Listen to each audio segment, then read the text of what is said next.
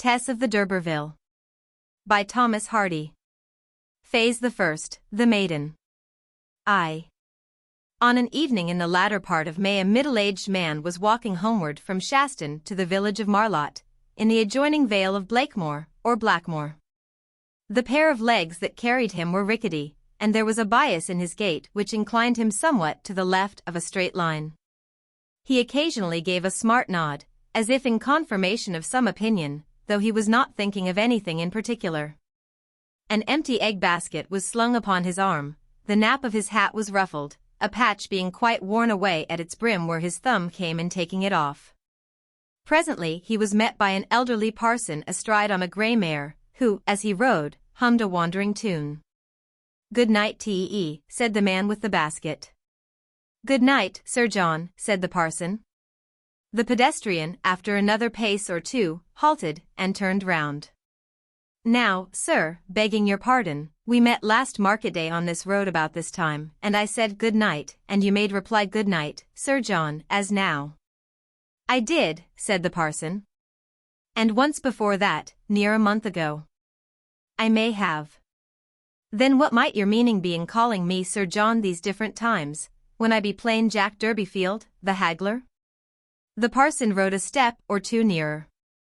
"It was only my whim," he said, "and, after a moment's hesitation, it was on account of a discovery I made some little time ago, whilst I was hunting up pedigrees for the new county history. I am Parson Tringham, the antiquary, of Stagfoot Lane.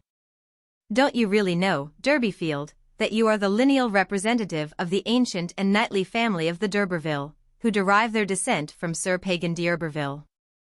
That renowned knight who came from Normandy with William the Conqueror, as appears by Battle Abbey roll? Never heard it before, sir. Well, it's true. Throw up your chin a moment, so that I may catch the profile of your face better. Yes, that's the d'Urberville nose and chin, a little debased. Your ancestor was one of the 12 knights who assisted the Lord of Estremadville in Normandy in his conquest of Glamorganshire. Branches of your family held manors over all this part of England. Their names appear in the pipe rolls in the time of King Stephen. In the reign of King John, one of them was rich enough to give a manor to the Knights Hospitallers. And in Edward II's time your forefather Brian was summoned to Westminster to attend the great council there. You declined a little in Oliver Cromwell's time, but to no serious extent, and in Charles II's reign you were made Knights of the Royal Oak for your loyalty. Aye, there have been generations of Sir Johns among you, and if knighthood were hereditary, like a baronetcy, as it practically was in old times, when men were knighted from father to son, you would be Sir John now. Ye don't say so. In short, concluded the parson, decisively smacking his leg with his switch, there's hardly such another family in England. Daze my eyes, and isn't there, said Durbeyfield. And here have I been knocking about, year after year, from pillar to post, as if I was no more than the commonest feller in the parish. And how long hev this news about me been knowed, Parson Tringham? The clergyman explained that, as far as he was aware, it had quite died out of knowledge, and could hardly be said to be known at all. His own investigations had begun on a day in the preceding spring when, having been engaged in tracing the vicissitudes of the d'Urberville family, he had observed Durbeyfield's name on his wagon, and had thereupon been led to make inquiries about his father and grandfather till he had no doubt on the subject. At first I resolved not to disturb you with such a useless piece of information, said he. However, our impulses are too strong for our judgment sometimes. I thought you might perhaps know something of it all the while. Well, I have heard once or twice, 'tis true, that my family had seen better days afore they came to Blackmore. But I took no notice o't, thinking it to mean that we had once kept 2 horses where we now keep only 1.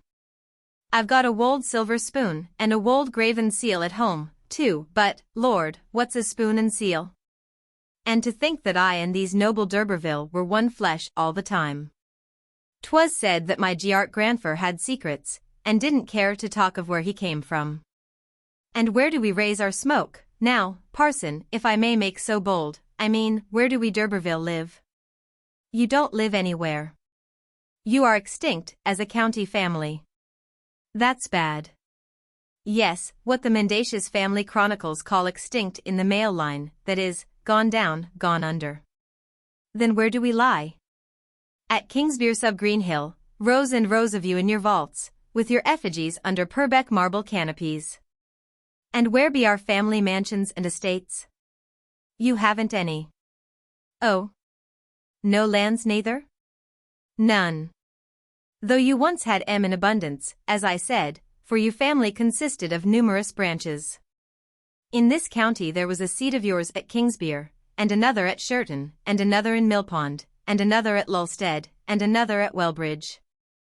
And shall we ever come into our own again? Ah, that I can't tell. And what had I better do about it, sir? Asked Durbeyfield, after a pause. Oh, nothing, except chasten yourself with the thought of how are the mighty fallen. It is a fact of some interest to the local historian and genealogist, nothing more. There are several families among the cottagers of this county of almost equal lustre. Good night. But you'll turn back and have a quart of beer. Why me on the strength o't, Passun Tringham? There's a very pretty brew and tap at the Pure Drop, though, to be sure, not so good as at Rolliver's. No, thank you, not this evening, Durbeyfield. You've had enough already. Concluding thus, the parson rode on his way, with doubts as to his discretion in retailing this curious bit of lore. When he was gone, Durbeyfield walked a few steps in a profound reverie, and then sat down upon the grassy bank by the roadside, depositing his basket before him. In a few minutes a youth appeared in the distance, walking in the same direction as that which had been pursued by Durbeyfield. The latter, on seeing him, held up his hand, and the lad quickened his pace and came near. Boy, take up that basket. I want to go on an errand for me. The lath-like stripling frowned. Who be you, then, John Durbeyfield, to order me about and call me boy? You know my name as well as I know yours. Do you? That's the secret. Now obey my orders, and take the message I'm going to charge EY. Well, Fred, I don't mind telling you that the secret is that I'm one of a noble race. It has been just found out by me this present afternoon, p.m. And as he made the announcement, Durbeyfield, declining from his sitting position, luxuriously stretched himself out upon the bank among the daisies. The lad stood before Durbeyfield, and contemplated his length from crown to toe. Sir John d'Urberville, that's who I am, continued the prostrate man. That is if knights were baronets, which they be. 'Tis recorded in history, all about me. Dost know of such a place, lad, as Kingsbere sub Greenhill? Yes. I've been there to Greenhill fair. Well, under the church of that city there lie. 'Tisn't a city, the place I mean, leastwise 'twan when I was there, 'twas a little one-eyed, blinking sort o' place. Never you mind the place, boy, that's not the question before us. Under the church of that there parish lie my ancestors, hundreds of 'em, in coats of mail and jewels, in lead coffins weighing tons and tons. There's not a man in the county o' South Wessex that's got grander and nobler skillentons in his family than I. Oh. Now take up that basket and go on to Marlott, and when you've come to the Pure Drop Inn, tell to send a horse and carriage to me immediately, to carry me home. And in the bottom o' the carriage they be to put a noggin o' rum in a small bottle, and chalk it up to my account. And when you've done that go on to my house with the basket, and tell my wife to put away that washing, because she needn't finish it, and wait till I come home, as I've news to tell her. As the lad stood in a dubious attitude, Durbeyfield put his hand in his pocket, and produced a shilling, one of the chronically few that he possessed. Here's for your labor, lad. This made a difference in the young man's estimate of the position. Yes, Sir John. Thank ye. Anything else I can do for Sir John? Tell at home that I should like for supper, well, lamb's fry if they can get it, and if they can't, black pot, and if they can't get that, well, chitlins will do. Yes, Sir John. The boy took up the basket, and as he set out the notes of a brass band were heard from the direction of the village. What's that? Said Durbeyfield. Not on account o' 'Tis the women's club walking, Sir John. Why, your deter is one o' the members.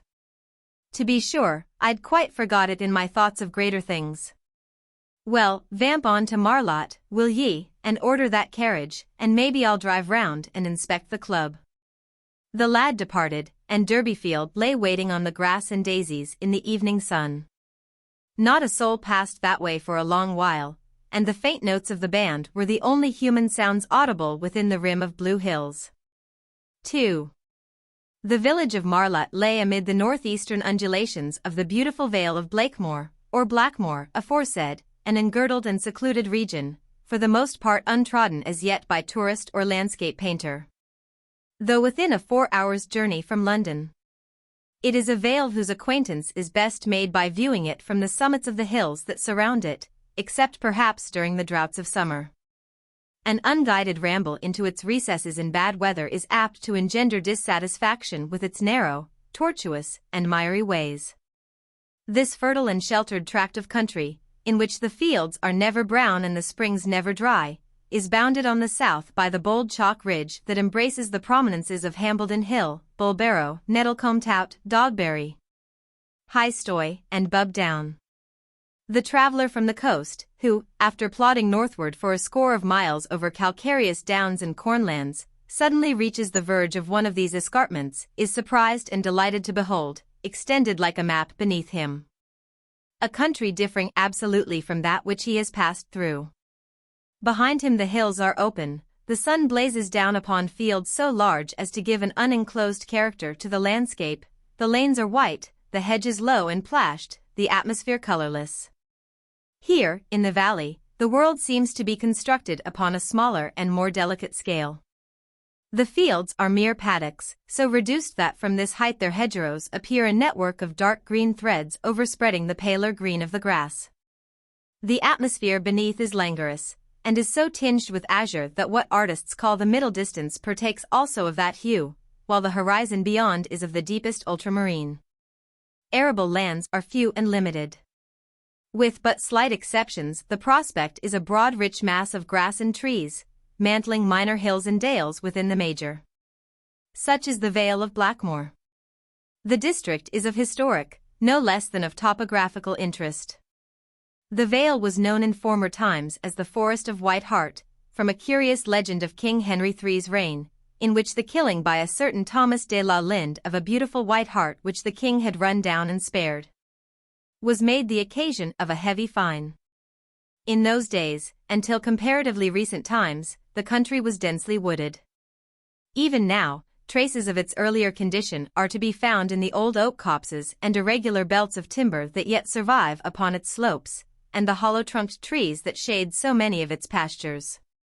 The forests have departed, but some old customs of their shades remain. Many, however, linger only in a metamorphosed or disguised form. The May Day dance, for instance, was to be discerned on the afternoon under notice, in the guise of the club revel, or club walking, as it was there called. It was an interesting event to the younger inhabitants of Marlott, though its real interest was not observed by the participators in the ceremony. Its singularity lay less in the retention of a custom of walking in procession and dancing on each anniversary than in the members being solely women. In men's clubs such celebrations were, though expiring, less uncommon. But either the natural shyness of the softer sex, or a sarcastic attitude on the part of male relatives, had denuded such women's clubs as remained, if any other did, or this their glory and consummation. The club of Marlott alone lived to uphold the local cerealia. It had walked for hundreds of years, if not as benefit club, as votive sisterhood of some sort, and it walked still. The banded ones were all dressed in white gowns, a gay survival from old-style days, when cheerfulness and Maytime were synonyms, days before the habit of taking long views had reduced emotions to a monotonous average. Their first exhibition of themselves was in a processional march of 2 and 2 round the parish. Ideal and real clashed slightly as the sun lit up their figures against the green hedges and creeper-laced housefronts. For, though the whole troop wore white garments, no two whites were alike among them. Some approached pure blanching, some had a bluish pallor. Some worn by the older characters, which had possibly lain bifolded for many a year, inclined to a cadaverous tint, and to a Georgian style. In addition to the distinction of a white frock, every woman and girl carried in her right hand a peeled willow wand, and in her left a bunch of white flowers. The peeling of the former and the selection of the latter had been an operation of personal care. There were a few middle-aged and even elderly women in the train, their silver-wiry hair and wrinkled faces, scourged by time and trouble, having almost a grotesque, certainly a pathetic, appearance in such a jaunty situation. In a true view, perhaps, there was more to be gathered and told of each anxious and experienced one, to whom the years were drawing nigh when she should say, "I have no pleasure in them," than of her juvenile comrades. But let the elder be passed over here for those under whose bodices the life throbbed quick and warm. The young girls formed, indeed, the majority of the band, and their heads of luxuriant hair reflected in the sunshine every tone of gold, and black, and brown. Some had beautiful eyes, others a beautiful nose, others a beautiful mouth and figure, few, if any, had all. A difficulty of arranging their lips in this crude exposure to public scrutiny, an inability to balance their heads, and to dissociate self-consciousness from their features, was apparent in them, and showed that they were genuine country girls, unaccustomed to many eyes. And as each and all of them were warmed without by the sun, so each had a private little sun for her soul to bask in. Some dream, some affection, some hobby, at least some remote and distant hope which, though perhaps starving to nothing, still lived on, as hopes will. They were all cheerful, and many of them merry. They came round by the pure drop-in, and were turning out of the high road to pass through a wicket gate into the meadows, when one of the women said, "The Loda Lord. Why, Tess Durbeyfield, if there isn't thy father riding home in a carriage." A young member of the band turned her head at the exclamation. She was a fine and handsome girl, not handsomer than some others, possibly, but her mobile peony mouth and large innocent eyes added eloquence to color and shape. She wore a red ribbon in her hair, and was the only one of the white company who could boast of such a pronounced adornment. As she looked round, Durbeyfield was seen moving along the road in a chaise belonging to the Pure Drop, driven by a frizzle-headed brawny damsel with her gown sleeves rolled above her elbows. This was the cheerful servant of that establishment, who, in her part of factotum, turned groom and ostler at times. Durbeyfield, leaning back, and with his eyes closed luxuriously, was waving his hand above his head, and singing in a slow recitative. "I've got a XXIII family vault at Kingsbere, and knighted forefathers in lead coffins there." The clubbists tittered, except the girl called Tess, in whom a slow heat seemed to rise at the sense that her father was making himself foolish in their eyes. "He's tired, that's all," she said hastily, "and he has got a lift home, because our own horse has to rest today." "Bless thy simplicity, Tess," said her companions. "He's got his market niche. Ha ha. Look here. I won't walk another inch with you, if you say any jokes about him," Tess cried, and the color upon her cheeks spread over her face and neck. In a moment her eyes grew moist, and her glance drooped to the ground. Perceiving that they had really pained her, they said no more, and order again prevailed. Tess's pride would not allow her to turn her head again, to learn what her father's meaning was, if he had any.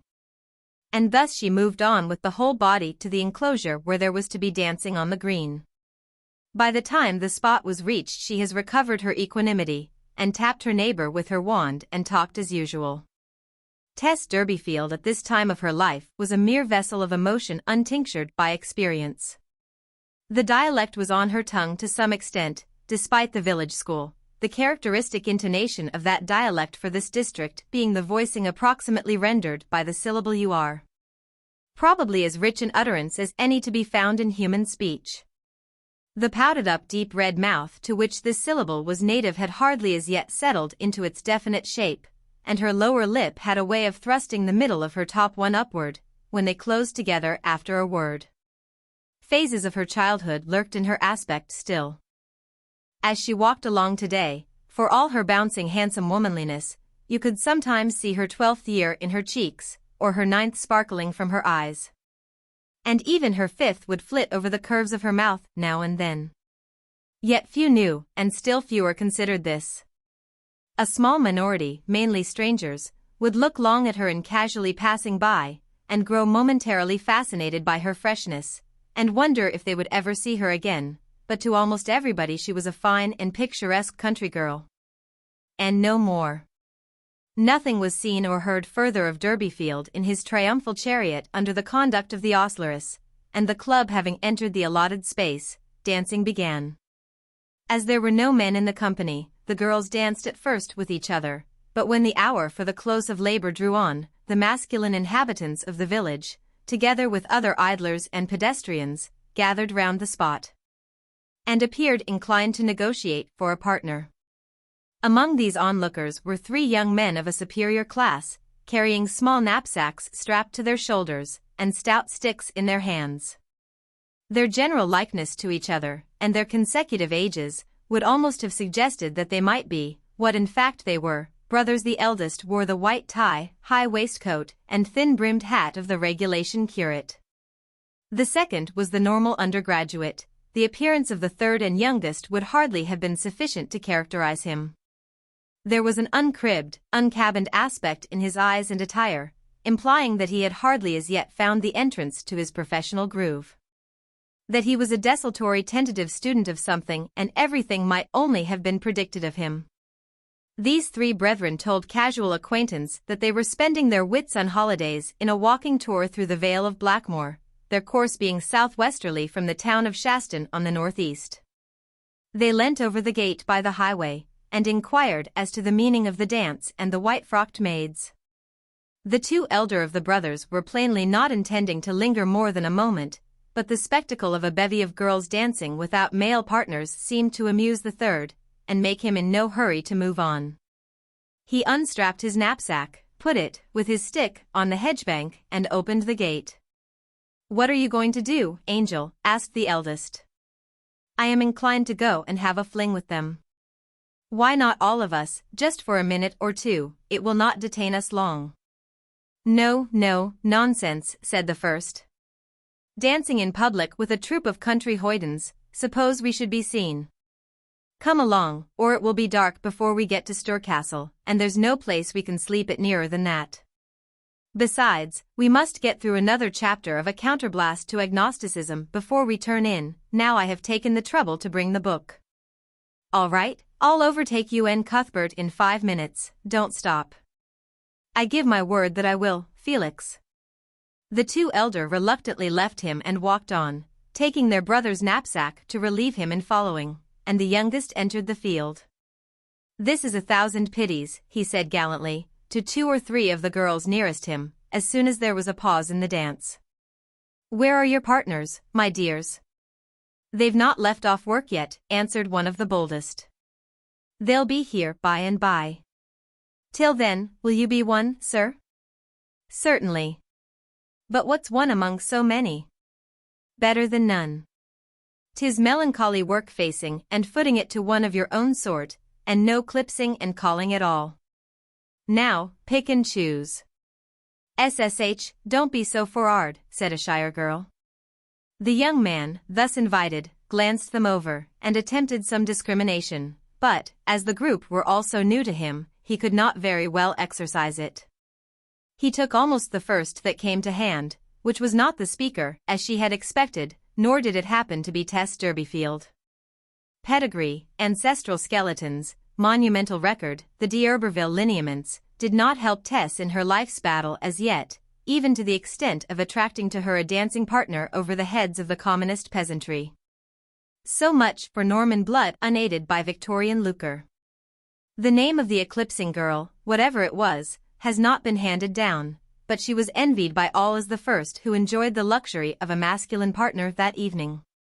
Yet such was the force of example that the village young men, who had not hastened to enter the gate while no intruder was in the way, now dropped in quickly, and soon the couples became leavened with rustic youth to a marked extent. Till at length the plainest woman in the club was no longer compelled to foot it on the masculine side of the figure. The church clock struck, when suddenly the student said that he must leave. He had been forgetting himself, he had to join his companions. As he fell out of the dance his eyes lighted on Tess Durbeyfield, whose own large orbs wore, to tell the truth, the faintest aspect of reproach that he had not chosen her. He, too, was sorry then that, owing to her backwardness, he had not observed her, and with that in his mind he left the pasture. On account of his long delay he started in a flying run down the lane westward, and had soon passed the hollow and mounted the next rise. He had not yet overtaken his brothers, but he paused to get breath, and looked back. He could see the white figures of the girls in the green enclosure whirling about as they had whirled when he was among them. They seemed to have quite forgotten him already. All of them, except, perhaps, one. This white shape stood apart by the hedge alone. From her position he knew it to be the pretty maiden with whom he had not danced. Trifling as the matter was, he yet instinctively felt that she was hurt by his oversight. He wished that he had asked her, he wished that he had inquired her name. She was so modest, so expressive, she had looked so soft in her thin white gown that he felt he had acted stupidly. However, it could not be helped, and turning, and bending himself to a rapid walk, he dismissed the subject from his mind. 3. As for Tess Durbeyfield, she did not so easily dislodge the incident from her consideration.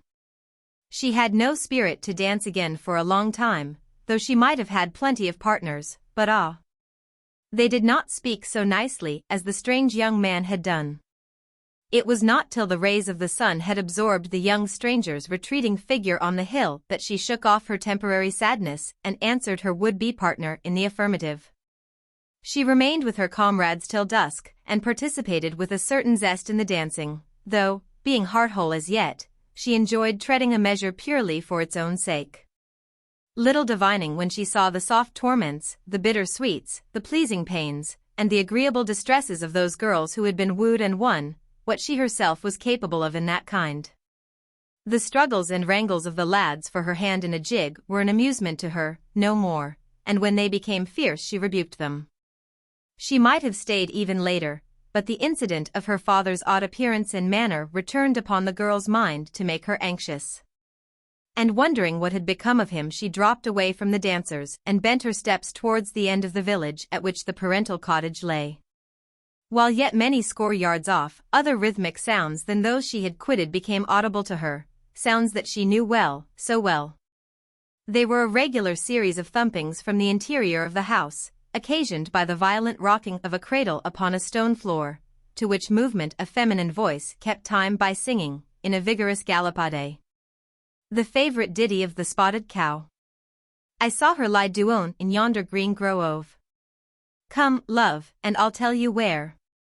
The cradle rocking and the song would cease simultaneously for a moment, and an exclamation at highest vocal pitch would take the place of the melody. God bless thy dement eyes, and thy waxen cheeks, and thy cherry mouth, and thy cubits thighs, and every bit of thy blessed body. After this invocation the rocking and the singing would recommence, and the spotted cow proceed as before. So matters stood when Tess opened the door and paused upon the mat within it, surveying the scene. The interior, in spite of the melody, struck upon the girl's senses with an unspeakable dreariness.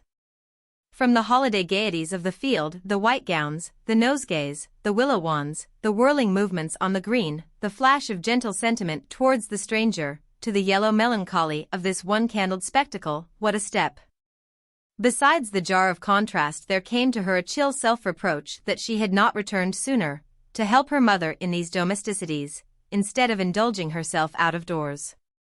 There stood her mother amid the group of children, as Tess had left her, hanging over the Monday washing tub, which had now, as always, lingered on to the end of the week. Out of that tub had come the day before. Tess felt it with a dreadful sting of remorse, the very white frock upon her back which she had so carelessly greened about the skirt on the damping grass, which had been wrung up and ironed by her mother's own hands. As usual, Mrs. Durbeyfield was balanced on one foot beside the tub, the other being engaged in the aforesaid business of rocking her youngest child. The cradle rockers had done hard duty for so many years, under the weight of so many children, on that flagstone floor, that they were worn nearly flat, in consequence of which a huge jerk accompanied each swing of the cot, flinging the baby from side to side like a weaver's shuttle, as Mrs. Durbeyfield, excited by her song, trod the rocker with all the spring that was left in her after a long day's seething in the suds. Knick-knock, went the cradle, the candle flame stretched itself tall and began jigging up and down. The water dribbled from the matron's elbows, and the song galloped on to the end of the verse, Mrs. Durbeyfield regarding her daughter the while. Even now, when burdened with a young family, Joan Durbeyfield was a passionate lover of tune.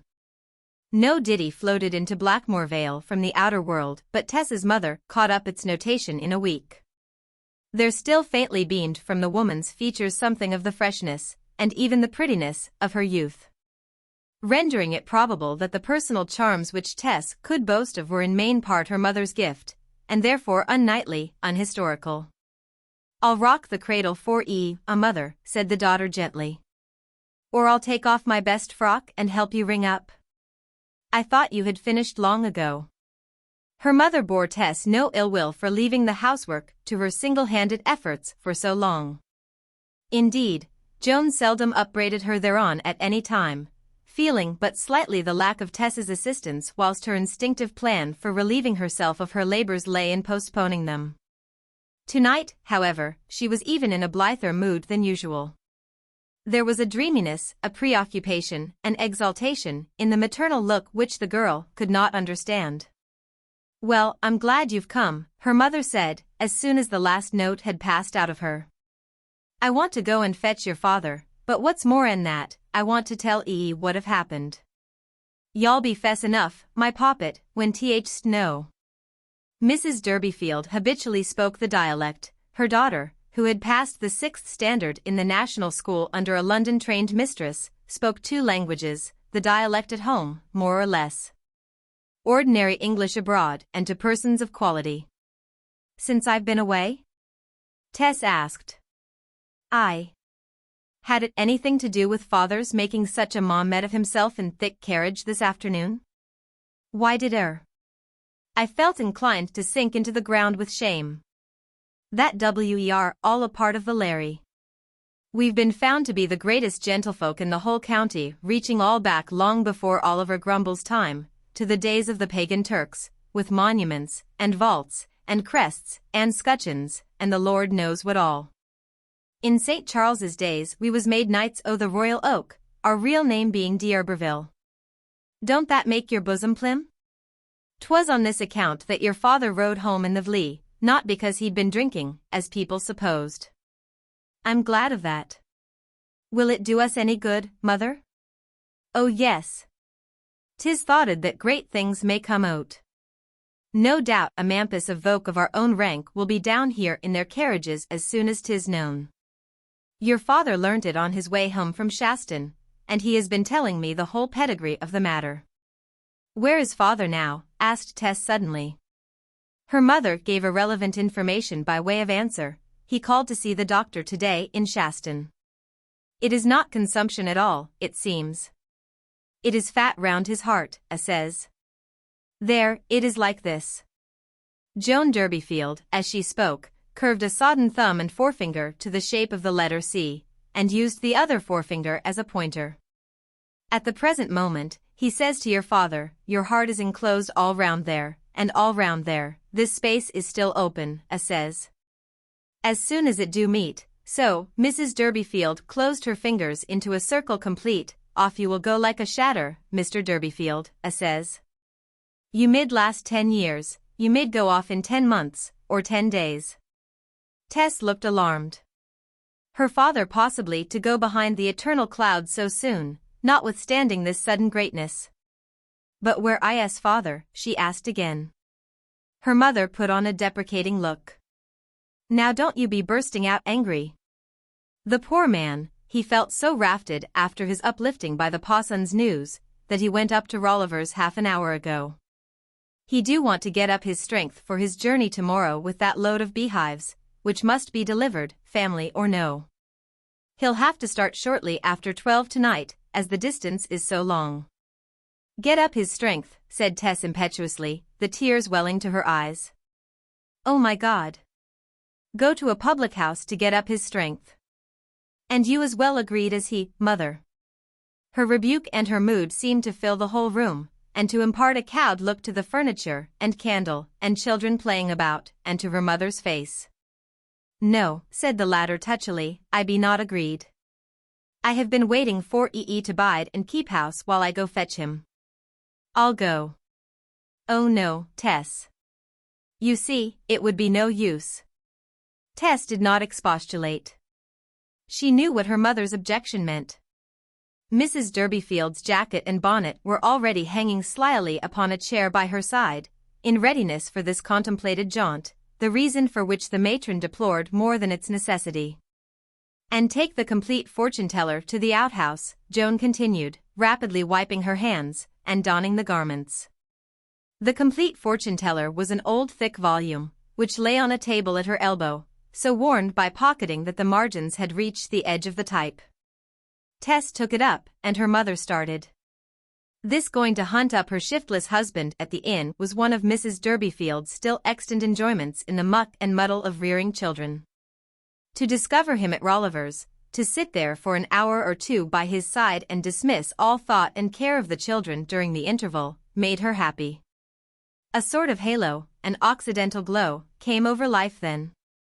Troubles and other realities took on themselves a metaphysical impalpability, sinking to mere mental phenomena for serene contemplation, and no longer stood as pressing concretions which chafed body and soul. The youngsters, not immediately within sight, seemed rather bright and desirable appurtenances than otherwise. The incidents of daily life were not without humorousness and jollity in their aspect there. She felt a little as she had used to feel when she sat by her now wedded husband in the same spot during his wooing, shutting her eyes to his defects of character, and regarding him only in his ideal presentation as lover. Tess, being left alone with the younger children, went first to the outhouse with the fortune-telling book and stuffed it into the thatch. A curious fetishistic fear of this grimy volume on the part of her mother prevented her ever allowing it to stay in the house all night, and hither it was brought back whenever it had been consulted. Between the mother, with her fast-perishing lumber of superstitions, folklore, dialect, and orally transmitted ballads, and the daughter, with her trained national teachings and standard knowledge under an infinitely revised code, there was a gap of 200 years as ordinarily understood. When they were together, the Jacobean and the Victorian ages were juxtaposed. Returning along the garden path, Tess mused on what the mother could have wished to ascertain from the book on this particular day. She guessed the recent ancestral discovery to bear upon it, but did not divine that it solely concerned herself. Dismissing this, however, she busied herself with sprinkling the linen dried during the daytime, in company with her 9-year-old brother Abraham, and her sister Eliza Louisa of 12 and a half, called Liza Lou. The youngest ones being put to bed. There was an interval of 4 years and more between Tess and the next of the family, the two who had filled the gap having died in their infancy, and this lent her a deputy maternal attitude when she was alone with her juniors. Next in juvenility to Abraham came 2 more girls, Hope and Modesty, then a boy of 3, and then the baby, who had just completed his first year. All these young souls were passengers in the Durbeyfield ship, entirely dependent on the judgment of the 2 Durbeyfield adults for their pleasures, their necessities, their health, even their existence. If the heads of the Durbeyfield household chose to sail into difficulty, disaster, starvation, disease, degradation, death, thither were these half-dozen little captives under hatches compelled to sail with them, 6 helpless creatures, who had never been asked if they wished for life on any terms, much less if they wished for it on such hard conditions as were involved in being of the shiftless house of Durbeyfield. Some people would like to know whence the poet whose philosophy is in these days deemed as profound and trustworthy as his song is breezy and pure, gets his authority for speaking of nature's holy plan. It grew later, and neither father nor mother reappeared. Tess looked out of the door, and took a mental journey through Marlott. The village was shutting its eyes. Candles and lamps were being put out everywhere. She could inwardly behold the extinguisher and the extended hand. Her mother's fetching simply meant one more to fetch.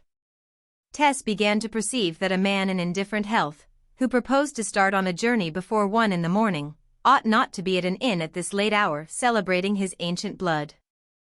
"Abraham," she said to her little brother, "do you put on your hat, you bain't afraid, and go up to Rolliver's, and see what has gone. Why, father and mother."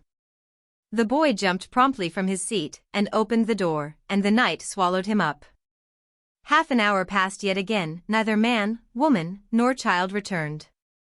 Abraham, like his parents, seemed to have been limed and caught by the ensnaring inn. "I must go myself," she said. Liza Lou then went to bed, and Tess, locking them all in, started on her way up the dark and crooked lane or street not made for hasty progress. A street laid out before inches of land had value, and when one-handed clocks sufficiently subdivided the day. 4. Rolliver's Inn, the single alehouse at this end of the long and broken village, could only boast of an off-license. Hence, as nobody could legally drink on the premises, the amount of overt accommodation for consumers was strictly limited to a little board about 6 inches wide and 2 yards long, fixed to the garden palings by pieces of wire, so as to form a ledge. On this board thirsty strangers deposited their cups as they stood in the road and drank, and threw the dregs on the dusty ground to the pattern of Polynesia, and wished they could have a restful seat inside.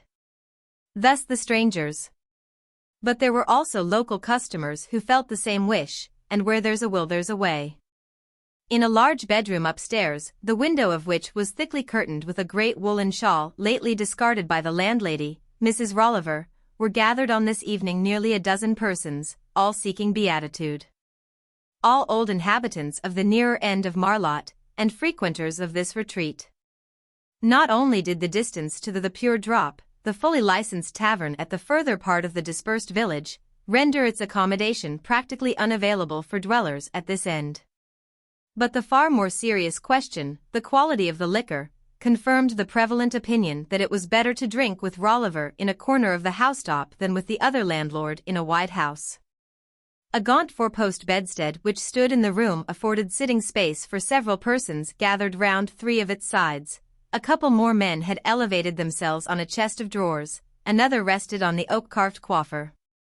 2 on the washstand, another on the stool, and thus all were, somehow, seated at their ease. The stage of mental comfort to which they had arrived at this hour was one wherein their souls expanded beyond their skins, and spread their personalities warmly through the room. In this process the chamber and its furniture grew more and more dignified and luxurious.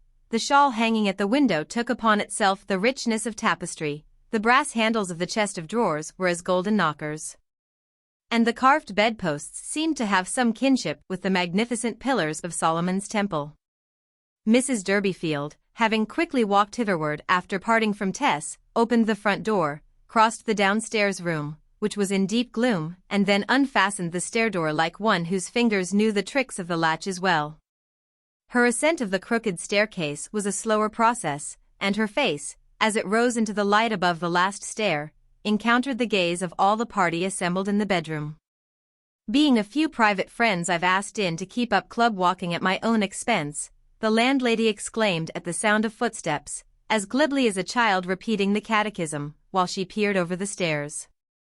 "Oh, 'tis you, Mrs. Durbeyfield. Lard, how you frightened me. I thought it might be some gaffer sent by government." Mrs. Durbeyfield was welcomed with glances and nods by the remainder of the conclave, and turned to where her husband sat. He was humming absently to himself, in a low tone, "I be as good as some folks here and there. I've got a great family vault at Kingsbere sub Greenhill, and finer skillintons than any man in Wessex. I've something to tell that's come into my head about that, a grand project," whispered his cheerful wife. "Here, John, don't see me?"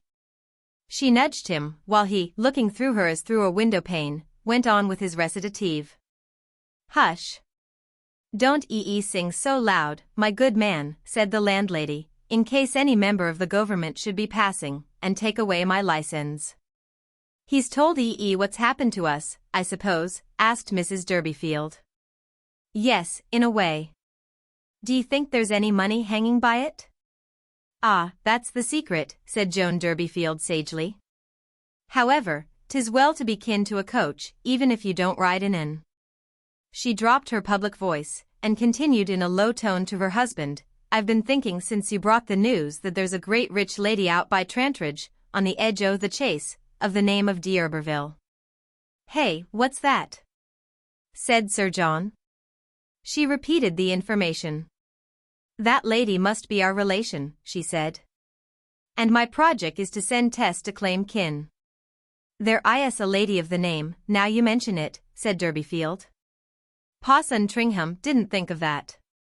But she's nothing beside we, a junior branch of us, no doubt, hailing long since King Norman's day. While this question was being discussed, neither of the pair noticed, in their preoccupation, that little Abraham had crept into the room, and was awaiting an opportunity of asking them to return. She is rich, and she be sure to take notice o' the maid, continued Mrs. Durbeyfield, and 'twill be a very good thing. I don't see why two branches o' one family should not be on visiting terms. Yes, and we'll all claim kin, said Abraham brightly from under the bedstead. And we'll all go and see her when Tess has gone to live with her, and we'll ride in her coach and wear black clothes. How do you come here, child? What nonsense be ye talking? Go away, and play on the stairs till father and mother be ready. Well, Tess ought to go to this other member of our family. She'd be sure to win the lady, Tess would, and likely enough 'twould lead to some noble gentleman marrying her. In short, I know it. How? I tried her fate in the fortune-teller, and it brought out that very thing. You should ha' seen how pretty she looked today, her skin is as supple as a duchess. What says the maid herself to going? I've not asked her. She don't know there is any such lady relation yet. But it would certainly put her in the way of a grand marriage, and she won't say nay to going. Tess is queer. But she's tractable at bottom.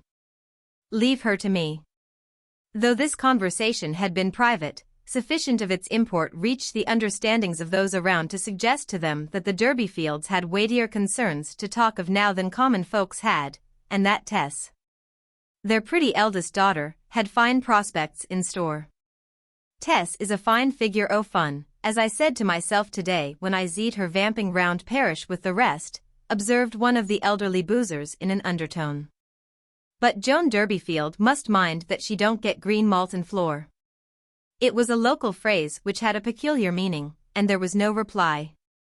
The conversation became inclusive, and presently other footsteps were heard crossing the room below. Being a few private friends asked in tonight to keep up club walking at my own expense. The landlady had rapidly reused the formula she kept on hand for intruders before she recognized that the newcomer was Tess. Even to her mother's gaze the girl's young features looked sadly out of place amid the alcoholic vapors which floated here as no unsuitable medium for wrinkled middle age. And hardly was a reproachful flash from Tess's dark eyes needed to make her father and mother rise from their seats, hastily finish their ale, and descend the stairs behind her, Mrs. Rolliver's caution following their footsteps. No noise, please, if ye'll be so good, my dears, or I mid lose my license, and be summonsed, and I don't know what all. Night tea. They went home together, Tess holding one arm of her father, and Mrs. Durbeyfield the other. He had, in truth, drunk very little, not a fourth of the quantity which a systematic tippler could carry to church on a Sunday afternoon without a hitch in his eastings or genuflections. But the weakness of Sir John's constitution made mountains of his petty sins in this kind. On reaching the fresh air he was sufficiently unsteady to incline the row of three at one moment as if they were marching to London, and at another as if they were marching to Bath, which produced a comical effect, frequent enough in families on nocturnal homegoings. And, like most comical effects, not quite so comic after all. The two women valiantly disguised these forced excursions and countermarches as well as they could from Durbeyfield, their cause, and from Abraham, and from themselves. And so they approached by degrees their own door, the head of the family bursting suddenly into his former refrain as he drew near, as if to fortify his soul at sight of the smallness of his present residence. I've got a family vault at Kingsbere. Hush, don't be so silly, Jackie, said his wife. Yours is not the only family that was of count in wold days.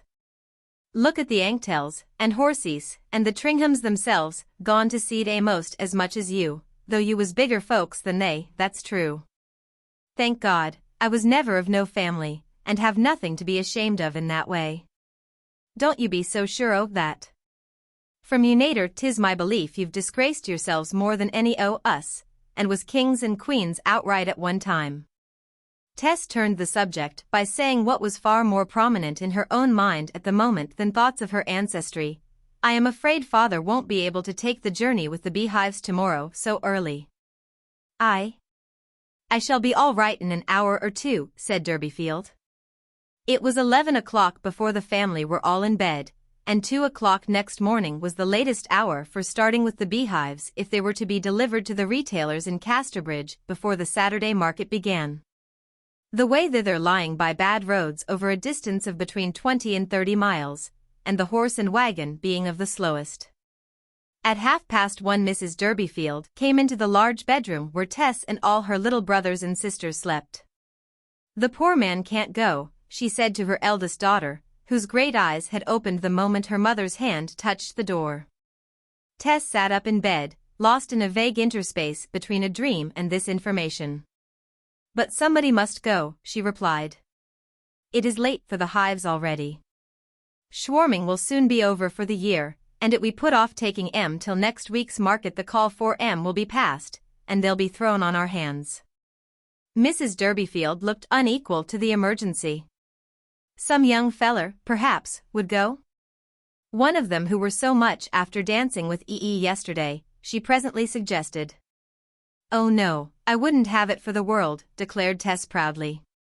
And letting everybody know the reason, such a thing to be ashamed of. I think I could go if Abraham could go with me to keep me company.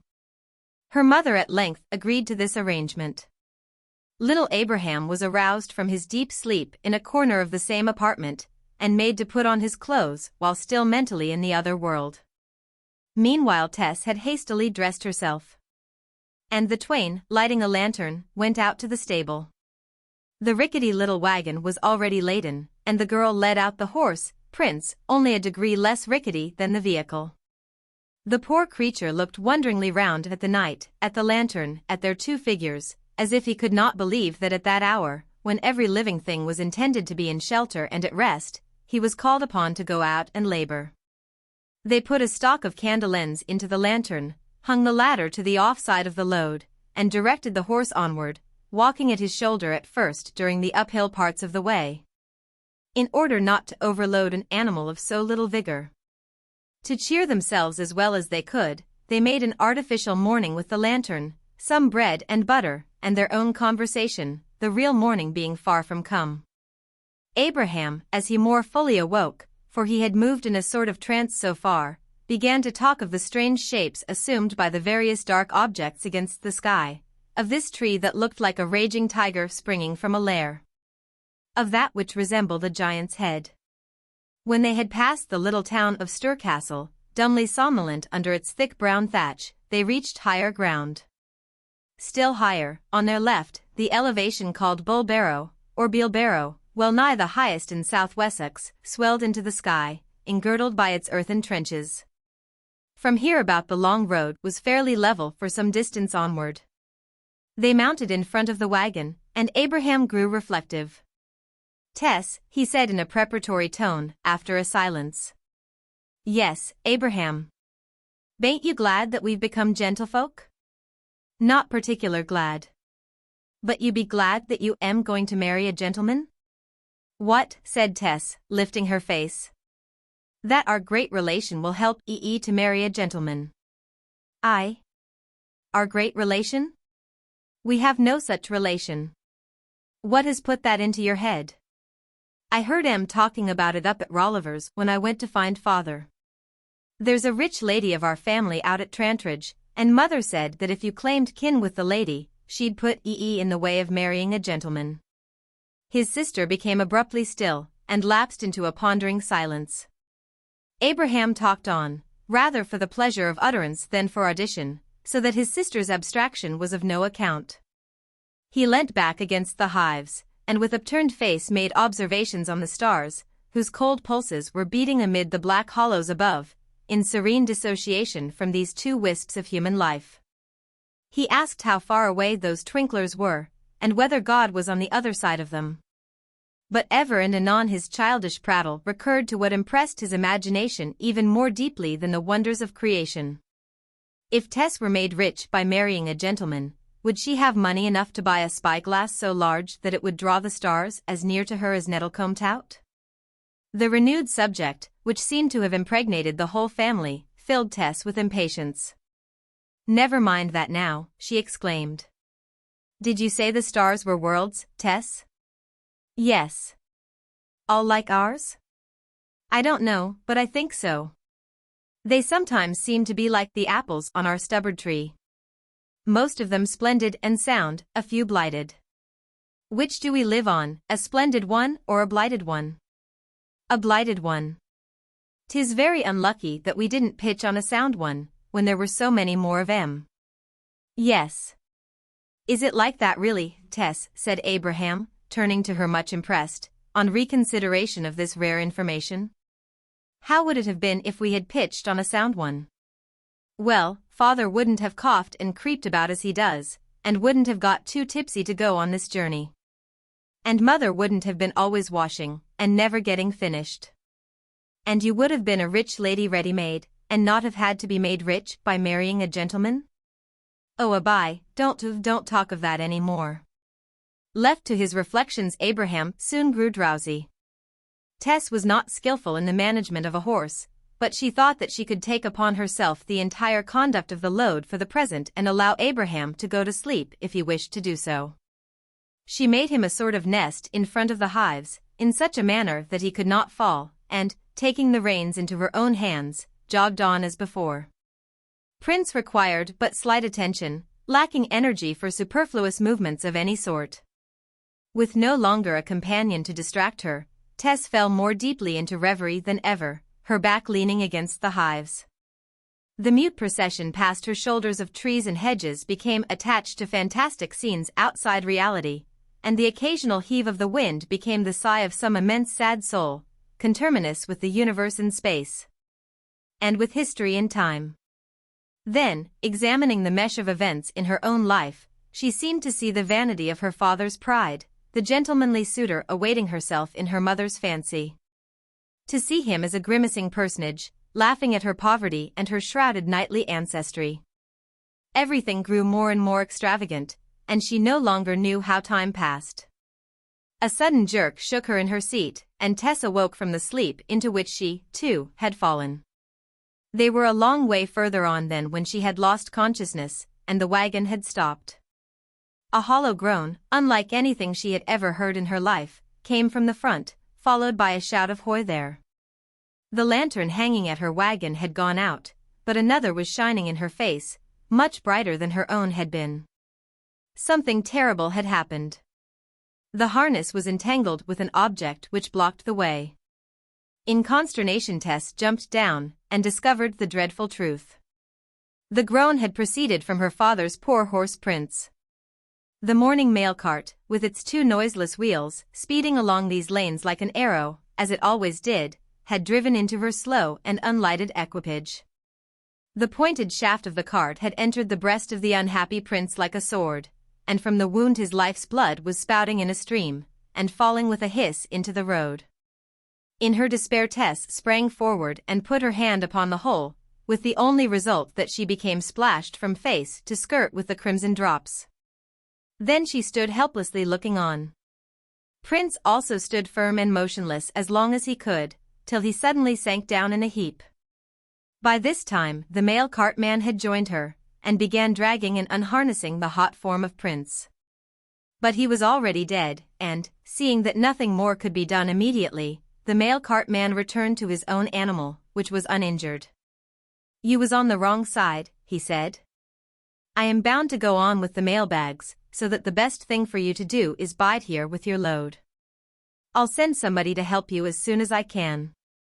It is getting daylight, and you have nothing to fear." He mounted and sped on his way, while Tess stood and waited. The atmosphere turned pale, the birds shook themselves in the hedges, arose, and twittered, the lane showed all its white features, and Tess showed hers, still whiter.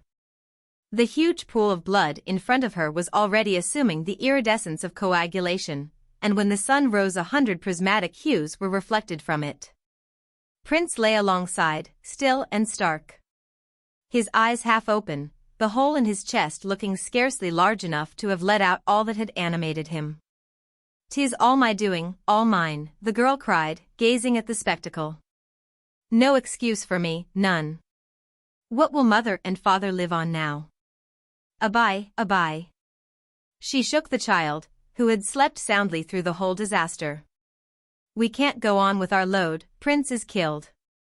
When Abraham realized all, the furrows of 50 years were extemporized on his young face. "Why, I danced and laughed only yesterday," she went on to herself. "To think that I was such a fool. 'Tis because we be on a blighted star, and not a sound one, isn't it, Tess?" murmured Abraham through his tears. In silence they waited through an interval which seemed endless. At length a sound, and an approaching object, proved to them that the driver of the mail car had been as good as his word. A farmer's man from near Sturcastle came up, leading a strong cob. He was harnessed to the wagon of beehives in the place of Prince, and the load taken on towards Casterbridge. The evening of the same day saw the empty wagon reach again the spot of the accident. Prince had lain there in the ditch since the morning, but the place of the blood pool was still visible in the middle of the road, though scratched and scraped over by passing vehicles. All that was left of Prince was now hoisted into the wagon he had formerly hauled, and with his hoofs in the air, and his shoes shining in the setting sunlight, he retraced the 8 or 9 miles to Marlott. Tess had gone back earlier. How to break the news was more than she could think. It was a relief to her tongue to find from the faces of her parents that they already knew of their loss, though this did not lessen the self-reproach which she continued to heap upon herself for her negligence. But the very shiftlessness of the household rendered the misfortune a less terrifying one to them than it would have been to a thriving family, though in the present case it meant ruin, and in the other it would only have meant inconvenience. In the Durbeyfield countenances there was nothing of the red wrath that would have burnt upon the girl from parents more ambitious for her welfare. Nobody blamed Tess as she blamed herself. When it was discovered that the knacker and tanner would give only a very few shillings for Prince's carcass because of his decrepitude, Durbeyfield rose to the occasion. "No," said he stoically, "I won't sell his old body. When we D'Urberville was knights in the land, we didn't sell our chargers for cat's meat. Let 'em keep their shillings. He served me well in his lifetime, and I won't part from him now."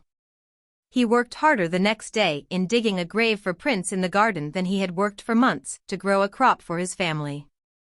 When the hole was ready, Durbeyfield and his wife tied a rope round the horse and dragged him up the path towards it, the children following in funeral train. Abraham and Liza Lou sobbed. Hope and modesty discharged their griefs in loud blares which echoed from the walls, and when Prince was tumbled in they gathered round the grave.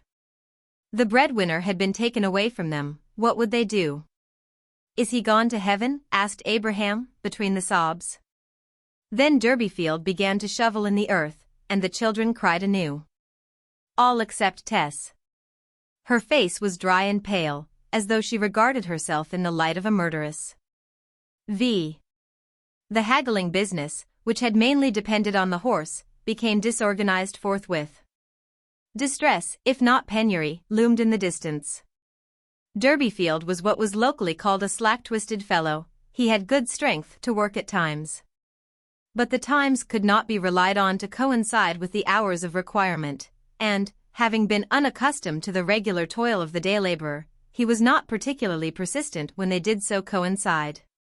Tess, meanwhile, as the one who had dragged her parents into this quagmire, was silently wondering what she could do to help them out of it, and then her mother broached her scheme. "We must take the ups by the downs, Tess," said she. "And never could your high blood have been found out at a more called-for moment. You must try your friends. Do ye know that there is a very rich Mrs. d'Urberville living on the outskirts o' the Chase, who must be our relation? You must go to her and claim kin, and ask for some help in our trouble." "I shouldn't care to do that," says Tess. "If there is such a lady, 'twould be enough for us if she were friendly not to expect her to give us help. You could win her round to do anything, my dear. Besides, perhaps there's more in it than you know of." "I've heard what I've heard, good now." The oppressive sense of the harm she had done led Tess to be more deferential than she might otherwise have been to the maternal wish. But she could not understand why her mother should find such satisfaction in contemplating an enterprise of, to her, such doubtful profit. Her mother might have made inquiries, and have discovered that this Mrs. D'Urberville was a lady of unequaled virtues and charity. But Tess's pride made the part of poor relation one of particular distaste to her. "I'd rather try to get work," she murmured. "Durbeyfield, you can settle it," said his wife, turning to where he sat in the background. "If you say she ought to go, she will go. I don't like my children going and making themselves beholden to strange kin," murmured he. "I'm the head of the noblest branch o' the family, and I ought to live up to it." His reasons for staying away were worse to Tess than her own objections to going.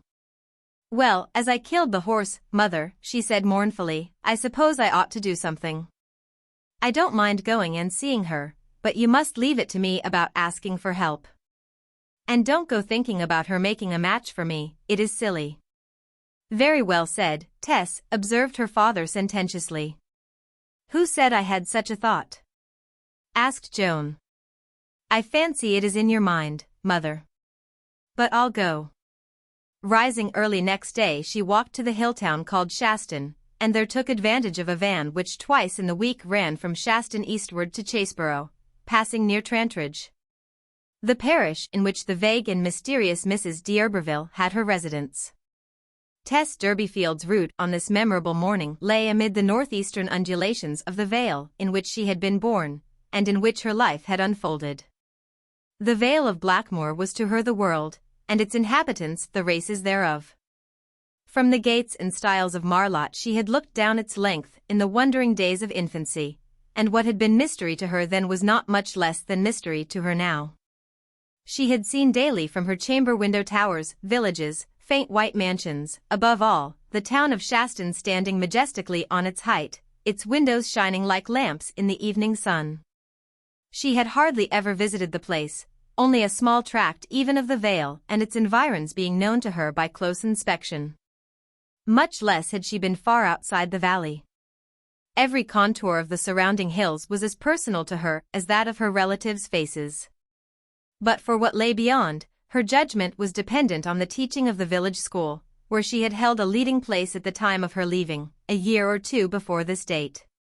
In those early days she had been much loved by others of her own sex and age, and had used to be seen about the village as one of three, all nearly of the same year, walking home from school side by side.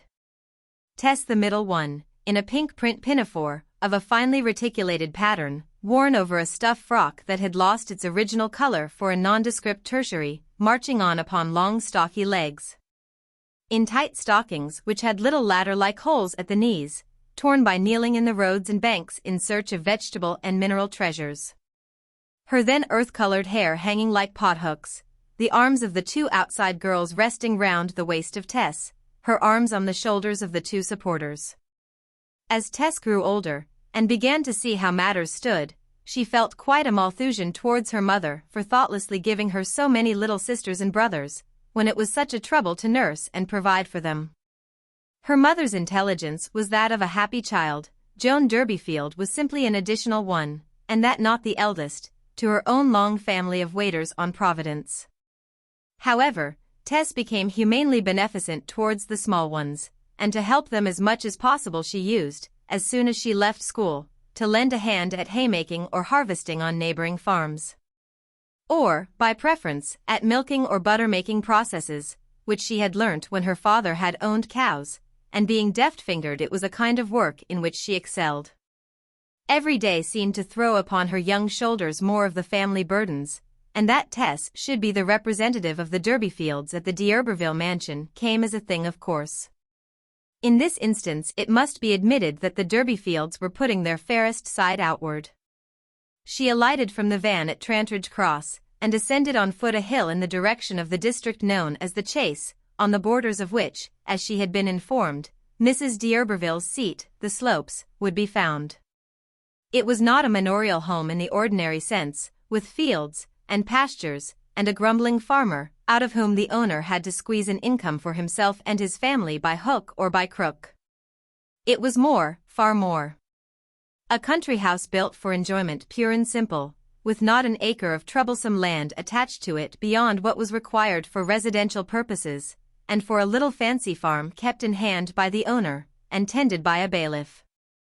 The crimson brick lodge came first in sight, up to its eaves in dense evergreens. Tess thought this was the mansion itself till, passing through the side wicket with some trepidation, and onward to a point at which the drive took a turn, the house proper stood in full view. It was of recent erection, indeed almost new, and of the same rich red color that formed such a contrast with the evergreens of the lodge. Far behind the corner of the house, which rose like a geranium bloom against the subdued colors around, stretched the soft azure landscape of the Chase, a truly venerable tract of forest land. One of the few remaining woodlands in England of undoubted primeval date, wherein druidical mistletoe was still found on aged oaks, and where enormous yew trees, not planted by the hand of man, grew as they had grown when they were pollard for bows. All this sylvan antiquity, however, though visible from the slopes, was outside the immediate boundaries of the estate. Everything on this snug property was bright, thriving, and well kept. Acres of glasshouses stretched down the inclines to the copses at their feet. Everything looked like money, like the last coin issued from the mint. The stables, partly screened by Austrian pines and evergreen oaks, and fitted with every late appliance, were as dignified as chapels of ease. On the extensive lawn stood an ornamental tent, its door being towards her. Simple Tess Durbeyfield stood at gaze, in a half-alarmed attitude, on the edge of the gravel sweep. Her feet had brought her onward to this point before she had quite realized where she was, and now all was contrary to her expectation. "I thought we were an old family, but this is all new," she said, in her artlessness. She wished that she had not fallen in so readily with her mother's plans for claiming kin, and had endeavored to gain assistance nearer home. The d'Urberville, or Stoke d'Urbervilles, as they at first called themselves, who owned all this, were a somewhat unusual family to find in such an old-fashioned part of the country. Parson Tringham had spoken truly when he said that our shambling John Durbeyfield was the only really lineal representative of the old d'Urberville family existing in the county, or near it. He might have added, what he knew very well, that the Stoke d'Urbervilles were no more d'Urberville of the true tree than he was himself. Yet it must be admitted that this family formed a very good stock whereon to redraft a name which sadly wanted such renovation. When old Mr. Simon Stoke, latterly deceased, had made his fortune as an honest merchant, some said moneylender, in the north, he decided to settle as a county man in the south of England, out of hail of his business district. And in doing this he felt the necessity of recommencing with a name that would not too readily identify him with the smart tradesmen of the past, and that would be less commonplace than the original bald, stark words. Conning for an hour in the British Museum the pages of works devoted to extinct, half-extinct, obscured, and ruined families appertaining to the quarter of England in which he proposed to settle, he considered that d'Urberville looked and sounded as well as any of them, and d'Urberville accordingly was annexed to his own name for himself and his heirs eternally. Yet he was not an extravagant-minded man in this, and in constructing his family tree on the new basis was duly reasonable in framing his intermarriages and aristocratic links, never inserting a single title above a rank of strict moderation. Of this work of imagination poor Tess and her parents were naturally in ignorance, much to their discomfiture. Indeed, the very possibility of such annexations was unknown to them. Who supposed that, though to be well-favored might be the gift of fortune, a family name came by nature? Tess still stood hesitating like a bather about to make his plunge, hardly knowing whether to retreat or to persevere, when a figure came forth from the dark triangular door of the tent. It was that of a tall young man, smoking. He had an almost swarthy complexion, with full lips, badly molded, though red and smooth, above which was a well-groomed black mustache with curled points, though his age could not be more than 23 or 24. Despite the touches of barbarism in his contours, there was a singular force in the gentleman's face, and in his bold rolling eye. "Well, my beauty, what can I do for you?" said he, coming forward. And perceiving that she stood quite confounded, "Never mind me. I am Mr. d'Urberville. Have you come to see me, or my mother?" This embodiment of a d'Urberville and a namesake differed even more from what Tess had expected than the house and grounds had differed. She had dreamed of an aged and dignified face, the sublimation of all the d'Urberville lineaments, furrowed with incarnate memories representing in hieroglyphic the centuries of her family's and England's history. But she screwed herself up to the work in hand, since she could not get out of it, and answered. "I came to see your mother, sir." "I am afraid you cannot see her, she is an invalid," replied the present representative of the spurious house. For this was Mr. Alec, the only son of the lately deceased gentleman. "Cannot I answer your purpose? What is the business you wish to see her about?" "It isn't business, it is, I can hardly say what." "Pleasure?" "Oh no." "Why, sir, if I tell you, it will seem." Tess's sense of a certain ludicrousness in her errand was now so strong that, notwithstanding her awe of him and her general discomfort at being here, her rosy lips curved towards a smile. Much to the attraction of the swarthy Alexander. "It is so very foolish," she stammered, "I fear can't tell you." "Never mind, I like foolish things." "Try again, my dear," said he kindly.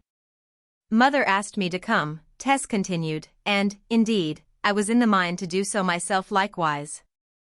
But I did not think it would be like this. I came, sir, to tell you that we are of the same family as you." "Ho! Poor relations?" "Yes." "Stokes?" "No, d'Urberville." I mean d'Urberville. Our names are worn away to Durbeyfield. But we have several proofs that we are d'Urberville.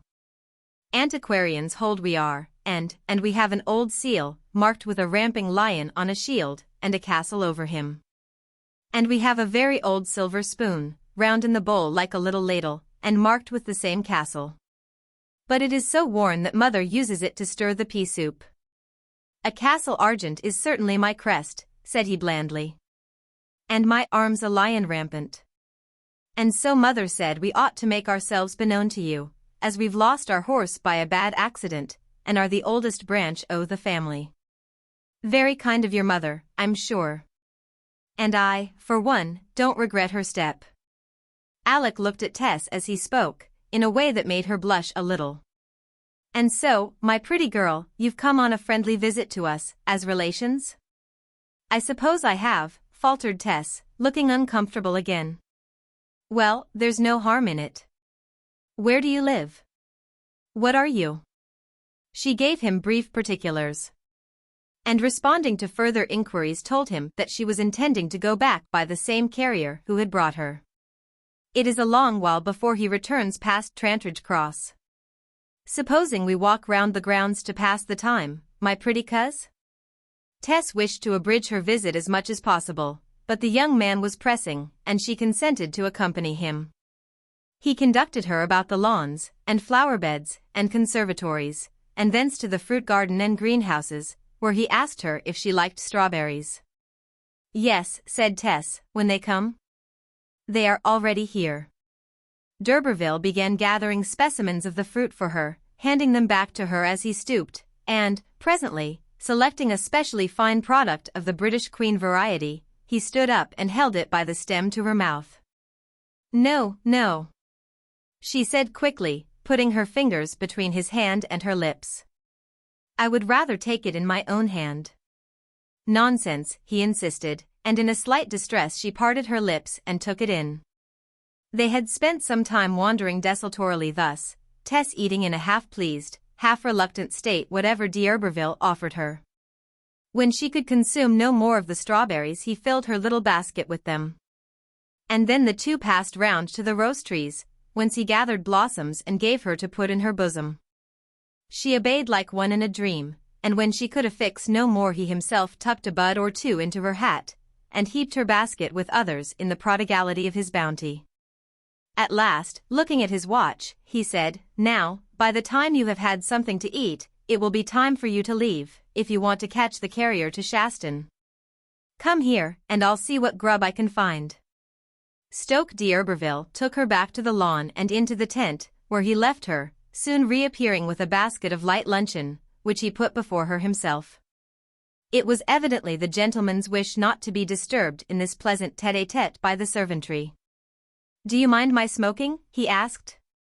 "Oh, not at all, sir." He watched her pretty and unconscious munching through the skeins of smoke that pervaded the tent, and Tess Durbeyfield did not divine, as she innocently looked down at the roses in her bosom, that there behind the blue narcotic haze was potentially the tragic mischief of her drama, one who stood fair to be the blood-red ray in the spectrum of her young life. She had an attribute which amounted to a disadvantage just now, and it was this that caused Alec d'Urberville's eyes to rivet themselves upon her. It was a luxuriance of aspect, a fullness of growth, which made her appear more of a woman than she really was. She had inherited the feature from her mother without the quality it denoted. It had troubled her mind occasionally, till her companions had said that it was a fault which time would cure. She soon had finished her lunch. "Now I am going home, sir," she said, rising. "And what do they call you?" he asked, as he accompanied her along the drive till they were out of sight of the house.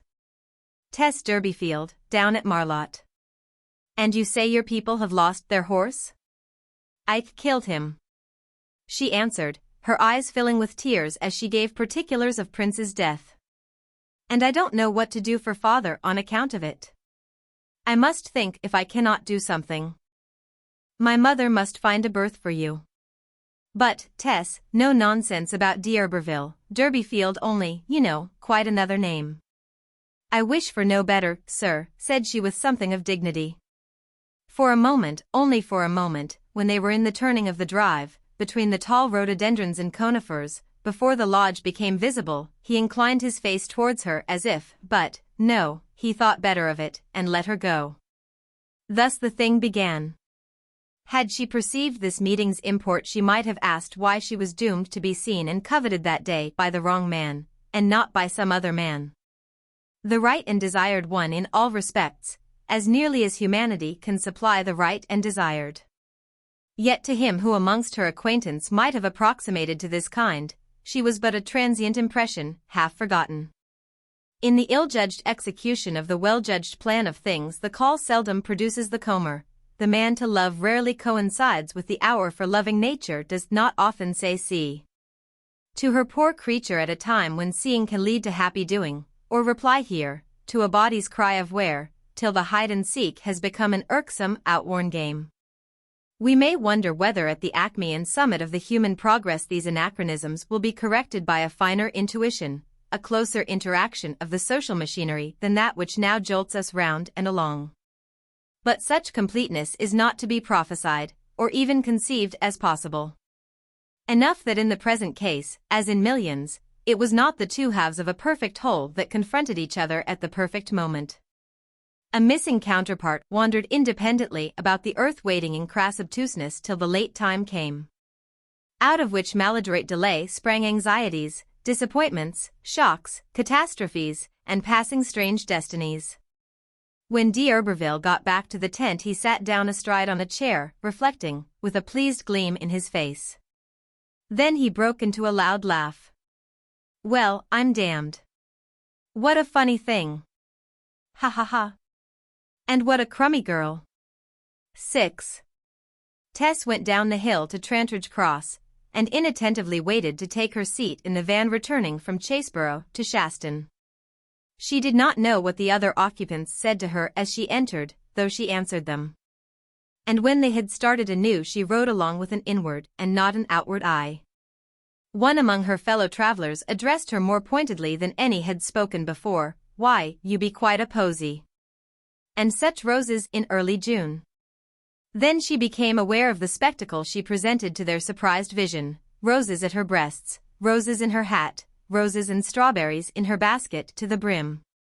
She blushed, and said confusedly that the flowers had been given to her. When the passengers were not looking, she stealthily removed the more prominent blooms from her hat and placed them in the basket, where she covered them with her handkerchief. Then she fell to reflecting again, and in looking downwards a thorn of the rose remaining in her breast accidentally pricked her chin. Like all the cottagers in Blackmore Vale, Tess was steeped in fancies and prefigurative superstitions. She thought this an ill omen, the first she had noticed that day. The van traveled only so far as Shaston, and there were several miles of pedestrian descent from that mountain town into the Vale to Marlott. Her mother had advised her to stay here for the night, at the house of a cottage woman they knew, if she should feel too tired to come on, and this Tess did, not descending to her home till the following afternoon. When she entered the house she perceived in a moment from her mother's triumphant manner that something had occurred in the interim. "Oh yes, I know all about it. I told it would be all right, and now 'tis proved." "Since I've been away?" "What has?" said Tess rather wearily. Her mother surveyed the girl up and down with arch approval, and went on banteringly, "So you've brought Em round." "How do you know, mother?" "I've had a letter." Tess then remembered that there would have been time for this. "They say, Mrs. D'Urberville says, that she wants you to look after a little fowl farm which is her hobby. But this is only her artful way of getting there without raising your hopes. She's going to own as kin, that's the meaning o't. But I didn't see her." "You zid somebody, I suppose?" "I saw her son." "And did he own "Well, he called me cuz." "And I knew it." "Jackie, he called her cuz," cried Joan to her husband. "Well, he spoke to his mother, of course, and she do want there." "But I don't know that I am apt at tending fowls," said the dubious Tess. "Then I don't know who is apartment." "You've been born in the business, and brought up in it. They that be born in a business always know more about it than any prentice. Besides, that's only just a show of something for you to do, that you mayn't feel beholden." "I don't altogether think I ought to go," said Tess thoughtfully. "Who wrote the letter? Will you let me look at it?" "Mrs. D'Urberville wrote it." "Here it is." The letter was in the third person, and briefly informed Mrs. Durbeyfield that her daughter's services would be useful to that lady in the management of her poultry farm, that a comfortable room would be provided for her if she could come, and that the wages would be on a liberal scale if they liked her. "Oh, that's all," said Tess. "You couldn't expect her to throw her arms round and to kiss and to call all at once." Tess looked out of the window. "I would rather stay here with father and you," she said. "But why?" "I'd rather not tell you why, mother, indeed, I don't quite know why." A week afterwards she came in one evening from an unavailing search for some light occupation in the immediate neighborhood. Her idea had been to get together sufficient money during the summer to purchase another horse. Hardly had she crossed the threshold before one of the children danced across the room, saying, "The gentleman's been here." Her mother hastened to explain, smiles breaking from every inch of her person. Mrs. D'Urberville's son had called on horseback, having been riding by chance in the direction of Marlott. He had wished to know, finally, in the name of his mother, if Tess could really come to manage the old lady's fowl farm or not, the lad who had hitherto superintended the birds having proved untrustworthy. "Mr. D'Urberville says you must be a good girl if you are at all as you appear. He knows you must be worth your weight in gold. He is very much interested in the truth to tell." Tess seemed for the moment really pleased to hear that she had won such high opinion from a stranger when, in her own esteem, she had sunk so low. "It is very good of him to think that," she murmured. "And if I was quite sure how it would be living there, I would go anywhen. He is a mighty handsome man." "I don't think so," said Tess coldly. "Well, there's your chance, whether or no, and I'm sure he wears a beautiful diamond ring." "Yes," said little Abraham, brightly, from the window bench, "and I seed it. And it did twinkle when he put his hand up to his moustaches." "Mother, why did our grand relation keep on putting his hand up to his moustaches? Hark at that child!" cried Mrs. Durbeyfield, with parenthetic admiration. "Perhaps to show his diamond ring," murmured Sir John, dreamily, from his chair. "I'll think it over," said Tess, leaving the room. "Well, she's made a conquest o' the younger branch of us, straight off," continued the matron to her husband, "and she's a fool if she don't follow it up." "I don't quite like my children going away from home," said the haggler. "As the head of the family, the rest ought to come to me." "But do let her go, Jackie," coaxed his poor witless wife. He's struck by her, you can see that. He called her coz. He'll marry her, most likely, and make a lady of her. And then she'll be what her forefathers was. John Durbeyfield had more conceit than energy or health, and this supposition was pleasant to him. Well, perhaps that's what young Mr. d'Urberville means, he admitted. And sure enough he mid have serious thoughts about improving his blood by linking on to the old line. Tess, the little rogue. And have she really paid Em a visit to such an end as this? Meanwhile Tess was walking thoughtfully among the gooseberry bushes in the garden, and over Prince's grave. When she came in her mother pursued her advantage. Well, what be you going to do, she asked. I wish I had seen Mrs. d'Urberville, said Tess. I think you mid as well settle it. Then you'll see her soon enough. Her father coughed in his chair. I don't know what to say, answered the girl restlessly. It is for you to decide. I killed the old horse, and I suppose I ought to do something to get ye a new one. But, I don't quite like Mr. d'Urberville being there. The children, who had made use of this idea of Tess being taken up by their wealthy kinsfolk, which they imagined the other family to be, as a species of dolorifuge after the death of the horse, began to cry at Tess's reluctance. And teased and reproached her for hesitating. Tess won't go and be made a la-di-wy of, no, she says she won't, they wailed, with square mouths. And we shan't have a nice new horse, and lots o' golden money to buy fairlings. And Tess won't look pretty in her best clothes no more. Her mother chimed in to the same tune, a certain way she had of making her labors in the house seem heavier than they were by prolonging them indefinitely, also weighed in the argument. Her father alone preserved an attitude of neutrality. I will go, said Tess at last. Her mother could not repress her consciousness of the nuptial vision conjured up by the girl's consent. That's right. For such a pretty maid as 'tis, this is a fine chance.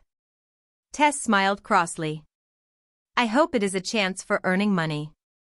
It is no other kind of chance. You had better say nothing of that silly sort about parish. Mrs. Durbeyfield did not promise. She was not quite sure that she did not feel proud enough, after the visitor's remarks, to say a good deal. Thus it was arranged, and the young girl wrote, agreeing to be ready to set out on any day on which she might be required. She was duly informed that Mrs. d'Urberville was glad of her decision, and that a spring cart should be sent to meet her and her luggage at the top of the vale on the day after the morrow, when she must hold herself prepared to start. Mrs. d'Urberville's handwriting seemed rather masculine. A cart, murmured Joan Durbeyfield doubtingly. It might have been a carriage for her own kin. Having at last taken her course, Tess was less restless and abstracted, going about her business with some self-assurance in the thought of acquiring another horse for her father by an occupation which would not be onerous. She had hoped to be a teacher at the school, but the fates seemed to decide otherwise. Being mentally older than her mother, she did not regard Mrs. Durbeyfield's matrimonial hopes for her in a serious aspect for a moment.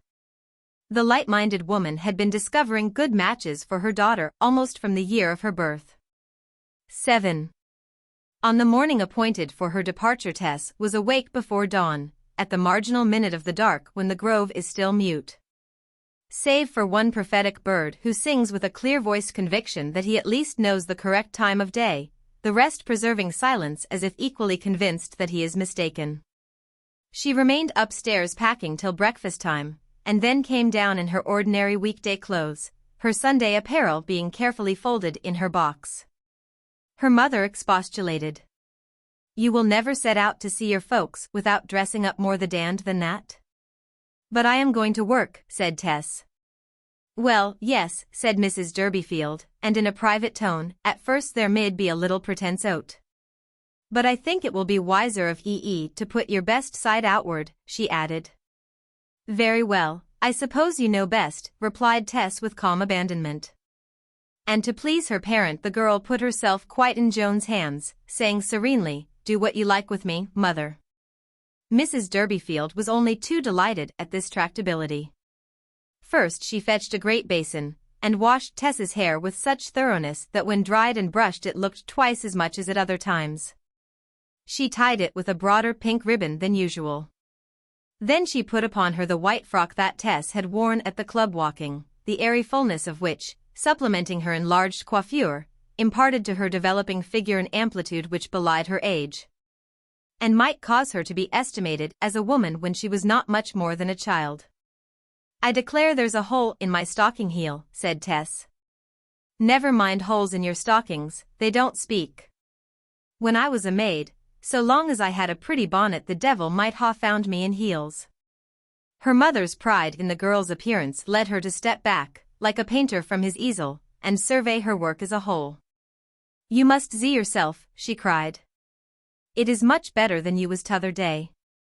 As the looking-glass was only large enough to reflect a very small portion of Tess's person at one time, Mrs. Durbeyfield hung a black cloak outside the casement, and so made a large reflector of the panes, as it is the wont of bedecking cottagers to do. After this she went downstairs to her husband, who was sitting in the lower room. "I'll tell ye what 'tis, Durbeyfield," said she exultingly, "he'll never have the heart not to love her.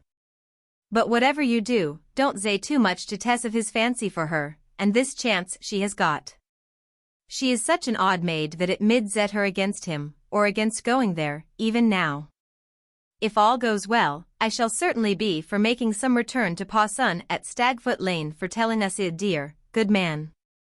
However, as the moment for the girls setting out drew nigh, when the first excitement of the dressing had passed off, a slight misgiving found place in Joan Durbeyfield's mind. It prompted the matron to say that she would walk a little way, as far as to the point where the acclivity from the valley began its first steep ascent to the outer world. At the top Tess was going to be met with the spring cart sent by the Stoke d'Urbervilles, and her box had already been wheeled ahead towards this summit by a lad with trucks, to be in readiness. Seeing their mother put on her bonnet, the younger children clamored to go with her. "I do want to walk a little ways, why sissy, now she's going to marry our gentleman cousin, and wear fine clothes." "Now," said Tess, flushing and turning quickly, "I'll hear no more o' that. Mother, how could you ever put such stuff into their heads? Going to work, my dears, for a rich relation, and help get enough money for a new horse," said Mrs. Durbeyfield pacifically. "Goodbye, father," said Tess, with a lumpy throat. "Goodbye, my maid," said Sir John, raising his head from his breast as he suspended his nap, induced by a slight excess this morning in honor of the occasion. "Well, I hope my young friend will like such a comely sample of his own blood. And tellin', Tess, that being sunk, quite, from our former grandeur, I'll sell him the title, yes, sell it, and at no unreasonable figure." "Not for less than £1,000, cried Lady Durbeyfield. "Tellin', I'll take £1,000. "Well, I'll take less, when I come to think o't. He'll adorn it better than a poor lambican feller like myself can. Tellin' he shall hae it for 100. But I won't stand upon trifles, tellin' he shall hae it for 50, for £20. Yes, £20, that's the lowest. Dammy, family honor is family honor, and I won't take a penny less." Tess's eyes were too full and her voice too choked to utter the sentiments that were in her. She turned quickly, and went out. So the girls and their mother all walked together, a child on each side of Tess, holding her hand and looking at her meditatively from time to time, as at one who was about to do great things, her mother just behind with the smallest. The group forming a picture of honest beauty flanked by innocence, and backed by simple-souled vanity. They followed the way till they reached the beginning of the ascent, on the crest of which the vehicle from Trantridge was to receive her, this limit having been fixed to save the horse the labor of the last slope.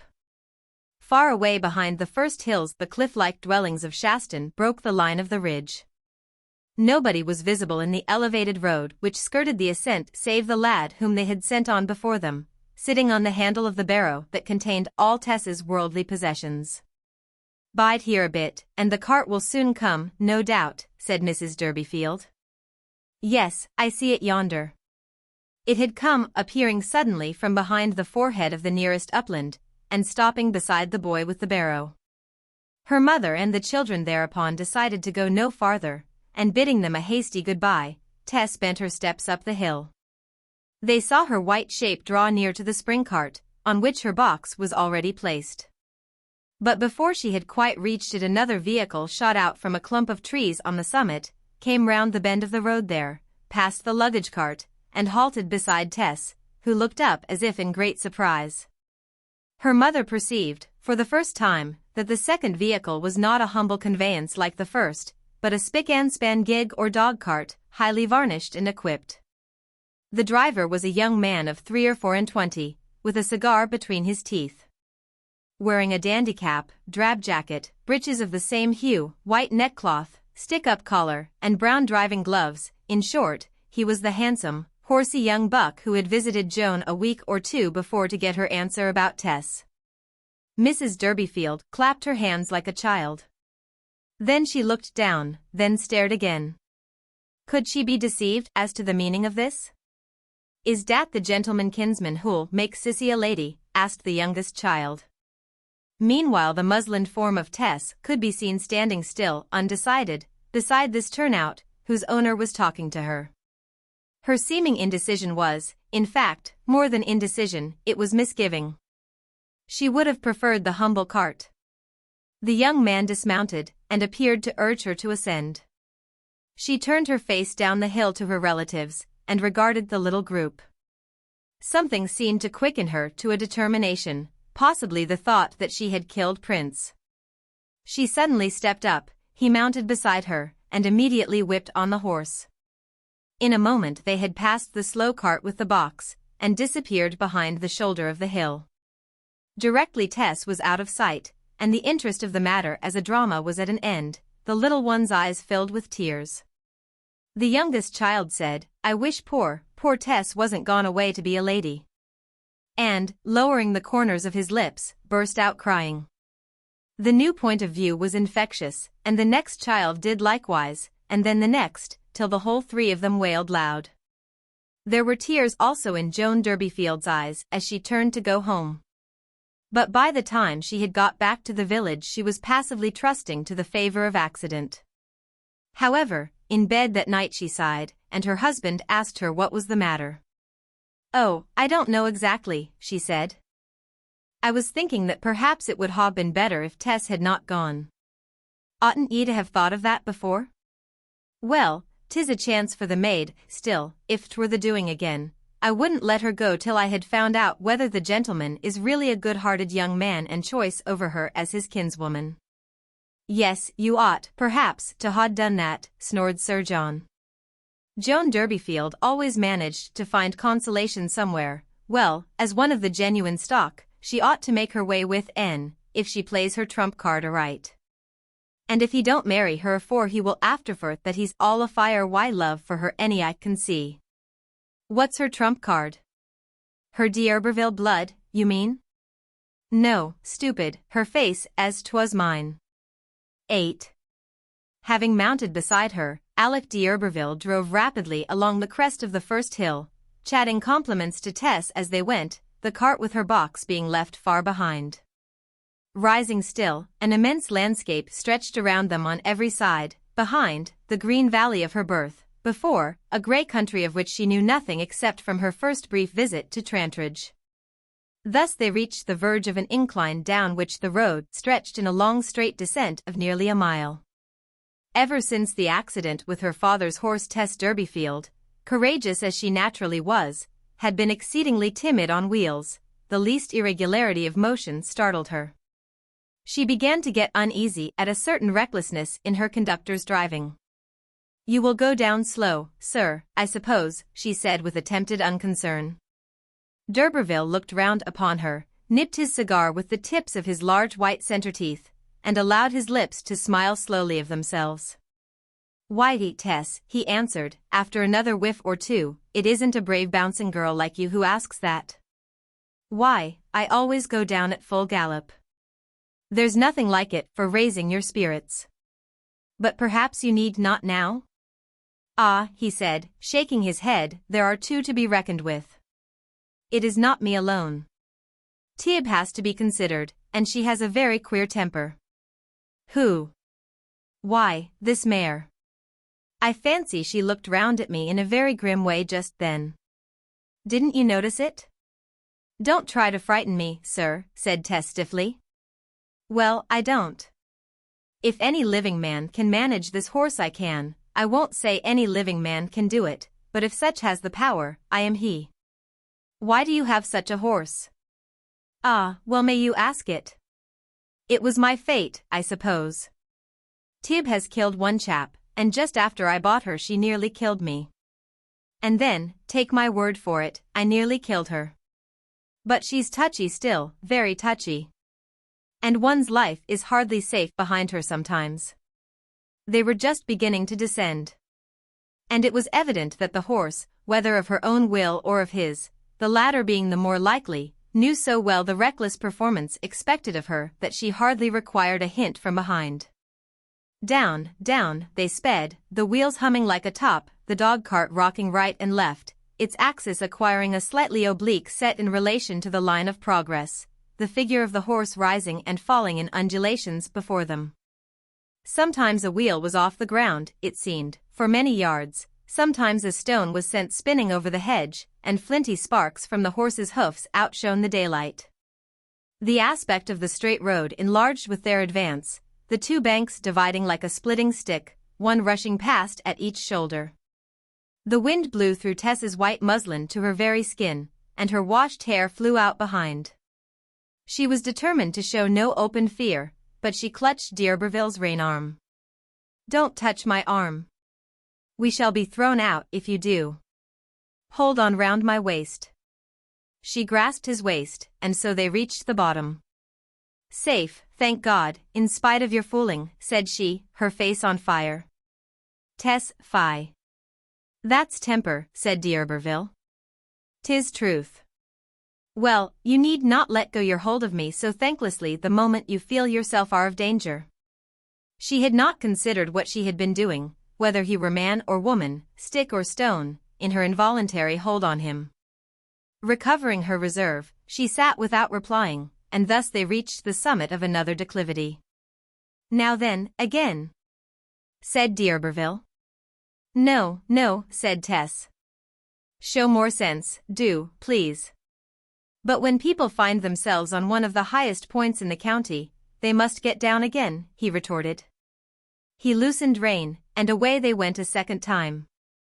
D'Urberville turned his face to her as they rocked, and said, in playful raillery, Now then, put your arms round my waist again, as you did before, my beauty.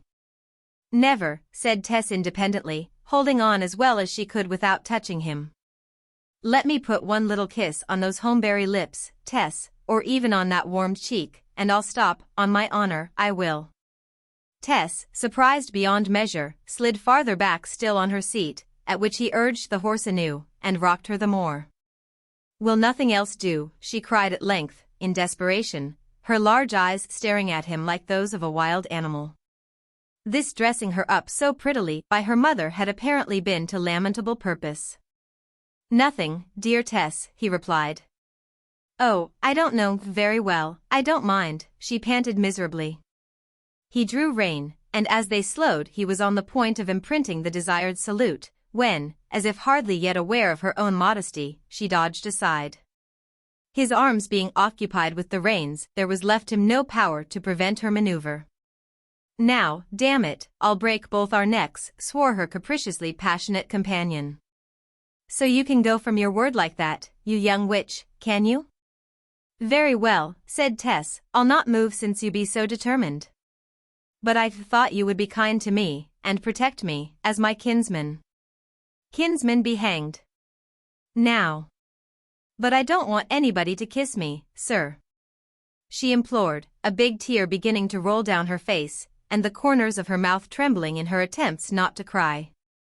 And I wouldn't come if I had known. He was inexorable, and she sat still, and d'Urberville gave her the kiss of mastery. No sooner had he done so than she flushed with shame, took out her handkerchief, and wiped the spot on her cheek that had been touched by his lips. His ardor was nettled at the sight, for the act on her part had been unconsciously done. You are mighty sensitive for a cottage girl, said the young man. Tess made no reply to this remark, of which, indeed, she did not quite comprehend the drift, unheeding the snub she had administered by her instinctive rub upon her cheek. She had, in fact, undone the kiss, as far as such a thing was physically possible.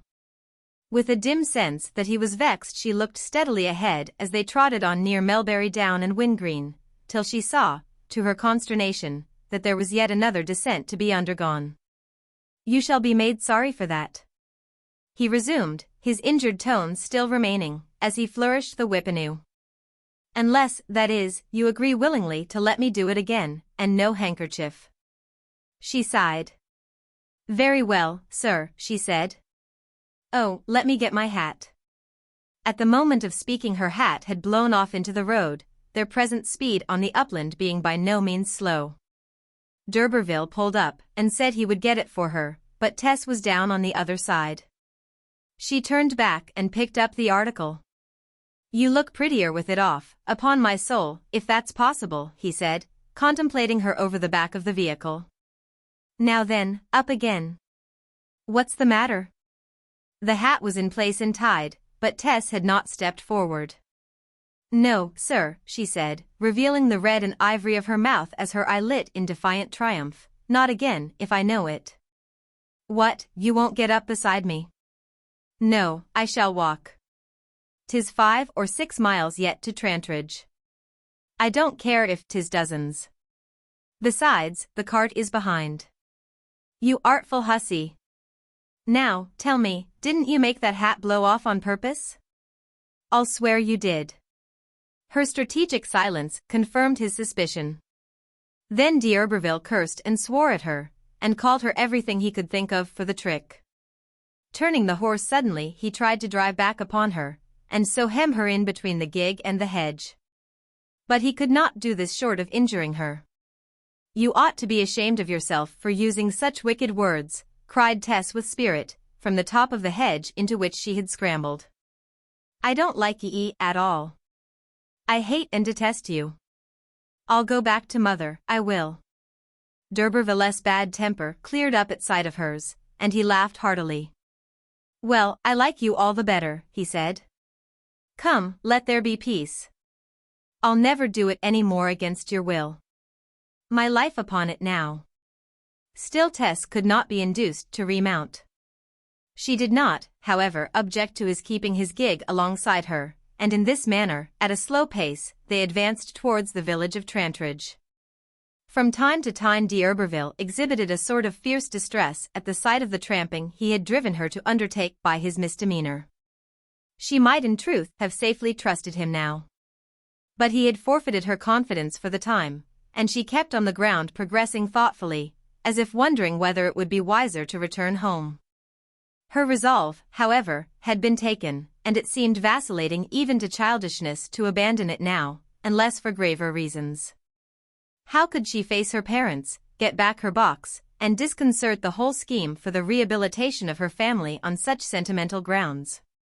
A few minutes later the chimneys of the slopes appeared in view, and in a snug nook to the right the poultry farm and cottage of Tess' destination.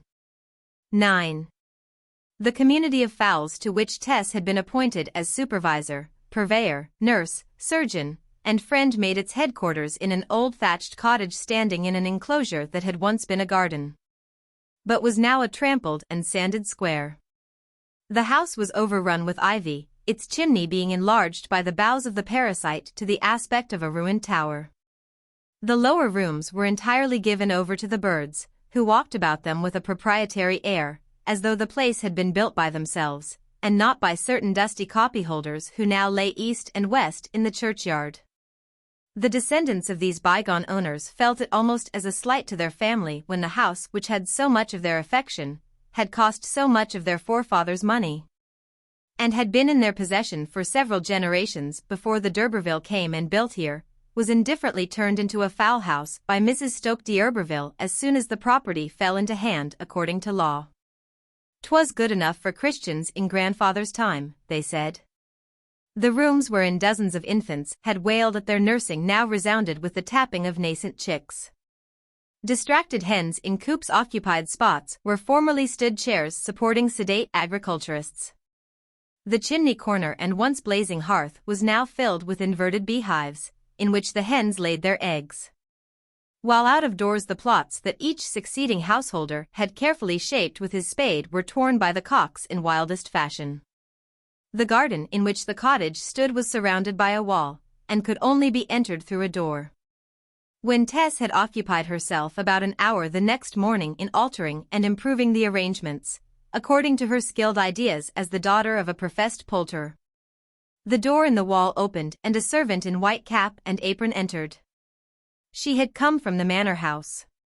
"Mrs. D'Urberville wants the fowls as usual," she said, but perceiving that Tess did not quite understand, she explained, "Ms. S. is a old lady, and blind." "Blind," said Tess. Almost before her misgiving at the news could find time to shape itself, she took, under her companion's direction, 2 of the most beautiful of the Hamburgs in her arms, and followed the maid-servant, who had likewise taken 2. To the adjacent mansion, which, though ornate and imposing, showed traces everywhere on this side that some occupant of its chambers could bend to the love of dumb creatures, feathers floating within view of the front, and hen coops standing on the grass.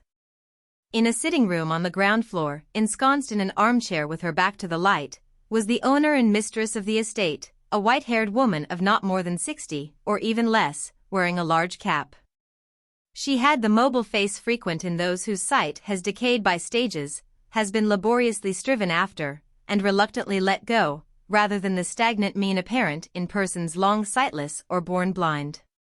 Tess walked up to this lady with her feathered charges, one sitting on each arm.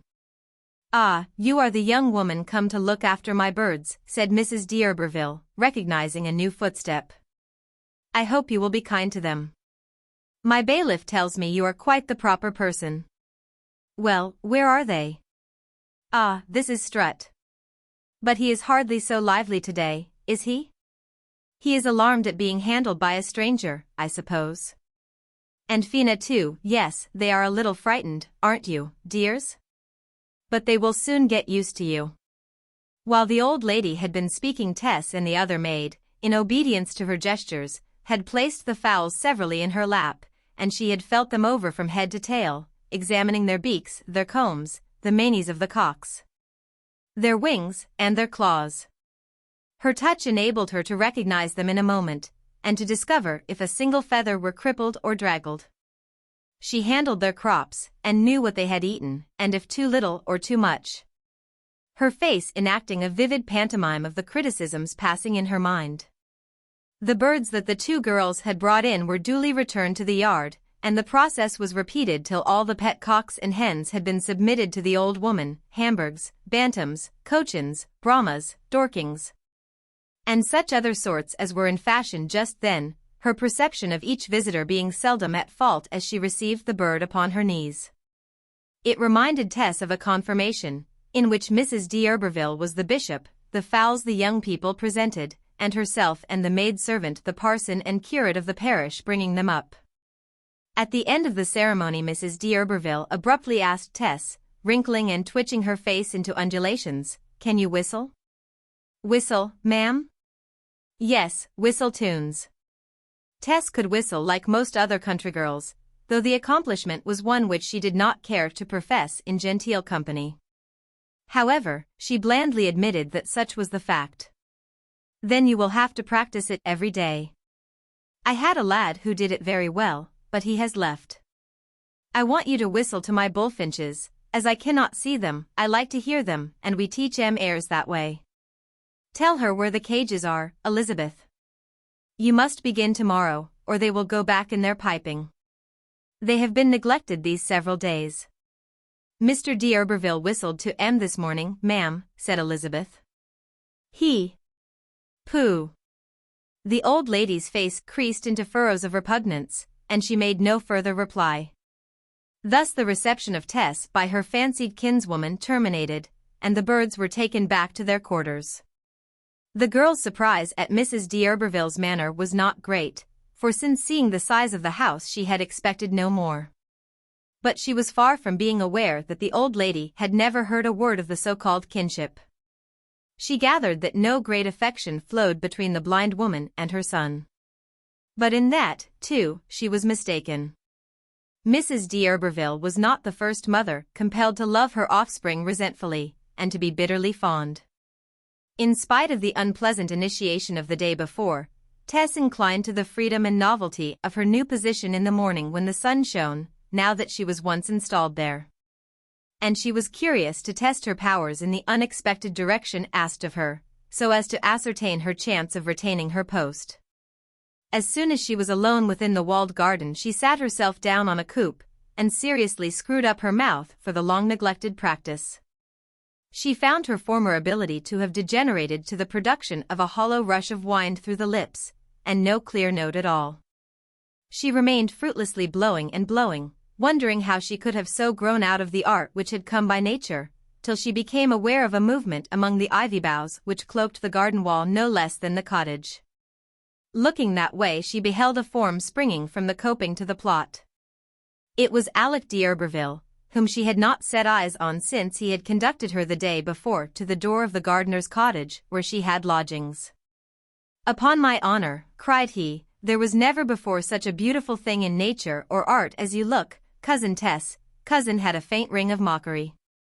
"I have been watching you from over the wall, sitting like I am Patience on a monument, and pouting up that pretty red mouth to whistling shape, and hooing, and privately swearing, and never being able to produce a note.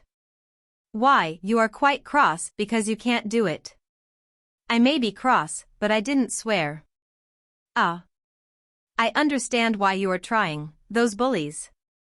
My mother wants you to carry on their musical education." "How selfish of her.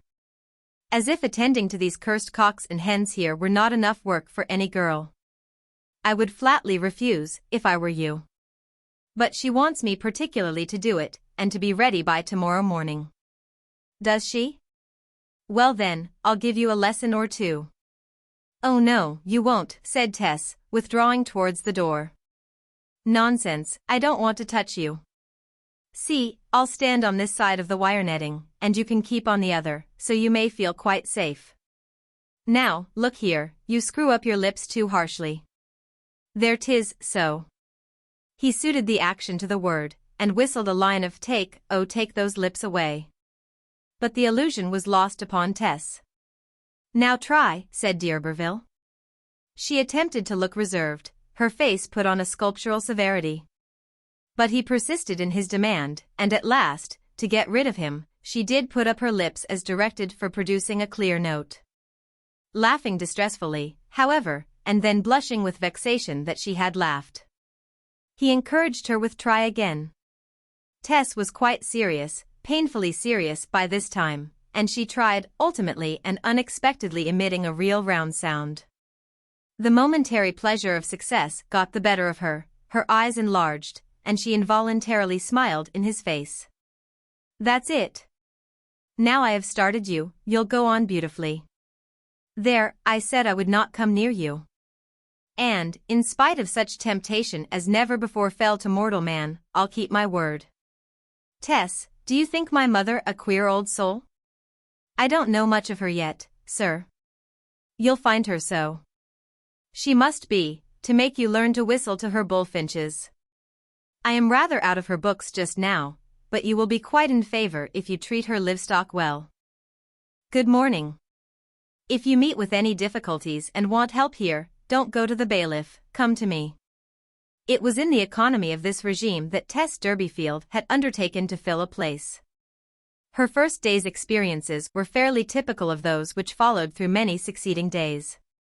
A familiarity with Alec d'Urberville's presence, which that young man carefully cultivated in her by playful dialogue, and by jestingly calling her his cousin when they were alone, removed much of her original shyness of him, without, however, implanting any feeling which could engender shyness of a new and tenderer kind. But she was more pliable under his hands than a mere companionship would have made her, owing to her unavoidable dependence upon his mother, and, through that lady's comparative helplessness, upon him. She soon found that whistling to the bullfinches in Mrs. d'Urberville's room was no such onerous business when she had regained the art, for she had caught from her musical mother numerous airs that suited those songsters admirably. A far more satisfactory time than when she practiced in the garden was this whistling by the cages each morning. Unrestrained by the young man's presence, she threw up her mouth, put her lips near the bars, and piped away in easeful grace to the attentive listeners. Mrs. D'Urberville slept in a large four-post bedstead hung with heavy damask curtains, and the bullfinches occupied the same apartment, where they flitted about freely at certain hours, and made little white spots on the furniture and upholstery. Once while Tess was at the window where the cages were ranged, giving her lesson as usual, she thought she heard a rustling behind the bed. The old lady was not present, and turning round the girl had an impression that the toes of a pair of boots were visible below the fringe of the curtains. Thereupon her whistling became so disjointed that the listener, if such there were, must have discovered her suspicion of his presence. She searched the curtains every morning after that, but never found anybody within them. Alec D'Urberville had evidently thought better of his freak to terrify her by an ambush of that kind. Every village has its idiosyncrasy, its constitution, often its own code of morality. The levity of some of the younger women in and about Trantridge was marked, and was perhaps symptomatic of the choice spirit who ruled the slopes in that vicinity. The place had also a more abiding defect: it drank hard. The staple conversation on the farms around was on the uselessness of saving money.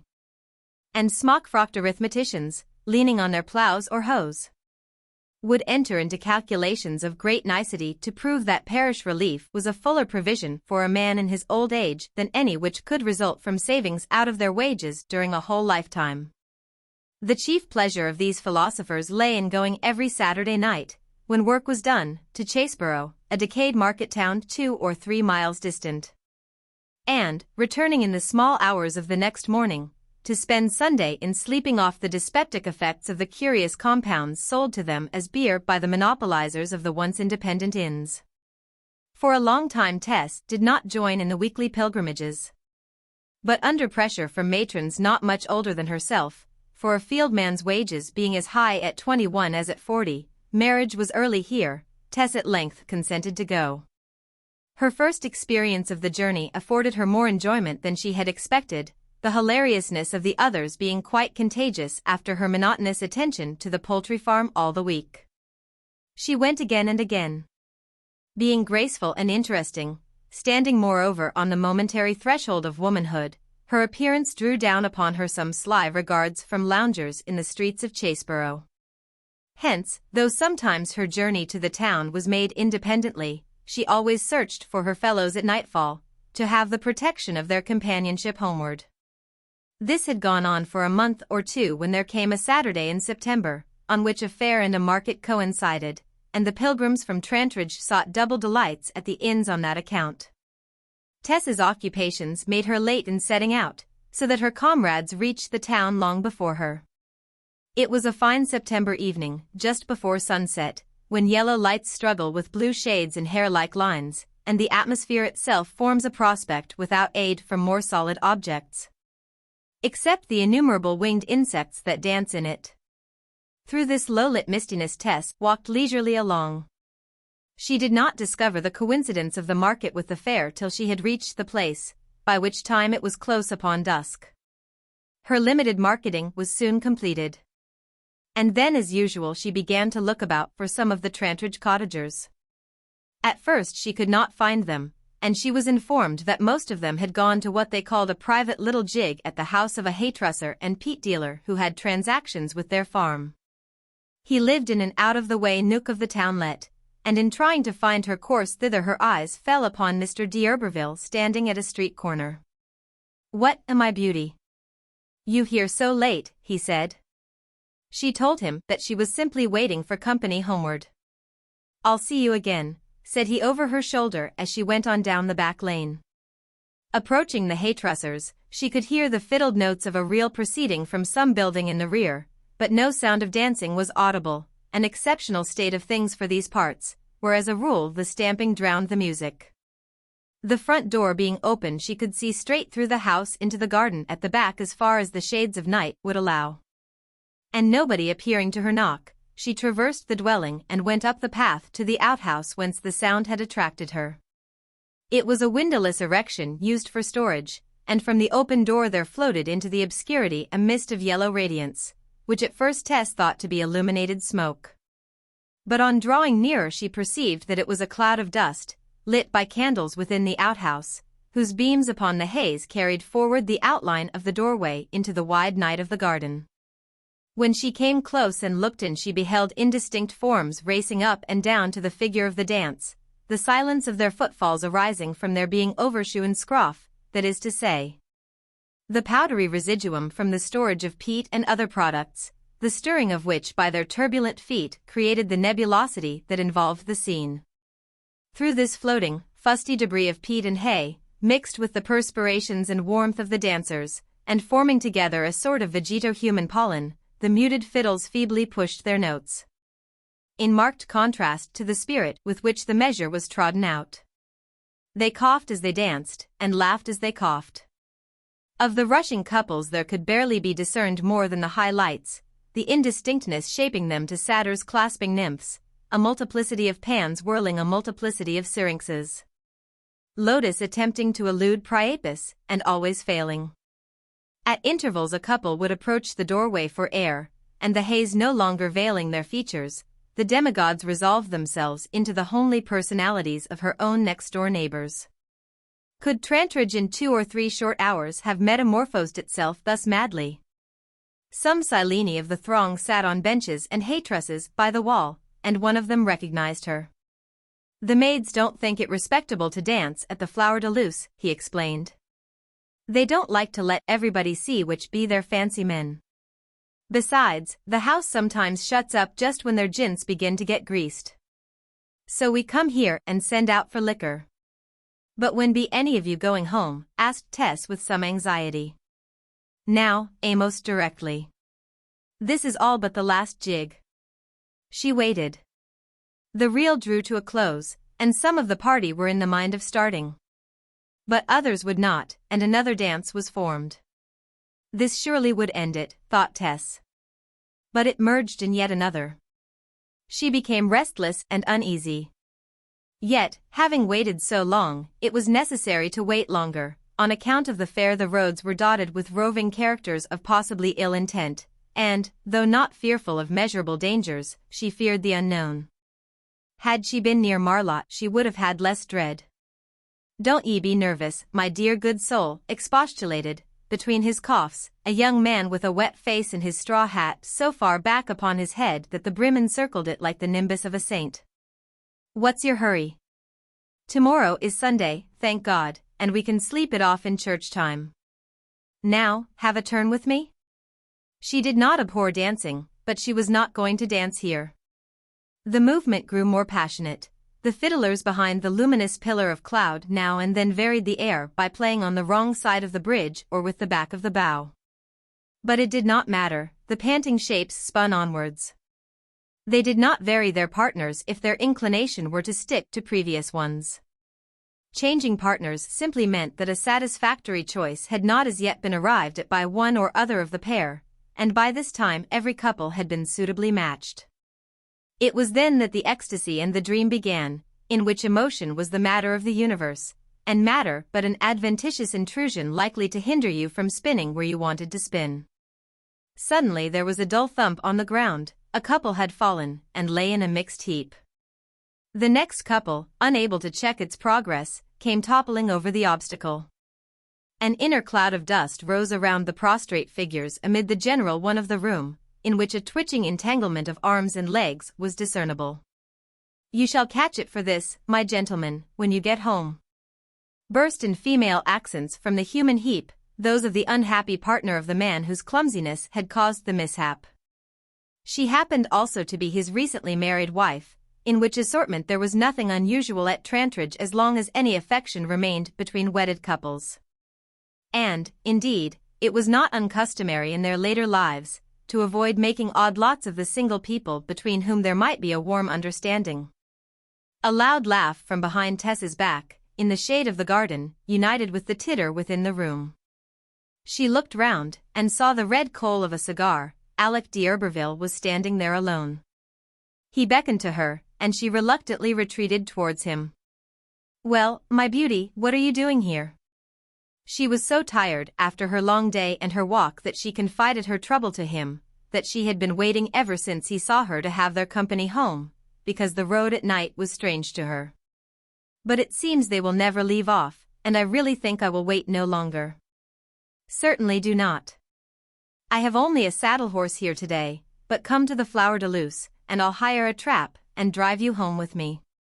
Tess, though flattered, had never quite got over her original mistrust of him, and, despite their tardiness, she preferred to walk home with the workfolk. So she answered that she was much obliged to him, but would not trouble him. I have said that I will wait for M, and they will expect me to now. Very well, Miss Independence. Please yourself. Then I shall not hurry. My good lord, what a kick-up they are having there. He had not put himself forward into the light, but some of them had perceived him, and his presence led to a slight pause and a consideration of how the time was flying. As soon as he had relit a cigar and walked away, the Trantridge people began to collect themselves from amid those who had come in from other farms, and prepared to leave in a body. Their bundles and baskets were gathered up, and half an hour later, when the clock chime sounded 11:15, they were straggling along the lane which led up the hill towards their homes. It was a 3-mile walk, along a dry white road, made wider tonight by the light of the moon. Tess soon perceived as she walked in the flock, sometimes with this one, sometimes with that the fresh night air was producing staggerings and serpentine courses among the men who had partaken too freely. Some of the more careless women also were wandering in their gait, to wit, a dark virago, Car d'Arche, dubbed Queen of Spades, till lately a favourite of d'Herberville's, Nancy, her sister, nicknamed the Queen of Diamonds. And the young married woman who had already tumbled down. Yet however terrestrial and lumpy their appearance just now to the mean unglamoured eye, to themselves the case was different. They followed the road with a sensation that they were soaring along in a supporting medium, possessed of original and profound thoughts. Themselves and surrounding nature forming an organism of which all the parts harmoniously and joyously interpenetrated each other. They were as sublime as the moon and stars above them, and the moon and stars were as ardent as they. Tess, however, had undergone such painful experiences of this kind in her father's house that the discovery of their condition spoilt the pleasure she was beginning to feel in the moonlight journey. Yet she stuck to the party, for reasons above given. In the open highway they had progressed in scattered order, but now their route was through a field gate, and the foremost finding a difficulty in opening it, they closed up together. This leading pedestrian was Car, the Queen of Spades, who carried a wicker basket containing her mother's groceries, her own draperies, and other purchases for the week. The basket being large and heavy, Car had placed it for convenience of porterage on the top of her head, where it rode on in jeopardized balance as she walked with arms akimbo. "Well, whatever is that creeping down thy back, Car d'Arche?" said one of the group suddenly. All looked at Car. Her gown was a light cotton print, and from the back of her head a kind of rope could be seen descending to some distance below her waist, like a Chinaman's queue. "'Tis her hair falling down," said another. No, it was not her hair, it was a black stream of something oozing from her basket, and it glistened like a slimy snake in the cold still rays of the moon. "'Tis treacle," said an observant matron. Treacle it was. Car's poor old grandmother had a weakness for the sweet stuff. Honey she had in plenty out of her own hives, but treacle was what her soul desired, and Car had been about to give her a treat of surprise. Hastily lowering the basket, the dark girl found that the vessel containing the syrup had been smashed within. By this time there had arisen a shout of laughter at the extraordinary appearance of Car's back, which irritated the dark queen into getting rid of the disfigurement by the first sudden means available, and independently of the help of the scoffers. She rushed excitedly into the field they were about to cross, and flinging herself flat on her back upon the grass, began to wipe her gown as well as she could by spinning horizontally on the herbage and dragging herself over it upon her elbows. The laughter rang louder, they clung to the gate, to the posts, rested on their staves, in the weakness engendered by their convulsions at the spectacle of Car. Our heroine, who had hitherto held her peace, at this wild moment could not help joining in with the rest. It was a misfortune, in more ways than one. No sooner did the dark queen hear the soberer, richer note of Tess among those of the other work-people than a long smouldering sense of rivalry inflamed her to madness. She sprang to her feet and closely faced the object of her dislike. "How darest th laugh at me, hussy," she cried. "I couldn't really help it when t'others did," apologized Tess, still tittering. "Ah, th think th beest everybody, dostn't, because th beest first favourite with ye just now. But stop a bit, my lady, stop a bit. I'm as good as two of such. Look here, here's it ee." To Tess's horror, the Dark Queen began stripping off the bodice of her gown, which for the added reason of its ridiculed condition she was only too glad to be free of, till she had bared her plump neck, shoulders, and arms to the moonshine, under which they looked as luminous and beautiful as some Praxitelean creation, in their possession of the faultless rotundities of a lusty country girl. She closed her fists and squared up at Tess. "Indeed, then, I shall not fight," said the latter majestically, "and if I had known you was of that sort, I wouldn't have so let myself down as to come with such a horridge as this is." The rather too inclusive speech brought down a torrent of vituperation from other quarters upon fair Tess's unlucky head, particularly from the Queen of Diamonds, who having stood in the relations to d'Urberville that Carr had also been suspected of, united with the latter against the common enemy. Several other women also chimed in, with an animus which none of them would have been so fatuous as to show but for the rollicking evening they had passed. Thereupon, finding Tess unfairly browbeaten, the husbands and lovers tried to make peace by defending her, but the result of that attempt was directly to increase the war. Tess was indignant and ashamed. She no longer minded the loneliness of the way and the lateness of the hour. Her one object was to get away from the whole crew as soon as possible. She knew well enough that the better among them would repent of their passion next day. They were all now inside the field, and she was edging back to rush off alone when a horseman emerged almost silently from the corner of the hedge that screened the road, and Alec d'Urberville looked round upon them. "What the devil is all this row about, workfolk?" he asked. The explanation was not readily forthcoming, and, in truth, he did not require any. Having heard their voices while yet some way off, he had ridden creepingly forward, and learnt enough to satisfy himself. Tess was standing apart from the rest, near the gate. He bent over towards her. "Jump up behind me," he whispered, "and we'll get shot of the screaming cats in a jiffy." She felt almost ready to faint, so vivid was her sense of the crisis. At almost any other moment of her life she would have refused such proffered aid and company, as she had refused them several times before, and now the loneliness would not of itself have forced her to do otherwise. But coming as the invitation did at the particular juncture when fear and indignation at these adversaries could be transformed by a spring of the foot into a triumph over them, she abandoned herself to her impulse, climbed the gate, put her toe upon his instep, and scrambled into the saddle behind him. The pair were speeding away into the distant grey by the time that the contentious revellers became aware of what had happened.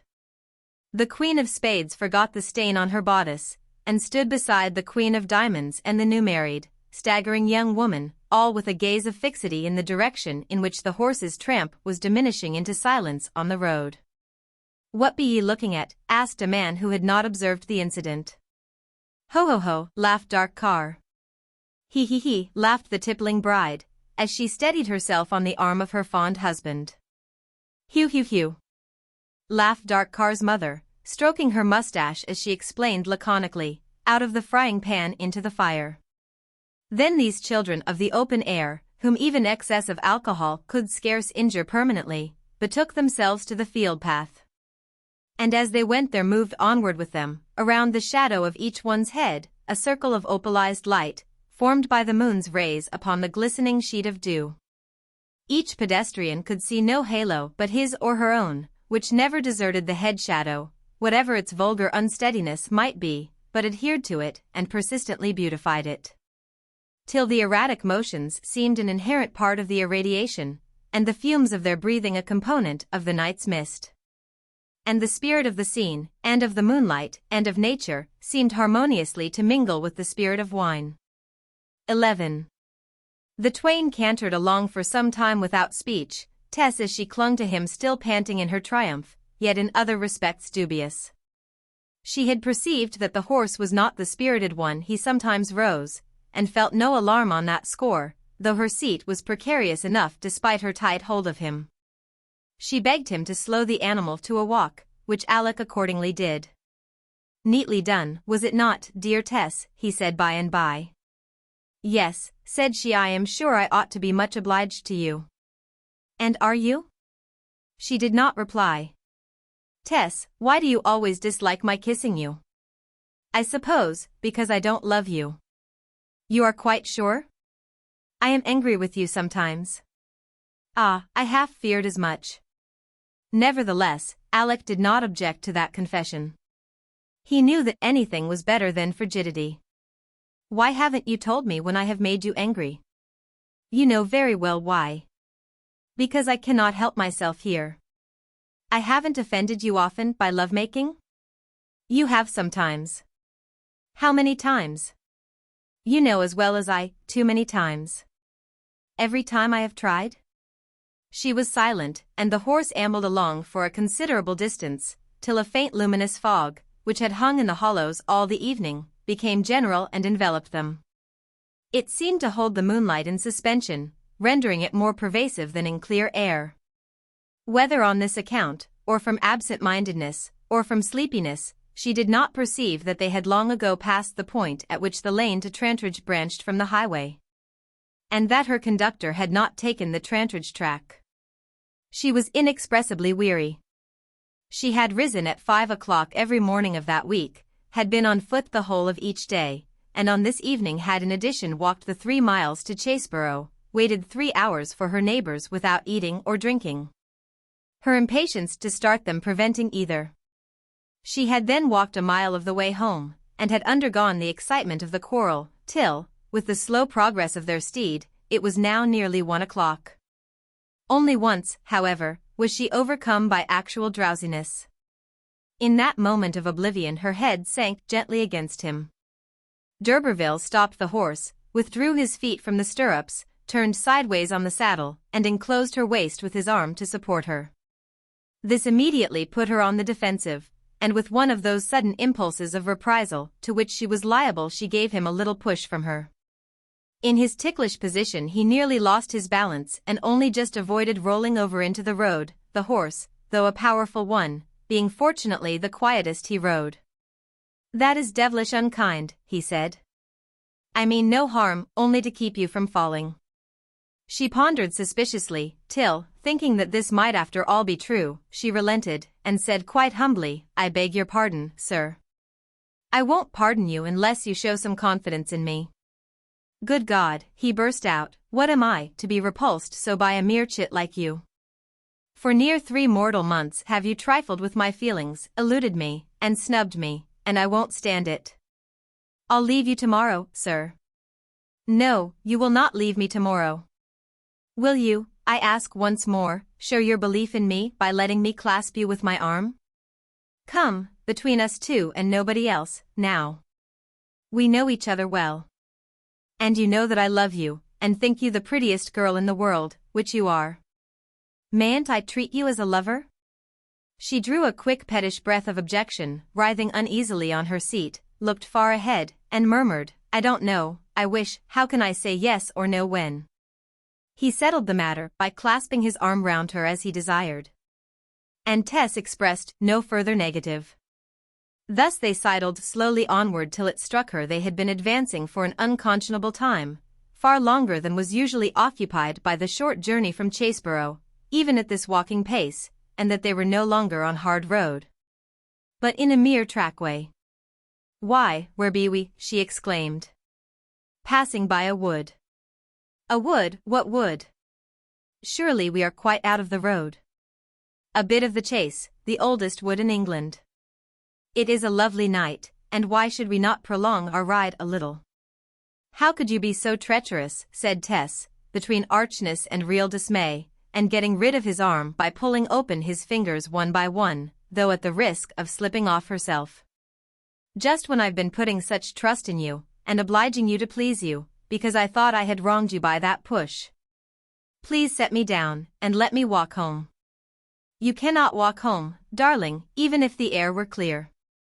We are miles away from Trantridge, if I must tell you, and in this growing fog you might wander for hours among these trees.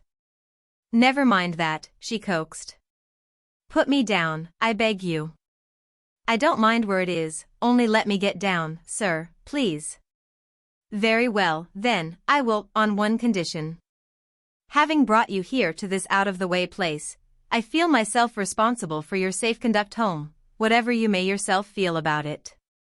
As to your getting to Trantridge without assistance, it is quite impossible, for, to tell the truth, dear, owing to this fog, which so disguises everything, I don't quite know where we are myself.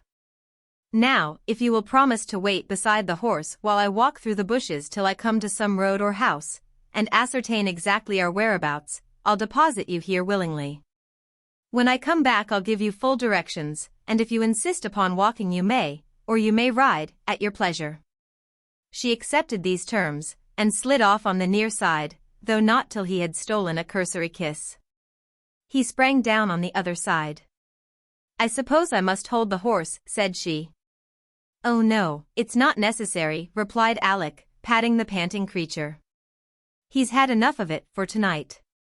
He turned the horse's head into the bushes, hitched him onto a bough, and made a sort of couch or nest for her in the deep mass of dead leaves. Now, you sit there, he said. The leaves have not got damp as yet. Just give an eye to the horse, it will be quite sufficient. He took a few steps away from her, but, returning, said, By the by, Tess, your father has a new cob today. Somebody gave it to him.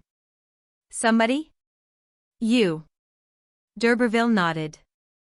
Oh, how very good of you that is, she exclaimed, with a painful sense of the awkwardness of having to thank him just then. And the children have some toys. I didn't know you ever sent them anything, she murmured, much moved. I almost wish you had not, yes, I almost wish it. Why, dear? It hampers me so. Tessie, don't you love me ever so little now? I'm grateful, she reluctantly admitted. But I fear I do not. The sudden vision of his passion for herself as a factor in this result so distressed her that, beginning with one slow tear, and then following with another, she wept outright. Don't cry, dear, dear one. Now sit down here, and wait till I come. She passively sat down amid the leaves he had heaped, and shivered slightly. Are you cold? He asked. Not very, a little. He touched her with his fingers, which sank into her as into down. You have only that puffy muslin dress on, how's that?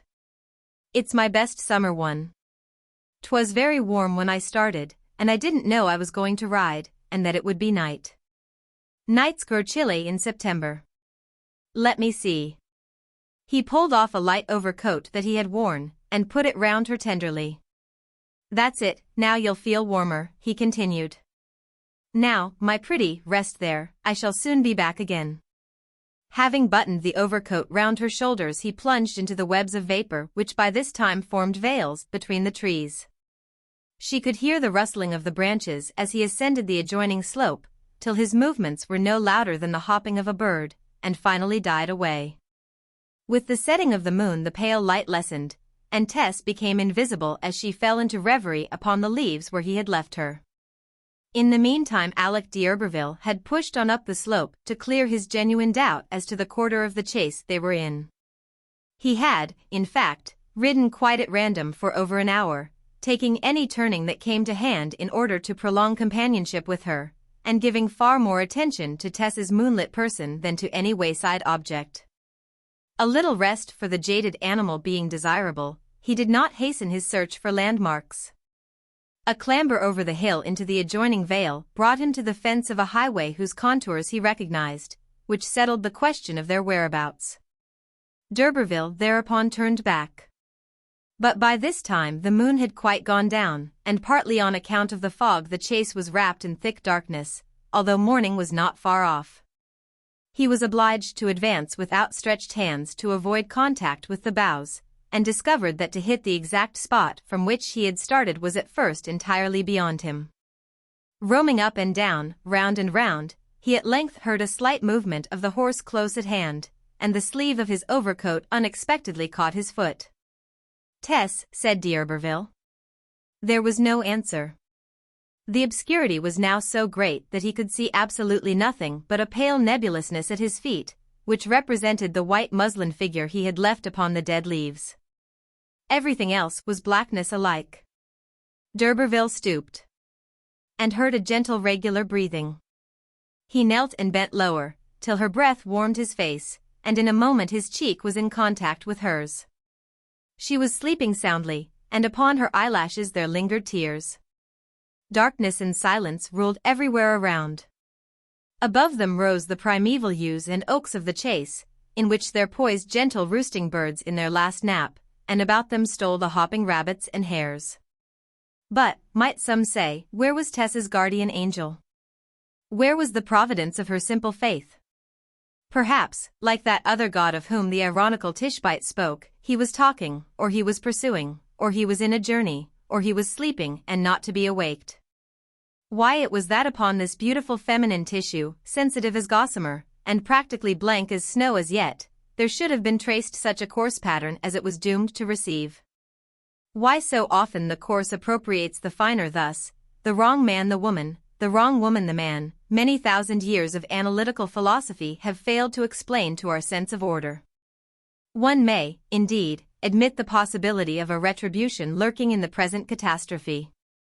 Doubtless some of Tess D'Urberville's mailed ancestors rollicking home from a fray had dealt the same measure even more ruthlessly towards peasant girls of their time. But though to visit the sins of the fathers upon the children may be a morality good enough for divinities, it is scorned by average human nature, and it therefore does not mend the matter. As Tess's own people down in those retreats are never tired of saying among each other in their fatalistic way, it was to be. There lay the pity of it. An immeasurable social chasm was to divide our heroine's personality thereafter from that previous self of hers who stepped from her mother's door to try her fortune at Trantridge Poultry Farm. End of Phase the First. Phase the Second, Maiden No More. 12. The basket was heavy and the bundle was large, but she lugged them along like a person who did not find her a special burden in material things. Occasionally she stopped to rest in a mechanical way by some gate or post, and then, giving the baggage another hitch upon her full round arm, went steadily on again. It was a Sunday morning in late October, about 4 months after Tess Durbeyfield's arrival at Trantridge, and some few weeks subsequent to the night ride in the chase. The time was not long past daybreak, and the yellow luminosity upon the horizon behind her back lighted the ridge towards which her face was set, the barrier of the vale wherein she had of late been a stranger, which she would have to climb over to reach her birthplace. The ascent was gradual on this side, and the soil and scenery differed much from those within Blakemore Vale. Even the character and accent of the two peoples had shades of difference, despite the amalgamating effects of a roundabout railway. So that, though less than 20 miles from the place of her sojourn at Trantridge, her native village had seemed a faraway spot. The field folk shut in their traded northward and westward, travelled, courted, and married northward and westward, fought northward and westward. Those on this side mainly directed their energies and attention to the east and south. The incline was the same down which D'Urberville had driven her so wildly on that day in June. Tess went up the remainder of its length without stopping, and on reaching the edge of the escarpment gazed over the familiar green world beyond, now half veiled in mist. It was always beautiful from here. It was terribly beautiful to Tess today, for since her eyes last fell upon it she had learnt that the serpent hisses where the sweet birds sing, and her views of life had been totally changed for her by the lesson. Verily another girl than the simple one she had been at home was she who, bowed by thought, stood still here, and turned to look behind her. She could not bear to look forward into the vale. Ascending by the long white road that Tess herself had just laboured up, she saw a two-wheeled vehicle, beside which walked a man, who held up his hand to attract her attention. She obeyed the signal to wait for him with unspeculative repose, and in a few minutes man and horse stopped beside her. "Why did you slip away by stealth like this?" said D'Urberville, with upbraiding breathlessness. "On a Sunday morning, too, when people were all in bed. I only discovered it by accident, and I have been driving like the deuce to overtake you. Just look at the mare. Why go off like this? You know that nobody wished to hinder your going." And how unnecessary it has been for you to toil along on foot, and encumber yourself with this heavy load. I have followed like a madman, simply to drive you the rest of the distance, if you won't come back. I shan't come back, said she. I thought you wouldn't, I said so. Well, then, put up your basket and let me help you on. She listlessly placed her basket and bundle within the dog-cart, and stepped up, and they sat side by side. She had no fear of him now, and in the cause of her confidence her sorrow lay. D'Urberville mechanically lit a cigar, and the journey was continued with broken unemotional conversation on the commonplace objects by the wayside. He had quite forgotten his struggle to kiss her when, in the early summer, they had driven in the opposite direction along the same road. But she had not, and she sat now, like a puppet, replying to his remarks in monosyllables. After some miles they came in view of the clump of trees beyond which the village of Marlott stood.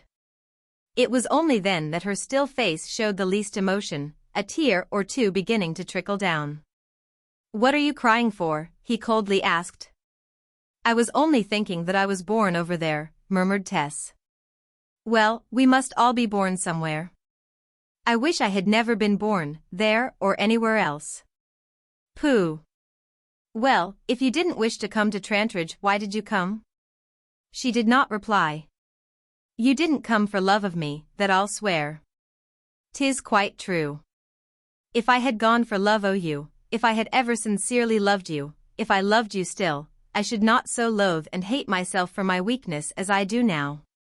My eyes were dazed by you for a little, and that was all."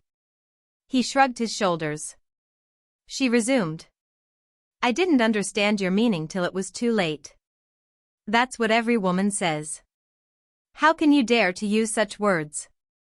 she cried, turning impetuously upon him, her eyes flashing as the latent spirit, of which he was to see more some day, awoke in her. "My God! I could knock you out of the gig. Did it never strike your mind that what every woman says some women may feel?" "Very well," he said, laughing, "I am sorry to wound you. I did wrong, I admit it." He dropped into some little bitterness as he continued, "Only you needn't be so everlastingly flinging it in my face. I am ready to pay to the uttermost farthing. You know you need not work in the fields or the dairies again. You know you may clothe yourself with the best, instead of in the bald plain way you have lately affected, as if you couldn't get a ribbon more than you earn." Her lip lifted slightly, though there was little scorn, as a rule, in her large and impulsive nature. "I have said I will not take anything more from you, and I will not, I cannot. I should be your creature to go on doing that, and I won't. One would think you were a princess from your manner, in addition to a true and original d'Urberville, ha. Ha. Well, Tess, dear, I can say no more. I suppose I am a bad fellow, a damn bad fellow.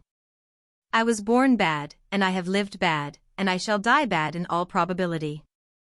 But, upon my lost soul, I won't be bad towards you again, Tess. And if certain circumstances should arise, you understand, in which you are in the least need, the least difficulty, send me one line, and you shall have by return whatever you require. I may not be at Trantridge, I am going to London for a time, I can't stand the old woman, but all letters will be forwarded." She said that she did not wish him to drive her further, and they stopped just under the clump of trees. D'Urberville alighted, and lifted her down bodily in his arms, afterwards placing her articles on the ground beside her. She bowed to him slightly, her eye just lingering in his, and then she turned to take the parcels for departure. Alec d'Urberville removed his cigar, bent towards her, and said, "You are not going to turn away like that, dear. Come." "If you wish," she answered indifferently. "See how you've mastered me." She thereupon turned round and lifted her face to his, and remained like a marble term while he imprinted a kiss upon her cheek, half perfunctorily, half as if zest had not yet quite died out. Her eyes vaguely rested upon the remotest trees in the lane while the kiss was given, as though she were nearly unconscious of what he did.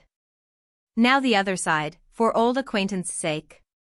She turned her head in the same passive way, as one might turn at the request of a sketcher or hairdresser, and he kissed the other side, his lips touching cheeks that were damp and smoothly chill as the skin of the mushrooms in the fields around. You don't give me your mouth and kiss me back. You never willingly do that, you'll never love me, I fear. I have said so, often. It is true. I have never really and truly loved you, and I think I never can. She added mournfully, perhaps, of all things, a lie on this thing would do the most good to me now, but I have honor enough left, little as 'tis, not to tell that lie. If I did love you, I may have the best o' causes for letting you know it. But I don't. He emitted a labored breath, as if the scene were getting rather oppressive to his heart, or to his conscience, or to his gentility. Well, you are absurdly melancholy, Tess. I have no reason for flattering you now, and I can say plainly that you need not be so sad. You can hold your own for beauty against any woman of these parts, gentle or simple. I say it to you as a practical man and well-wisher. If you are wise you will show it to the world more than you do before it fades. And yet, Tess, will you come back to me? Upon my soul, I don't like to let you go like this. Never, never. I made up my mind as soon as I saw what I ought to have seen sooner, and I won't come. Then good morning, my 4 months cousin, goodbye. He leapt up lightly, arranged the reins, and was gone between the tall red-berried hedges. Tess did not look after him, but slowly wound along the crooked lane. It was still early, and though the sun's lower limb was just free of the hill, his rays, ungenial and peering, addressed the eye rather than the touch as yet. There was not a human soul near. Sad October and her sadder self seemed the only two existences haunting that lane. As she walked, however, some footsteps approached behind her, the footsteps of a man. And owing to the briskness of his advance he was close at her heels and had said good morning before she had been long aware of his propinquity. He appeared to be an artisan of some sort, and carried a tin pot of red paint in his hand. He asked in a businesslike manner if he should take her basket, which she permitted him to do, walking beside him. It is early to be astir this Sabbath morn, he said cheerfully. Yes, said Tess. When most people are at rest from their week's work. She also assented to this. Though I do more real work today than all the week besides. Do you? All the week I work for the glory of man, and on Sunday for the glory of God. That's more real than the other, hey? I have a little to do here at this stile. The man turned, as he spoke, to an opening at the roadside leading into a pasture. If you'll wait a moment, he added, I shall not be long. As he had her basket she could not well do otherwise, and she waited, observing him. He set down her basket and the tin pot, and stirring the paint with the brush that was in it began painting large square letters on the middle board of the 3 composing the style, placing a comma after each word. As if to give pause while that word was driven well home to the reader's heart. Thy damnation slumbereth not. 2 pet 2. 3. Against the peaceful landscape, the pale, decaying tints of the copses, the blue air of the horizon, and the lichened styleboards, these staring vermilion words shone forth. They seemed to shout themselves out and make the atmosphere ring. Some people might have cried alas, poor theology, at the hideous defacement, the last grotesque phase of a creed which had served mankind well in its time. But the words entered Tess with accusatory horror. It was as if this man had known her recent history, yet he was a total stranger. Having finished his text he picked up her basket, and she mechanically resumed her walk beside him. Do you believe what you paint? She asked in low tones. Believe that, Tex? Do I believe in my own existence? But, said she tremulously, suppose your sin was not of your own seeking? He shook his head. I cannot split hairs on that burning query, he said. I have walked hundreds of miles this past summer, painting these texts on every wall, gate, and stile the length and breadth of this district. I leave their application to the hearts of the people who read 'em. I think they are horrible, said Tess. Crushing. Killing. That's what they are meant to be, he replied in a trade voice. But you should read my hottest ones, the my kips for slums and seaports. They'd make ye wriggle. Not but what this is a very good text for rural districts. Ah, there's a nice bit of blank wall up by that barn standing to waste. I must put one there, one that it will be good for dangerous young females like yourself to heed. Will ye wait, missy? No, said she, and taking her basket Tess trudged on. A little way forward she turned her head. The old grey wall began to advertise a similar fiery lettering to the first, with a strange and unwanted mien, as if distressed at duties it had never before been called upon to perform. It was with a sudden flush that she read and realized what was to be the inscription he was now halfway through. Thou shalt not commit. Her cheerful friend saw her looking, stopped his brush, and shouted. If you want to ask for edification on these things of moment, there's a very earnest good man going to preach a charity sermon today in the parish you are going to, Mr. Clare of Minster. I'm not of his persuasion now, but he's a good man, and he'll expound as well as any parson I know. 'Twas he began the work in me. But Tess did not answer, she throbbingly resumed her walk, her eyes fixed on the ground. Pooh, I don't believe God said such things, she murmured contemptuously when her flush had died away. A plume of smoke soared up suddenly from her father's chimney, the sight of which made her heart ache. The aspect of the interior, when she reached it, made her heart ache more. Her mother, who had just come downstairs, turned to greet her from the fireplace, where she was kindling barked oak twigs under the breakfast kettle. The young children were still above, as was also her father, it being Sunday morning, when he felt justified in lying an additional half-hour. Well, my dear Tess, exclaimed her surprised mother, jumping up and kissing the girl. How be ye? I didn't see you till you was in upon me. Have you come home to be married? No, I have not come for that, mother. Then, for a holiday? Yes, for a holiday, for a long holiday, said Tess. What, isn't your cousin going to do the handsome thing? He's not my cousin, and he's not going to marry me. Her mother eyed her narrowly. Come, you have not told me all, she said. Then Tess went up to her mother, put her face upon Joan's neck, and told. And yet TH's not got him to marry EE. Reiterated her mother. Any woman would have done it but you, after that. Perhaps any woman would accept me. It would have been something like a story to come back with, if you had. Continued Mrs. Durbeyfield, ready to burst into tears of vexation. After all the talk about you and him which has reached us here, who would have expected it to end like this? Why didn't ye think of doing some good for your family instead of thinking only of yourself? See how I've got to thieve and slave, and your poor weak father with his heart clogged like a dripping pan.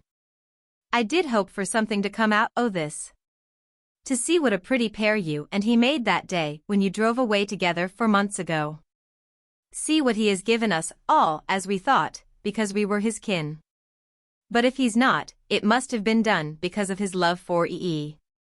And yet you've not got him to marry. Get Alec d'Urberville in the mind to marry her. He marry her. On matrimony he had never once said a word. And what if he had? How a convulsive snatching at social salvation might have impelled her to answer him she could not say. But her poor foolish mother little knew her present feeling towards this man. Perhaps it was unusual in the circumstances, unlucky, unaccountable, but there it was, and this, as she had said, was what made her detest herself. She had never wholly cared for him, she did not at all care for him now. She had dreaded him, winced before him, succumbed to adroit advantages he took of her helplessness. Then, temporarily blinded by his ardent manners, had been stirred to confused surrender a while, had suddenly despised and disliked him, and had run away. That was all.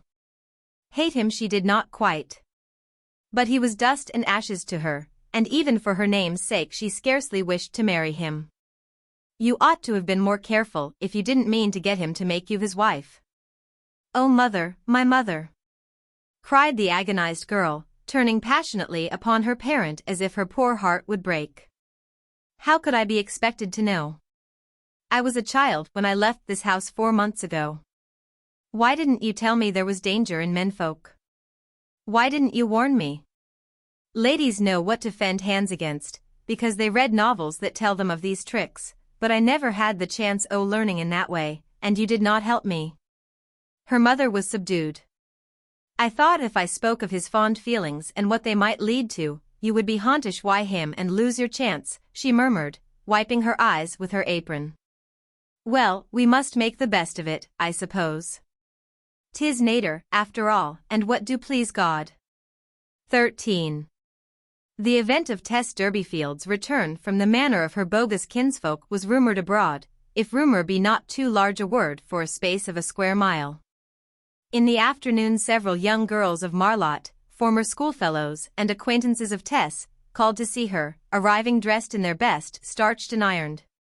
As became visitors to a person who had made a transcendent conquest, as they supposed, and sat round the room looking at her with great curiosity.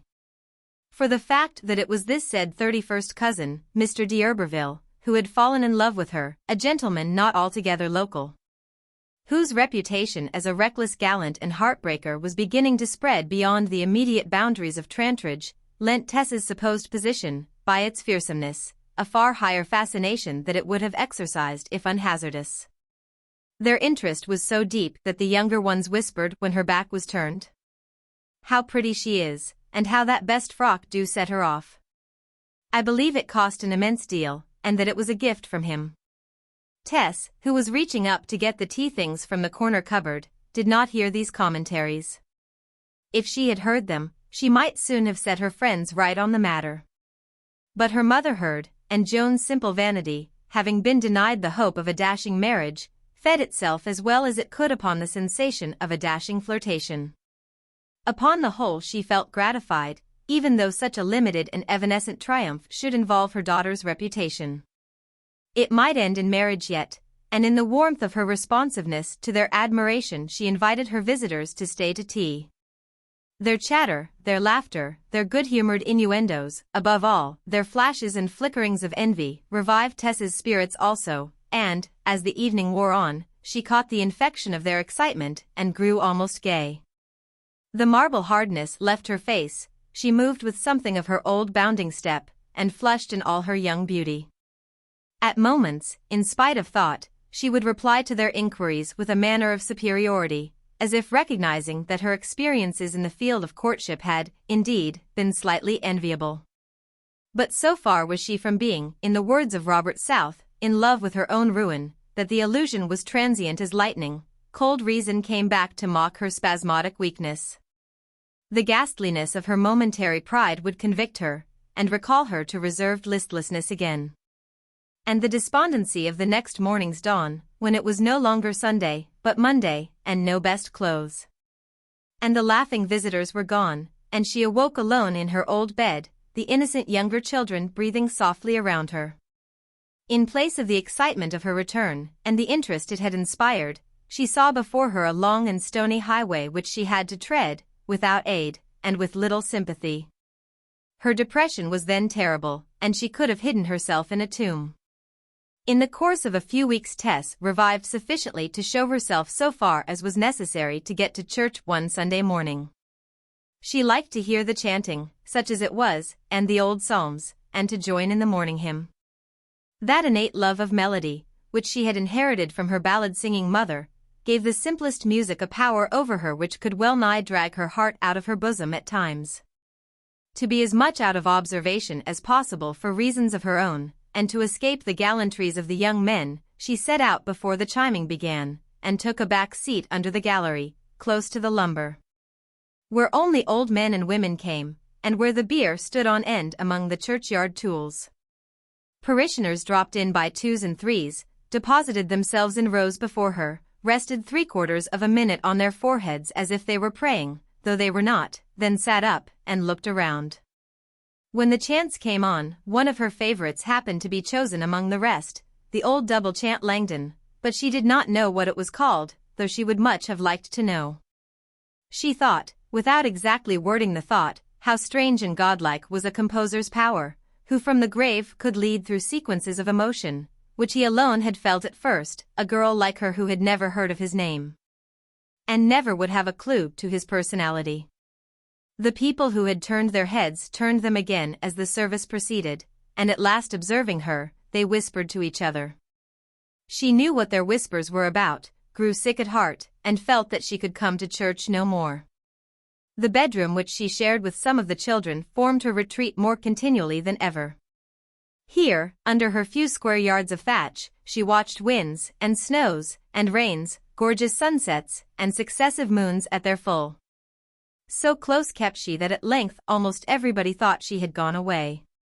The only exercise that Tess took at this time was after dark, and it was then, when out in the woods, that she seemed least solitary. She knew how to hit to a hair's breadth that moment of evening when the light and the darkness are so evenly balanced that the constraint of day and the suspense of night neutralize each other, leaving absolute mental liberty. It is then that the plight of being alive becomes attenuated to its least possible dimensions. She had no fear of the shadows. Her sole idea seemed to be to shun mankind, or rather that cold accretion called the world, which, so terrible in the mass, is so unformidable, even pitiable, in its units. On these lonely hills and dales her quiescent glide was of a piece with the element she moved in. Her flexuous and stealthy figure became an integral part of the scene. At times her whimsical fancy would intensify natural processes around her till they seemed a part of her own story. Rather they became a part of it, for the world is only a psychological phenomenon, and what they seemed they were. The midnight airs and gusts, moaning amongst the tightly wrapped buds and bark of the winter twigs, were formulae of bitter reproach. A wet day was the expression of irremediable grief at her weakness in the mind of some vague ethical being whom she could not class definitely as the god of her childhood, and could not comprehend as any other. But this encompassment of her own characterization, based on shreds of convention, peopled by phantoms and voices antipathetic to her, was a sorry and mistaken creation of Tess's fancy, a cloud of moral hobgoblins by which she was terrified without reason. It was they that were out of harmony with the actual world, not she. Walking among the sleeping birds in the hedges, watching the skipping rabbits on a moonlit warren, or standing under a pheasant-laden bough, she looked upon herself as a figure of guilt intruding into the haunts of innocence. But all the while she was making a distinction where there was no difference. Feeling herself in antagonism, she was quite in accord. She had been made to break an accepted social law, but no law known to the environment in which she fancied herself such an anomaly. 14. It was a hazy sunrise in August. The denser nocturnal vapors, attacked by the warm beams, were dividing and shrinking into isolated fleeces within hollows and coverts, where they waited till they should be dried away to nothing. The sun, on account of the mist, had a curious sentient, personal look, demanding the masculine pronoun for its adequate expression. His present aspect, coupled with the lack of all human forms in the scene, explained the old-time heliolatries in a moment. One could feel that a saner religion had never prevailed under the sky. The luminary was a golden-haired, beaming, mild-eyed, godlike creature, gazing down in the vigor and intentness of youth upon an earth that was brimming with interest for him. His light, a little later, broke through chinks of cottage shutters, throwing stripes like red-hot pokers upon cupboards, chests of drawers, and other furniture within, and awakening harvesters who were not already astir. But of all ruddy things that morning the brightest were two broad arms of painted wood, which rose from the margin of yellow cornfield hard by Marlott village. They, with two others below, formed the revolving Maltese cross of the reaping machine, which had been brought to the field on the previous evening to be ready for operations this day. The paint with which they were smeared, intensified in hue by the sunlight, imparted to them a look of having been dipped in liquid fire. The field had already been opened. That is to say, a lane a few feet wide had been hand-cut through the wheat along the whole circumference of the field for the first passage of the horses and machine. Two groups, one of men and lads, the other of women, had come down the lane just at the hour when the shadows of the eastern hedge-top struck the west hedge midway, so that the heads of the groups were enjoying sunrise while their feet were still in the dawn. They disappeared from the lane between the two stone posts which flanked the nearest field gate. Presently there arose from within a ticking like the love-making of the grasshopper. The machine had begun, and a moving concatenation of 3 horses and the aforesaid long rickety machine was visible over the gate, a driver sitting upon one of the hauling horses, and an attendant on the seat of the implement. Along one side of the field the whole wain went, the arms of the mechanical reaper revolving slowly, till it passed down the hill quite out of sight. In a minute it came up on the other side of the field at the same equable pace. The glistening brass star in the forehead of the 4-horse first catching the eye as it rose into view over the stubble, then the bright arms, and then the whole machine. The narrow lane of stubble encompassing the field grew wider with each circuit, and the standing corn was reduced to a smaller area as the morning wore on.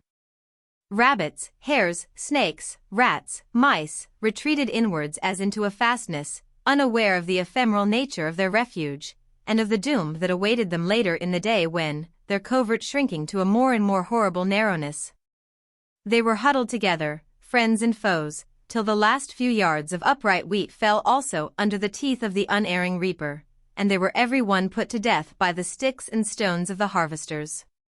The reaping machine left the fallen corn behind it in little heaps, each heap being of the quantity for a sheaf. And upon these the active binders in the rear laid their hands, mainly women, but some of them men in print shirts, and trousers supported round their waists by leather straps, rendering useless the 2 buttons behind, which twinkled and bristled with sunbeams at every movement of each wearer, as if they were a pair of eyes in the small of his back. But those of the other sex were the most interesting of this company of binders, by reason of the charm which is acquired by woman when she becomes part and parcel of outdoor nature, and is not merely an object set down therein as at ordinary times. A fieldman is a personality afield, a fieldwoman is a portion of the field. She had somehow lost her own margin, imbibed the essence of her surrounding, and assimilated herself with it. The women, or rather girls, for they were mostly young, wore drawn cotton bonnets with great flapping curtains to keep off the sun, and gloves to prevent their hands being wounded by the stubble.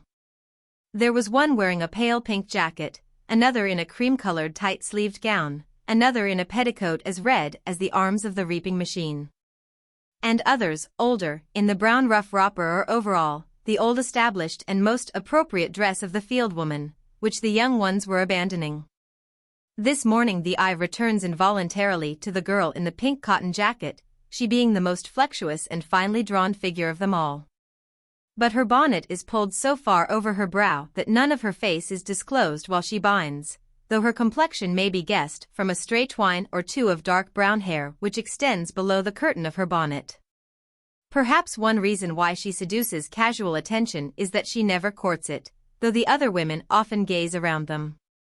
Her binding proceeds with clock-like monotony.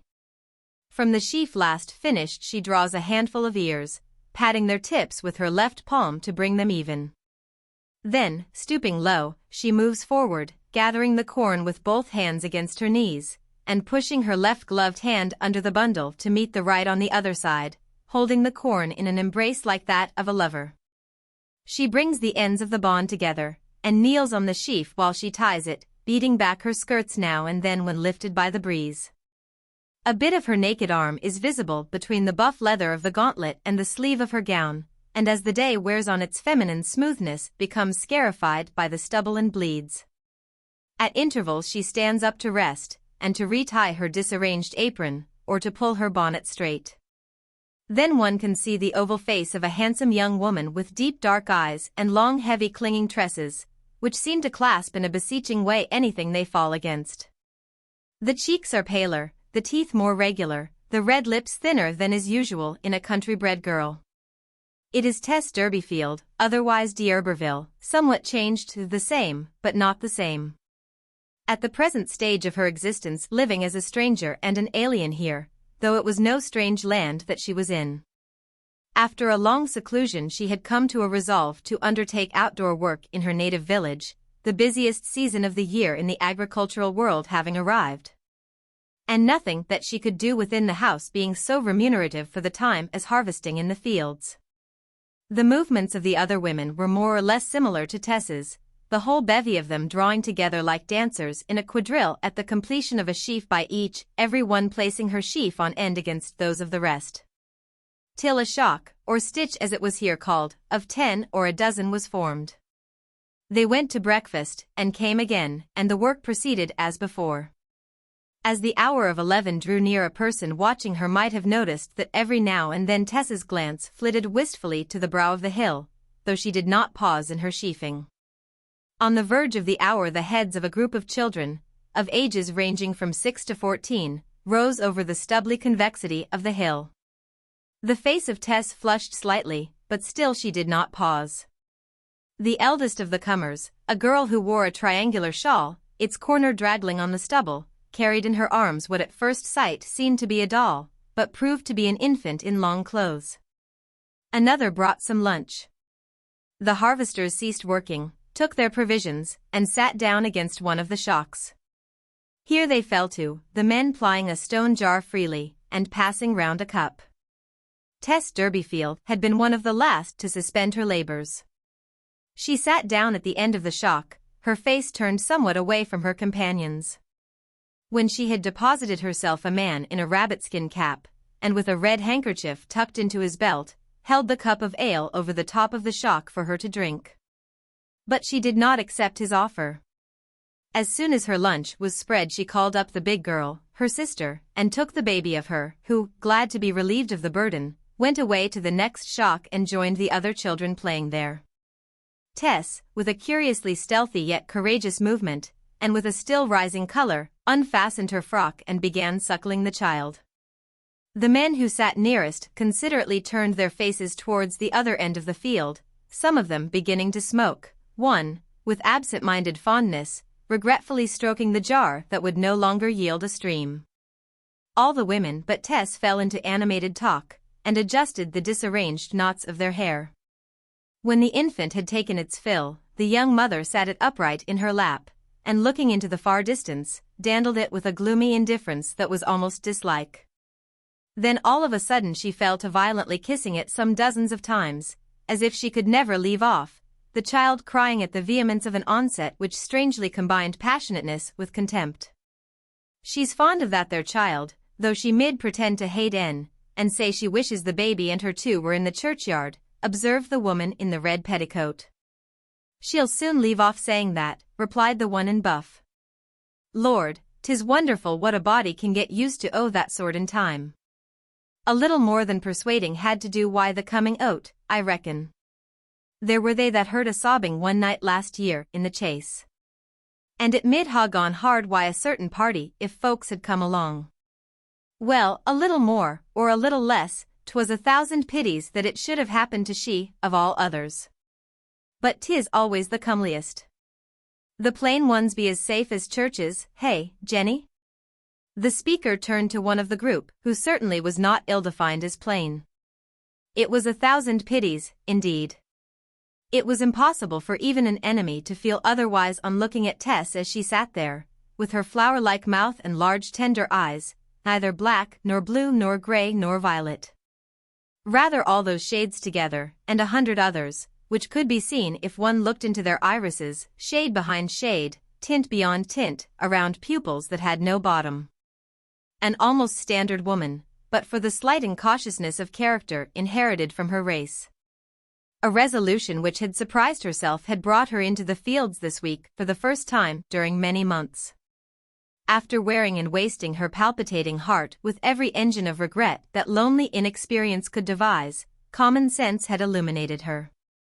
She felt that she would do well to be useful again, to taste a new sweet independence at any price. The past was past, whatever it had been, it was no more at hand. Whatever its consequences, time would close over them, they would all in a few years be as if they had never been, and she herself grasped down and forgotten. Meanwhile the trees were just as green as before, the birds sang and the sun shone as clearly now as ever. The familiar surroundings had not darkened because of her grief, nor sickened because of her pain.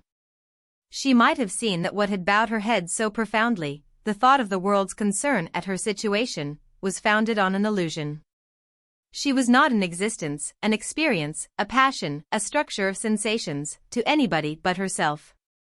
To all humankind besides, Tess was only a passing thought. Even to friends she was no more than a frequently passing thought. If she made herself miserable the livelong night and day, it was only this much to them: she makes herself unhappy. If she tried to be cheerful, to dismiss all care, to take pleasure in the daylight, the flowers, the baby, she could only be this idea to them: she bears it very well. Moreover, alone in a desert island, would she have been wretched at what had happened to her? Not greatly. If she could have been but just created, to discover herself as a spouseless mother, with no experience of life except as the parent of a nameless child, would the position have caused her to despair? No, she would have taken it calmly, and found pleasure therein. Most of the misery had been generated by her conventional aspect, and not by her innate sensations. Whatever Tess's reasoning, some spirit had induced her to dress herself up neatly as she had formerly done, and come out into the fields, harvest hands being greatly in demand just then. This was why she had borne herself with dignity, and had looked people calmly in the face at times, even when holding the baby in her arms. The harvest men rose from the shock of corn, and stretched their limbs, and extinguished their pipes. The horses, which had been unharnessed and fed, were again attached to the scarlet machine. Tess, having quickly eaten her own meal, beckoned to her eldest sister to come and take away the baby, fastened her dress, put on the buff gloves again, and stooped anew to draw a bond from the last completed sheaf for the tying of the next. In the afternoon and evening the proceedings of the morning were continued, Tess staying on till dusk with the body of harvesters. Then they all rode home in one of the largest wagons, in the company of a broad tarnished moon that had risen from the ground to the eastwards, its face resembling the outworn gold-leaf halo of some worm-eaten Tuscan saint. Tess's female companions sang songs, and showed themselves very sympathetic and glad at her reappearance out of doors, though they could not refrain from mischievously throwing in a few verses of the ballad about the maid who went to the merry green wood and came back a changed state. There are counterpoises and compensations in life, and the event which had made of her a social warning had also for the moment made her the most interesting personage in the village to many. Their friendliness won her still farther away from herself, their lively spirits were contagious, and she became almost gay. But now that her moral sorrows were passing away, a fresh one arose on the natural side of her which knew no social law. When she reached home, it was to learn to her grief that the baby had been suddenly taken ill since the afternoon. Some such collapse had been probable, so tender and puny was its frame, but the event came as a shock nevertheless. The baby's offense against society in coming into the world was forgotten by the girl-mother. Her soul's desire was to continue that offense by preserving the life of the child. However, it soon grew clear that the hour of emancipation for that little prisoner of the flesh was to arrive earlier than her worst misgiving had conjectured.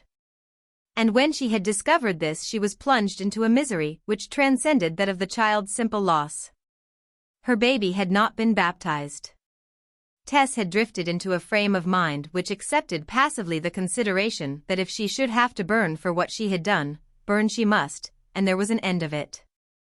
Like all village girls, she was well grounded in the Holy Scriptures, and had dutifully studied the histories of Aholah and Aholibah, and knew the inferences to be drawn therefrom.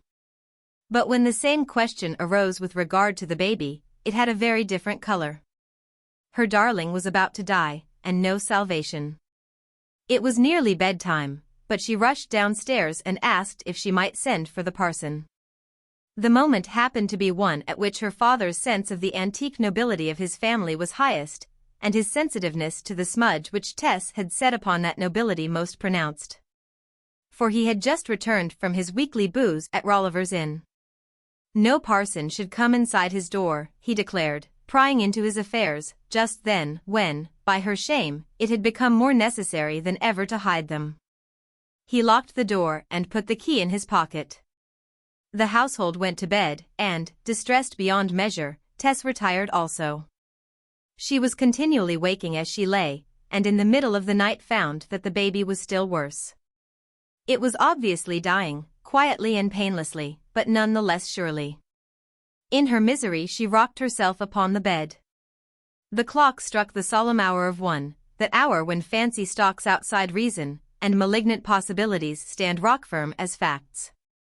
She thought of the child consigned to the nethermost corner of hell, as its double doom for lack of baptism and lack of legitimacy. Saw the archfiend tossing it with his three-pronged fork, like the one they used for heating the oven on baking days, to which picture she added many other quaint and curious details of torment sometimes taught the young in this Christian country. The lurid presentment so powerfully affected her imagination in the silence of the sleeping house that her nightgown became damp with perspiration, and the bedstead shook with each throb of her heart. The infant's breathing grew more difficult, and the mother's mental tension increased. It was useless to devour the little thing with kisses, she could stay in bed no longer, and walked feverishly about the room. "Oh merciful God, have pity. Have pity upon my poor baby," she cried. "Heap as much anger as you want to upon me, and welcome, but pity the child." She leant against the chest of drawers, and murmured incoherent supplications for a long while, till she suddenly started up. "Ah! Perhaps baby can be saved. Perhaps it will be just the same." She spoke so brightly that it seemed as though her face might have shone in the gloom surrounding her. She lit a candle and went to a second and a third bed under the wall, where she awoke her young sisters and brothers, all of whom occupied the same room. Pulling out the washing stand so that she could get behind it, she poured some water from a jug, and made them kneel around, putting their hands together with fingers exactly vertical. While the children, scarcely awake, awe-stricken at her manner, their eyes growing larger and larger, remained in this position. She took the baby from her bed, a child's child, so immature as scarce to seem a sufficient personality to endow its producer with the maternal title. Tess then stood erect with the infant on her arm beside the basin. The next sister held the prayer book open before her, as the clerk at church held it before the parson, and thus the girl set about baptizing her child. Her figure looked singularly tall and imposing as she stood in her long white nightgown, a thick cable of twisted dark hair hanging straight down her back to her waist. The kindly dimness of the weak candle abstracted from her form and features the little blemishes which sunlight might have revealed, the stubble scratches upon her wrists, and the weariness of her eyes, her high enthusiasm having a transfiguring effect upon the face which had been her undoing, showing it as a thing of immaculate beauty, with a touch of dignity which was almost regal. The little ones kneeling round, their sleepy eyes blinking in red, awaited her preparations full of a suspended wonder which their physical heaviness at that hour would not allow to become active. The most impressed of them said, "Be you really going to christen him, Tess?" The girl-mother replied in a grave affirmative. "What's his name going to be?" She had not thought of that, but a name suggested by a phrase in the book of Genesis came into her head as she proceeded with the baptismal service, and now she pronounced it. "Sorrow, I baptize thee in the name of the Father, and of the Son, and of the Holy Ghost." She sprinkled the water, and there was silence. "Say Amen, children." The tiny voices piped in obedient response, "Amen." Tess went on. "We receive this child, and so forth, and do sign him with the sign of the cross." Here she dipped her hand into the basin, and fervently drew an immense cross upon the baby with her forefinger, continuing with the customary sentences as to his manfully fighting against sin, the world, and the devil, and being a faithful soldier and servant unto his life's end. She duly went on with the Lord's Prayer, the children lisping it after her in a thin gnat-like wail, till, at the conclusion, raising their voices to clerk's pitch, they again piped into silence, "Amen." Then their sister, with much augmented confidence in the efficacy of the sacrament, poured forth from the bottom of her heart the thanksgiving that follows, uttering it boldly and triumphantly in the stopped diapason note which her voice acquired when her heart was in her speech, and which will never be forgotten by those who knew her. The ecstasy of faith almost apatheized her, it set upon her face a glowing irradiation, and brought a red spot into the middle of each cheek, while the miniature candle flame inverted in her eye pupils shone like a diamond. The children gazed up at her with more and more reverence, and no longer had a will for questioning. She did not look like Sissy to them now, but as a being large, towering, and awful, a divine personage with whom they had nothing in common. Poor Sorrow's campaign against sin, the world, and the devil was doomed to be of limited brilliancy, luckily perhaps for himself, considering his beginnings. In the blue of the morning that fragile soldier and servant breathed his last, and when the other children awoke they cried bitterly, and begged Sissy to have another pretty baby. The calmness which had possessed Tess since the christening remained with her in the infant's loss. In the daylight, indeed, she felt her terrors about his soul to have been somewhat exaggerated.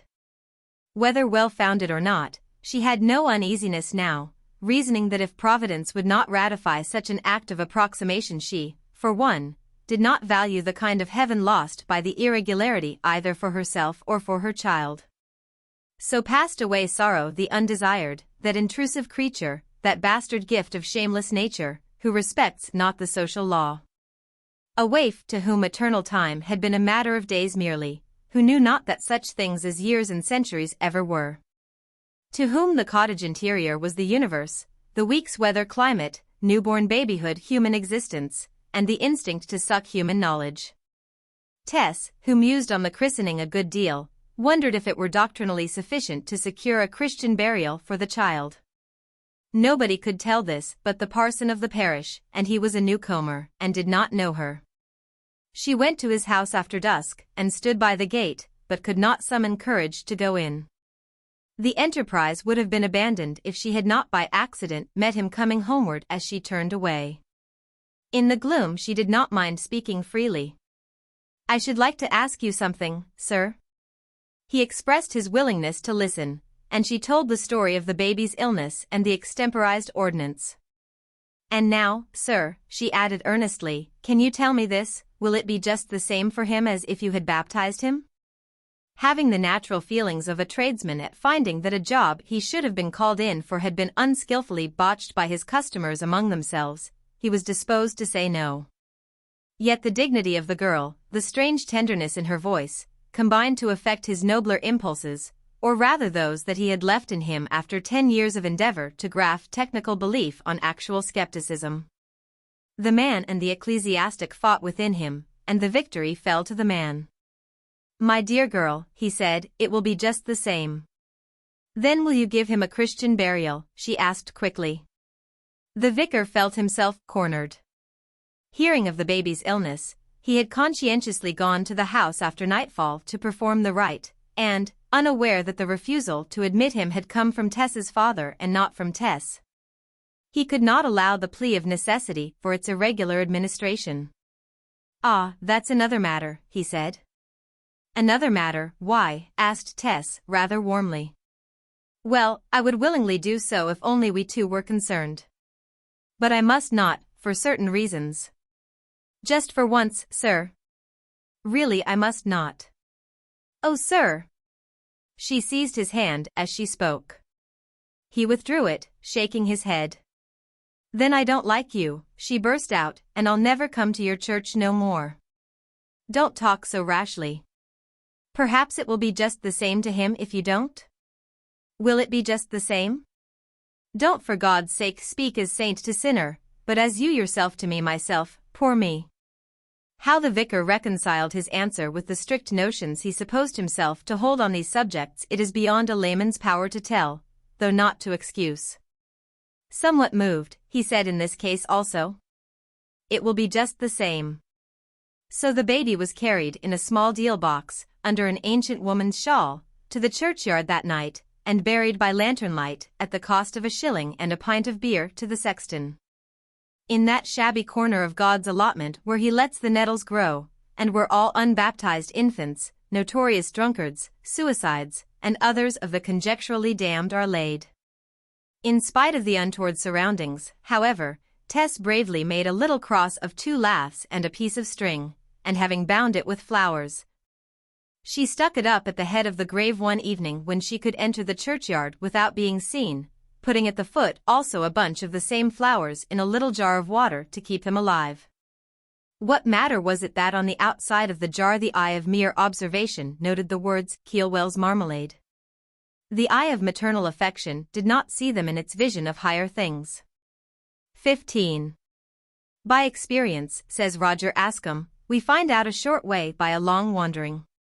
Not seldom that long wandering unfits us for further travel. And of what use is our experience to us then? Tess Durbeyfield's experience was of this incapacitating kind. At last she had learned what to do, but who would now accept her doing? If before going to the d'Urberville she had vigorously moved under the guidance of sundry gnomic texts and phrases known to her and to the world in general, no doubt she would never have been imposed on. But it had not been in Tess's power, nor is it in anybody's power, to feel the whole truth of golden opinions while it is possible to profit by them. She, and how many more, might have ironically said to God with St. Augustine, "Thou hast counselled a better course than thou hast permitted." She remained at her father's house during the winter months, plucking fowls, or cramming turkeys and geese, or making clothes for her sisters and brothers out of some finery which d'Urberville had given her, and she had put by with contempt. Apply to him she would not. But she would often clasp her hands behind her head and muse when she was supposed to be working hard. She philosophically noted dates as they came past in the revolution of the year. The disastrous night of her undoing at Trantridge with its dark background of the chase, also the dates of the baby's birth and death, also her own birthday, and every other day individualized by incidents in which she had taken some share. She suddenly thought one afternoon, when looking in the glass at her fairness, that there was yet another date, of greater importance to her than those, that of her own death, when all these charms would have disappeared. A day which lay sly and unseen among all the other days of the year, giving no sign or sound when she annually passed over it, but not the less surely there. When was it? Why did she not feel the chill of each yearly encounter with such a cold relation? She had Jeremy Taylor's thought that some time in the future those who had known her would say, "It is the day that poor Tess Durbeyfield died." And there would be nothing singular to their minds in the statement. Of that day, doomed to be her terminus in time through all the ages, she did not know the place in month, week, season, or year. Almost at a leap Tess thus changed from simple girl to complex woman. Symbols of reflectiveness passed into her face, and a note of tragedy at times into her voice. Her eyes grew larger and more eloquent. She became what would have been called a fine creature. Her aspect was fair and arresting, her soul that of a woman whom the turbulent experiences of the last year or two had quite failed to demoralize. But for the world's opinion those experiences would have been simply a liberal education. She had held so aloof of late that her trouble, never generally known, was nearly forgotten in Marlott. But it became evident to her that she could never be really comfortable again in a place which had seen the collapse of her family's attempt to claim kin, and, through her, even closer union, with the rich d'Urberville. At least she could not be comfortable there till long years should have obliterated her keen consciousness of it. Yet even now Tess felt the pulse of hopeful life still warm within her. She might be happy in some nook which had no memories. To escape the past and all that appertained thereto was to annihilate it, and to do that she would have to get away. Was once lost always lost really true of chastity? She would ask herself. She might prove it false if she could veil bygones. The recuperative power which pervaded organic nature was surely not denied to maidenhood alone. She waited a long time without finding opportunity for a new departure. A particularly fine spring came round, and the stir of germination was almost audible in the buds. It moved her, as it moved the wild animals, and made her passionate to go. At last, one day in early May, a letter reached her from a former friend of her mother's, to whom she had addressed inquiries long before, a person whom she had never seen, that a skilful milkmaid was required at a dairy house many miles to the southward, and that the dairyman would be glad to have her for the summer months. It was not quite so far off as could have been wished, but it was probably far enough, her radius of movement and repute having been so small. To persons of limited spheres, miles are as geographical degrees, parishes as counties, counties as provinces and kingdoms. On one point she was resolved, there should be no more d'Urberville air castles in the dreams and deeds of her new life. She would be the dairymaid Tess, and nothing more. Her mother knew Tess's feeling on this point so well, though no words had passed between them on the subject, that she never alluded to the knightly ancestry now. Yet such is human inconsistency that one of the interests of the new place to her was the accidental virtues of its lying near her forefathers' country, for they were not Blakemore men, though her mother was Blakemore to the bone. The dairy called Talbot Hayes, for which she was bound, stood not remotely from some of the former estates of the d'Urberville, near the great family vaults of her grandams and their powerful husbands. She would be able to look at them, and think not only that d'Urberville, like Babylon, had fallen, but that the individual innocence of a humble descendant could lapse as silently. All the while she wondered if any strange good thing might come of her being in her ancestral land, and some spirit within her rose automatically as the sap in the twigs. It was unexpected youth, surging up anew after its temporary check, and bringing with it hope, and the invincible instinct towards self-delight. End of Phase the Second. Phase the Third, the Rally. 16. On a time-scented, bird-hatching morning in May, between 2 and 3 years after the return from Trantridge, silent, reconstructive years for Tess Durbeyfield, she left her home for the second time. Having packed up her luggage so that it could be sent to her later, she started in a hired trap for the little town of Stourcastle, through which it was necessary to pass on her journey. Now in a direction almost opposite to that of her first adventuring. On the curve of the nearest hill she looked back regretfully at Marlott and her father's house, although she had been so anxious to get away. Her kindred dwelling there would probably continue their daily lives as heretofore, with no great diminution of pleasure in their consciousness, although she would be far off, and they deprived of her smile. In a few days the children would engage in their games as merrily as ever, without the sense of any gap left by her departure. This leaving of the younger children she had decided to be for the best. Were she to remain they would probably gain less good by her precepts than harm by her example.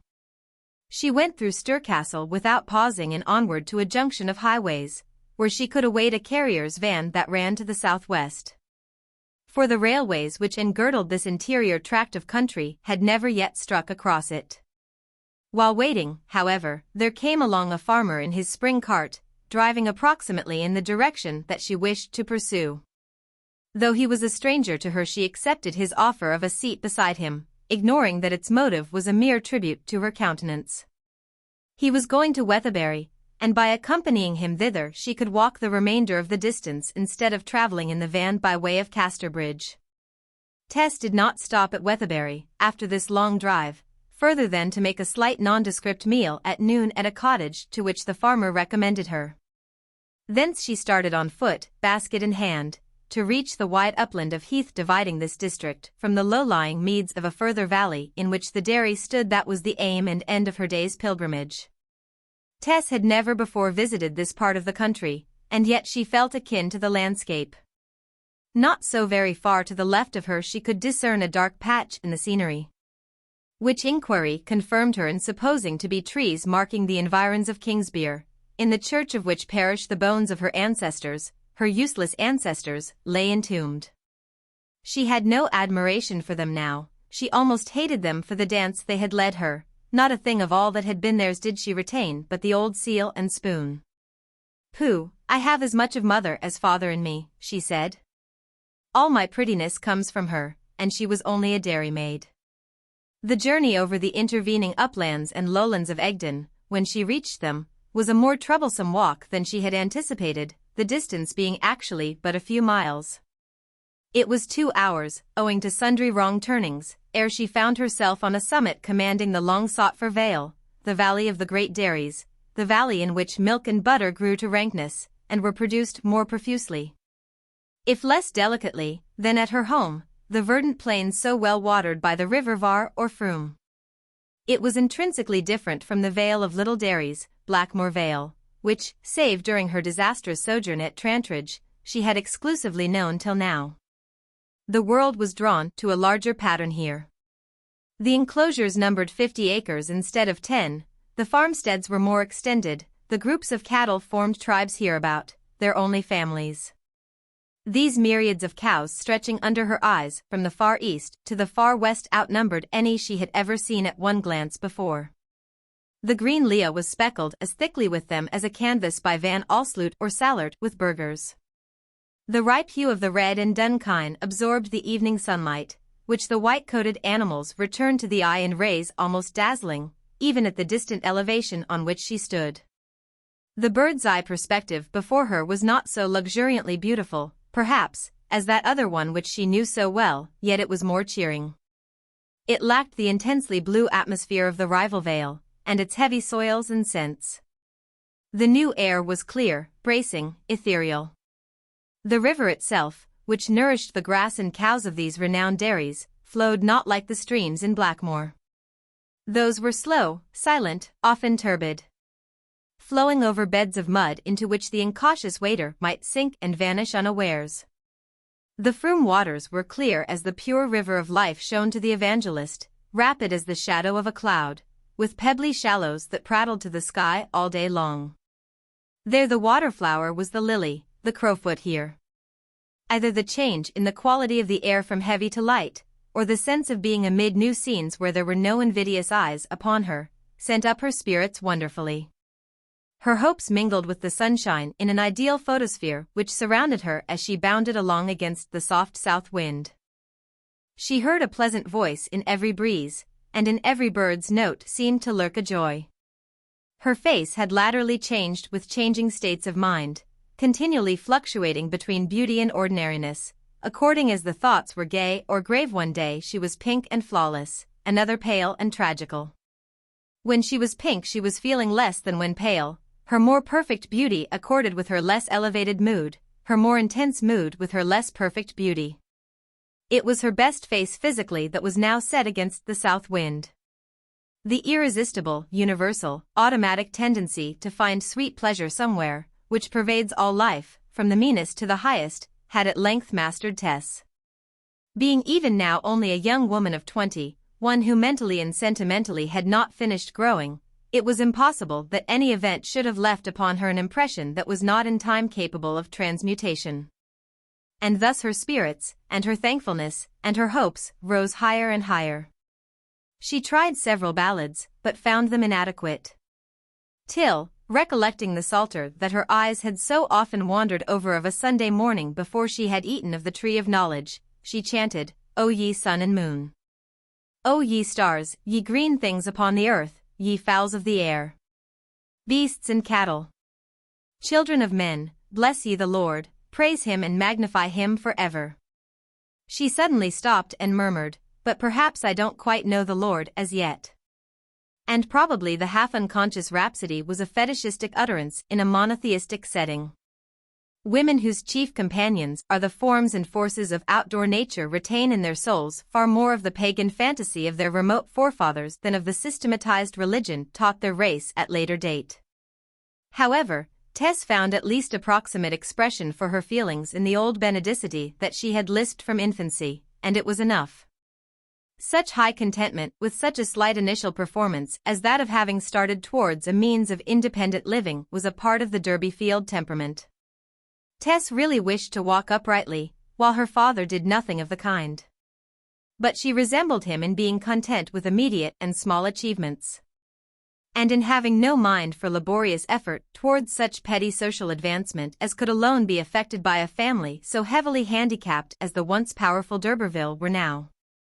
There was, it might be said, the energy of her mother's unexpended family, as well as the natural energy of Tess's years, rekindled after the experience which had so overwhelmed her for the time.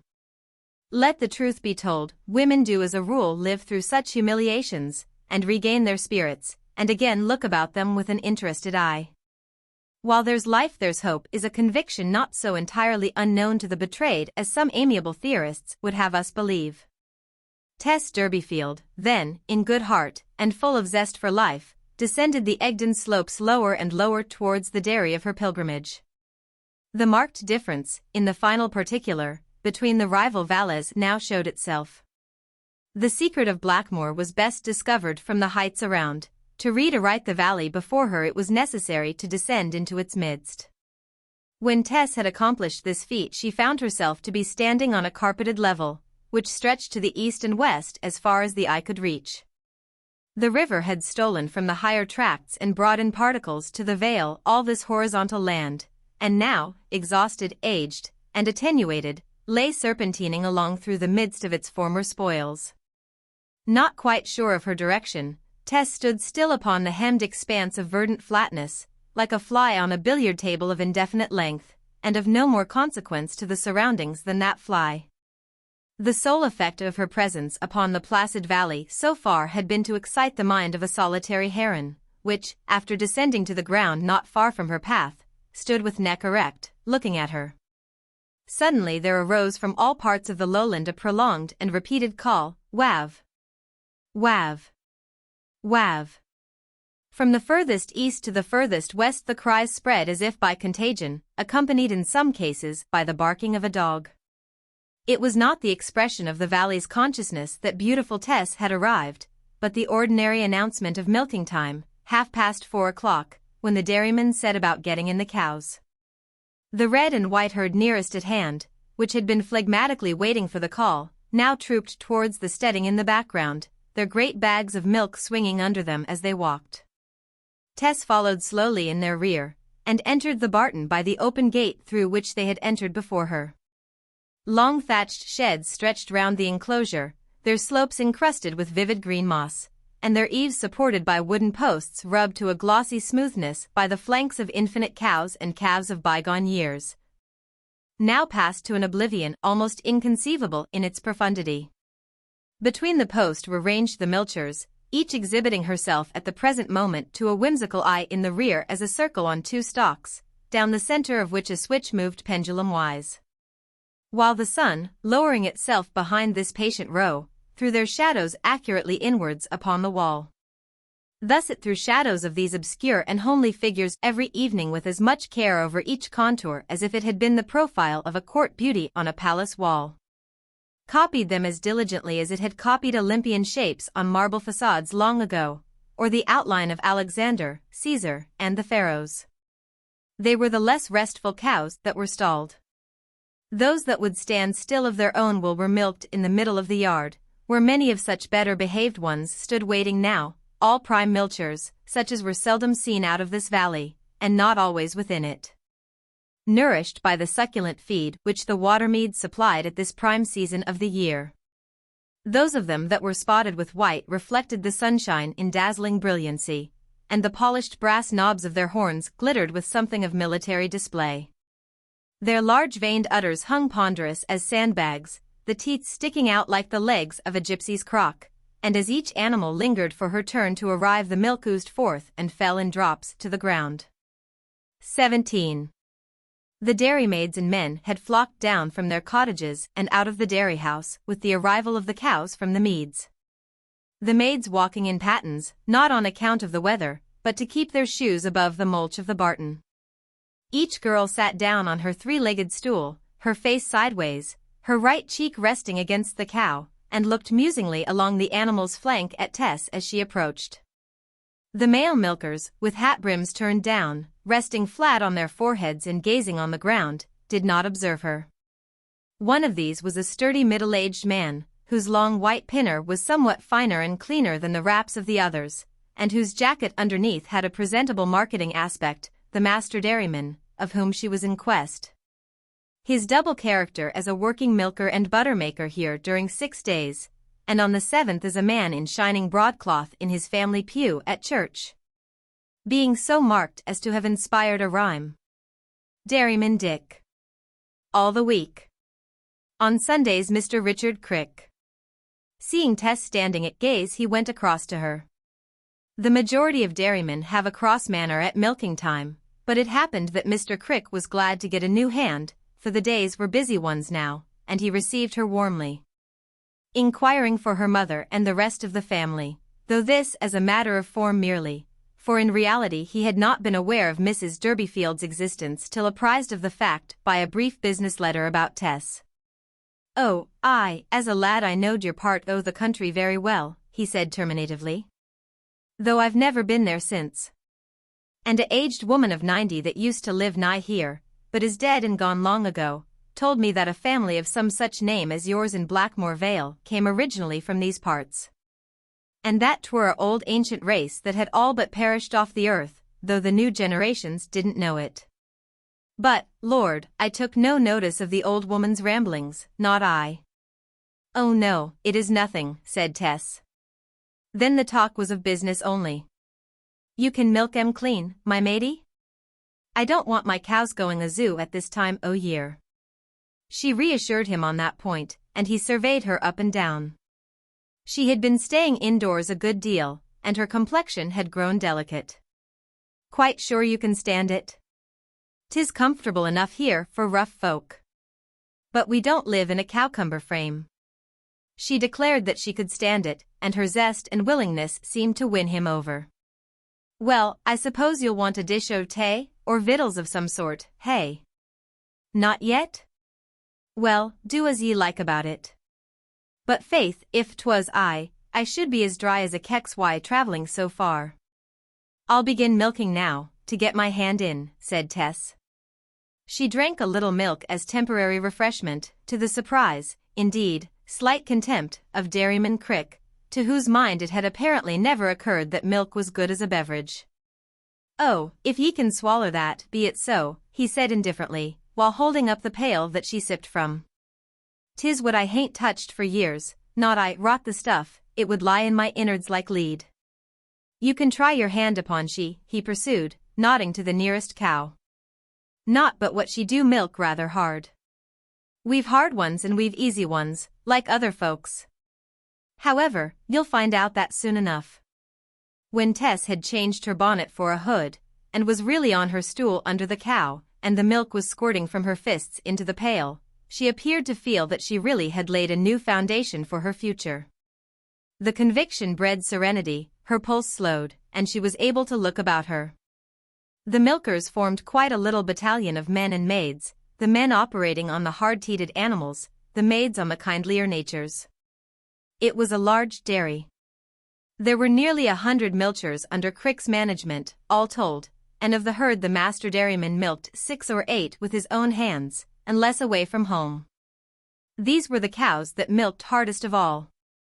For his journey milkmen being more or less casually hired, he would not entrust this half-dozen to their treatment, lest, from indifference, they should not milk them fully. Nor to the maids, lest they should fail in the same way for lack of finger grip, with the result that in course of time the cows would go azoo, that is, dry up. It was not the loss for the moment that made slack milking so serious, but that with the decline of demand there came decline, and ultimately cessation, of supply. After Tess had settled down to her cow there was for a time no talk in the barton, and not a sound interfered with the purr of the milk jets into the numerous pails. Except a momentary exclamation to one or other of the beasts requesting her to turn round or stand still. The only movements were those of the milkers' hands up and down, and the swing of the cows' tails.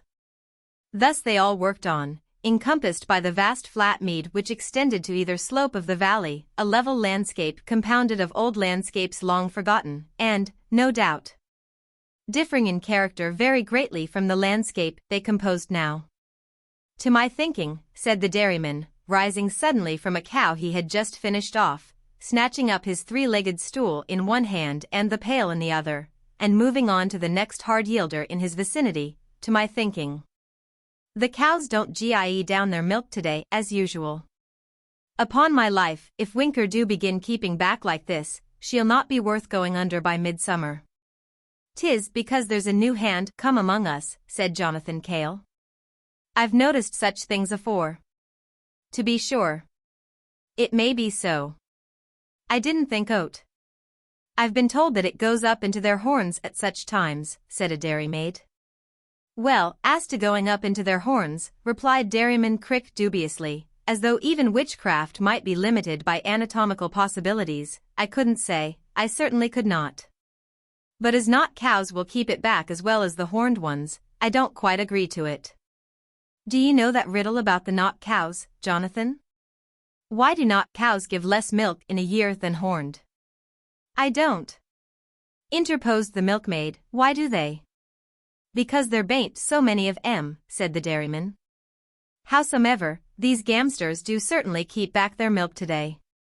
Folks, we must lift up a stave or two, that's the only cure for't." Songs were often resorted to in dairies hereabout as an enticement to the cows when they showed signs of withholding their usual yield. And the band of milkers at this request burst into melody, in purely businesslike tones, it is true, and with no great spontaneity, the result, according to their own belief, being a decided improvement during the song's continuance. When they had gone through 14 or 15 verses of a cheerful ballad about a murderer who was afraid to go to bed in the dark because he saw certain brimstone flames around him, one of the male milkers said, "I wish singing on the stoop didn't use up so much of a man's wind. You should get your harp, sir, not but what a fiddle is best." Tess, who had given ear to this, thought the words were addressed to the dairyman, but she was wrong. A reply, in the shape of "Why?" came as it were out of the belly of a dun cow in the stalls. It had been spoken by a milker behind the animal, whom she had not hitherto perceived. "Oh yes, there's nothing like a fiddle," said the dairyman. "Though I do think that bulls are more moved by a tune than cows, at least that's my experience. Once there was an old-aged man over at Mellstock, William Dewey by name, one of the family that used to do a good deal of business as tranters over there. Jonathan, do ye mind? I knowed the man by sight as well as I know my own brother, in a manner of speaking. Well, this man was a-coming home along from a wedding, where he had been playing his fiddle one fine moonlight night, and for shortness' sake he took a cut across 40 acres, a field lying that way, where a bull was out to grass. The bull seed William, and took after him, horns aground, begad. And though William runned his best, and hadn't much drink in him, considering 'twas a wedding, and the folks well off, he found he'd never reach the fence and get over in time to save himself. Well, as a last thought, he pulled out his fiddle as he runned, and struck up a jig, turning to the bull, and backing towards the corner. The bull softened down, and stood still, looking hard at William Dewey, who fiddled on, till a sort of a smile stole over the bull's face. But no sooner did William stop his playing and turn to get over hedge than the bull would stop his smiling and lower his horns towards the seat of William's breeches. Well, William had to turn about and play on, willy-nilly, and 'twas only 3 o'clock in the world, and a knowed that nobody would come that way for hours, and he so leery and tired that a didn't know what to do. When he had scraped till about 4 o'clock he felt that he verily would have to give over soon, and he said to himself, "There's only this last tune between me and eternal welfare. Heaven save me, or I'm a done man." Well, then he called to mind how he'd seen the cattle kneel o' Christmas Eves in the dead o' night. It was not Christmas Eve then, but it came into his head to play a trick upon the bull. So he broke into the tivity hymm, just as at Christmas carol singing, when, lo and behold, down went the bull on his bended knees, in his ignorance, just as if 'twere the true tivity night and hour. As soon as his horned friend were down, William turned, clinked off like a long dog, and jumped safe over hedge, before the praying bull had got on his feet again to take after him. William used to say that he'd seen a man look a fool a good many times, but never such a fool as that bull looked when he found his pious feelings had been played upon, and 'twas not Christmas Eve. Yes, William Dewey, that was the man's name. And I can tell you to a foot where's he lying in Mellstock churchyard at this very moment, just between the second yew tree and the north aisle. It's a curious story. It carries us back to medieval times, when faith was a living thing. The remark, singular for a dairy yard, was murmured by the voice behind the dun cow, but as nobody understood the reference, no notice was taken, except that the narrator seemed to think it might imply skepticism as to his tale. "Well, 'tis quite true, sir, whether or no. I knowed the man well." "Oh yes, I have no doubt of it," said the person behind the dun cow. Tess's attention was thus attracted to the dairyman's interlocutor, of whom she could see but the merest patch, owing to his burying his head so persistently in the flank of the milcher. She could not understand why he should be addressed as sir even by the dairyman himself. But no explanation was discernible. He remained under the cow long enough to have milked 3, uttering a private ejaculation now and then, as if he could not get on. "Take it gentle, sir, take it gentle," said the dairyman. "'Tis knack, not strength, that does it." "So I find," said the other, standing up at last and stretching his arms. "I think I have finished her, however, though she made my fingers ache." Tess could then see him at full length. He wore the ordinary white pinner and leather leggings of a dairy farmer when milking, and his boots were clogged with the mulch of the yard, but this was all his local livery. Beneath it was something educated, reserved, subtle, sad, differing. But the details of his aspect were temporarily thrust aside by the discovery that he was one whom she had seen before. Such vicissitudes had Tess passed through since that time that for a moment she could not remember where she had met him. And then it flashed upon her that he was the pedestrian who had joined in the club dance at Marlott, the passing stranger who had come she knew not whence, had danced with others but not with her, and slightingly left her, and gone on his way with his friends. The flood of memories brought back by this revival of an incident anterior to her troubles produced a momentary dismay lest, recognizing her also, he should by some means discover her story. But it passed away when she found no sign of remembrance in him. She saw by degrees that since their first and only encounter his mobile face had grown more thoughtful, and had acquired a young man's shapely mustache and beard, the latter of the palest straw color where it began upon his cheeks, and deepening to a warm brown farther from its root. Under his linen milking pinner he wore a dark velveteen jacket, cord breeches and gaiters, and a starched white shirt. Without the milking gear nobody could have guessed what he was. He might with equal probability have been an eccentric landowner or a gentlemanly ploughman. That he was but a novice at dairy work she had realized in a moment, from the time he had spent upon the milking of one cow. Meanwhile many of the milkmaids had said to one another of the newcomer, "How pretty she is," with something of real generosity and admiration, though with a half-hope that the auditors would qualify the assertion, which, strictly speaking, they might have done, prettiness being an inexact definition of what struck the eye in Tess. When the milking was finished for the evening they straggled indoors, where Mrs. Crick, the dairyman's wife, who was too respectable to go out milking herself, and wore a hot stuff gown in warm weather because the dairymaid's war prince, was giving an eye to the leads and things. Only 2 or 3 of the maids, Tess learnt, slept in the dairy house besides herself, most of the helpers going to their homes. She saw nothing at supper time of the superior milker who had commented on the story, and asked no questions about him, the remainder of the evening being occupied in arranging her place in the bedchamber. It was a large room over the milkhouse, some 30 feet long, the sleeping cots of the other 3 indoor milkmaids being in the same apartment. They were blooming young women, and, except one, rather older than herself. By bedtime Tess was thoroughly tired, and fell asleep immediately.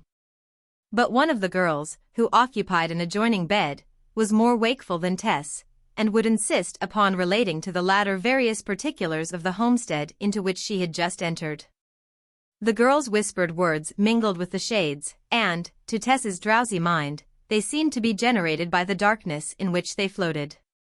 Mr. Angel Clare, he that is learning milking, and that plays the harp, never says much to us. He is a pa'son's son, and is too much taken up by his own thoughts to notice girls.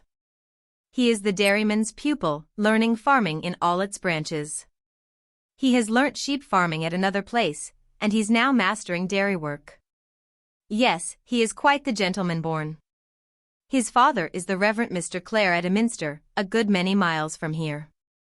"Oh, I have heard of him," said her companion, now awake. "A very earnest clergyman, is he not?" "Yes, that he is, the earnestest man in all Wessex, they say, the last of the old low church sort, they tell me, for all about here be what they call high. All his sons, except our Mr. Clare, be made pa'sons too." Tess had not at this hour the curiosity to ask why the present Mr. Clare was not made a parson like his brethren, and gradually fell asleep again. The words of her informant coming to her along with the smell of the cheeses in the adjoining cheese loft, and the measured dripping of the whey from the rings downstairs. 18.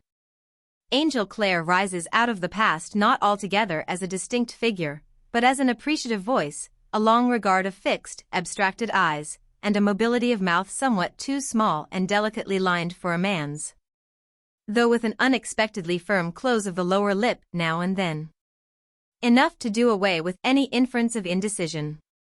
Nevertheless, something nebulous, preoccupied, vague, in his bearing and regard, marked him as one who probably had no very definite aim or concern about his material future. Yet as a lad people had said of him that he was one who might do anything if he tried. He was the youngest son of his father, a poor parson at the other end of the county, and had arrived at Talbot Hayes Dairy as a 6 months' pupil, after going the round of some other farms. His object being to acquire a practical skill in the various processes of farming, with a view either to the colonies or the tenure of a home farm, as circumstances might decide. His entry into the ranks of the agriculturists and breeders was a step in the young man's career which had been anticipated neither by himself nor by others. Mr. Clare the elder, whose first wife had died and left him a daughter, married a second late in life. This lady had somewhat unexpectedly brought him 3 sons, so that between Angel, the youngest, and his father the vicar there seemed to be almost a missing generation. Of these boys the aforesaid Angel, the child of his old age, was the only son who had not taken a university degree, though he was the single one of them whose early promise might have done full justice to an academical training.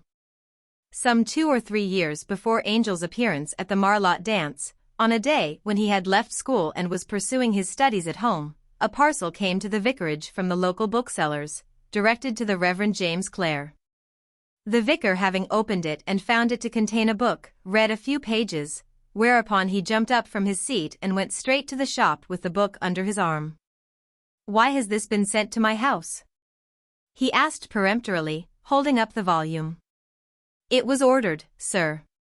"Not by me, or any one belonging to me, I am happy to say." The shopkeeper looked into his order book. "Oh, it has been misdirected, sir," he said. "It was ordered by Mr. Angel Clare, and should have been sent to him." Mr. Clare winced as if he had been struck. He went home pale and dejected, and called Angel into his study. "Look into this book, my boy," he said. "What do you know about it?" "I ordered it," said Angel simply. "What for?" "To read." "How can you think of reading it?"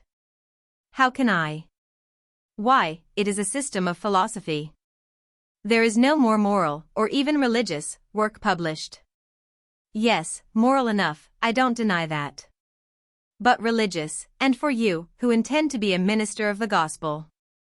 "Since you have alluded to the matter, father," said the son, with anxious thought upon his face, "I should like to say, once for all, that I should prefer not to take orders. I fear I could not conscientiously do so. I love the church as one loves a parent. I shall always have the warmest affection for her. There is no institution for whose history I have a deeper admiration. But I cannot honestly be ordained her minister, as my brothers are, while she refuses to liberate her mind from an untenable redemptive theolatry." It had never occurred to the straightforward and simple-minded vicar that one of his own flesh and blood could come to this. He was stultified, shocked, paralyzed. And if Angel were not going to enter the church, what was the use of sending him to Cambridge? The university as a step to anything but ordination seemed, to this man of fixed ideas, a preface without a volume. He was a man not merely religious, but devout. A firm believer, not as the phrase is now elusively construed by theological thimble-riggers in the church and out of it, but in the old and ardent sense of the evangelical school, one who could indeed opine that the eternal and divine did 18 centuries ago. In very truth, Angel's father tried argument, persuasion, entreaty. "No, father, I cannot underwrite Article 4, leave alone the rest, taking it in the literal and grammatical sense as required by the Declaration. And, therefore, I can't be a parson in the present state of affairs," said Angel. "My whole instinct in matters of religion is towards reconstruction. To quote your favorite epistle to the Hebrews, the removing of those things that are shaken, as of things that are made, that those things which cannot be shaken may remain." His father grieved so deeply that it made Angel quite ill to see him. "What is the good of your mother and me economizing and stinting ourselves to give you a university education, if it is not to be used for the honor and glory of God?" his father repeated. "Why, that it may be used for the honor and glory of man, father." Perhaps if Angel had persevered he might have gone to Cambridge like his brothers. But the vicar's view of that seat of learning as a stepping stone to orders alone was quite a family tradition. And so rooted was the idea in his mind that perseverance began to appear to the sensitive son akin to an intent to misappropriate a trust, and wrong the pious heads of the household, who had been and were, as his father had hinted. Compelled to exercise much thrift to carry out this uniform plan of education for the three young men. "I will do without Cambridge," said Angel at last. "I feel that I have no right to go there in the circumstances." The effects of this decisive debate were not long in showing themselves. He spent years and years in desultory studies, undertakings, and meditations. He began to evince considerable indifference to social forms and observances. The material distinctions of rank and wealth he increasingly despised. Even the good old family, to use a favorite phrase of a late local worthy, had no aroma for him unless there were good new resolutions in its representatives. As a balance to these austerities, when he went to live in London to see what the world was like, and with a view to practicing a profession or business there, he was carried off his head, and nearly entrapped by a woman much older than himself. Though luckily he escaped not greatly the worse for the experience. Early association with country solitudes had bred in him an unconquerable, and almost unreasonable, aversion to modern town life, and shut him out from such success as he might have aspired to by following a mundane calling in the impracticability of the spiritual one.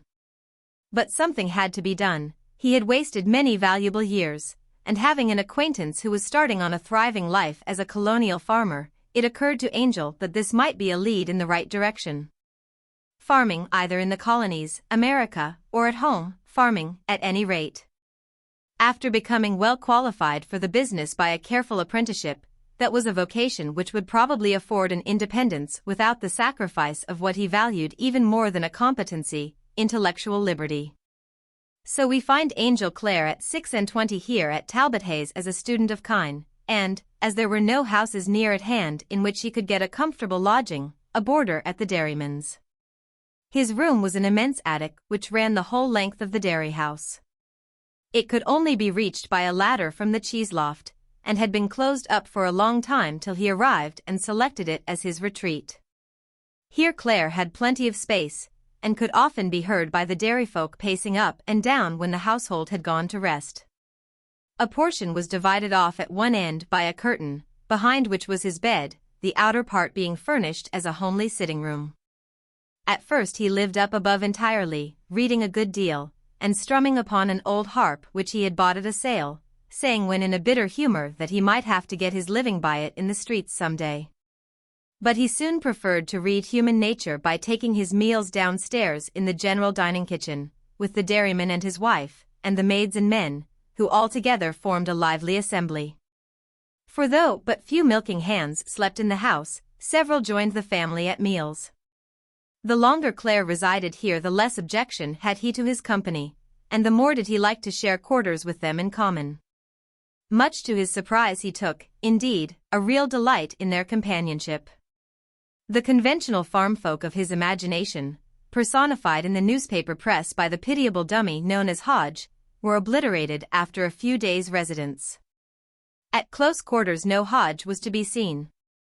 At first, it is true, when Clare's intelligence was fresh from a contrasting society, these friends with whom he now hobnobbed seemed a little strange. Sitting down as a level member of the dairyman's household seemed at the outset an undignified proceeding. The ideas, the modes, the surroundings, appeared retrogressive and unmeaning. But with living on there, day after day, the acute sojourner became conscious of a new aspect in the spectacle. Without any objective change whatever, variety had taken the place of monotonousness. His host and his host's household, his men and his maids, as they became intimately known to Clare, began to differentiate themselves as in a chemical process. The thought of Pascal's was brought home to him, a measure qu'on a plus d'esprit, on trouver tuilya plus d'hommes originox. Les gens du commun n'y trouvant pas de différence entre les hommes. The typical and unvarying Hodge ceased to exist. He had been disintegrated into a number of varied fellow creatures, beings of many minds, beings infinite in difference, some happy, many serene, a few depressed, one here and there bright even to genius, some stupid, others wanton, others austere. Some mutely Miltonic, some potentially Cromwellian, into men who had private views of each other, as he had of his friends, who could applaud or condemn each other, amuse or sadden themselves by the contemplation of each other's foibles or vices. Men every one of whom walked in his own individual way the road to dusty death. Unexpectedly he began to like the outdoor life for its own sake, and for what it brought, apart from its bearing on his own proposed career. Considering his position, he became wonderfully free from the chronic melancholy which is taking hold of the civilized races with the decline of belief in a beneficent power. For the first time of late years he could read as his musings inclined him, without any eye to cramming for a profession, since the few farming handbooks which he deemed it desirable to master occupied him but little time. He grew away from old associations, and saw something new in life and humanity. Secondarily, he made close acquaintance with phenomena which he had before known but darkly, the seasons in their moods, morning and evening, night and noon, winds in their different tempers, trees, waters and mists, shades and silences, and the voices of inanimate things. The early mornings were still sufficiently cool to render a fire acceptable in the large room wherein they breakfasted.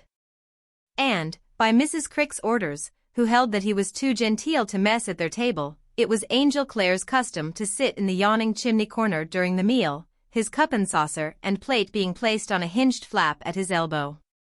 The light from the long, wide, mullioned window opposite shone in upon his nook, and, assisted by a secondary light of cold blue quality which shone down the chimney, enabled him to read there easily whenever disposed to do so.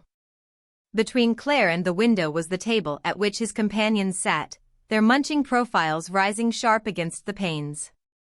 While to the side was the milk-house door, through which were visible the rectangular leads in rows, full to the brim with the morning's milk. At the further end the great churn could be seen revolving, and its slip-slopping heard, the moving power being discernible through the window in the form of a spiritless horse walking in a circle and driven by a boy.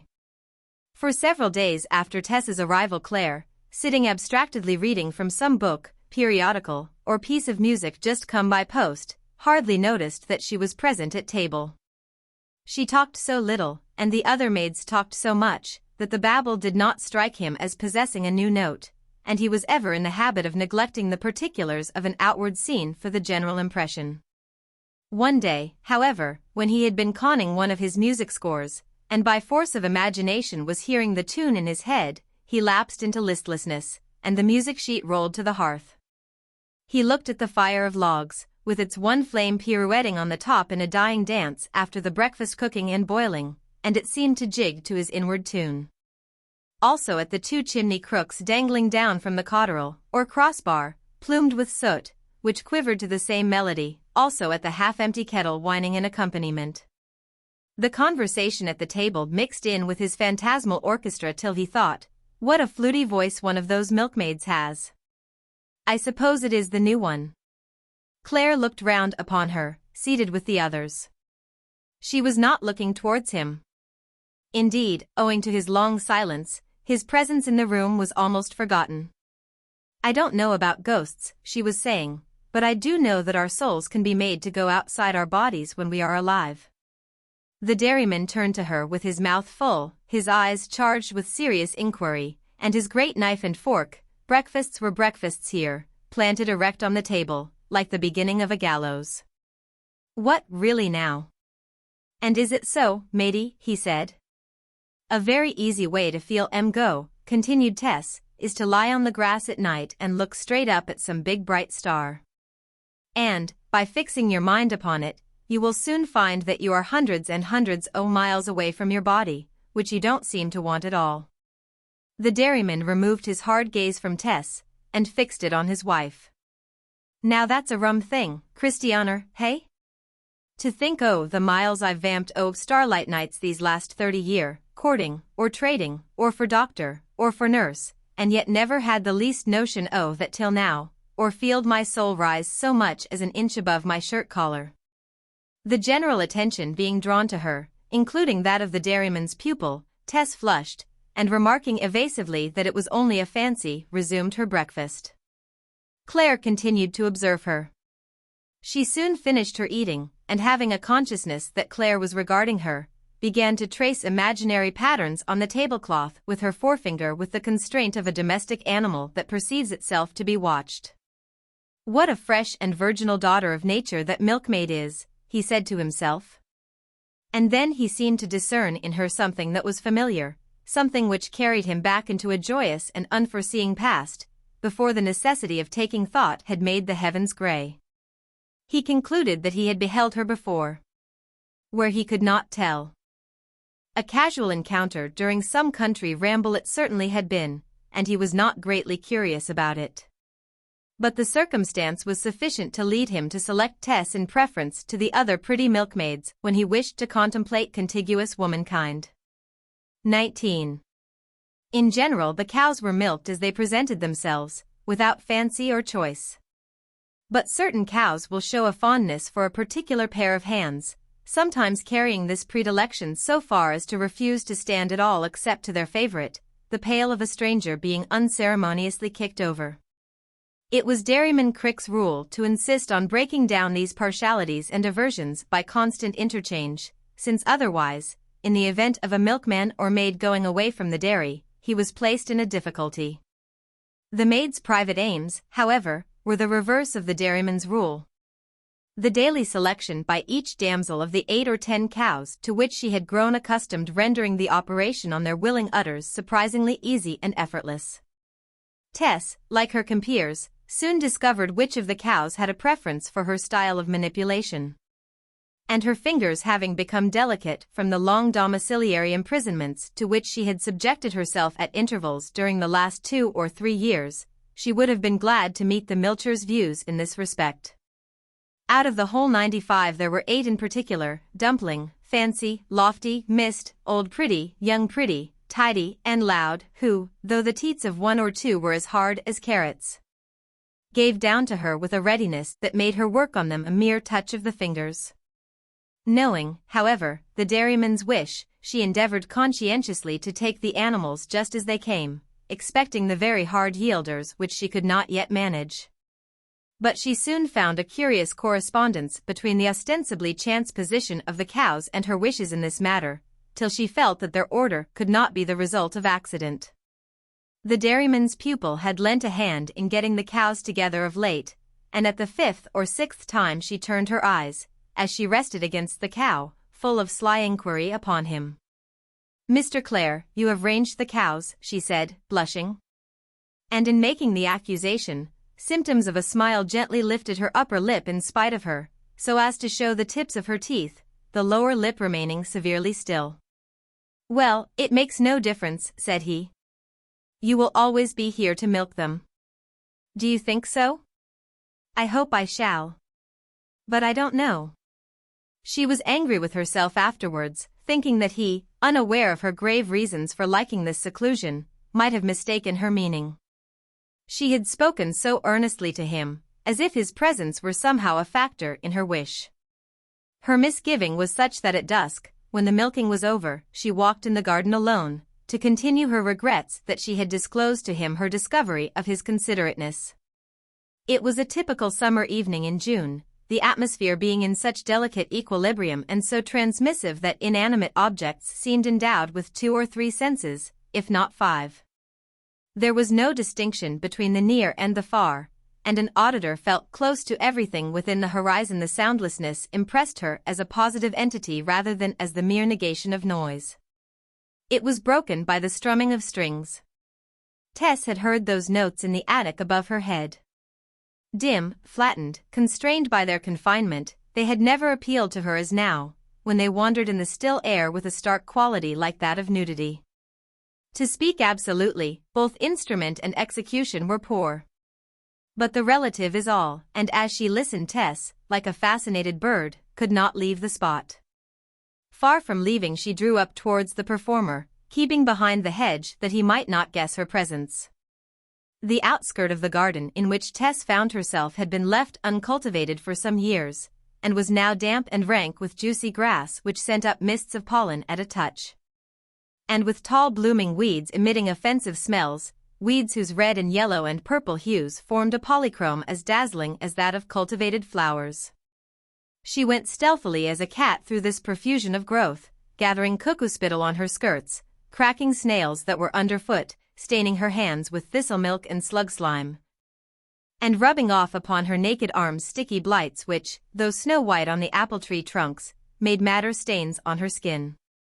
Thus she drew quite near to Claire, still unobserved of him. Tess was conscious of neither time nor space. The exaltation which she had described as being producible at will by gazing at a star came now without any determination of hers.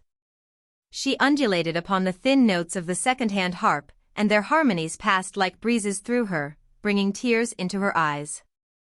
The floating pollen seemed to be his notes made visible, and the dampness of the garden the weeping of the garden's sensibility. Though near nightfall, the rank-smelling weed flowers glowed as if they would not close for intentness, and the waves of color mixed with the waves of sound. The light which still shone was derived mainly from a large hole in the western bank of cloud. It was like a piece of day left behind by accident, dusk having closed in elsewhere. He concluded his plaintive melody, a very simple performance, demanding no great skill, and she waited, thinking another might be begun. But, tired of playing, he had desultorily come round the fence, and was rambling up behind her. Tess, her cheeks on fire, moved away furtively, as if hardly moving at all. Angel, however, saw her light summer gown, and he spoke, his low tones reaching her, though he was some distance off. "What makes you draw off in that way, Tess?" said he. "Are you afraid?" "Oh no, sir, not of outdoor things, especially just now when the apple blooth is falling, and everything is so green." "But you have your indoor fears, eh?" "Well, yes, sir." "What of?" "I couldn't quite say." "The milk turning sour?" "No." "Life in general?" "Yes, sir." "Ah, so have I, very often. This hobble of being alive is rather serious, don't you think so?" "It is, now you put it that way. All the same, I shouldn't have expected a young girl like you to see it so just yet. How is it you do?" She maintained a hesitating silence. "Come, Tess, tell me in confidence." She thought that he meant what were the aspects of things to her, and replied shyly. "The trees have inquisitive eyes, haven't they? That is, seem as if they had.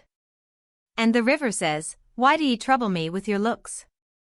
And you seem to see numbers of tomorrows just all in a line, the first of them the biggest and clearest, the others getting smaller and smaller as they stand farther away, but they all seem very fierce and cruel and as if they said, 'I'm coming. Beware of me. Beware of me.' But you, sir, can raise up dreams with your music, and drive all such horrid fancies away."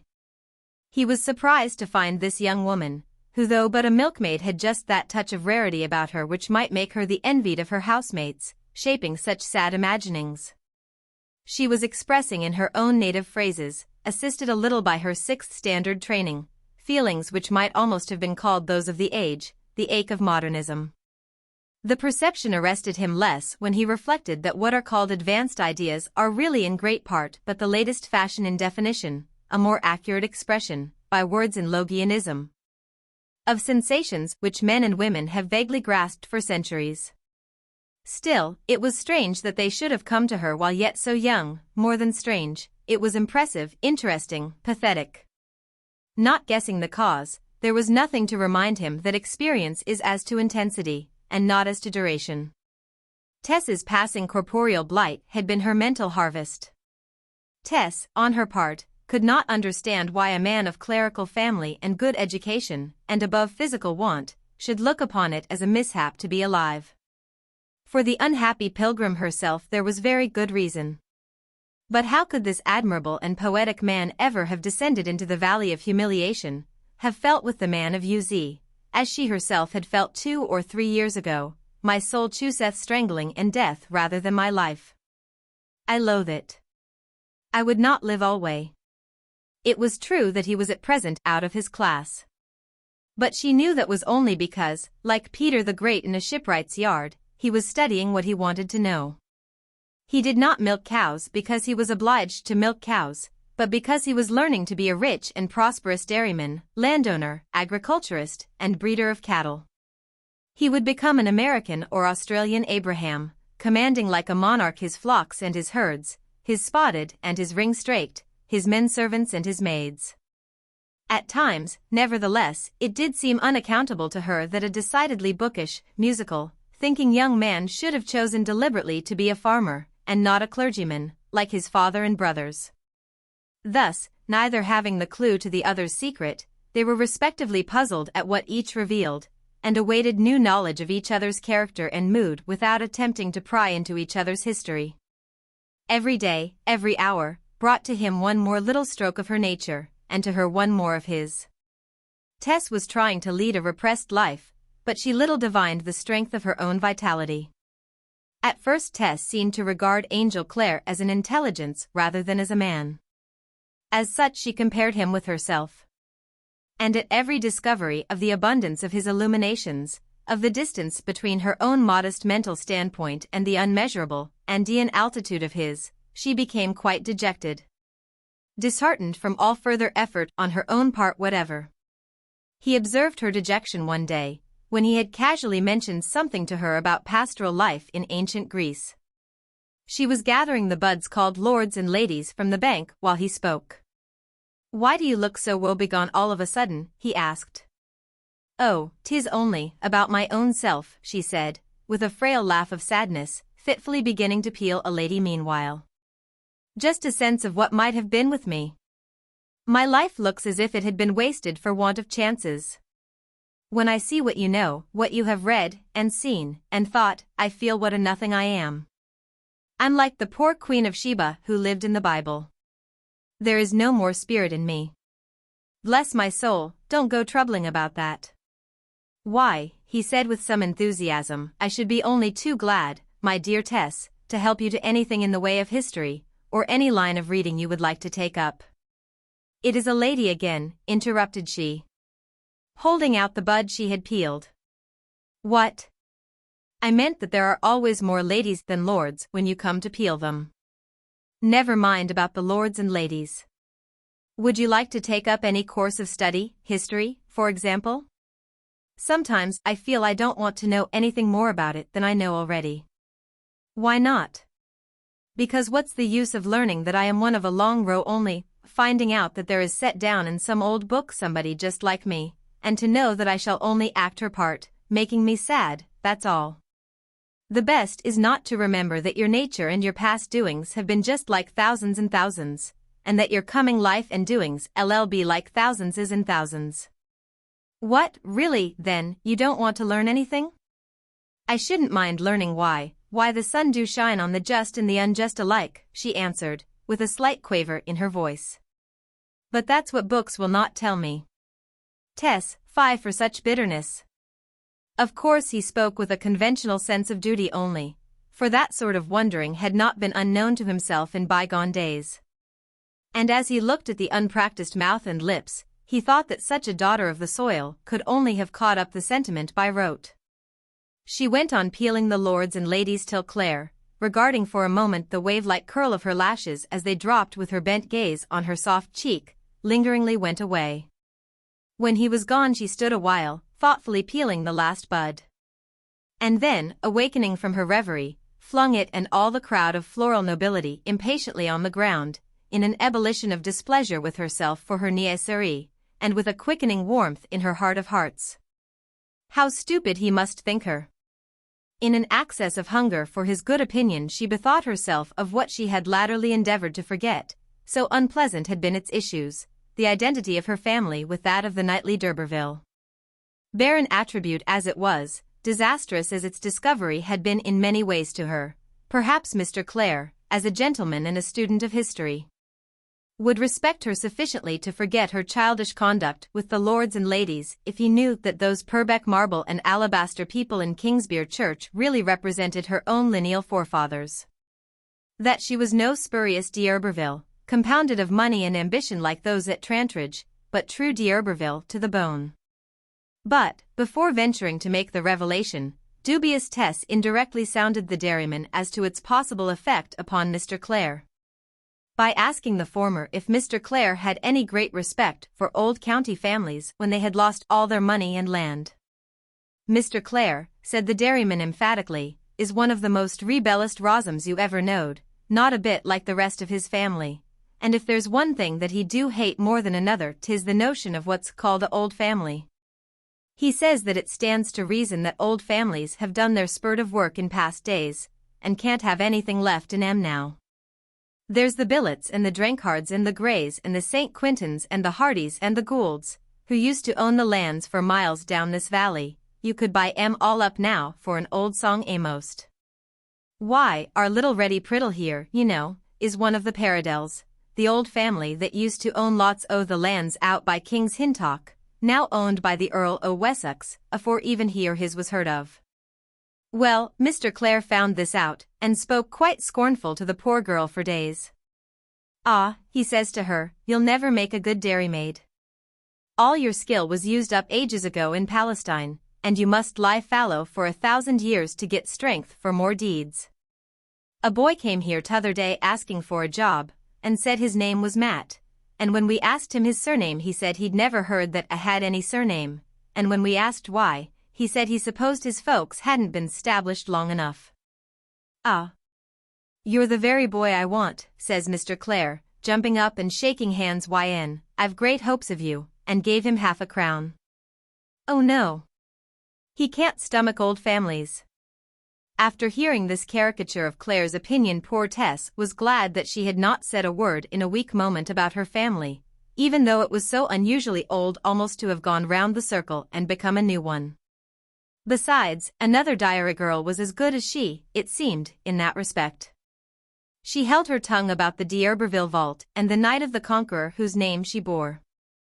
The insight afforded into Clare's character suggested to her that it was largely owing to her supposed untraditional newness that she had one interest in his eyes. XX. The season developed and matured. Another year's installment of flowers, leaves, nightingales, thrushes, finches, and such ephemeral creatures took up their positions where only a year ago others had stood in their place when these were nothing more than germs and inorganic particles. Rays from the sunrise drew forth the buds and stretched them into long stalks, lifted up sap in noiseless streams, opened petals, and sucked out scents in invisible jets and breathings. Dairyman Crick's household of maids and men lived on comfortably, placidly, even merrily. Their position was perhaps the happiest of all positions in the social scale, being above the line at which neediness ends, and below the line at which the convenances begin to cramp natural feelings. And the stress of threadbare modishness makes too little of enough. Thus passed the leafy time when arborescence seems to be the one thing aimed at out of doors. Tess and Clare unconsciously studied each other, ever balanced on the edge of a passion, yet apparently keeping out of it. All the while they were converging, under an irresistible law, as surely as two streams in one vale. Tess had never in her recent life been so happy as she was now, possibly never would be so happy again. She was, for one thing, physically and mentally suited among these new surroundings. The sapling which had rooted down to a poisonous stratum on the spot of its sowing had been transplanted to a deeper soil. Moreover, she, and Clare also, stood as yet on the debatable land between predilection and love, where no profundities have been reached, no reflections have set in, awkwardly inquiring, whither does this new current tend to carry me? What does it mean to my future? How does it stand towards my past? Tess was the merest stray phenomenon to Angel Clare as yet, a rosy, warming apparition which had only just acquired the attribute of persistence in his consciousness. So he allowed his mind to be occupied with her, deeming his preoccupation to be no more than a philosopher's regard of an exceedingly novel, fresh, and interesting specimen of womankind. They met continually, they could not help it.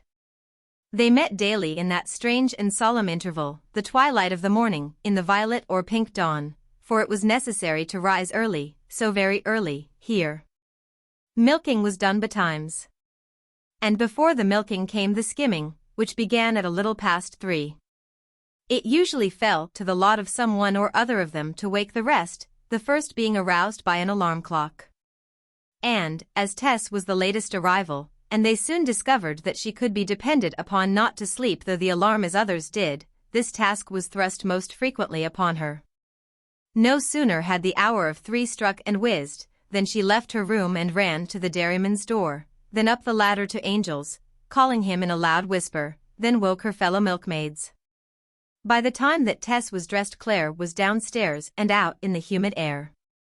The remaining maids and the dairyman usually gave themselves another turn on the pillow, and did not appear till a quarter of an hour later. The grey halftones of daybreak are not the grey halftones of the day's close, though the degree of their shade may be the same. In the twilight of the morning, light seems active, darkness passive. In the twilight of evening it is the darkness which is active and crescent, and the light which is the drowsy reverse.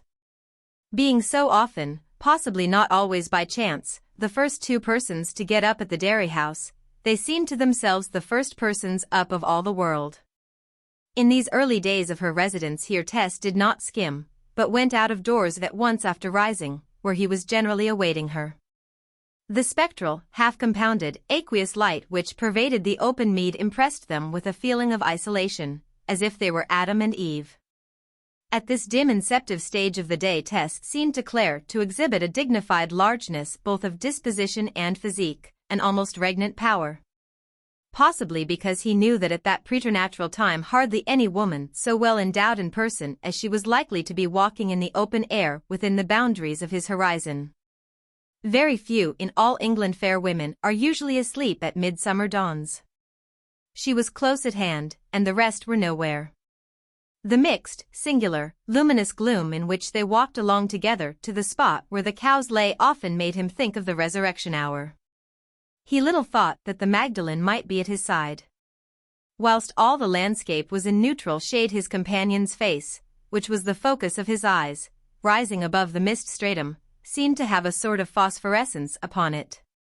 She looked ghostly, as if she were merely a soul at large. In reality her face, without appearing to do so, had caught the cold gleam of day from the northeast. His own face, though he did not think of it, wore the same aspect to her. It was then, as has been said, that she impressed him most deeply. She was no longer the milkmaid, but a visionary essence of woman, a whole sex condensed into one typical form. He called her Artemis, Demeter, and other fanciful names half-teasingly, which she did not like because she did not understand them. "Call me Tess," she would say askance, and he did. Then it would grow lighter, and her features would become simply feminine. They had changed from those of a divinity who could confer bliss to those of a being who craved it. At these non-human hours they could get quite close to the waterfowl. Herons came, with a great bold noise as of opening doors and shutters, out of the boughs of a plantation which they frequented at the side of the mead. Or, if already on the spot, heartily maintained their standing in the water as the pair walked by, watching them by moving their heads round in a slow, horizontal, passionless wheel, like the turn of puppets by clockwork. They could then see the faint summer fogs in layers, woolly, level, and apparently no thicker than counterpanes, spread about the meadows in detached remnants of small extent. On the grey moisture of the grass were marks where the cows had lain through the night, dark green islands of dry herbage the size of their carcasses, in the general sea of dew. From each island proceeded a serpentine trail, by which the cow had rambled away to feed after getting up, at the end of which trail they found her. The snoring puff from her nostrils, when she recognized them, making an intenser little fog of her own amid the prevailing one. Then they drove the animals back to the barton, or sat down to milk them on the spot, as the case might require. Or perhaps the summer fog was more general, and the meadows lay like a white sea, out of which the scattered trees rose like dangerous rocks. Birds would soar through it into the upper radiance, and hang on the wing sunning themselves, or alight on the wet rails subdividing the mead, which now shone like glass rods. Minute diamonds of moisture from the mist hung, too, upon Tess's eyelashes, and drops upon her hair, like seed pearls. When the day grew quite strong and commonplace these dried off her. Moreover, Tess then lost her strange and ethereal beauty. Her teeth, lips, and eyes scintillated in the sunbeams, and she was again the dazzlingly fair dairymaid only, who had to hold her own against the other women of the world. About this time they would hear Dairyman Crick's voice, lecturing the non-resident milkers for arriving late, and speaking sharply to old Deborah Fiander for not washing her hands. "For heaven's sake, pop thy hands under the pump, Deb."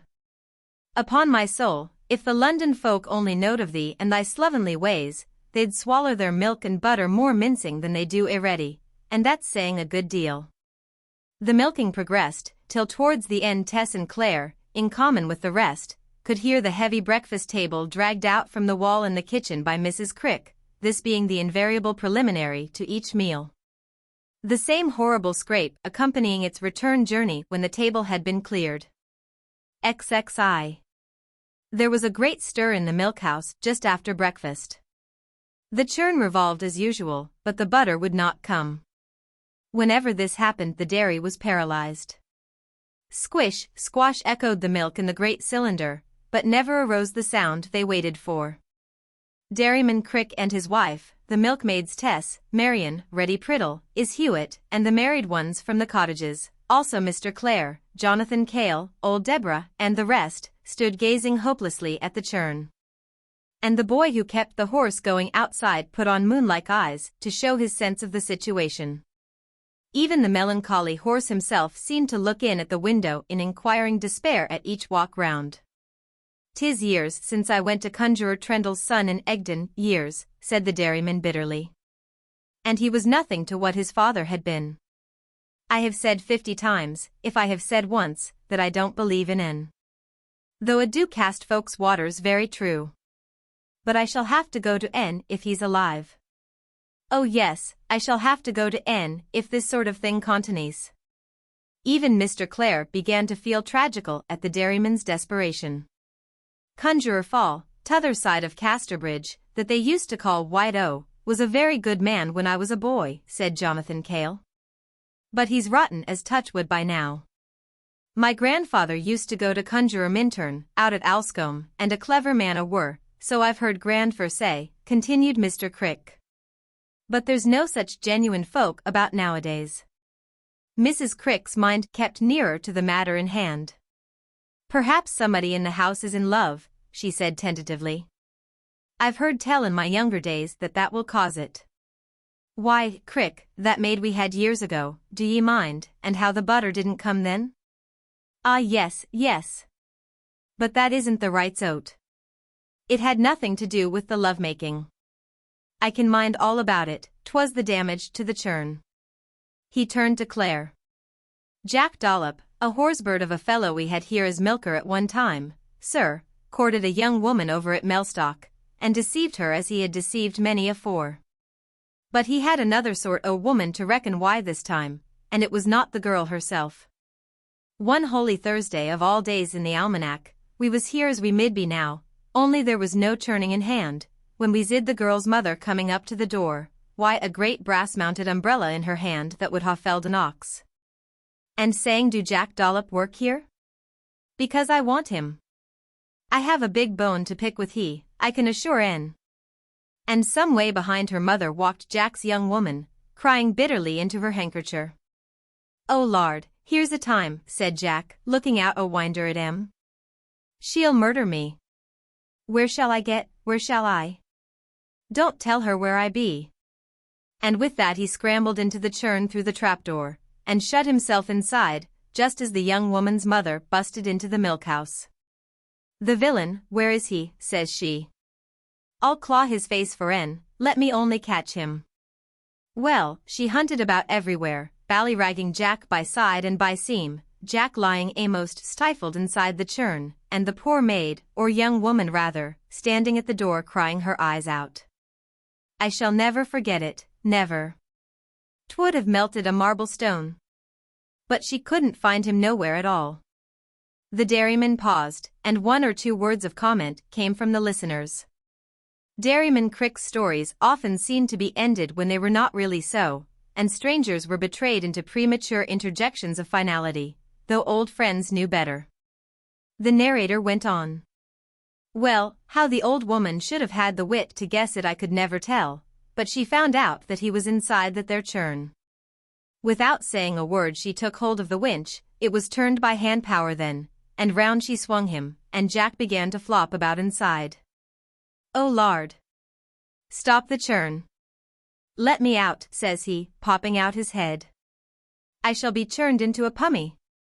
He was a cowardly chap in his heart, as such men mostly be. Not till ye make amends for ravaging her virgin innocence, says the old woman. Stop the churn, you old witch, screams he. You call me old witch, do ye, you deceiver? Says she, when ye ought to have been calling me mother-law these last 5 months. And on went the churn, and Jack's bones rattled round again. Well, none of us ventured to interfere, and at last a promise to make it right. Why her? Yes, I'll be as good as my word, he said. And so it ended that day. While the listeners were smiling their comments, there was a quick movement behind their backs, and they looked round. Tess, pale-faced, had gone to the door. How warm 'tis today, she said, almost inaudibly. It was warm, and none of them connected her withdrawal with the reminiscences of the dairyman. He went forward and opened the door for her, saying with tender raillery. Why, matey, he frequently, with unconscious irony, gave her this pet name, the prettiest milker I've got in my dairy. You mustn't get so faggied as this at the first breath of summer weather, or we shall be finely put to for want of by dog days, shan't we, Mr. Clare? I was faint, and I think I am better out o' doors, she said mechanically. And disappeared outside. Fortunately for her, the milk in the revolving churn at that moment changed its squashing for a decided flick-flack. "'Tis coming," cried Mrs. Crick, and the attention of all was called off from Tess. That fair sufferer soon recovered herself externally, but she remained much depressed all the afternoon. When the evening milking was done, she did not care to be with the rest of them, and went out of doors, wandering along she knew not whither. She was wretched, oh so wretched, at the perception that to her companions the dairyman's story had been rather a humorous narration than otherwise. None of them but herself seemed to see the sorrow of it. To a certainty, not one knew how cruelly it touched the tender place in her experience. The evening sun was now ugly to her, like a great inflamed wound in the sky. Only a solitary cracked-voiced reed sparrow greeted her from the bushes by the river, in a sad, machine-made tone, resembling that of a past friend whose friendship she had outworn. In these long June days the milkmaids, and, indeed, most of the household, went to bed at sunset or sooner, the morning work before milking being so early and heavy at a time of full pails. Tess usually accompanied her fellows upstairs. Tonight, however, she was the first to go to their common chamber, and she had dozed when the other girls came in. She saw them undressing in the orange light of the vanished sun, which flushed their forms with its color. She dozed again, but she was reawakened by their voices, and quietly turned her eyes towards them. Neither of her 3 chamber companions had got into bed. They were standing in a group, in their nightgowns, barefooted, at the window, the last red rays of the west still warming their faces and necks and the walls around them. All were watching somebody in the garden with deep interest, their 3 faces close together, a jovial and round one, a pale one with dark hair, and a fair one whose tresses were auburn. "Don't push. You can see as well as I," said Reddy, the auburn-haired and youngest girl, without removing her eyes from the window. "'Tis no use for you to be in love with him any more than me, Reddy Priddle," said jolly-faced Marion, the eldest, slyly. "His thoughts be of other cheeks than thine." Reddy Priddle still looked, and the others looked again. "There he is again," cried Hewitt, the pale girl with dark damp hair and keenly cut lips. "You needn't say anything, answered Reddy. "For I zid you kissing his shade." "What did you see her doing?" asked Marion. "Why, he was standing over the waytub to let off the way, and the shade of his face came upon the wall behind, close to who was standing there filling a vat. She put her mouth against the wall and kissed the shade of his mouth. I zid her, though he didn't." "Oh, Hewitt," said Marion. A rosy spot came into the middle of Hewitt's cheek. "Well, there was no harm in it," she declared, with attempted coolness. "And if I be in love, so is Reddy, too, and so be you, Marion, come to that." Marion's full face could not blush past its chronic pinkness. She said. "What a tale. Ah, there he is again. Dear eyes, dear face, dear Mr. Clare. There, you've owned it." "So have you, so have we all," said Marion, with the dry frankness of complete indifference to opinion. "It is silly to pretend otherwise amongst ourselves, though we need not own it to other folks. I would just marry N tomorrow. So would I, and more, murmured Hewitt. And I too, whispered the more timid Reddy. The listener grew warm. We can't all marry him, said Is. We shan't either of us, which is worse still, said the eldest. There he is again. They all three blew him a silent kiss. Why? Asked Reddy quickly. Because he likes Tess Durbeyfield best, said Marian, lowering her voice. I have watched him every day, and have found it out. There was a reflective silence.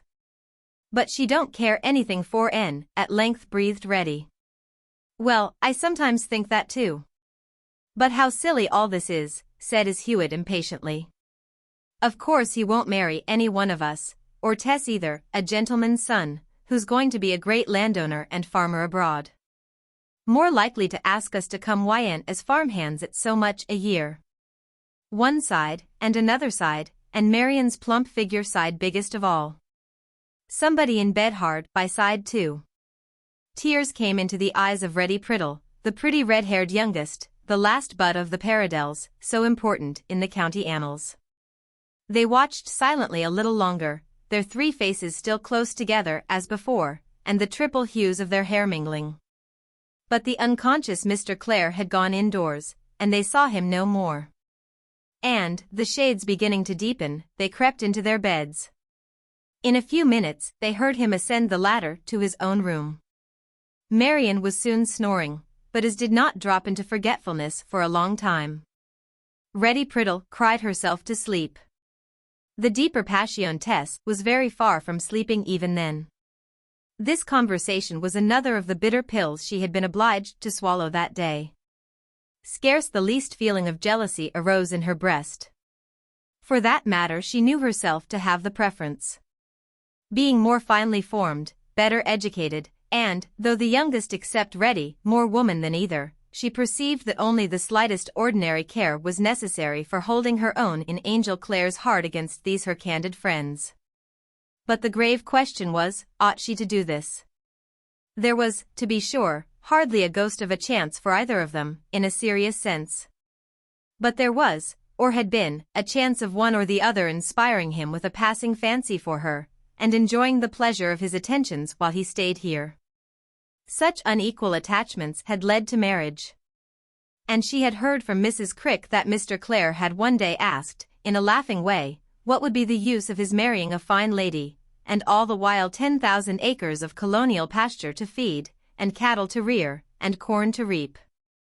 A farmwoman would be the only sensible kind of wife for him. But whether Mr. Clare had spoken seriously or not, why should she, who could never conscientiously allow any man to marry her now, and who had religiously determined that she never would be tempted to do so, draw off Mr. Clare's attention from other women, for the brief happiness of sunning herself in his eyes while he remained at Talbot Hayes? XXII. They came downstairs yawning next morning, but skimming and milking were proceeded with as usual, and they went indoors to breakfast. Dairyman Crick was discovered stamping about the house. He had received a letter, in which a customer had complained that the butter had a twang. And begad, so 't have, said the dairyman, who held in his left hand a wooden slice on which a lump of butter was stuck. Yes, taste for yourself. Several of them gathered round him, and Mr. Clare tasted, Tess tasted, also the other indoor milkmaids, one or two of the milking men, and last of all Mrs. Crick, who came out from the waiting breakfast table. There certainly was a twang. The dairyman, who had thrown himself into abstraction to better realize the taste, and so divine the particular species of noxious weed to which it appertained, suddenly exclaimed, "'Tis garlic. And I thought there wasn't a blade left in that mead." Then all the old hands remembered that a certain dry mead, into which a few of the cows had been admitted of late, had, in years gone by, spoilt the butter in the same way. The dairyman had not recognized the taste at that time, and thought the butter bewitched. "We must overhaul that mead," he resumed, "this mustn't continue."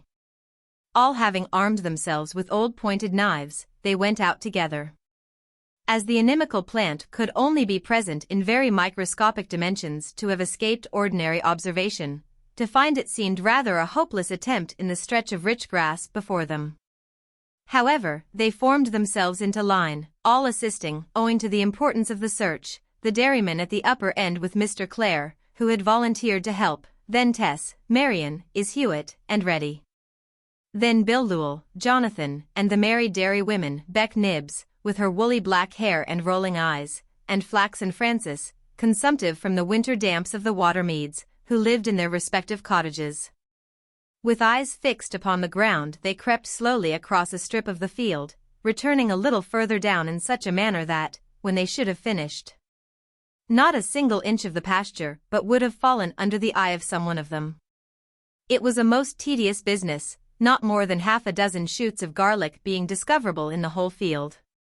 Yet such was the herb's pungency that probably one bite of it by one cow had been sufficient to season the whole dairy's produce for the day.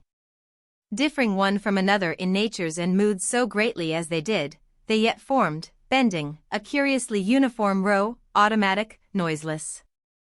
And an alien observer passing down the neighboring lane might well have been excused for massing them as Hodge.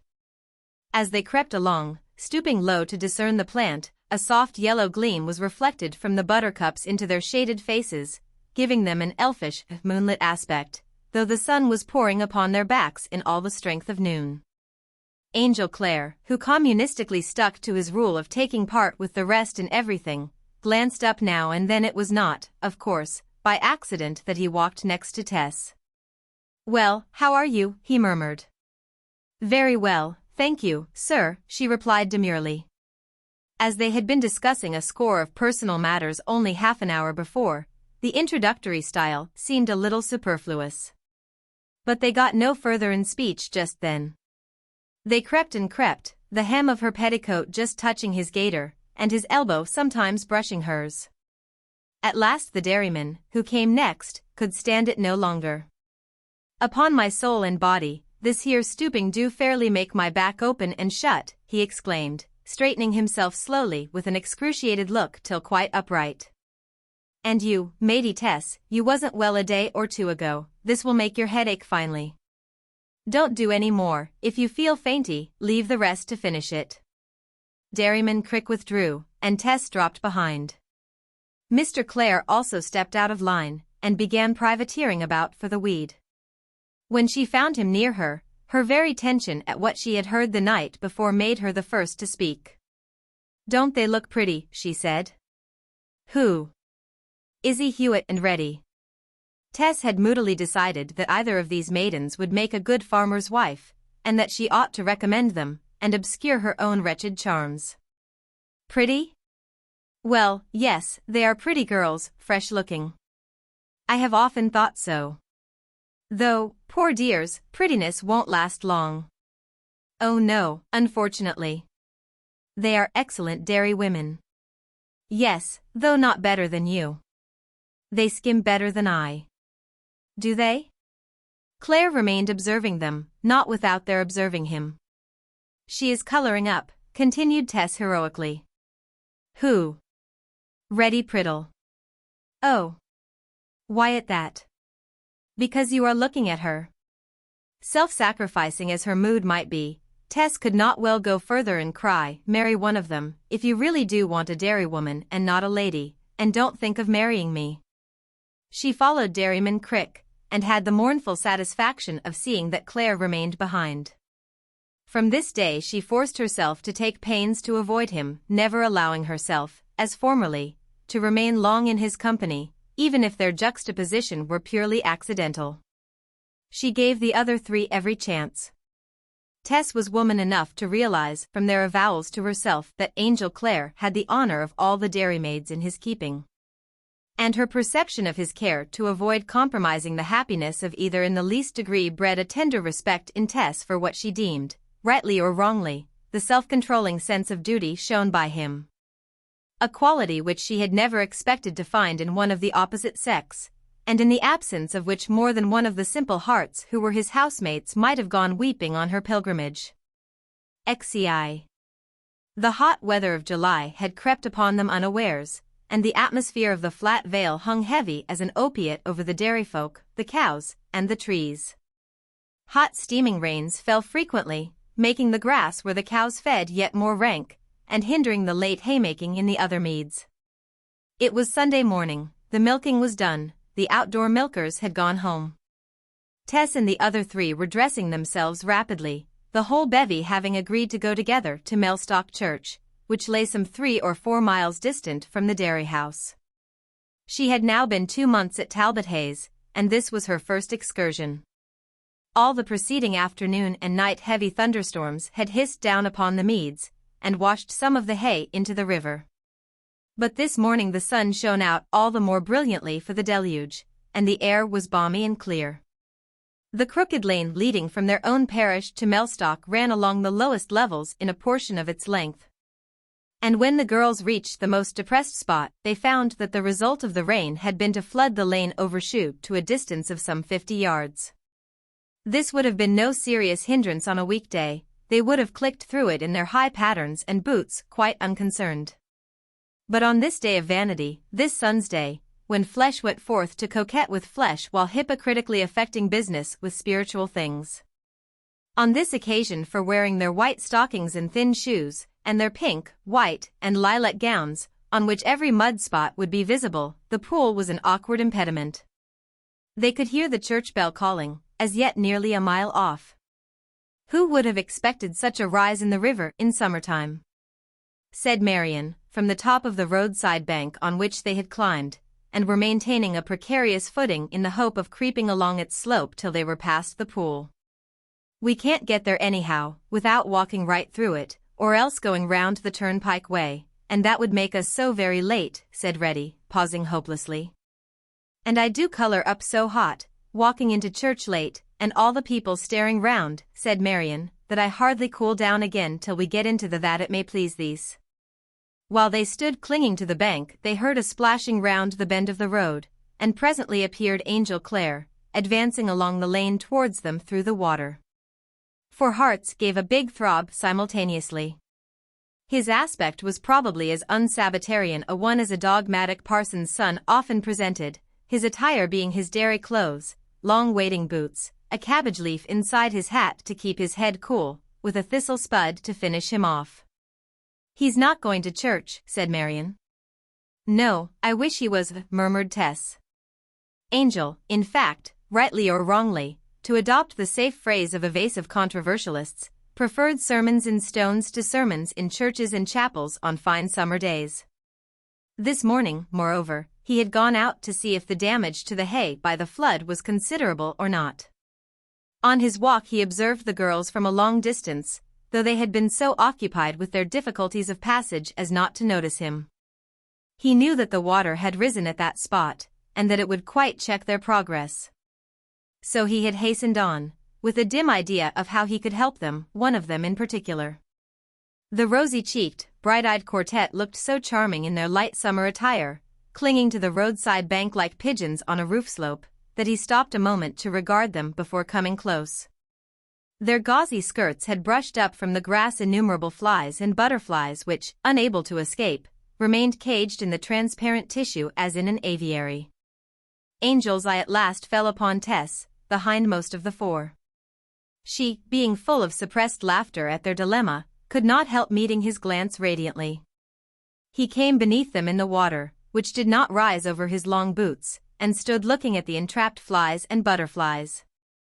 Are you trying to get to church? He said to Marian, who was in front, including the next 2 in his remark, but avoiding Tess. Yes, sir, and 'tis getting late, and my colour do come up so. I'll carry you through the pool, every Jill of you. The whole 4 flushed as if one heart beat through them. I think you can't, sir, said Marian. It is the only way for you to get past. Stand still. Nonsense, you are not too heavy. I'd carry you all 4 together. Now, Marian, attend, he continued, and put your arms round my shoulders, so. Now. Hold on. That's well done. Marian had lowered herself upon his arm and shoulder as directed, and Angel strode off with her, his slim figure, as viewed from behind, looking like the mere stem to the great nosegay suggested by hers. They disappeared round the curve of the road, and only his sousing footsteps and the top ribbon of Marian's bonnet told where they were. In a few minutes he reappeared. Hewitt was the next in order upon the bank. "Here he comes," she murmured, and they could hear that her lips were dry with emotion. "And I have to put my arms round his neck and look into his face as Marian did." "There's nothing in that," said Tess quickly. "There's a time for everything," continued unheeding. "A time to embrace, and a time to refrain from embracing. The first is now going to be mine." "Fie, it is scripture, is." "Yes," said "I've always a ear at church for pretty verses." Angel Clare, to whom 3/4 of this performance was a commonplace act of kindness, now approached She quietly and dreamily lowered herself into his arms, and Angel methodically marched off with her. When he was heard returning for the third time, Reddy's throbbing heart could be almost seen to shake her. He went up to the red-haired girl, and while he was seizing her he glanced at Tess. His lips could not have pronounced more plainly, "It will soon be you and I." Her comprehension appeared in her face, she could not help it. There was an understanding between them. Poor little Reddy, though by far the lightest weight, was the most troublesome of Clare's burdens. Marian had been like a sack of meal, a dead weight of plumpness under which he has literally staggered. Had ridden sensibly and calmly. Reddy was a bunch of hysterics. However, he got through with the disquieted creature, deposited her, and returned. Tess could see over the hedge the distant three in a group, standing as he had placed them on the next rising ground. It was now her turn. She was embarrassed to discover that excitement at the proximity of Mr. Clare's breath and eyes, which she had contemned in her companions, was intensified in herself. And as if fearful of betraying her secret, she paltered with him at the last moment. "I may be able to climb along the bank perhaps, I can climb better than they." "You must be so tired, Mr. Clare." "No, Tess," said he quickly. And almost before she was aware, she was seated in his arms and resting against his shoulder. "3 Leahs to get 1 Rachel," he whispered. "They are better women than I," she replied, magnanimously sticking to her resolve. "Not to me," said Angel. He saw her grow warm at this, and they went some steps in silence. "I hope I am not too heavy," she said timidly. "Oh no. You should lift Marian. Such a lump. You are like an undulating billow warmed by the sun. And all this fluff of muslin about you is the froth. It is very pretty, if I seem like that to you. Do you know that I have undergone 3/4 of this labor entirely for the sake of the 4th quarter? No. I did not expect such an event today. Nor I. The water came up so sudden. That the rise in the water was what she understood him to refer to, the state of breathing belied. Clare stood still and inclinced his face towards hers. "Oh Tessie!" he exclaimed. The girl's cheeks burned to the breeze, and she could not look into his eyes for her emotion. It reminded Angel that he was somewhat unfairly taking advantage of an accidental position, and he went no further with it. No definite words of love had crossed their lips as yet, and suspension at this point was desirable now. However, he walked slowly, to make the remainder of the distance as long as possible. But at last they came to the bend, and the rest of their progress was in full view of the other 3. The dry land was reached, and he set her down. Her friends were looking with round thoughtful eyes at her and him, and she could see that they had been talking of her. He hastily bade them farewell, and splashed back along the stretch of submerged road. The 4 moved on together as before, till Marian broke the silence by saying, "No, in all truth, we have no chance against her." She looked joylessly at Tess. "What do you mean?" asked the latter. "He likes best, the very best." We could see it as he brought He would have kissed if you had encouraged him to do it ever so little. No, said she. The gaiety with which they had set out had somehow vanished, and yet there was no enmity or malice between them. They were generous young souls, they had been reared in the lonely country nooks where fatalism is a strong sentiment, and they did not blame her. Such supplanting was to be. Tess's heart ached. There was no concealing from herself the fact that she loved Angel Clare, perhaps all the more passionately from knowing that the others had also lost their hearts to him. There is contagion in this sentiment, especially among women. And yet that same hungry nature had fought against this, but too feebly, and the natural result had followed.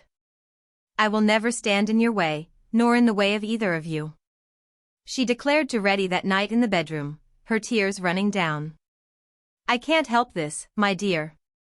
I don't think marrying is in his mind at all, but if he were ever to ask me I should refuse him, as I should refuse any man." "Oh. Would you?" "Why?" said wondering Reddy. "It cannot be. But I will be plain.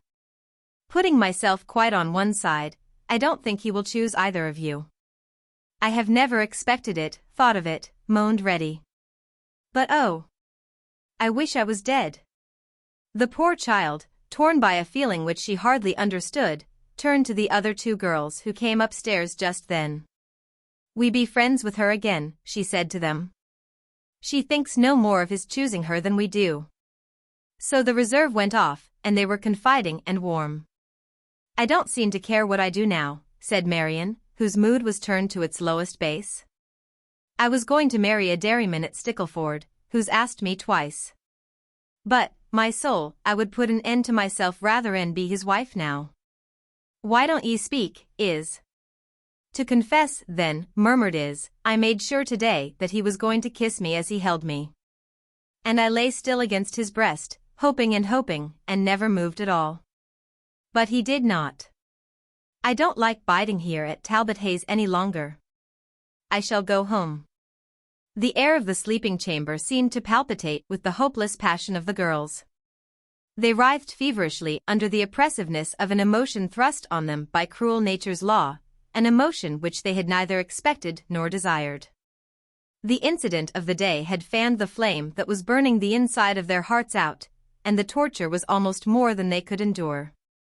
The differences which distinguished them as individuals were abstracted by this passion, and each was but portion of one organism called sex. There was so much frankness and so little jealousy because there was no hope. Each one was a girl of fair common sense, and she did not delude herself with any vain conceits, or deny her love, or give herself airs, in the idea of outshining the others. The full recognition of the futility of their infatuation, from a social point of view, its purposeless beginning, its self-bounded outlook, its lack of everything to justify its existence in the eye of civilization, while lacking nothing in the eye of nature. The one fact that it did exist, ecstasizing them to a killing joy, all this imparted to them a resignation, a dignity, which a practical and sordid expectation of winning him as a husband would have destroyed. They tossed and turned on their little beds, and the cheese ring dripped monotonously downstairs. "Be you awake, Tess?" whispered one, half an hour later. It was Hewitt's voice. Tess replied in the affirmative, whereupon also Reddy and Marion suddenly flung the bedclothes off them, and sighed. "So be we. I wonder what she is like, the lady they say his family have looked out for him." "I wonder," said Is. "Some lady looked out for him," gasped Tess, starting. "I have never heard o' that." "Oh yes, 'tis whispered, a young lady of his own rank, chosen by his family, a doctor of divinity's daughter near his father's parish of Minster. He don't much care for her, they say. But he is sure to marry her." They had heard so very little of this, yet it was enough to build up wretched dolorous dreams upon, there in the shade of the night. They pictured all the details of his being won round to consent, of the wedding preparations, of the bride's happiness, of her dress and veil, of her blissful home with him, when oblivion would have fallen upon themselves as far as he and their love were concerned. Thus they talked, and ached, and wept till sleep charmed their sorrow away. After this disclosure Tess nourished no further foolish thought that there lurked any grave and deliberate import in Clare's attentions to her. It was a passing summer love of her face, for love's own temporary sake, nothing more.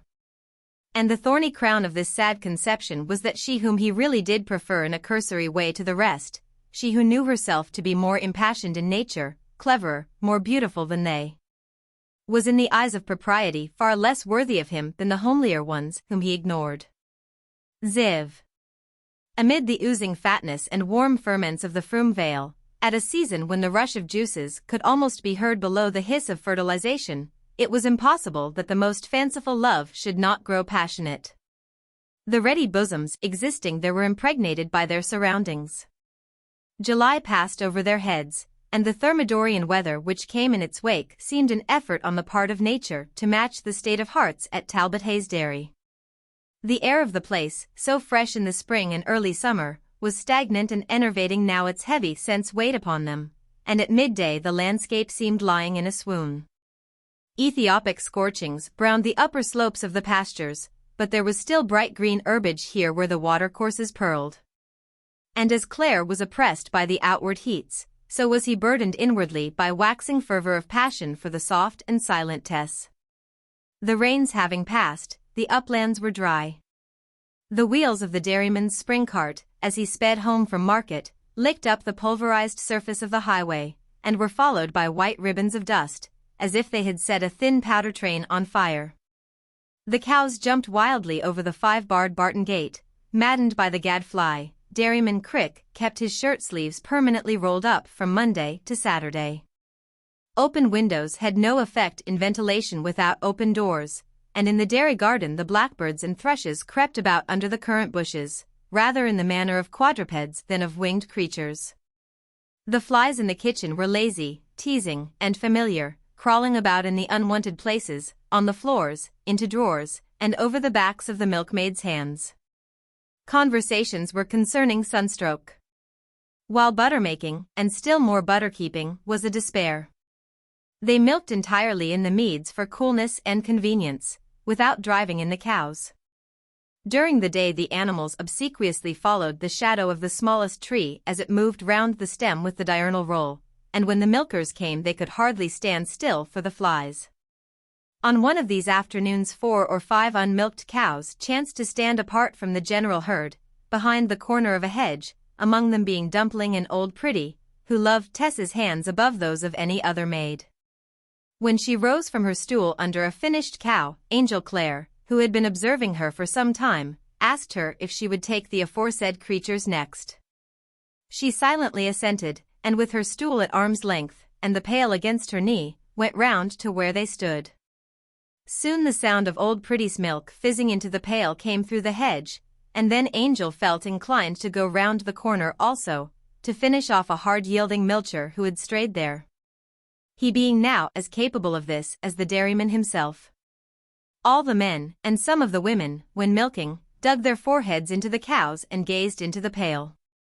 But a few, mainly the younger ones, rested their heads sideways. This was Tess Durbeyfield's habit, her temple pressing the milcher's flank, her eyes fixed on the far end of the meadow with the quiet of one lost in meditation. She was milking Old Pretty thus, and the sun chancing to be on the milking side, it shone flat upon her pink-gowned form and her white curtain bonnet, and upon her profile, rendering it keen as a cameo cut from the dun background of the cow. She did not know that Clare had followed her round, and that he sat under his cow watching her. The stillness of her head and features was remarkable. She might have been in a trance, her eyes open, yet unseeing. Nothing in the picture moved but Old Pretty's tail and Tess's pink hands, the latter so gently as to be a rhythmic pulsation only, as if they were obeying a reflex stimulus, like a beating heart. How very lovable her face was to him. Yet there was nothing ethereal about it, all was real vitality, real warmth, real incarnation. And it was in her mouth that this culminated. Eyes almost as deep and speaking he had seen before, and cheeks perhaps as fair. Brows as arched, a chin and throat almost as shapely, her mouth he had seen nothing to equal on the face of the earth. To a young man with the least fire in him that little upward lift in the middle of her red top lip was distracting, infatuating, maddening.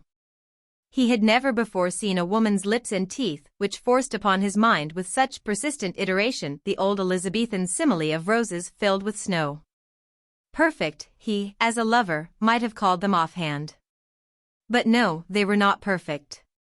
And it was the touch of the imperfect upon the would-be perfect that gave the sweetness, because it was that which gave the humanity. Claire had studied the curves of those lips so many times that he could reproduce them mentally with ease, and now, as they again confronted him, clothed with color and life, they sent an aura over his flesh, a breeze through his nerves, which well-nigh produced a qualm.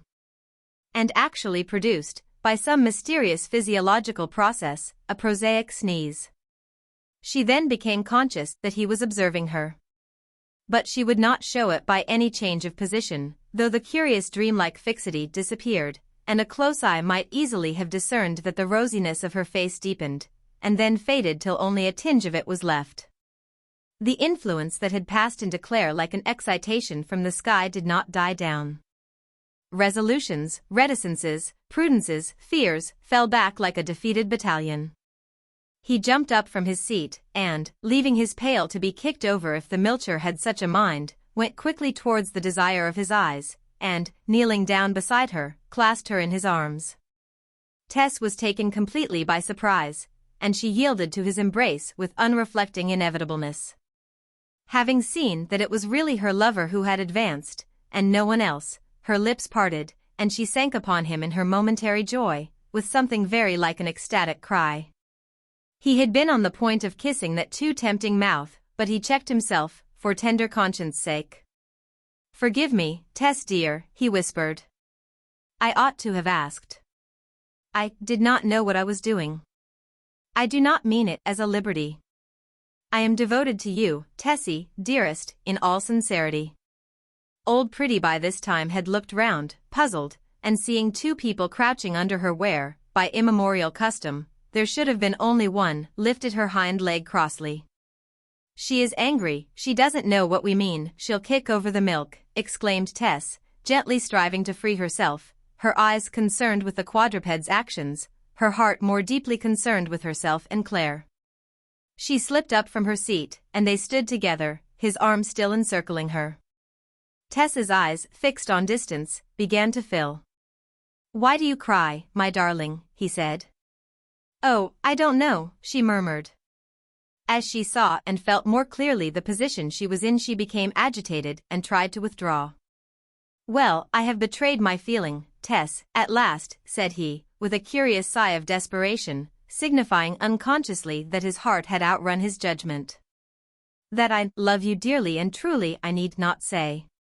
But it shall go no further now, it distresses you, I am as surprised as you are. You will not think I have presumed upon your defenselessness, been too quick and unreflecting, will you? I can't tell." He had allowed her to free herself. And in a minute or two the milking of each was resumed. Nobody had beheld the gravitation of the two into one. And when the dairyman came round by that screened nook a few minutes later, there was not a sign to reveal that the markedly sundered pair were more to each other than mere acquaintance.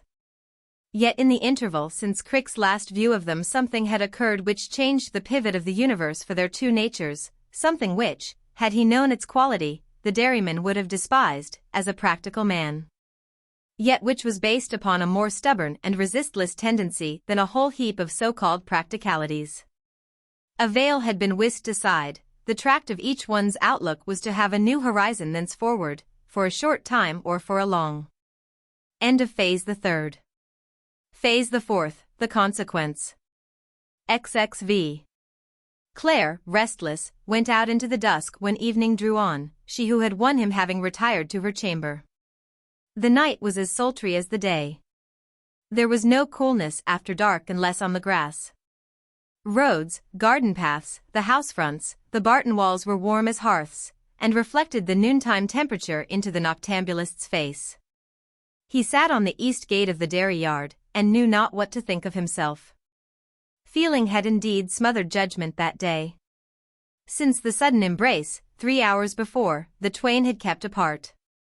She seemed stilled, almost alarmed, at what had occurred, while the novelty, unpremeditation, mastery of circumstance disquieted him, palpitating, contemplative being that he was.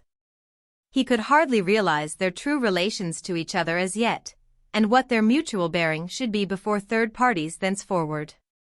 Angel had come as pupil to this dairy in the idea that his temporary existence here was to be the merest episode in his life, soon passed through and early forgotten. He had come as to a place from which as from a screened alcove he could calmly view the absorbing world without, and, apostrophizing it with Walt Whitman. Crowds of men and women attired in the usual costumes, how curious you are to me. Resolve upon a plan for plunging into that world anew.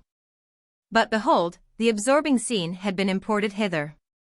What had been the engrossing world had dissolved into an uninteresting outer dumb show. While here, in this apparently dim and unimpassioned place, novelty had volcanically started up, as it had never, for him, started up elsewhere. Every window of the house being open, Claire could hear across the yard each trivial sound of the retiring household. The dairy house, so humble, so insignificant, so purely to him a place of constrained sojourn that he had never hitherto deemed it of sufficient importance to be reconnoitered as an object of any quality whatever in the landscape, what was it now? The aged and lichened brick gables breathed forth stay. The windows smiled, the door coaxed and beckoned, the creeper blushed confederacy. A personality within it was so far-reaching in her influence as to spread into and make the bricks, mortar, and whole overhanging sky throb with a burning sensibility. Whose was this mighty personality? A milkmaid's. It was amazing, indeed, to find how great a matter the life of the obscure dairy had become to him. And though new love was to be held partly responsible for this, it was not solely so.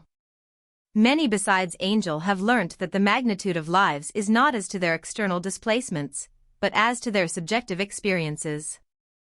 The impressionable peasant leads a larger, fuller, more dramatic life than the pachydermatous king. Looking at it thus, he found that life was to be seen of the same magnitude here as elsewhere. Despite his heterodoxy, faults, and weaknesses, Claire was a man with a conscience. Tess was no insignificant creature to toy with and dismiss. But a woman living her precious life, a life which, to herself who endured or enjoyed it, possessed as great a dimension as the life of the mightiest to himself. Upon her sensations the whole world depended to Tess. Through her existence all her fellow creatures existed, to her. The universe itself only came into being for Tess on the particular day in the particular year in which she was born. This consciousness upon which he had intruded was the single opportunity of existence ever vouchsafed to Tess by an unsympathetic first cause, her all, her every and only chance. How then should he look upon her as of less consequence than himself? As a pretty trifle to caress and grow weary of. And not deal in the greatest seriousness with the affection which he knew that he had awakened in her, so fervid and so impressionable as she was under her reserve, in order that it might not agonize and wreck her? To encounter her daily in the accustomed manner would be to develop what had begun. Living in such close relations, to meet meant to fall into endearment, flesh and blood could not resist it. And, having arrived at no conclusion as to the issue of such a tendency, he decided to hold aloof for the present from occupations in which they would be mutually engaged. As yet the harm done was small. But it was not easy to carry out the resolution never to approach her. He was driven towards her by every heave of his pulse. He thought he would go and see his friends. It might be possible to sound them upon this. In less than 5 months his term here would have ended, and after a few additional months spent upon other farms he would be fully equipped in agricultural knowledge and in a position to start on his own account. Would not a farmer want a wife, and should a farmer's wife be a drawing-room wax figure, or a woman who understood farming? Notwithstanding the pleasing answer returned to him by the silence, he resolved to go his journey. One morning when they sat down to breakfast at Talbot Hayes' dairy some maid observed that she had not seen anything of Mr. Clare that day. "Oh no," said Dairyman Crick. "Mr. Clare has gone home to Westminster to spend a few days wi' his kinsfolk." For 4 impassioned ones around that table the sunshine of the morning went out at a stroke, and the birds muffled their song. But neither girl by word or gesture revealed her blankness. "He's getting on towards the end of his time wi' me," added the dairyman, with a phlegm which unconsciously was brutal, "and so I suppose he is beginning to see about his plans elsewhere." "How much longer is he to bide here?" asked as Hewitt, the only one of the gloom-stricken bevy who could trust her voice with the question. The others waited for the dairyman's answer as if their lives hung upon it. Ready, with parted lips, gazing on the tablecloth, Marian with heat added to her redness, Tess throbbing and looking out at the meads. "Well, I can't mind the exact day without looking at my memorandum book," replied Crick, with the same intolerable unconcern. "And even that may be altered a bit. He'll bide to get a little practice in the calving out at the straw yard, for certain. He'll hang on till the end of the year, I should say. 4 months or so of torturing ecstasy in his society, of pleasure girdled about with pain. After that the blackness of unutterable night." At this moment of the morning Angel Clare was riding along a narrow lane 10 miles distant from the breakfasters, in the direction of his father's vicarage at a minster, carrying, as well as he could, a little basket which contained some black puddings and a bottle of mead, sent by Mrs. Crick, with her kind respects, to his parents. The white lane stretched before him, and his eyes were upon it, but they were staring into next year, and not at the lane. He loved her. Ought he to marry her? Dared he to marry her? What would his mother and his brothers say? What would he himself say a couple of years after the event? That would depend upon whether the germs of staunch comradeship underlay the temporary emotion, or whether it were a sensuous joy in her form only, with no substratum of everlastingness. His father's hill-surrounded little town, the Tudor church tower of red stone, the clump of trees near the vicarage, came at last into view beneath him, and he rode down towards the well-known gate. Casting a glance in the direction of the church before entering his home, he beheld standing by the vestry door a group of girls, of ages between 12 and 16, apparently awaiting the arrival of some other one, who in a moment became visible. A figure somewhat older than the schoolgirls, wearing a broad-brimmed hat and highly starched cambric morning gown, with a couple of books in her hand. Clare knew her well. He could not be sure that she observed him. He hoped she did not, so as to render it unnecessary that he should go and speak to her, blameless creature that she was. An overpowering reluctance to greet her made him decide that she had not seen him. The young lady was Miss Mercy Chant, the only daughter of his father's neighbor and friend, whom it was his parents' quiet hope that he might wed some day. She was great at antinomianism and Bible classes, and was plainly going to hold a class now. Clare's mind flew to the impassioned, summer-steeped heathens in the Var Vale, their rosy faces court-patched with cow-droppings, and to one the most impassioned of them all.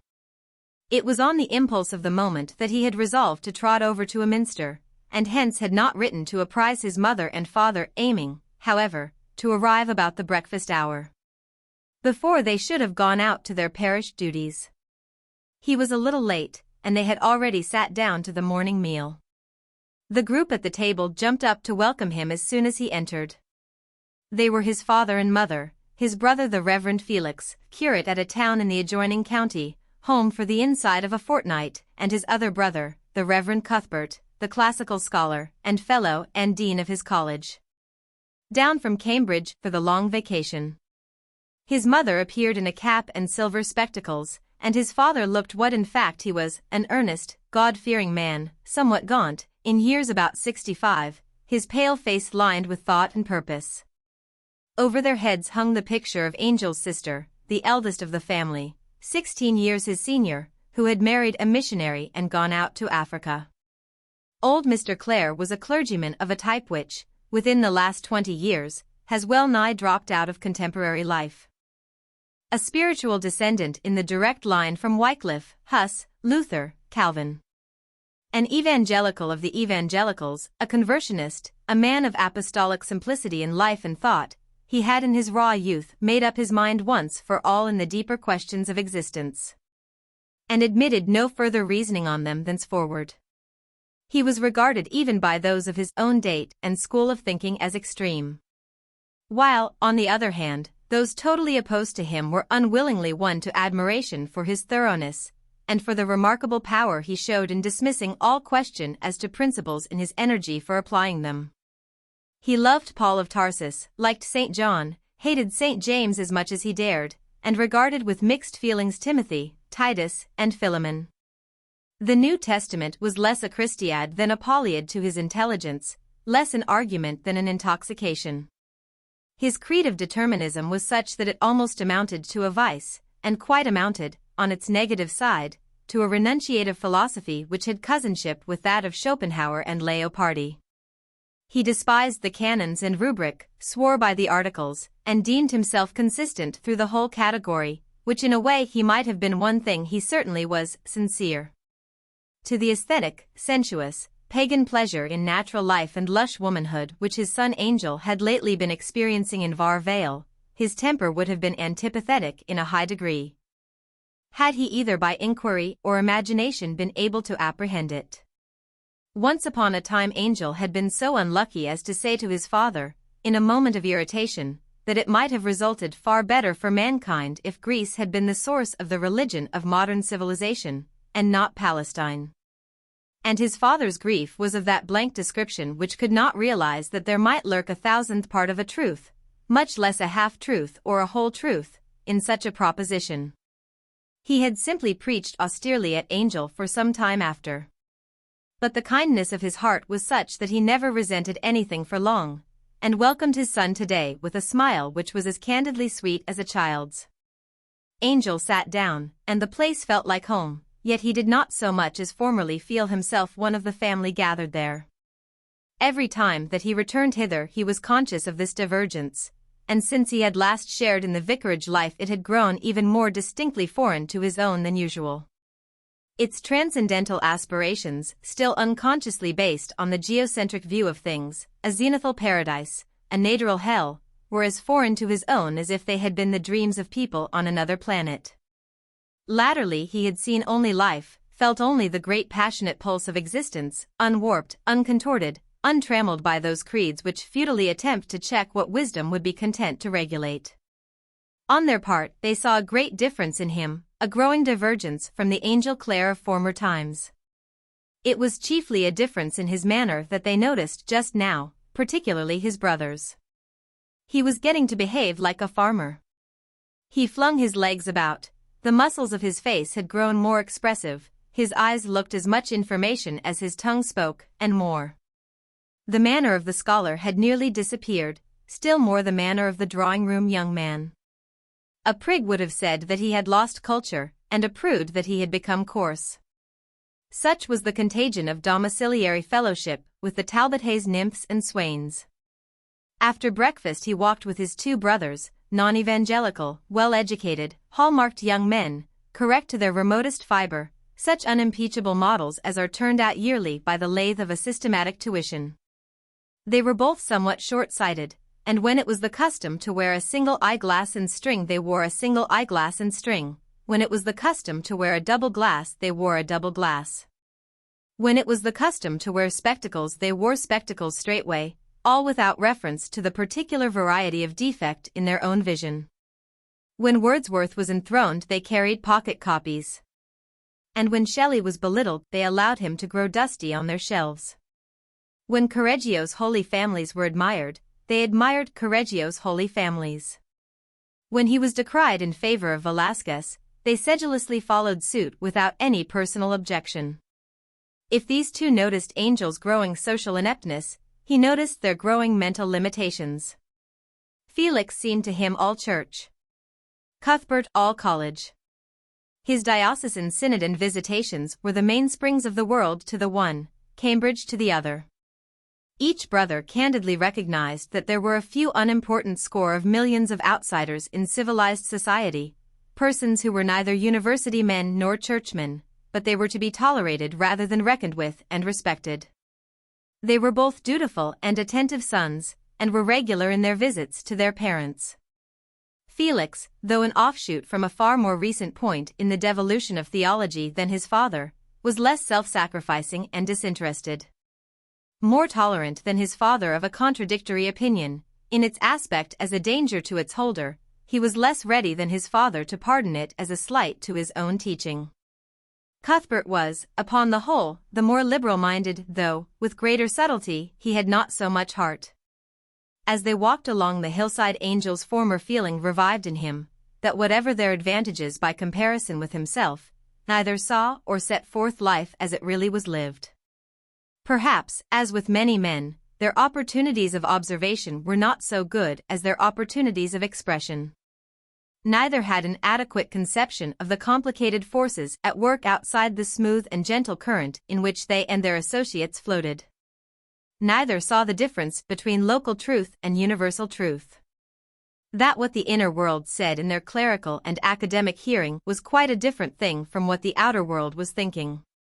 "I suppose it is farming or nothing for you now, my dear fellow," Felix was saying, among other things, to his youngest brother, as he looked through his spectacles at the distant fields with sad austerity.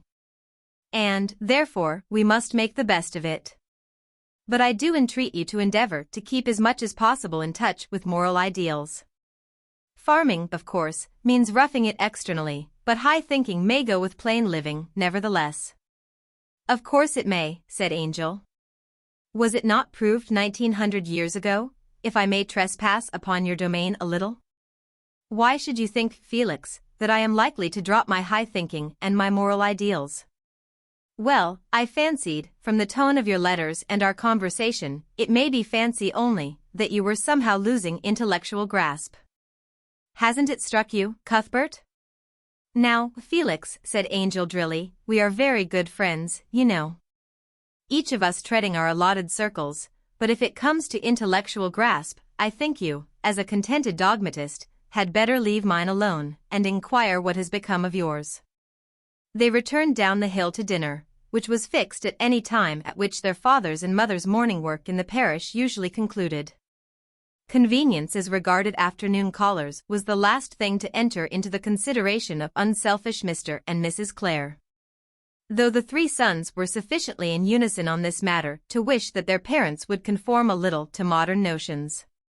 The walk had made them hungry, Angel in particular, who was now an outdoor man, accustomed to the profuse dapes and empty of the dairyman's somewhat coarsely laden table.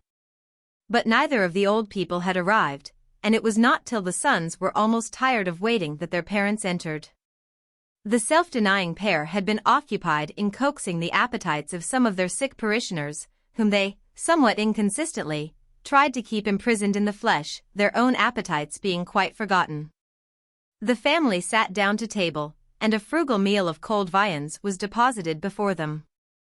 Angel looked round for Mrs. Crick's black puddings, which he had directed to be nicely grilled as they did them at the dairy, and of which he wished his father and mother to appreciate the marvelous herbal savors as highly as he did himself. "Ah, you are looking for the black puddings, my dear boy," observed Clare's mother. "But I am sure you will not mind doing without them, as I am sure your father and I shall not, when you know the reason. I suggested to him that we should take Mrs. Crick's kind present to the children of the man who can earn nothing just now because of his attacks of delirium tremens, and he agreed that it would be a great pleasure to them, so we did." "Of course," said Angel cheerfully, looking round for the mead.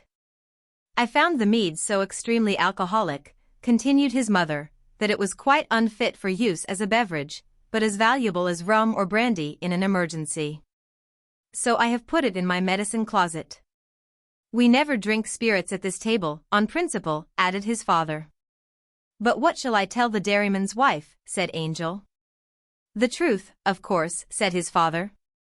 "I rather wanted to say we enjoyed the mead and the black puddings very much. She is a kind, jolly sort of body, and is sure to ask me directly I return." "You cannot if we did not," Mr. Clare answered lucidly. No. Though that mead was a drop of pretty tipple." "A what?" said Cuthbert and Felix both. "Oh, 'tis an expression they use down at Talbot Hayes," replied Angel, blushing.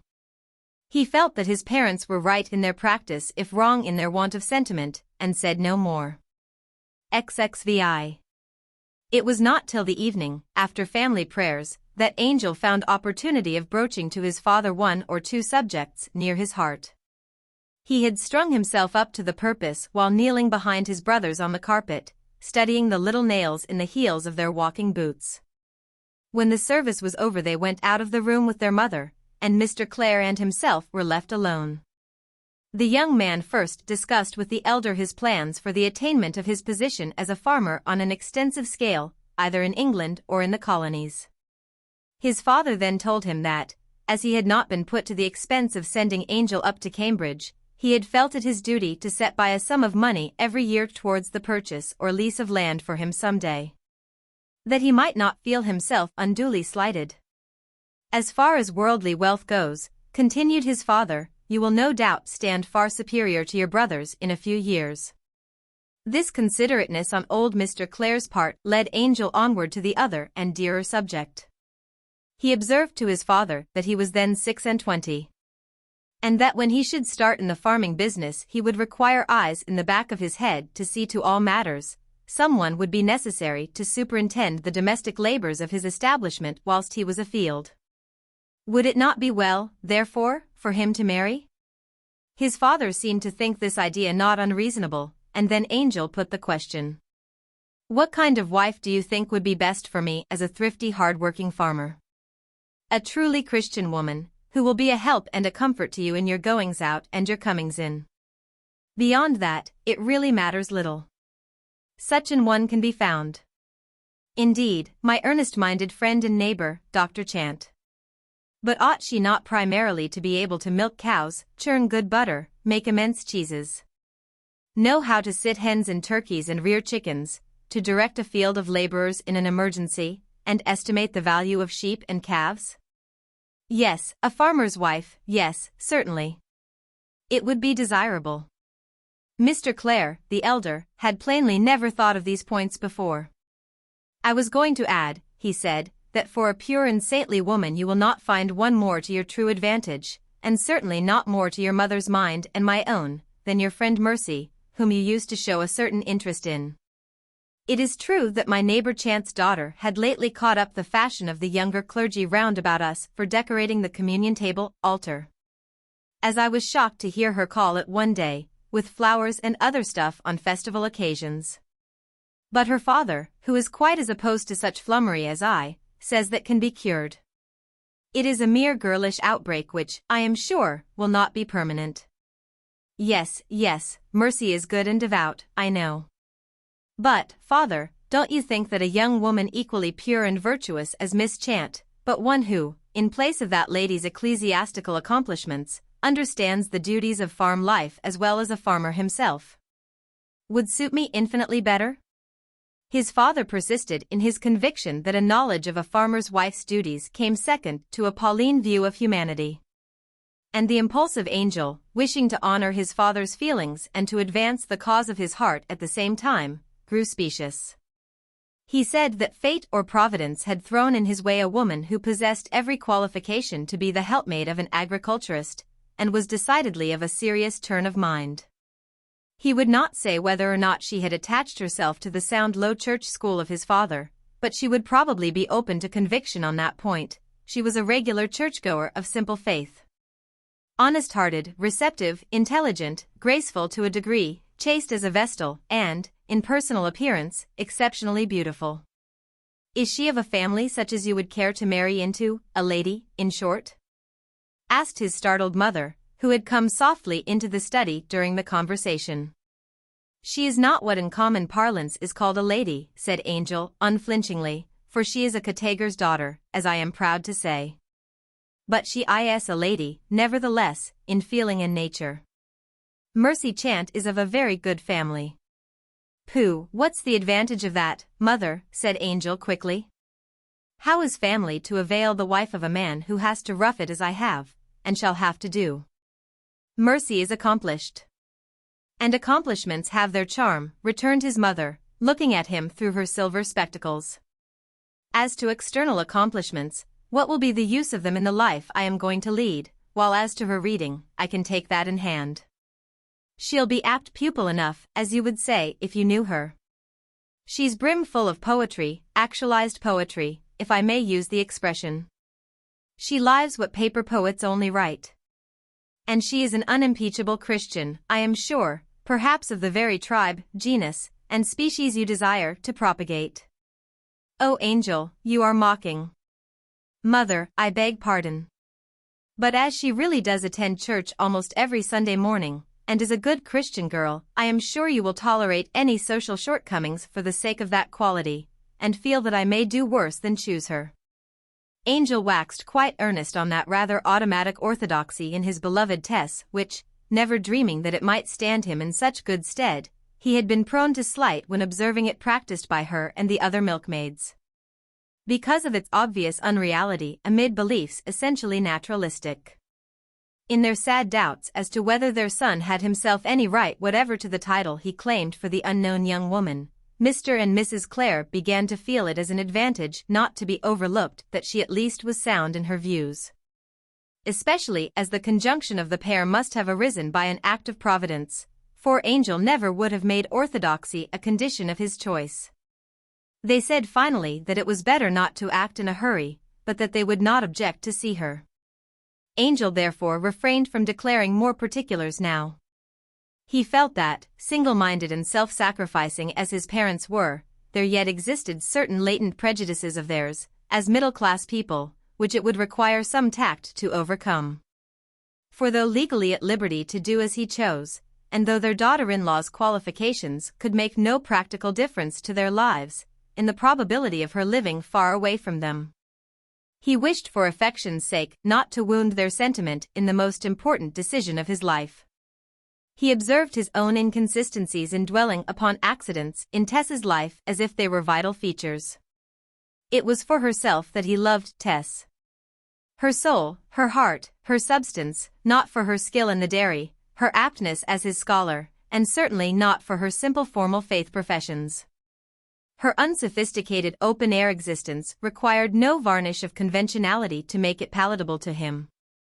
He held that education had as yet but little affected the beats of emotion and impulse on which domestic happiness depends.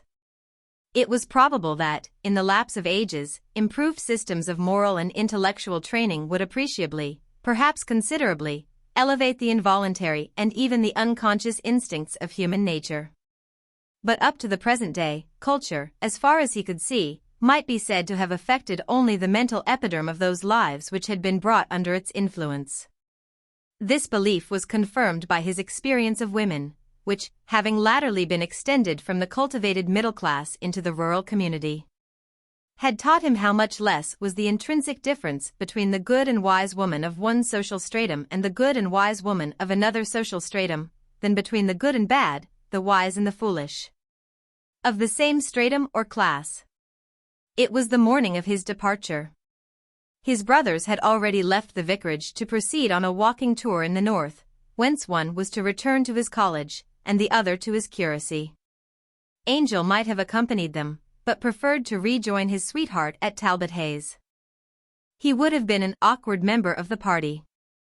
For, though the most appreciative humanist, the most ideal religionist, even the best-versed Christologist of the three, there was alienation in the standing consciousness that his squareness would not fit the round hole that had been prepared for him.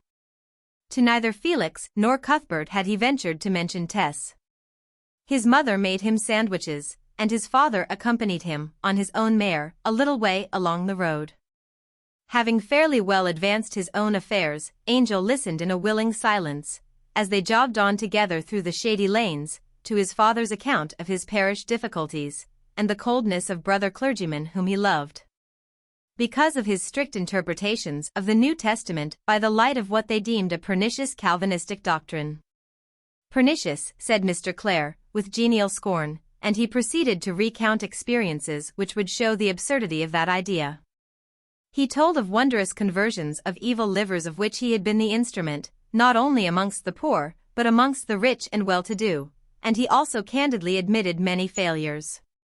As an instance of the latter, he mentioned the case of a young upstart squire named d'Urberville, living some 40 miles off, in the neighborhood of Trantridge.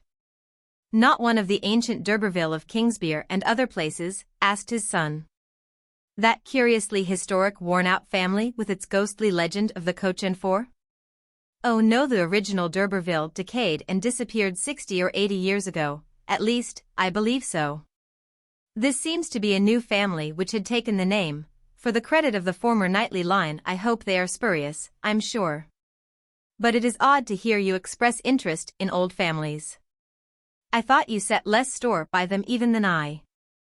You misapprehend me, father, you often do, said Angel with a little impatience. Politically I am skeptical as to the virtue of their being old. Some of the wise even among themselves exclaim against their own succession, as Hamlet puts it. But lyrically, dramatically, and even historically, I am tenderly attached to them. This distinction, though by no means a subtle one, was yet too subtle for Mr. Clare the elder, and he went on with the story he had been about to relate. Which was that after the death of the senior so-called d'Urberville, the young man developed the most culpable passions, though he had a blind mother, whose condition should have made him no better. A knowledge of his career having come to the ears of Mr. Clare, when he was in that part of the country preaching missionary sermons, he boldly took occasion to speak to the delinquent on his spiritual state. Though he was a stranger, occupying another's pulpit, he had felt this to be his duty, and took for his text the words from St. Luke, "Thou fool, this night thy soul shall be required of thee." The young man much resented this directness of attack, and in the war of words which followed when they met he did not scruple publicly to insult Mr. Clare, without respect for his grey hairs. Angel flushed with distress. "Dear father," he said sadly, "I wish you would not expose yourself to such gratuitous pain from scoundrels." "Pain," said his father, his rugged face shining in the ardor of self-abnegation. "The only pain to me was pain on his account, poor, foolish young man. Do you suppose his incensed words could give me any pain, or even his blows? Being reviled we bless, being persecuted we suffer it, being defamed we entreat. We are made as the filth of the world, and as the offscouring of all things unto this day." Those ancient and noble words to the Corinthians are strictly true at this present hour. Not blows, father? He did not proceed to blows? No, he did not. Though I have borne blows from men in a mad state of intoxication. No. 12 times, my boy. What then? I have saved them from the guilt of murdering their own flesh and blood thereby, and they have lived to thank me, and praise God. May this young man do the same, said Angel fervently. But I fear otherwise, from what you say. We'll hope, nevertheless, said Mr. Clare. And I continue to pray for him, though on this side of the grave we shall probably never meet again. But, after all, one of those poor words of mine may spring up in his heart as a good seed some day. Now, as always, Clare's father was sanguine as a child. And though the younger could not accept his parents' narrow dogma, he revered his practice and recognized the hero under the pietist. Perhaps he revered his father's practice even more now than ever, seeing that, in the question of making Tessie his wife, his father had not once thought of inquiring whether she were well provided or penniless. The same unworldliness was what had necessitated Angel's getting a living as a farmer, and would probably keep his brothers in the position of poor parsons for the term of their activities, yet Angel admired it none the less.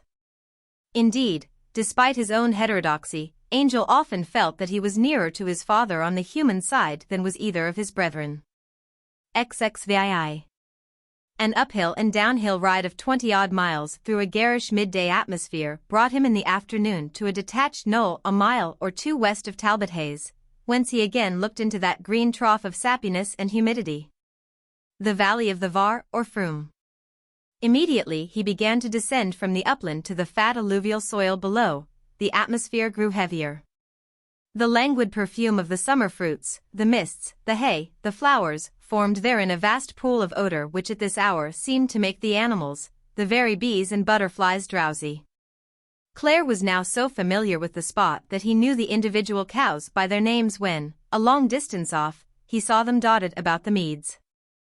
It was with a sense of luxury that he recognized his power of viewing life here from its inner side, in a way that had been quite foreign to him in his student days. And, much as he loved his parents, he could not help being aware that to come here, as now, after an experience of home life, affected him like throwing off splints and bandages. Even the one customary curb on the humors of English rural societies being absent in this place, Talbot Hayes having no resident landlord. Not a human being was out of doors at the dairy. The denizens were all enjoying the usual afternoon nap of an hour or so which the exceedingly early hours kept in summertime rendered a necessity. At the door the wood-hooped pails, sodden and bleached by infinite scrubbings, hung like hats on a stand upon the forked and peeled limb of an oak fixed there for that purpose, all of them ready and dry for the evening milking. Angel entered, and went through the silent passages of the house to the back quarters, where he listened for a moment. Sustained snores came from the cart-house, where some of the men were lying down. The grunt and squeal of sweltering pigs arose from the still further distance. The large-leaved rhubarb and cabbage plants slept too, their broad limp surfaces hanging in the sun like half-closed umbrellas. He unbridled and fed his horse, and as he re-entered the house the clock struck 3. 3 was the afternoon skimming hour. And, with the stroke, Claire heard the creaking of the floorboards above, and then the touch of a descending foot on the stairs. It was Tess's, who in another moment came down before his eyes. She had not heard him enter, and hardly realized his presence there. She was yawning, and he saw the red interior of her mouth as if it had been a snake's. She had stretched one arm so high above her coiled-up cable of hair that he could see its satin delicacy above the sunburn. Her face was flushed with sleep, and her eyelids hung heavy over their pupils. The brimfulness of her nature breathed from her. It was a moment when a woman's soul is more incarnate than at any other time, when the most spiritual beauty bespeaks itself flesh, and sex takes the outside place in the presentation. Then those eyes flashed brightly through their filmy heaviness, before the remainder of her face was well awake. With an oddly compounded look of gladness, shyness, and surprise, she exclaimed, "Oh, Mr. Clare! How you frightened me, I." There had not at first been time for her to think of the changed relations which his declaration had introduced. But the full sense of the matter rose up in her face when she encountered Claire's tender look as he stepped forward to the bottom stair. "Dear, darling Tessie," he whispered, putting his arm round her, and his face to her flushed cheek. "Don't, for heaven's sake, Mr. Me any more. I have hastened back so soon because of you." Tess's excitable heart beat against his by way of reply. And there they stood upon the red brick floor of the entry, the sun slanting in by the window upon his back, as he held her tightly to his breast. Upon her inclining face, upon the blue veins of her temple, upon her naked arm and her neck, and into the depths of her hair. Having been lying down in her clothes, she was warm as a sunned cat. At first she would not look straight up at him, but her eyes soon lifted, and his plumbed the deepness of the ever-varying pupils, with their radiating fibrils of blue, and black, and gray, and violet. While she regarded him as Eve at her second waking might have regarded Adam. "I've got to go skimming," she pleaded, "and I have Auntie old Deb to help me today. Mrs. Crick is gone to market with Mr. Crick, and Reddy is not well, and the others are gone out somewhere, and won't be home till milking." As they retreated to the milk-house, Deborah Fiander appeared on the stairs. "I have come back, Deborah," said Mr. Clare, upwards. "So I can help Tess with the skimming, and, as you are very tired, I am sure you needn't come down till milking time." Possibly the Talbot Hayes milk was not very thoroughly skimmed that afternoon. Tess was in a dream wherein familiar objects appeared as having light and shade and position, but no particular outline. Every time she held the skimmer under the pump to cool it for the work her hand trembled, the ardor of his affection being so palpable that she seemed to flinch under it like a plant in too burning a sun. Then he pressed her again to his side, and when she had done running her forefinger round the leads to cut off the cream edge, he cleaned it in nature's way, for the unconstrained manners of Talbot Hayes Dairy came convenient now. "I may as well say it now as later, dearest," he resumed gently. "I wish to ask you something of a very practical nature, which I have been thinking of ever since that day last week in the meads. I shall soon want to marry, and, being a farmer, you see I shall require for my wife a woman who knows all about the management of farms. Will you be that woman, Tessie?" He put it that way that she might not think he had yielded to an impulse of which his head would disapprove. She turned quite careworn. She had bowed to the inevitable result of proximity, the necessity of loving him. But she had not calculated upon this sudden corollary, which, indeed, Claire had put before her without quite meaning himself to do it so soon. With pain that was like the bitterness of dissolution, she murmured the words of her indispensable and sworn answer as an honorable woman. "Oh, Mr. Clare, I cannot be your wife, I cannot be." The sound of her own decision seemed to break Tess's very heart, and she bowed her face in her grief. "But, Tess," he said, amazed at her reply, and holding her still more greedily close. Do you say no? Surely you love me? Oh yes, yes. And I would rather be yours than anybody's in the world, returned the sweet and honest voice of the distressed girl. But I cannot marry you. Tess, he said, holding her at arm's length, you are engaged to marry someone else. No, no. Then why do you refuse me? I don't want to marry. I have not thought of doing it. I cannot. I only want to love you. But why? Driven to subterfuge, she stammered. Your father is a parson, and your mother would like you to marry such as me. She will want you to marry a lady. Nonsense, I have spoken to them both. That was partly why I went home. I feel I cannot, never, never, she echoed. Is it too sudden to be asked thus, my pretty? Yes, I did not expect it. If you will let it pass, please, Tessie, I will give you time, he said. It was very abrupt to come home and speak to you all at once. I'll not allude to it again for a while. She again took up the shining skimmer, held it beneath the pump, and began anew. But she could not, as at other times, hit the exact undersurface of the cream with the delicate dexterity required, try as she might. Sometimes she was cutting down into the milk, sometimes in the air. She could hardly see, her eyes having filled with two blurring tears drawn forth by a grief which, to this her best friend and dear advocate, she could never explain. I can't skim, I can't, she said, turning away from him. Not to agitate and hinder her longer, the considerate Claire began talking in a more general way. You quite misapprehend my parents. They are the most simple-mannered people alive, and quite unambitious. They are two of the few remaining evangelical school. Tessie, are you an evangelical? I don't know. You go to church very regularly, and our parson here is not very high, they tell me. Tess's ideas on the views of the parish clergyman, whom she heard every week, seemed to be rather more vague than Claire's, who had never heard him at all.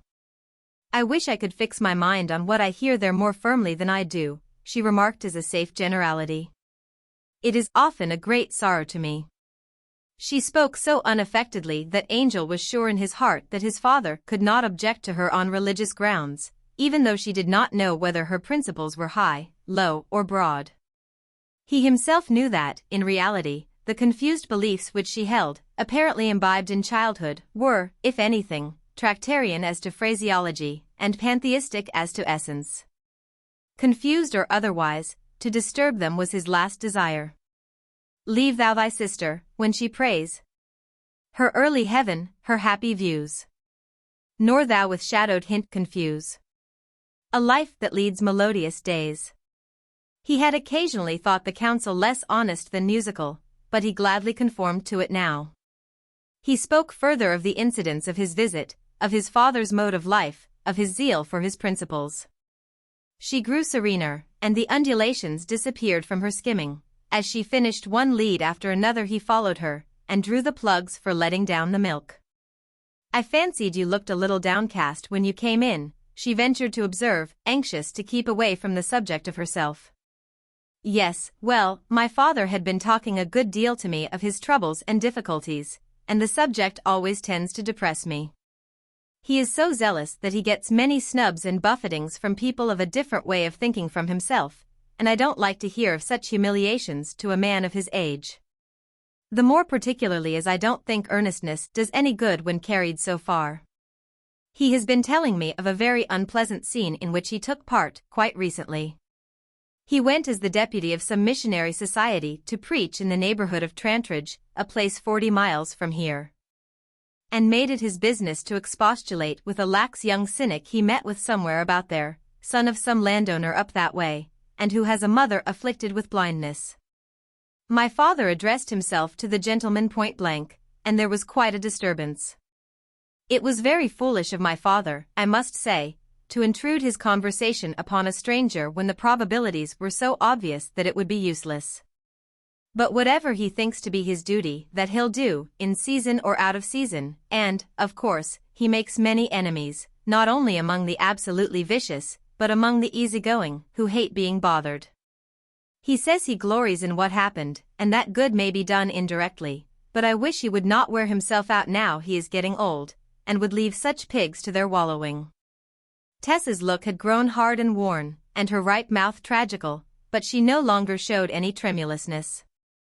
Claire's revived thoughts of his father prevented his noticing her particularly. And so they went on down the white row of liquid rectangles till they had finished and drained them off, when the other maids returned, and took their pails, and Deb came to scald out the leads for the new milk. As Tess withdrew to go afield to the cows, he said to her softly, "And my question, Tessie?" "Oh no, no," replied she with grave hopelessness, as one who had heard anew the turmoil of her own past in the allusion to Alec d'Herberville. "It can't be." She went out towards the mead, joining the other milkmaids with a bound, as if trying to make the open air drive away her sad constraint. All the girls drew onward to the spot where the cows were grazing in the farther mead, the bevy advancing with the bold grace of wild animals, the reckless, unchastened motion of women accustomed to unlimited space, in which they abandoned themselves to the air as a swimmer to the wave. It seemed natural enough to him now that Tess was again in sight to choose a mate from unconstrained nature, and not from the abodes of art. XXIII. Her refusal, though unexpected, did not permanently daunt Claire. His experience of women was great enough for him to be aware that the negative often meant nothing more than the preface to the affirmative. And it was little enough for him not to know that in the manner of the present negative there lay a great exception to the dallyings of coyness. That she had already permitted him to make love to her he read as an additional assurance, not fully trowing that in the fields and pastures to sigh gratis is by no means deemed waste. Love-making being here more often accepted inconsiderately and for its own sweet sake than in the carking, anxious homes of the ambitious, where a girl's craving for an establishment paralyzes her healthy thought of a passion as an end. "Tess, why did you say no in such a positive way?" he asked her in the course of a few days. She started. "Don't ask me. I told you why, partly. I am not good enough, not worthy enough." "How? Not fine lady enough?" "Yes, something like that," murmured she. "Your friends would scorn me." "Indeed, you mistake them, my father and mother. As for my brothers, I don't care." He clasped his fingers behind her back to keep her from slipping away. "Now, you did not mean it, sweet, I am sure you did not. You have made me so restless that I cannot read, or play, or do anything. I am in no hurry, Tess, but I want to know, to hear from your own warm lips, that you will some day be mine, any time you may choose, but some day?" She could only shake her head and look away from him. Claire regarded her attentively, conned the characters of her face as if they had been hieroglyphics. The denial seemed real. "Then I ought not to hold you in this way, ought I? I have no right to you, no right to seek out where you are, or walk with you. Honestly, Tess, do you love any other man?" "How can you ask?" she said, with continued self-suppression. "I almost know that you do not. But then, why do you repulse me?" "I don't repulse you. I like you to tell me you love me, and you may always tell me so as you go about with me, and never offend me. But you will not accept me as a husband?" "Ah, that's different. It is for your good, indeed, my dearest. Oh, believe me, it is only for your sake. I don't like to give myself the great happiness of promising to be yours in that way, because I am sure I ought not to do it. But you will make me happy." "Ah, you think so, but you don't know."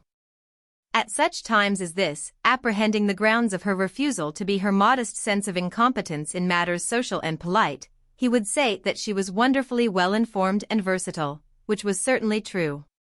Her natural quickness and her admiration for him having led her to pick up his vocabulary, his accent, and fragments of his knowledge, to a surprising extent. After these tender contests and her victory she would go away by herself under the remotest cow, if at milking time, or into the sedge or into her room, if at a leisure interval, and mourn silently. Not a minute after an apparently phlegmatic negative. The struggle was so fearful, her own heart was so strongly on the side of his two ardent hearts against one poor little conscience, that she tried to fortify her resolution by every means in her power. She had come to Talbot Hayes with a made-up mind. On no account could she agree to a step which might afterwards cause bitter ruing to her husband for his blindness in wedding her. And she held that what her conscience had decided for her when her mind was unbiased ought not to be overruled now. "Why don't somebody tell him all about me?" she said. "It was only 40 miles off, why hasn't it reached here? Somebody must know." Yet nobody seemed to know, nobody told him. For 2 or 3 days no more was said. She guessed from the sad countenances of her chamber companions that they regarded her not only as the favorite, but as the chosen, but they could see for themselves that she did not put herself in his way. Tess had never before known a time in which the thread of her life was so distinctly twisted of 2 strands, positive pleasure and positive pain. At the next cheese-making the pair were again left alone together. The dairyman himself had been lending a hand, but Mr. Crick, as well as his wife, seemed latterly to have acquired a suspicion of mutual interest between these two, though they walked so circumspectly that suspicion was but of the faintest. Anyhow, the dairyman left them to themselves. They were breaking up the masses of curd before putting them into the vats. The operation resembled the act of crumbling bread on a large scale. And amid the immaculate whiteness of the curds Tess Durbeyfield's hands showed themselves of the pinkness of the rose. Angel, who was filling the vats with his handful, suddenly ceased, and laid his hands flat upon hers. Her sleeves were rolled far above the elbow, and bending lower he kissed the inside vein of her soft arm. Although the early September weather was sultry, her arm, from her dabbling in the curds, was as cold and damp to his mouth as a new-gathered mushroom, and tasted of the whey. But she was such a sheaf of susceptibilities that her pulse was accelerated by the touch, her blood driven to her finder ends, and the cool arms flushed hot. Then, as though her heart had said, "Is coyness longer necessary?" Truth is truth between man and woman, as between man and man. She lifted her eyes and they beamed devotedly into his, as her lip rose in a tender half-smile. "Do you know why I did that, Tess?" he said. "Because you love me very much." "Yes, and as a preliminary to a new entreaty." "Not again." She looked a sudden fear that her resistance might break down under her own desire. "Oh, Tessie," he went on, "I cannot think why you are so tantalizing. Why do you disappoint me so? You seem almost like a coquette, upon my life you do, a coquette of the first urban water. They blow hot and blow cold, just as you do, and it is the very last sort of thing to expect to find in a retreat like Talbot Hayes. And yet, dearest," he quickly added, observing now the remark had cut her, "I know you to be the most honest, spotless creature that ever lived. So how can I suppose you a flirt? Tess, why don't you like the idea of being my wife, if you love me as you seem to do?" "I have never said I don't like the idea, and I never could say it, because it isn't true." The stress now getting beyond endurance, her lip quivered, and she was obliged to go away. Claire was so pained and perplexed that he ran after and caught her in the passage. Tell me," he said, passionately clasping her, in forgetfulness of his curdy hands, "do tell me that you won't belong to anybody but me." I will tell you," she exclaimed. "And I will give you a complete answer, if you will let me go now. I will tell you my experiences, all about myself, all." "Your experiences, dear, yes, certainly, any number." He expressed assent in loving satire, looking into her face. "My Tess, no doubt, almost as many experiences as that wild convolvulus out there on the garden hedge, that opened itself this morning for the first time. Tell me anything, but don't use that wretched expression any more about not being worthy of me." "I will try not. And I'll give you my reasons tomorrow, next week." "Say on Sunday?" "Yes, on Sunday." At last she got away, and did not stop in her retreat till she was in the thicket of pollard willows at the lower side of the barton, where she could be quite unseen. Here Tess flung herself down upon the rustling undergrowth of speargrass, as upon a bed, and remained crouching in palpitating misery broken by momentary shoots of joy, which her fears about the ending could not altogether suppress. In reality, she was drifting into acquiescence. every seesaw of her breath, every wave of her blood, every pulse singing in her ears, was a voice that joined with nature in revolt against her scrupulousness. Reckless, inconsiderate acceptance of him, to close with him at the altar, revealing nothing, and chancing discovery, to snatch ripe pleasure before the iron teeth of pain could have time to shut upon her, that was what love counseled. And in almost a terror of ecstasy Tess divined that, despite her many months of lonely self-chastisement, wrestlings, communings, schemes to lead a future of austere isolation, love's counsel would prevail. The afternoon advanced, and still she remained among the willows.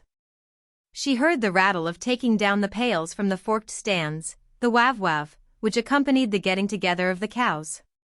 But she did not go to the milking. They would see her agitation, and the dairyman, thinking the cause to be love alone, would good-naturedly tease her, and that harassment could not be borne. Her lover must have guessed her overwrought state, and invented some excuse for her non-appearance, for no inquiries were made or calls given. At 6:30 the sun settled down upon the levels with the aspect of a great forge in the heavens. And presently a monstrous pumpkin-like moon arose on the other hand. The pollard willows, tortured out of their natural shape by incessant choppings, became spiny-haired monsters as they stood up against it. She went in and upstairs without a light. It was now Wednesday. Thursday came, and Angel looked thoughtfully at her from a distance, but intruded in no way upon her. The indoor milkmaids, Marian and the rest, seemed to guess that something definite was afoot, for they did not force any remarks upon her in the bedchamber. Friday passed, Saturday. Tomorrow was the day. I shall give way, I shall say yes, I shall let myself marry him, I cannot help it, she jealously panted, with her hot face to the pillow that night, on hearing one of the other girls sigh his name in her sleep. I can't bear to let anybody have him but me. Yet it is a wrong to him, and may kill him when he knows. Oh my heart, oh, oh, oh. Zix. Now, who mid ye think I've heard news o' this morning? Said Dairyman Crick, as he sat down to breakfast next day, with a riddling gaze round upon the munching men and maids. Now, just who mid ye think? One guessed, and another guessed. Mrs. Crick did not guess, because she knew already. Well, said the dairyman, 'tis that slack-twisted horsebird of a feller, Jack Dollop. He's lately got married to a widow woman. Not Jack Dollop? A villain, to think o' that, said a milker. The name entered quickly into Tess Durbeyfield's consciousness, for it was the name of the lover who had wronged his sweetheart, and had afterwards been so roughly used by the young woman's mother in the butter churn. And had he married the valiant matron's daughter, as he promised, asked Angel Clare absently, as he turned over the newspaper he was reading at the little table to which he was always banished by Mrs. Crick, in her sense of his gentility. Not he, sir. Never meant to, replied the dairyman. As I say, 'tis a widow woman, and she had money, it seems £50 a year or so, and that was all he was after. They were married in a great hurry. And then she told him that by marrying she had lost her £50 a year. Just fancy the state o' my gentleman's mind at that news. Never such a cat and dog life as they've been leading ever since. Serves him well beright. But unluckily the poor woman gets the worst o't. Well, the silly body should have told him sooner that the ghost of her first man would trouble him, said Mrs. Crick. Aye, responded the dairyman indecisively. Still, you can see exactly how 'twas. She wanted a home, and didn't like to run the risk of losing him. Don't ye think that was something like it, maidens? He glanced towards the row of girls. She ought to have told him just before they went to church, when he could hardly have backed out, exclaimed Marian. Yes, she ought, agreed Is. She must have seen what he was after, and should ha' refused him, cried Reddy spasmodically. And what do you say, my dear? Asked the dairyman of Tess. I think she ought to have told him the true state of things, or else refused him, I don't know, replied Tess, the bread and butter choking her. Be cussed if I'd have done either oat, said Beck Nibs, a married helper from one of the cottages. All's fair in love and war. I'd ha' married in just as she did, and if he'd said 2 words to me about not telling him beforehand anything whatsoever about my first chap that I hadn't chose to tell, I'd ha' knocked him down wi' the rolling pin, a scram little feller like he. Any woman could do it. The laughter which followed this sally was supplemented only by a sorry smile, for form's sake, from Tess. What was comedy to them was tragedy to her, and she could hardly bear their mirth. She soon rose from table and, with an impression that Claire would soon follow her, went along a little wriggling path, now stepping to one side of the irrigating channels, and now to the other, till she stood by the main stream of the Var. Men had been cutting the water weeds higher up the river, and masses of them were floating past her, moving islands of green crowfoot, whereon she might almost have ridden.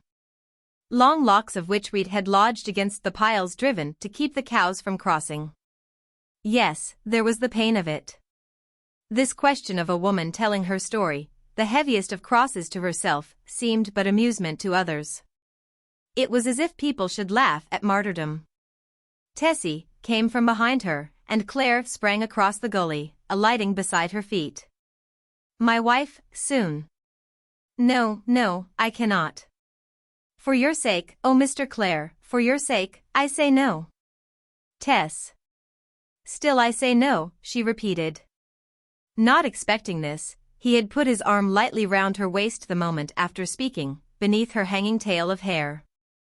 The younger dairymaids, including Tess, breakfasted with their hair loose on Sunday mornings before building it up extra high for attending church, a style they could not adopt when milking with their heads against the cows.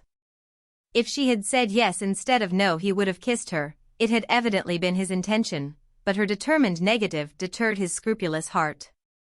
Their condition of domiciliary comradeship put her, as the woman, to such disadvantage by its enforced intercourse, that he felt it unfair to her to exercise any pressure of blandishment which he might have honestly employed had she been better able to avoid him.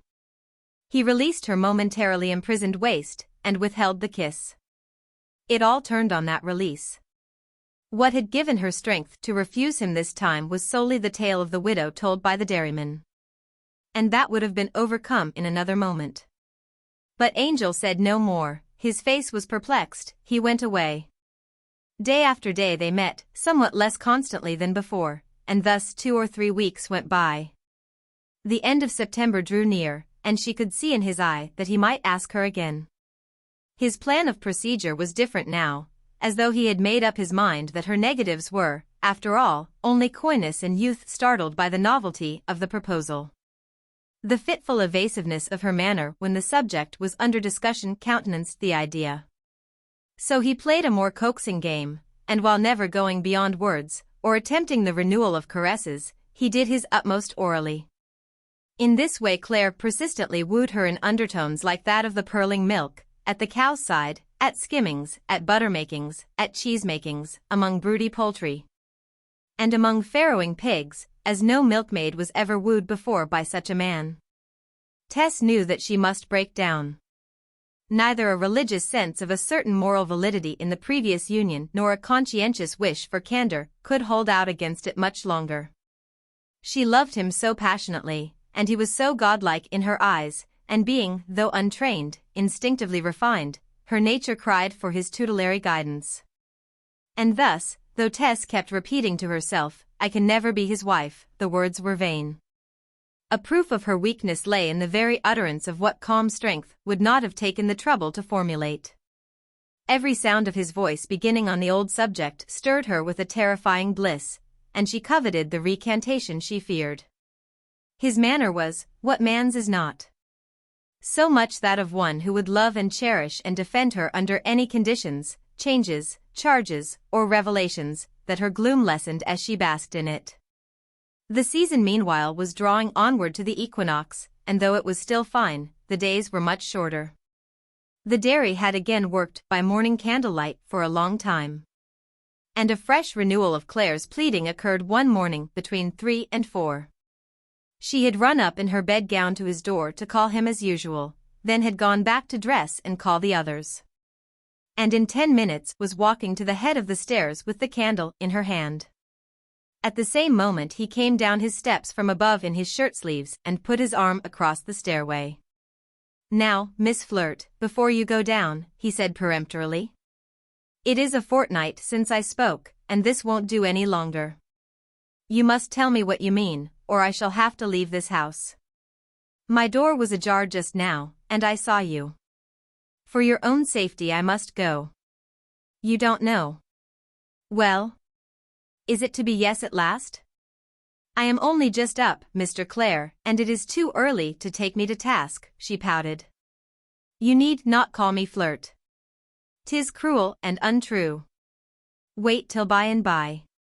Please wait till by and by. I will really think seriously about it between now and then. Let me go downstairs. She looked a little like what he said she was as, holding the candle sideways, she tried to smile away the seriousness of her words. Call me Angel, then, and not Mr. Clare. Angel. Angel dearest, why not? 'Twould mean that I agree, wouldn't it? It would only mean that you love me, even if you cannot marry me, and you were so good as to own that long ago. Very well, then, Angel dearest, if I must, she murmured, looking at her candle, a roguish curl coming upon her mouth, notwithstanding her suspense. Clare had resolved never to kiss her until he had obtained her promise. But somehow, as Tess stood there in her prettily tucked-up milking gown, her hair carelessly heaped upon her head till there should be leisure to arrange it when skimming and milking were done, he broke his resolve. And brought his lips to her cheek for one moment. She passed downstairs very quickly, never looking back at him or saying another word. The other maids were already down, and the subject was not pursued. Except Marian, they all looked wistfully and suspiciously at the pair, in the sad yellow rays which the morning candles emitted in contrast with the first cold signals of the dawn without. When skimming was done, which, as the milk diminished with the approach of autumn, was a lessening process day by day, Reddy and the rest went out. The lovers followed them. Our tremulous lives are so different from theirs, are they not? He musingly observed to her, as he regarded the three figures tripping before him through the frigid pallor of opening day. Not so very different, I think, she said. Why do you think that? There are very few women's lives that are not tremulous, Tess replied, pausing over the new word as if it impressed her. There's more in those three than you think. What is in them? Almost either of 'em, she began, perhaps would make a properer wife than I. And perhaps they love you as well as I, almost. Oh, Tessie.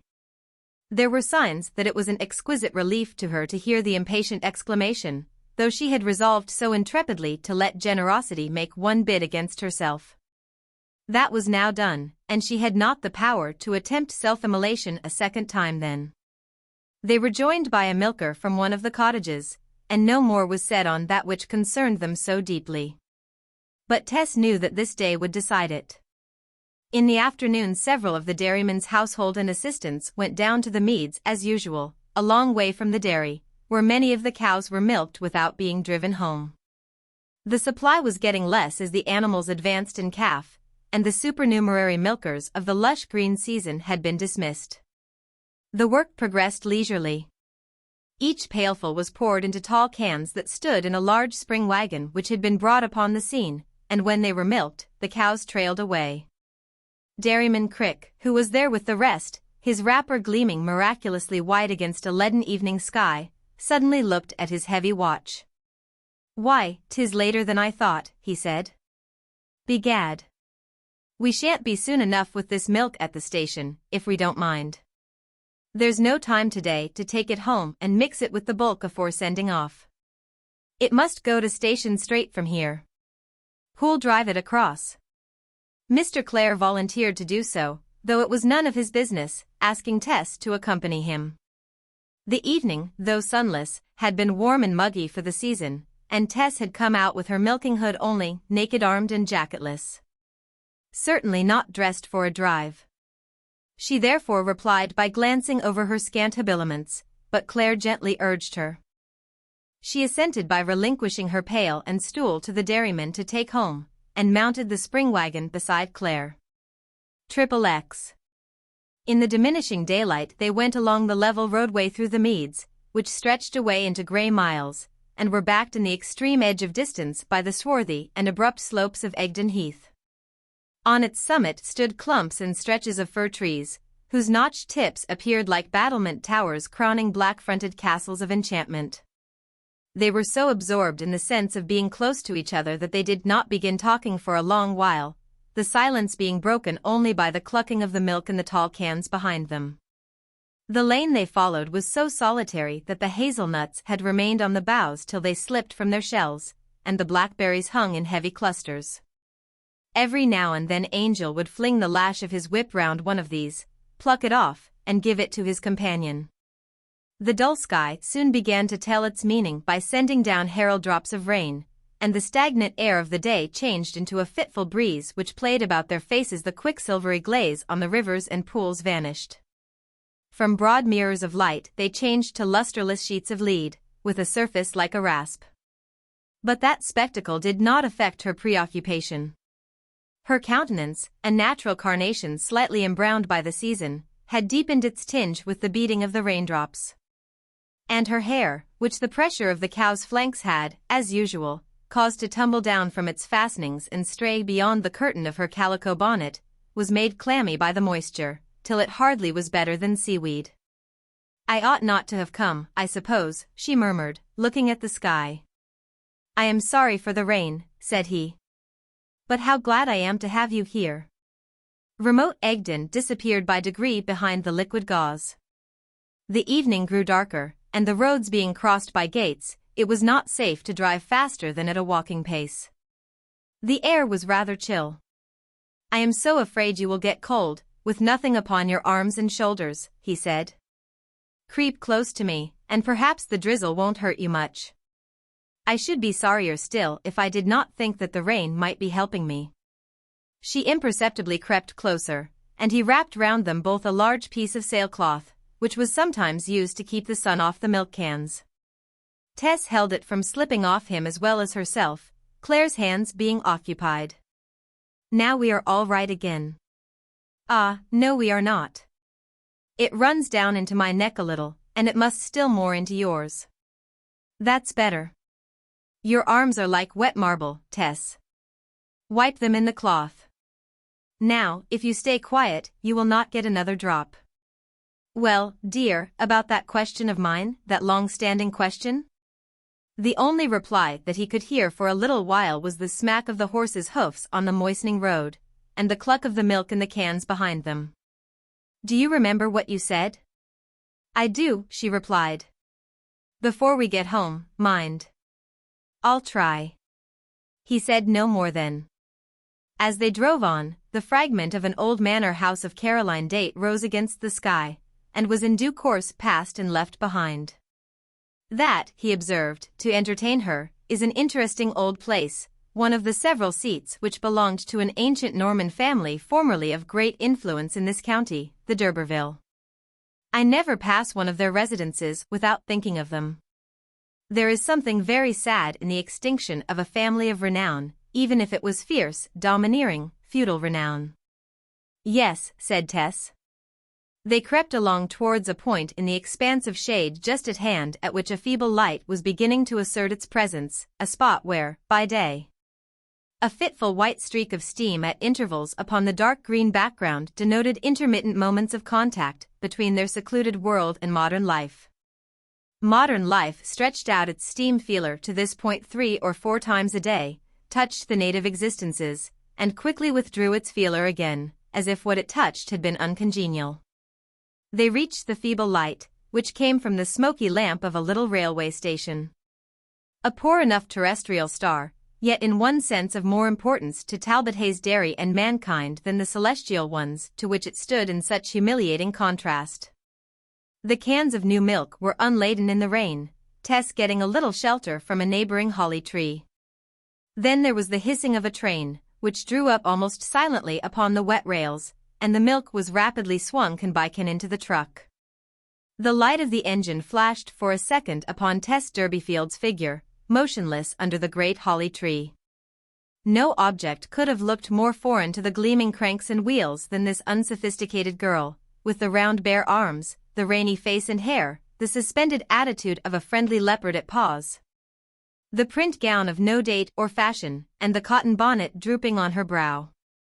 She mounted again beside her lover, with a mute obedience characteristic of impassioned natures at times, and when they had wrapped themselves up over head and ears in the sailcloth again, they plunged back into the now thick night.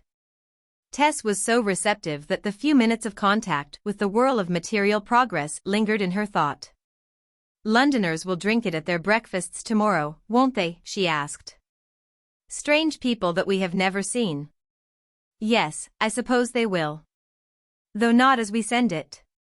When its strength has been lowered, so that it may not get up into their heads.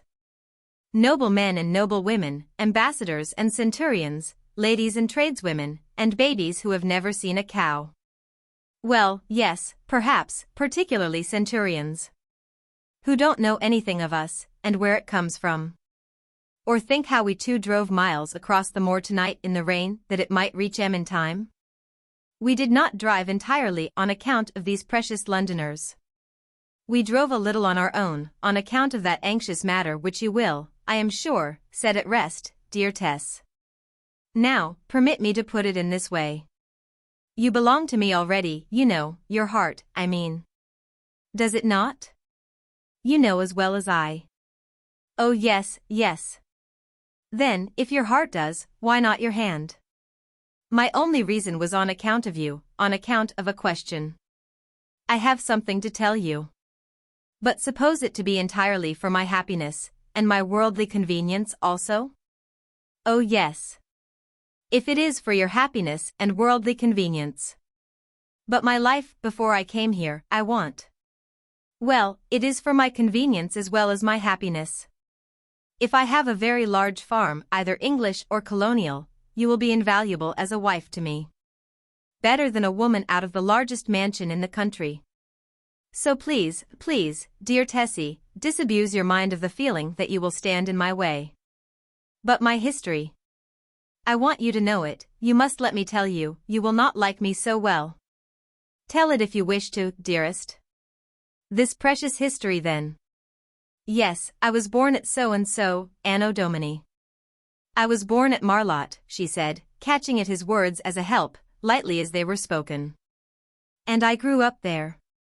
And I was in the 6th standard when I left school, and they said I had great aptness, and should make a good teacher, so it was settled that I should be one. But there was trouble in my family. Father was not very industrious, and he drank a little. Yes, yes. Poor child. Nothing new. He pressed her more closely to his side. And then, there is something very unusual about it, about me. I was. Tess's breath quickened. Yes, dearest. Never mind. I am not a Durbeyfield, but a d'Urberville, a descendant of the same family as those that owned the old house we passed. And, we are all gone to nothing. A d'Urberville, indeed. And is that all the trouble, dear Tess? Yes, she answered faintly. Well, why should I love you less after knowing this? I was told by the dairyman that you hated old families. He laughed. Well, it is true, in one sense. I do hate the aristocratic principle of blood before everything, and do think that as reasoners the only pedigrees we ought to respect are those spiritual ones of the wise and virtuous, without regard to corporal paternity. But I am extremely interested in this news, you can have no idea how interested I am. Are you not interested yourself in being one of that well-known line? No. I have thought it sad, especially since coming here, and knowing that many of the hills and fields I see once belonged to my father's people. But other hills and field belonged to Reddy's people, and perhaps others to Marion's, so that I don't value it particularly. Yes, it is surprising how many of the present tillers of the soil were once owners of it, and I sometimes wonder that a certain school of politicians don't make capital of the circumstance, but they don't seem to know it.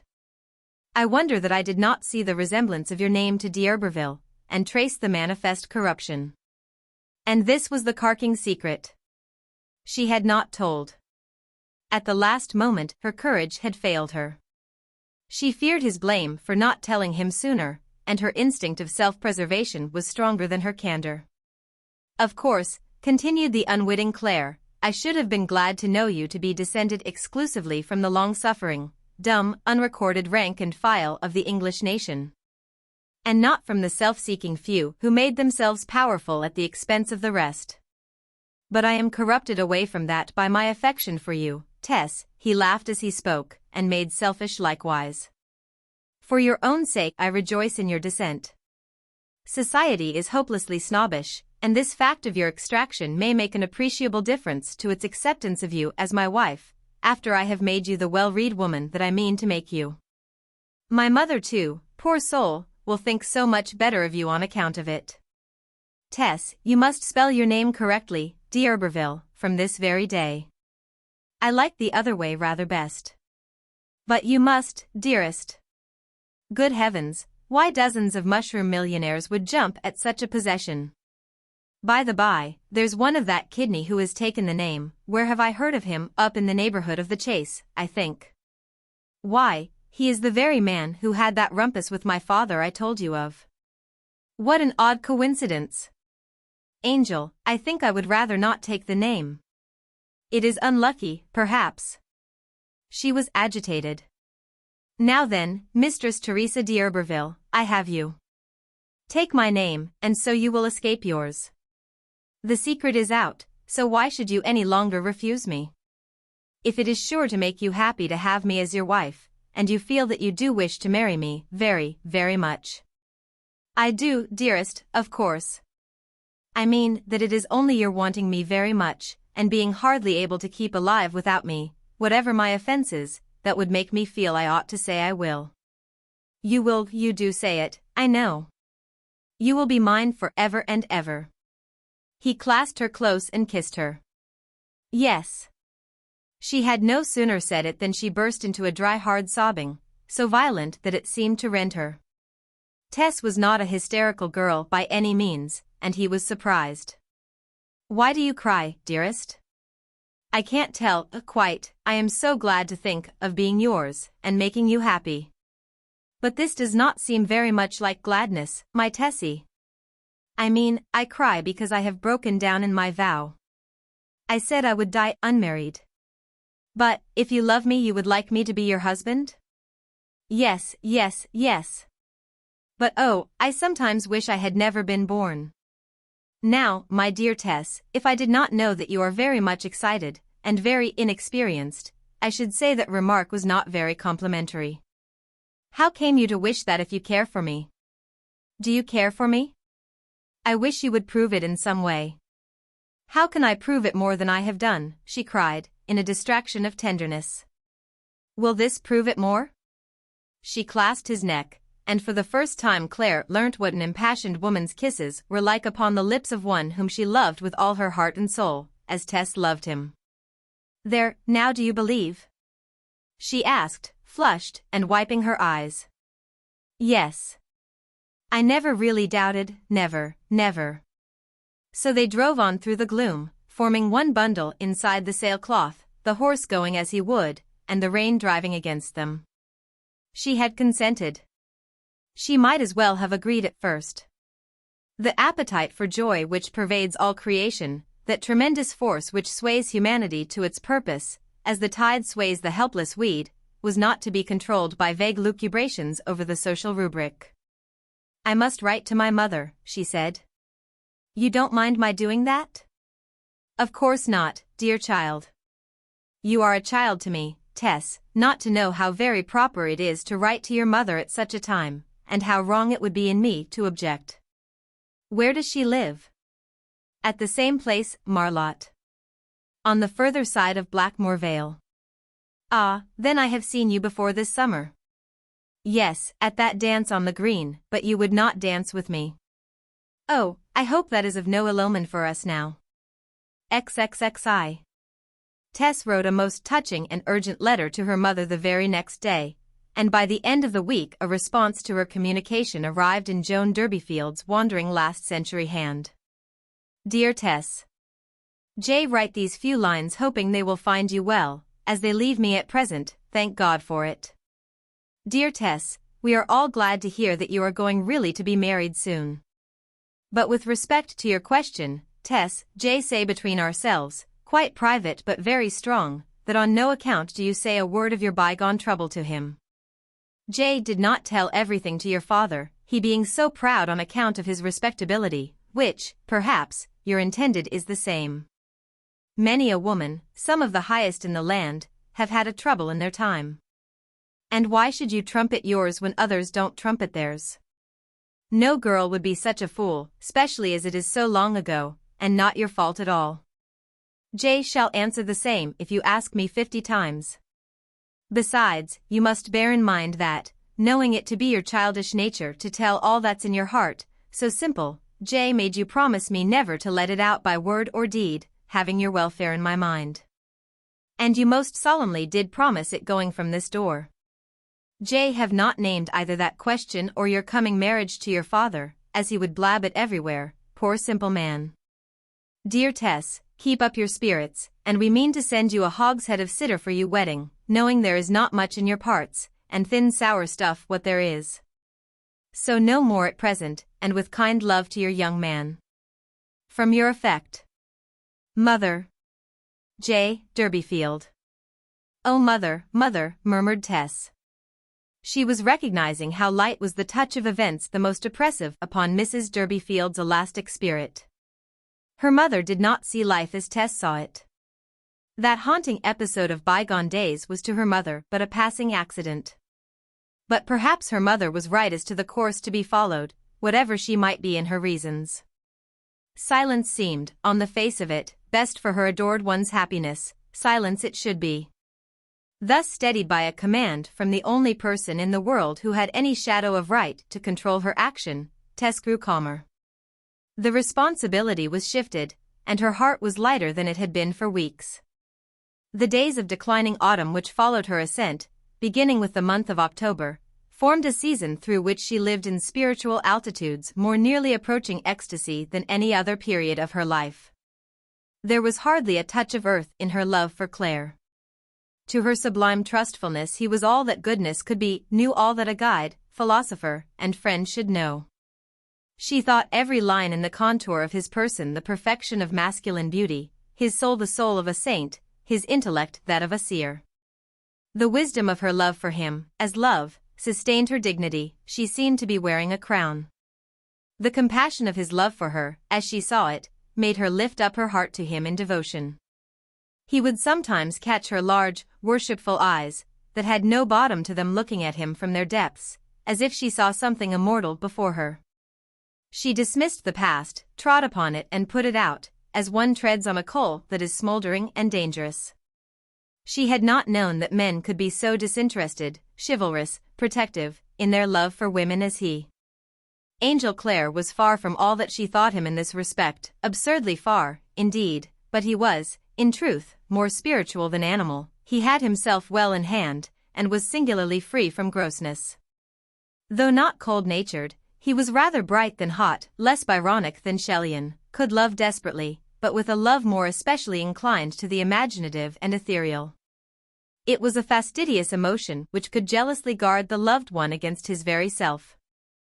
This amazed and enraptured Tess, whose slight experiences had been so infelicitous till now. And in her reaction from indignation against the male sex she swerved to excess of honor for Clare. They unaffectedly sought each other's company.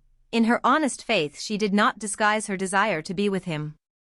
The sum of her instincts on this matter, if clearly stated, would have been that the elusive quality of her sex which attracts men in general might be distasteful to so perfect a man after an avowal of love, since it must in its very nature carry with it the suspicion of art.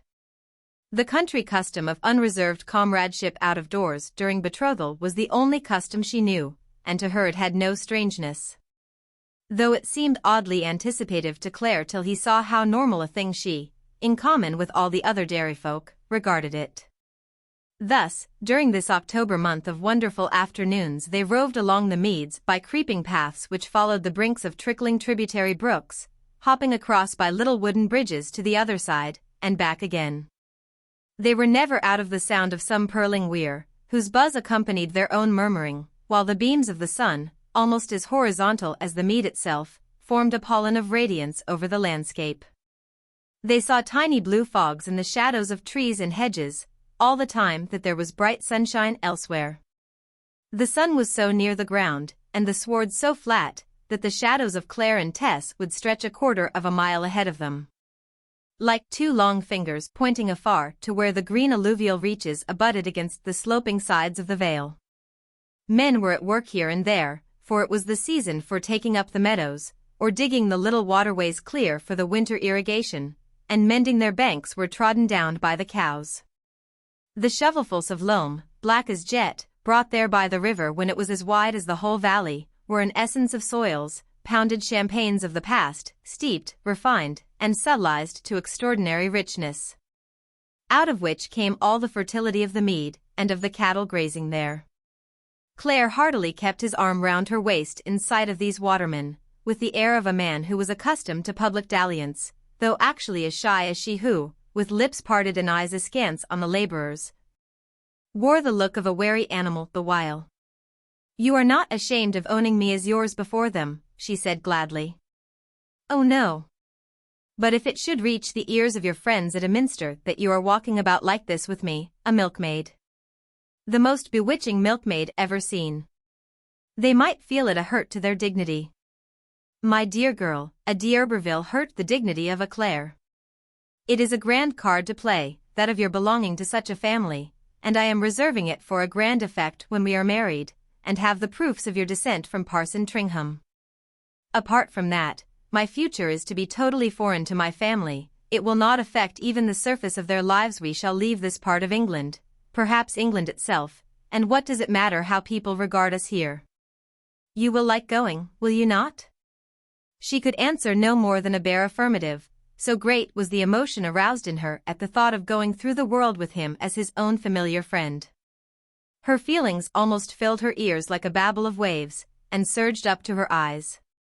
She put her hand in his, and thus they went on, to a place where the reflected sun glared up from the river, under a bridge, with a molten metallic glow that dazzled their eyes, though the sun itself was hidden by the bridge. They stood still, whereupon little furred and feathered heads popped up from the smooth surface of the water, but, finding that the disturbing presences had paused, and not passed by, they disappeared again. Upon this river brink they lingered till the fog began to close round them, which was very early in the evening at this time of the year, settling on the lashes of her eyes, where it rested like crystals, and on his brows and hair. They walked later on Sundays, when it was quite dark. Some of the dairy people, who were also out of doors on the first Sunday evening after their engagement, heard her impulsive speeches, ecstatized to fragments, though they were too far off to hear the words discoursed. Noted the spasmodic catch in her remarks, broken into syllables by the leapings of her heart, as she walked leaning on his arm. Her contented pauses, the occasional little laugh upon which her soul seemed to ride, the laugh of a woman in company with the man she loves and has won from all other women, unlike anything else in nature. They marked the buoyancy of her tread, like the skim of a bird which has not quite alighted. Her affection for him was now the breath and life of Tess's being. It enveloped her as a photosphere, irradiated her into forgetfulness of her past sorrows, keeping back the gloomy specters that would persist in their attempts to touch her: doubt, fear, moodiness, care, shame. She knew that they were waiting like wolves just outside the circumscribing light, but she had long spells of power to keep them in hungry subjection there. A spiritual forgetfulness coexisted with an intellectual remembrance. She walked in brightness, but she knew that in the background those shapes of darkness were always spread. They might be receding, or they might be approaching, one or the other, a little every day. One evening Tess and Claire were obliged to sit indoors keeping house, all the other occupants of the domicile being away.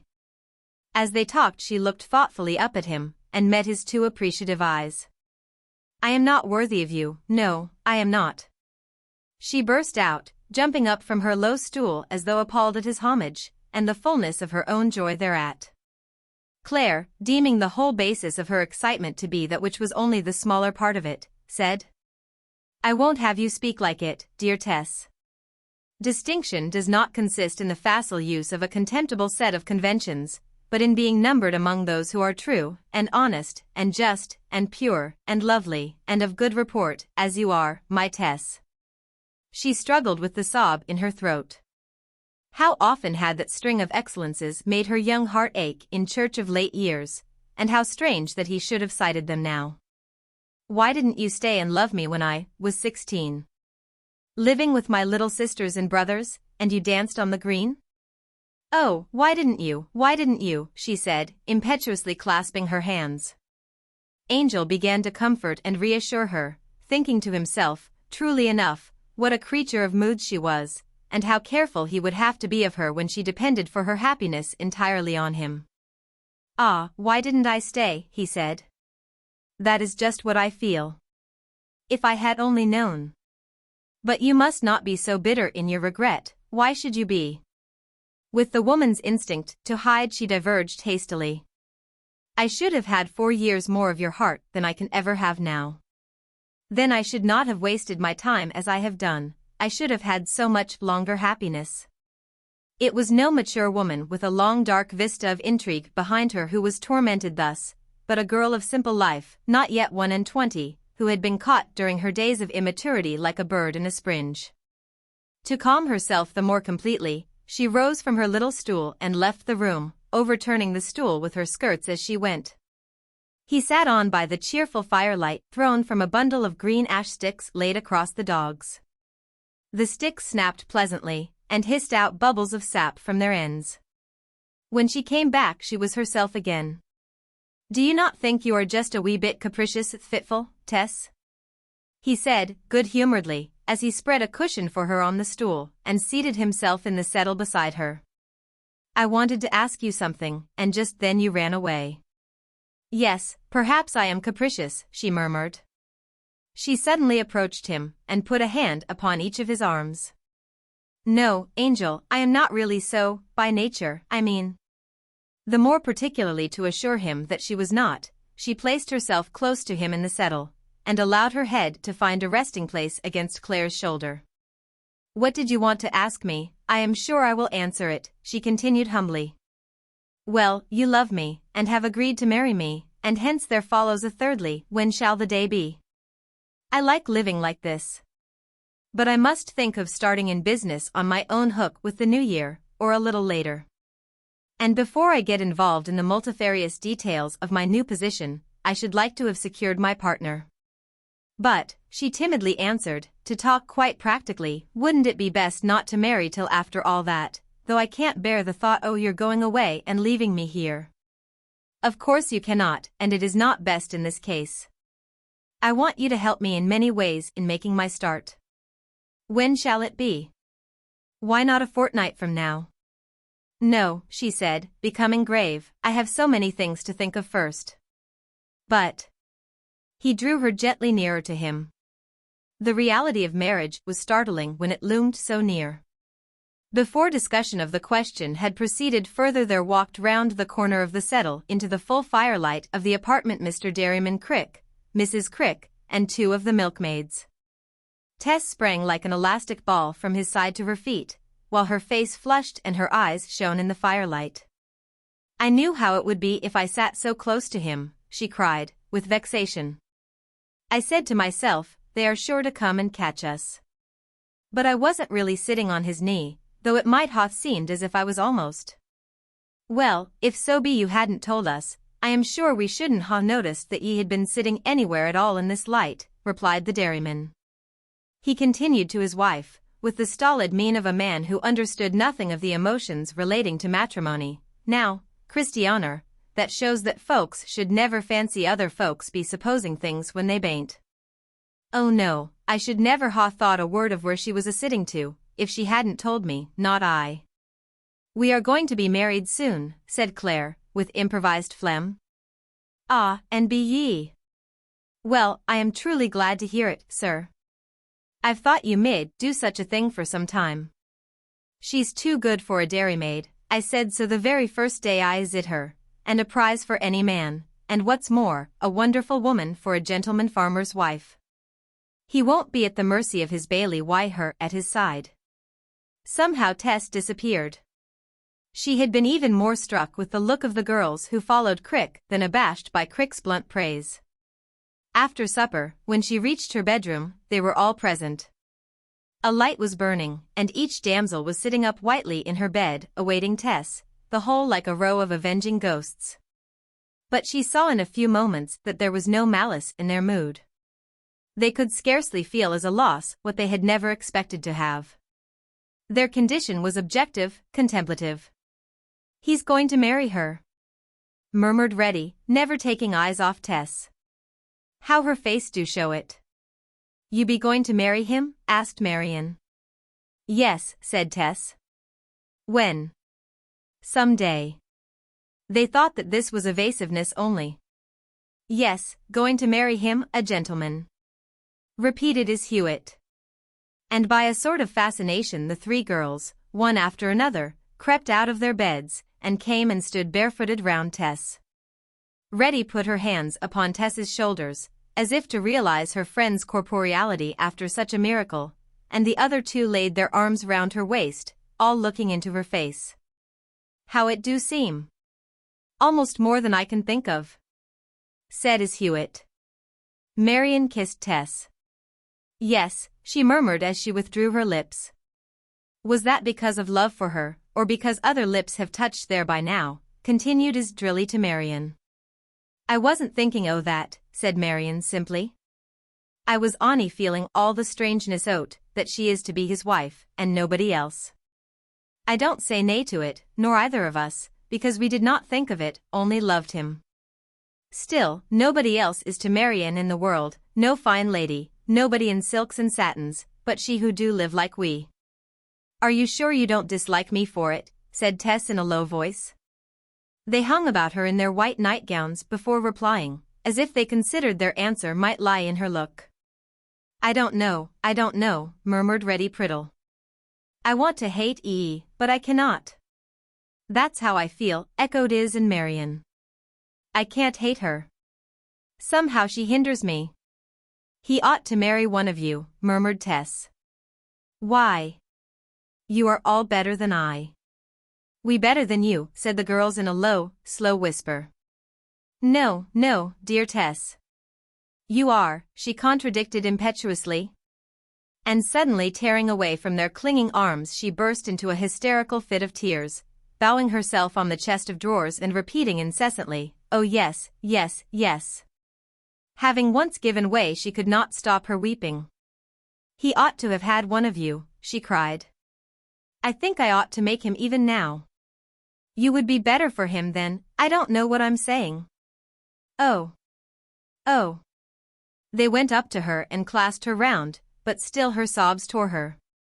"Get some water," said Marian, "she's upset by us, poor thing, poor thing." They gently led her back to the side of her bed, where they kissed her warmly.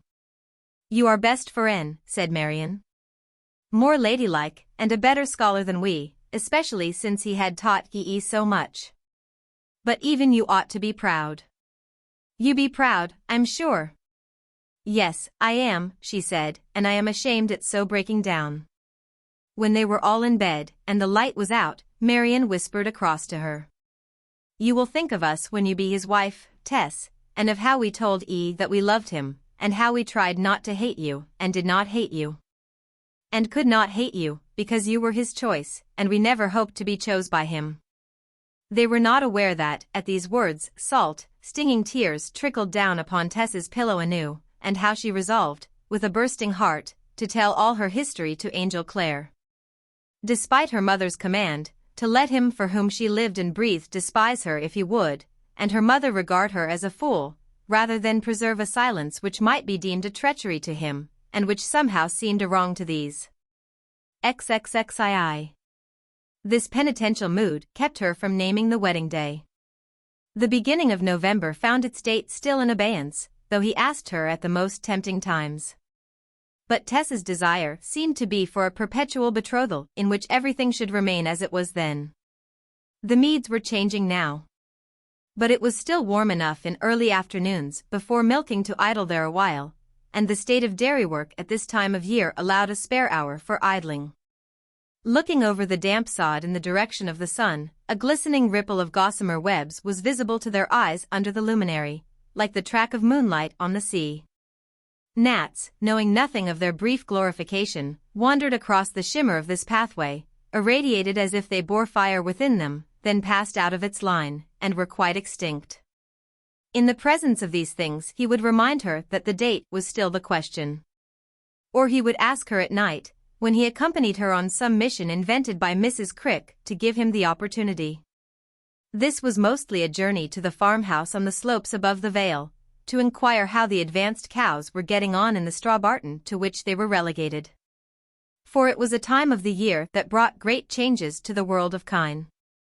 Batches of the animals were sent away daily to this lying-in hospital, where they lived on straw till their calves were born, after which event, and as soon as the calf could walk, mother and offspring were driven back to the dairy. In the interval which elapsed before the calves were sold there was, of course, little milking to be done, but as soon as the calf had been taken away the milkmaids would have to set to work as usual. Returning from one of these dark walks they reached a great gravel cliff immediately over the levels, where they stood still and listened. The water was now high in the streams, squirting through the weirs, and tinkling under culverts. The smallest gullies were all full, there was no taking short cuts anywhere, and foot passengers were compelled to follow the permanent ways. From the whole extent of the invisible vale came a multitudinous intonation. It forced upon their fancy that a great city lay below them, and that the murmur was the vociferation of its populace. "It seems like tens of thousands of them," said Tess. "Holding public meetings in their marketplaces, arguing, preaching, quarreling, sobbing, groaning, praying, and cursing." Claire was not particularly heeding. "Did Crick speak to you today, dear, about his not wanting much assistance during the winter months?" "No. The cows are going dry rapidly." "Yes. 6 or 7 went to the straw barton yesterday, and 3 the day before, making nearly 20 in the straw already." "Ah, is it that the farmer don't want my help for the calving?" "Oh, I am not wanted here any more. And I have tried so hard to." "Crick didn't exactly say that he would no longer require you. But, knowing what our relations were, he said in the most good-natured and respectful manner possible that he supposed on my leaving at Christmas I should take you with me, and on my asking what he would do without you he merely observed that, as a matter of fact, it was a time of year when he could do with a very little female help. I am afraid I was sinner enough to feel rather glad that he was in this way forcing your hand." "I don't think you ought to have felt glad, Angel. Because 'tis always mournful not to be wanted, even if at the same time 'tis convenient." "Well, it is convenient, you have admitted that." He put his finger upon her cheek. "Ah," he said. "What?" "I feel the red rising up at her having been caught." "But why should I trifle so?" "We will not trifle, life is too serious." "It is." "Perhaps I saw that before you did." She was seeing it then. To decline to marry him after all, in obedience to her emotion of last night, and leave the dairy meant to go to some strange place, not a dairy. For milkmaids were not in request now calving time was coming on, to go to some arable farm where no divine being like Angel Clare was. She hated the thought, and she hated more the thought of going home. "So that, seriously, dearest Tess," he continued, "since you will probably have to leave at Christmas, it is in every way desirable and convenient that I should carry you off then as my property. Besides, if you were not the most uncalculating girl in the world you would know that we could not go on like this forever. I wish we could. That it would always be summer and autumn, and you always courting me, and always thinking as much of me as you have done through the past summertime. I always shall." "Oh, I know you will," she cried, with a sudden fervor of faith in him. "Angel, I will fix the day when I will become yours for always." Thus at last it was arranged between them, during that dark walk home, amid the myriads of liquid voices on the right and left. When they reached the dairy Mr. and Mrs. Crick were promptly told, with injunctions of secrecy, for each of the lovers was desirous that the marriage should be kept as private as possible. The dairyman, though he had thought of dismissing her soon, now made a great concern about losing her. What should he do about his skimming? Who would make the ornamental butter pats for the Anglebury and Sandbourne ladies? Mrs. Crick congratulated Tess on the shilly-shallying having at last come to an end, and said that directly she set eyes on Tess she divined that she was to be the chosen one of somebody who was no common outdoor man. Tess had looked so superior as she walked across the Barton on that afternoon of her arrival, that she was of a good family she could have sworn. In point of fact, Mrs. Crick did remember thinking that Tess was graceful and good-looking as she approached, but the superiority might have been a growth of the imagination aided by subsequent knowledge. Tess was now carried along upon the wings of the hours, without the sense of a will. The word had been given, the number of the day written down. Her naturally bright intelligence had begun to admit the fatalistic convictions common to field folk and those who associate more extensively with natural phenomena than with their fellow creatures. And she accordingly drifted into that passive responsiveness to all things her lover suggested, characteristic of the frame of mind.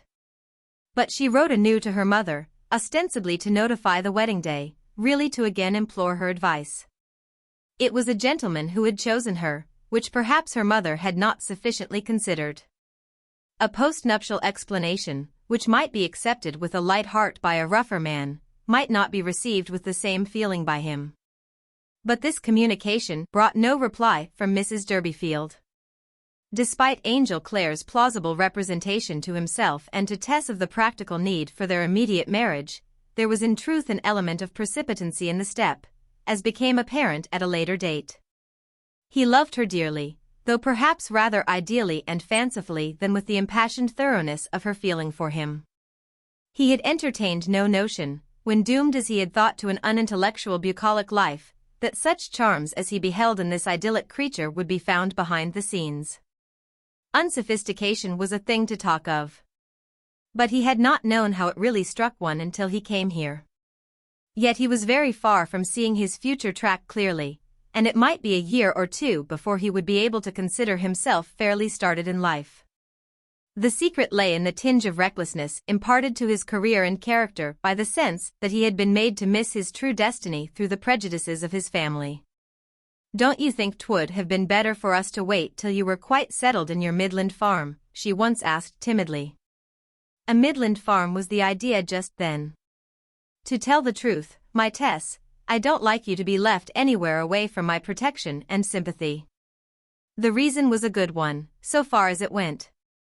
His influence over her had been so marked that she had caught his manner and habits, his speech and phrases, his likings and his aversions.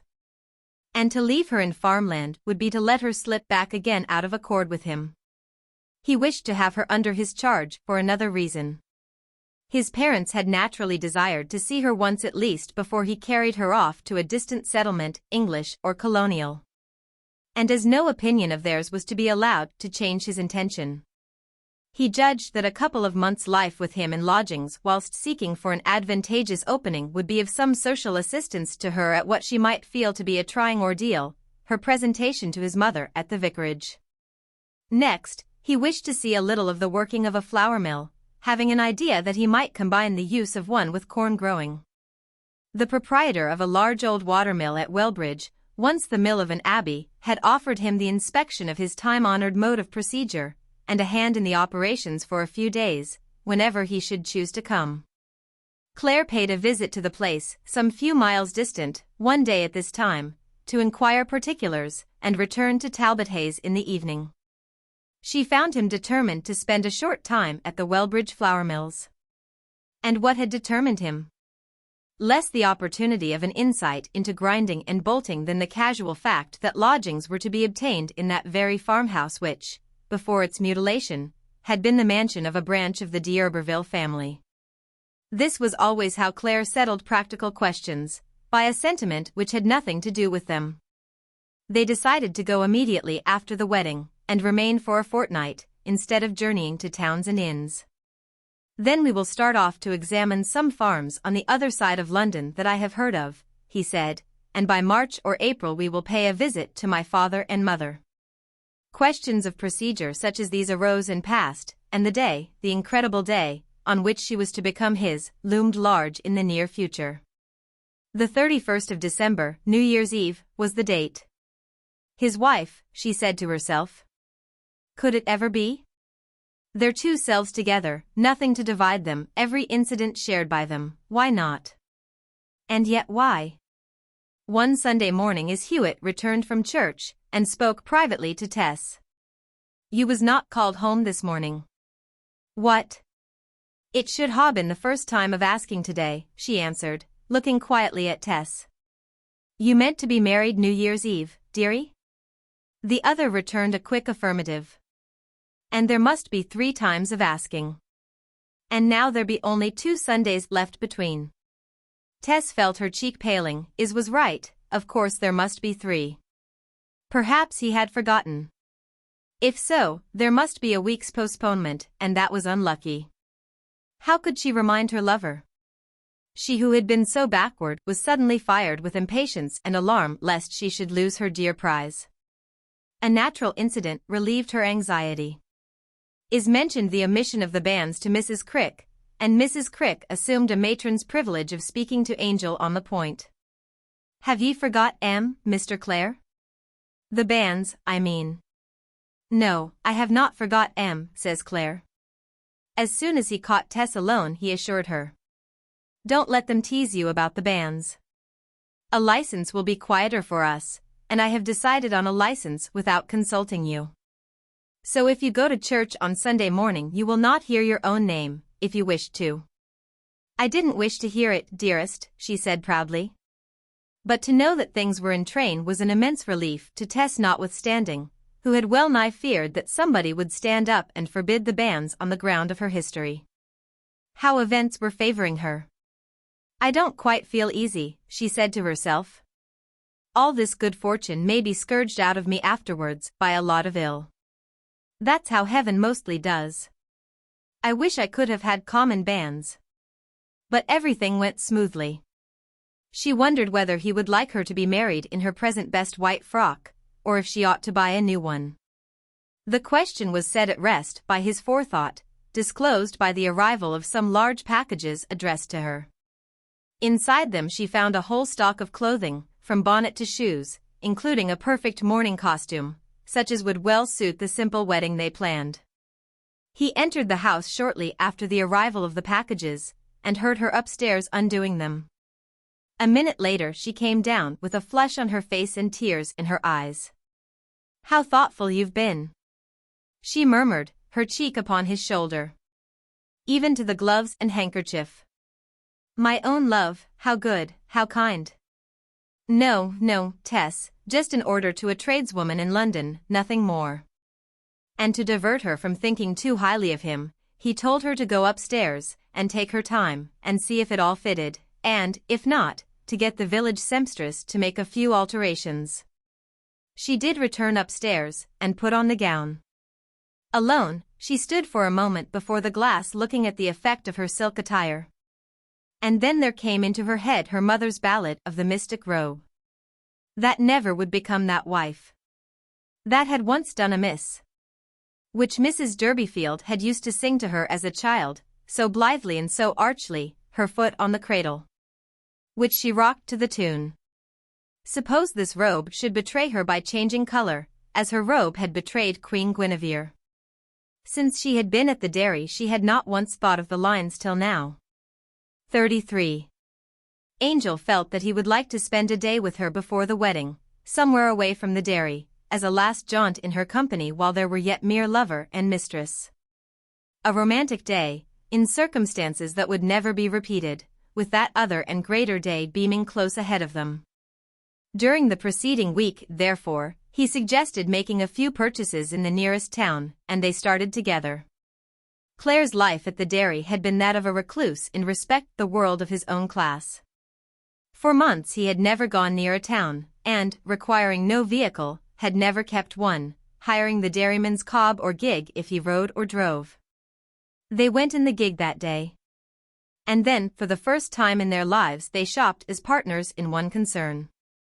It was Christmas Eve, with its loads of holly and mistletoe, and the town was very full of strangers who had come in from all parts of the country on account of the day. Tess paid the penalty of walking about with happiness superadded to beauty on her countenance by being much stared at as she moved amid them on his arm. In the evening they returned to the inn at which they had put up, and Tess waited in the entry while Angel went to see the horse and gig brought to the door. The general sitting room was full of guests, who were continually going in and out. As the door opened and shut each time for the passage of these, the light within the parlor fell full upon Tess's face. 2 men came out and passed by her among the rest. One of them had stared her up and down in surprise, and she fancied he was a Trantridge man, though that village lay so many miles off that Trantridge folk were rarities here. "A comely maid that," said the other. "True, comely enough. But unless I make a great mistake," and he negatived the remainder of the definition forthwith. Claire had just returned from the stable-yard, and, confronting the man on the threshold, heard the words, and saw the shrinking of Tess. The insult to her stung him to the quick, and before he had considered anything at all he struck the man on the chin with the full force of his fist, sending him staggering backwards into the passage. The man recovered himself, and seemed inclined to come on, and Claire, stepping outside the door, put himself in a posture of defense. But his opponent began to think better of the matter. He looked anew at Tess as he passed her, and said to Claire, "I beg pardon, sir, 'twas a complete mistake. I thought she was another woman, 40 miles from here." Claire, feeling then that he had been too hasty, and that he was, moreover, to blame for leaving her standing in an inn passage, did what he usually did in such cases, gave the man 5 shillings to plaster the blow. And thus they parted, bidding each other a pacific good night. As soon as Claire had taken the reins from the ostler, and the young couple had driven off, the 2 men went in the other direction. "And was it a mistake?" said the second one. "Not a bit of it.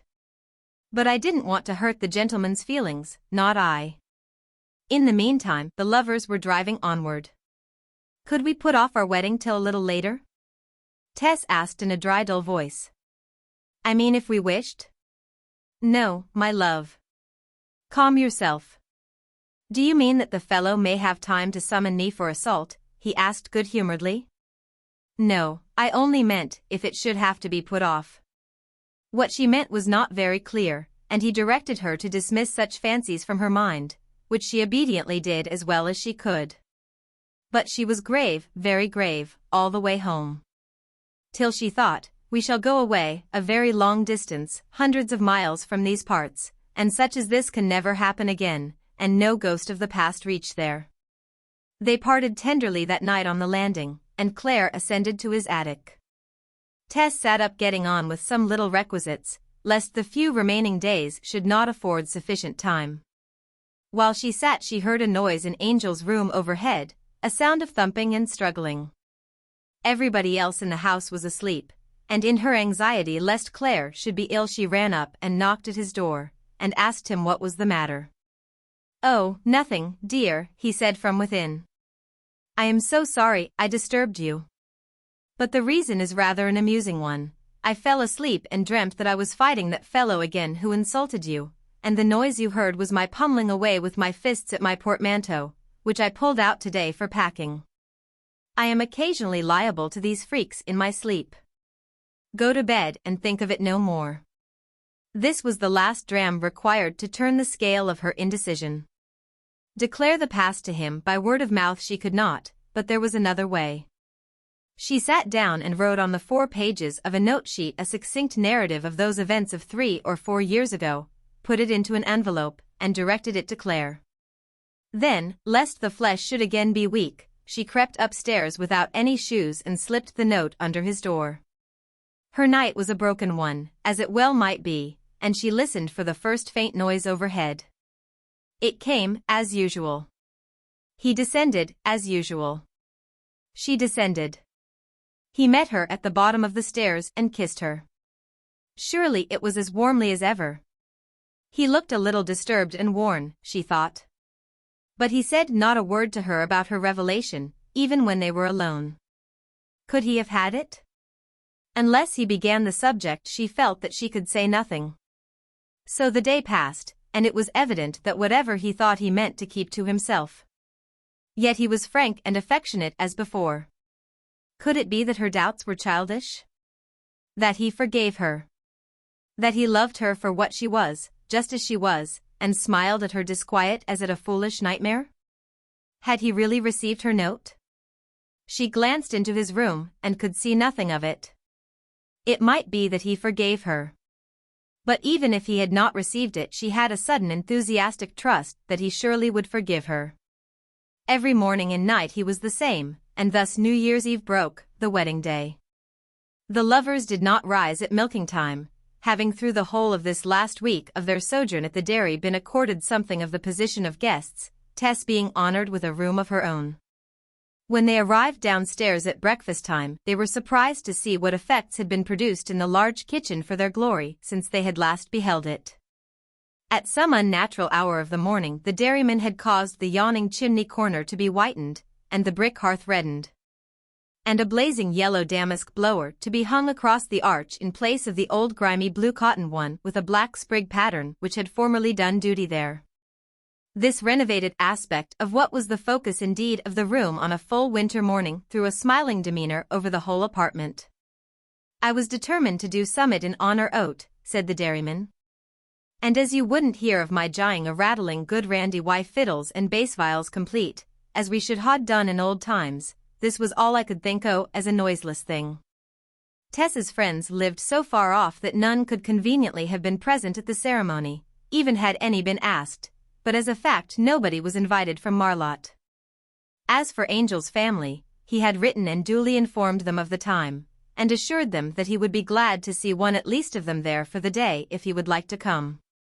His brothers had not replied at all, seeming to be indignant with him, while his father and mother had written a rather sad letter, deploring his precipitancy in rushing into marriage, but making the best of the matter by saying that, though a dairywoman was the last daughter-in-law they could have expected, their son had arrived at an age which he might be supposed to be the best judge. This coolness in his relations distressed Claire less than it would have done had he been without the grand card with which he meant to surprise them ere long. To produce Tess, fresh from the dairy, as a d'Urberville and a lady, he had felt to be temerarious and risky. Hence he had concealed her lineage till such time as, familiarized with worldly ways by a few months' travel and reading with him, he could take her on a visit to his parents and impart the knowledge while triumphantly producing her as worthy of such an ancient line. It was a pretty lover's dream, if no more. Perhaps Tess's lineage had more value for himself than for anybody in the world beside. Her perception that Angel's bearing towards her still remained in no whit altered by her own communication rendered Tess guiltily doubtful if he could have received it. She rose from breakfast before he had finished and hastened upstairs. It had occurred to her to look once more into the queer gaunt room which had been Claire's den, or rather airy, for so long, and climbing the ladder she stood at the open door of the apartment, regarding and pondering. She stooped to the threshold of the doorway, where she had pushed in the note 2 or 3 days earlier in such excitement. The carpet reached close to the sill, and under the edge of the carpet she discerned the faint white margin of the envelope containing her letter to him, which he obviously had never seen, owing to her having in her haste thrust it beneath the carpet as well as beneath the door. With a feeling of faintness she withdrew the letter. There it was, sealed up, just as it had left her hands. The mountain had not yet been removed. She could not let him read it now, the house being in full bustle of preparation. And descending to her own room she destroyed the letter there. She was so pale when he saw her again that he felt quite anxious. The incident of the misplaced letter she had jumped at as if it prevented a confession. But she knew in her conscience that it need not, there was still time. Yet everything was in a stir, there was coming and going, all had to dress, the dairyman and Mrs. Crick having been asked to accompany them as witnesses. And reflection or deliberate talk was well nigh impossible. The only minute Tess could get to be alone with Claire was when they met upon the landing. "I am so anxious to talk to you, I want to confess all my faults and blunders," she said with attempted lightness. "No, no, we can't have faults talked of, you must be deemed perfect today at least, my sweet," he cried. "We shall have plenty of time, hereafter, I hope, to talk over our failings. I will confess mine at the same time. But it would be better for me to do it now, I think, so that you could not say Well, my quixotic one, you shall tell me anything, say, as soon as we are settled in our lodging, not now. I, too, will tell you my faults then. But do not let us spoil the day with them, they will be excellent matter for a dull time. Then you don't wish me to, dearest? I do not, Tessie, really. The hurry of dressing and starting left no time for more than this. Those words of his seemed to reassure her on further reflection. She was whirled onward through the next couple of critical hours by the mastering tide of her devotion to him, which closed up further meditation.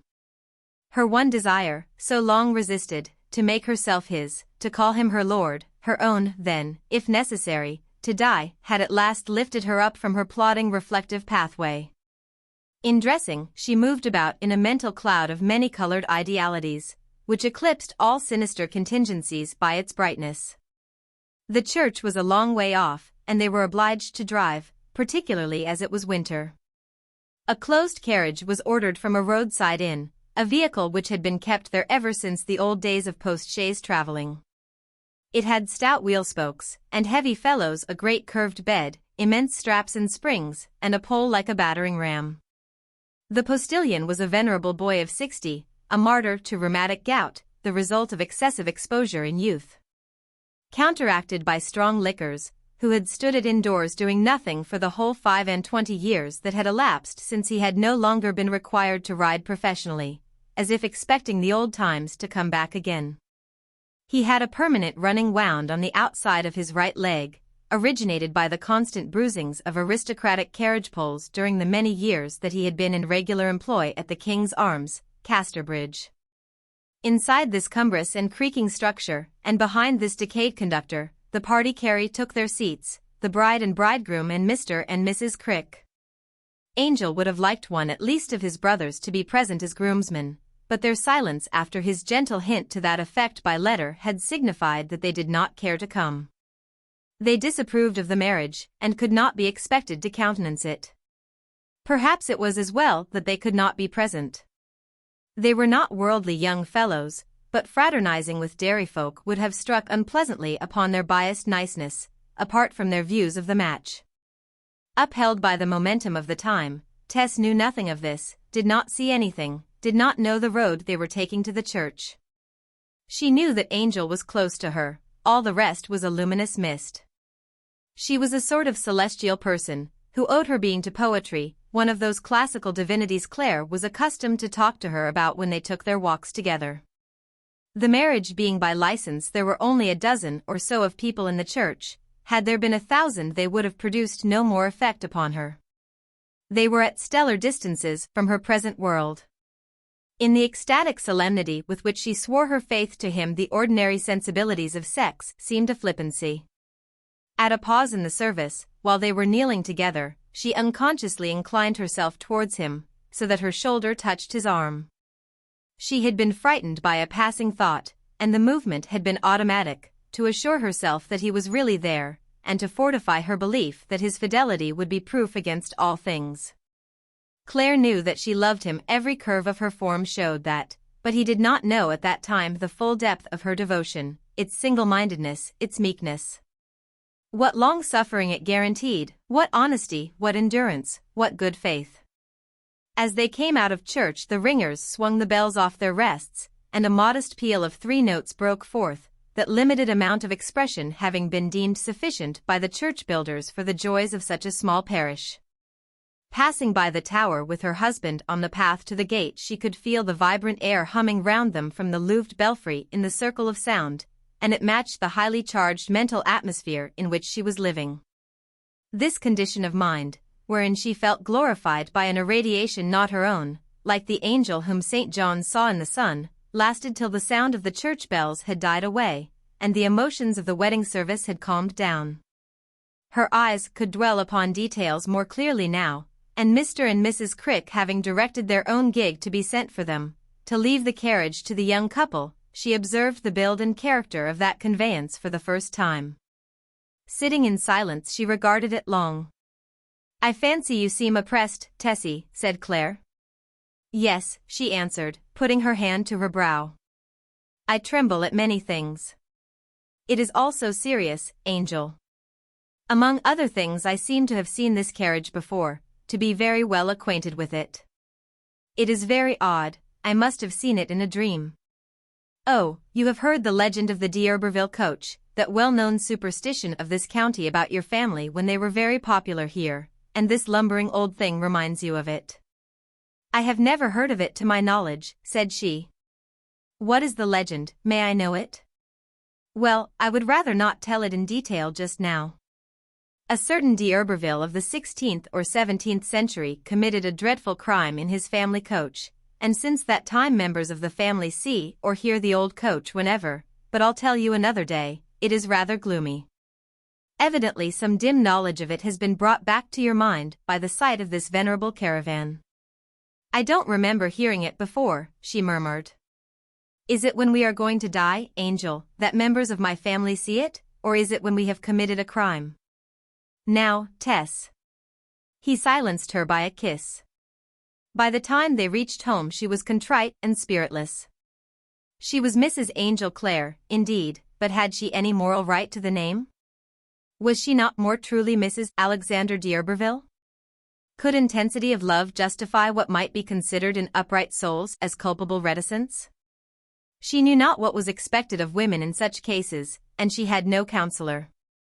However, when she found herself alone in her room for a few minutes, the last day this on which she was ever to enter it, she knelt down and prayed. She tried to pray to God, but it was her husband who really had her supplication. Her idolatry of this man was such that she herself almost feared it to be illumined. She was conscious of the notion expressed by Friar Lawrence, these violent delights have violent ends. It might be too desperate for human conditions, too rank, too wild, too deadly. Oh my love, why do I love you so, she whispered there alone. For she you love is not my real self, but one in my image, the one I might have been. Afternoon came, and with it the hour for departure. They had decided to fulfill the plan of going for a few days to the lodgings in the old farmhouse near Wellbridge Mill, at which he meant to reside during his investigation of flour processes. At 2 o'clock there was nothing left to do but to start.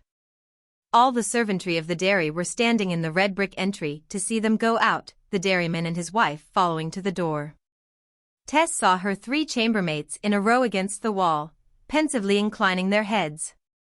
She had much questioned if they would appear at the parting moment, but there they were, stoical and staunch to the last.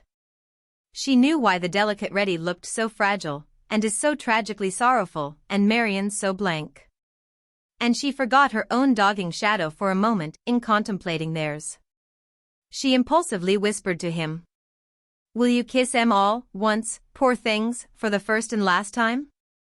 Claire had not the least objection to such a farewell formality, which was all that it was to him, and as he passed them he kissed them in succession where they stood, saying goodbye to each as he did so. When they reached the door Tess femininely glanced back to discern the effect of that kiss of charity. There was no triumph in her glance, as there might have been. If there had it would have disappeared when she saw how moved the girls all were. The kiss had obviously done harm by awakening feelings they were trying to subdue. Of all this Claire was unconscious. Passing on to the wicket gate he shook hands with the dairyman and his wife, and expressed his last thanks to them for their attentions, after which there was a moment of silence before they had moved off. It was interrupted by the crowing of a cock.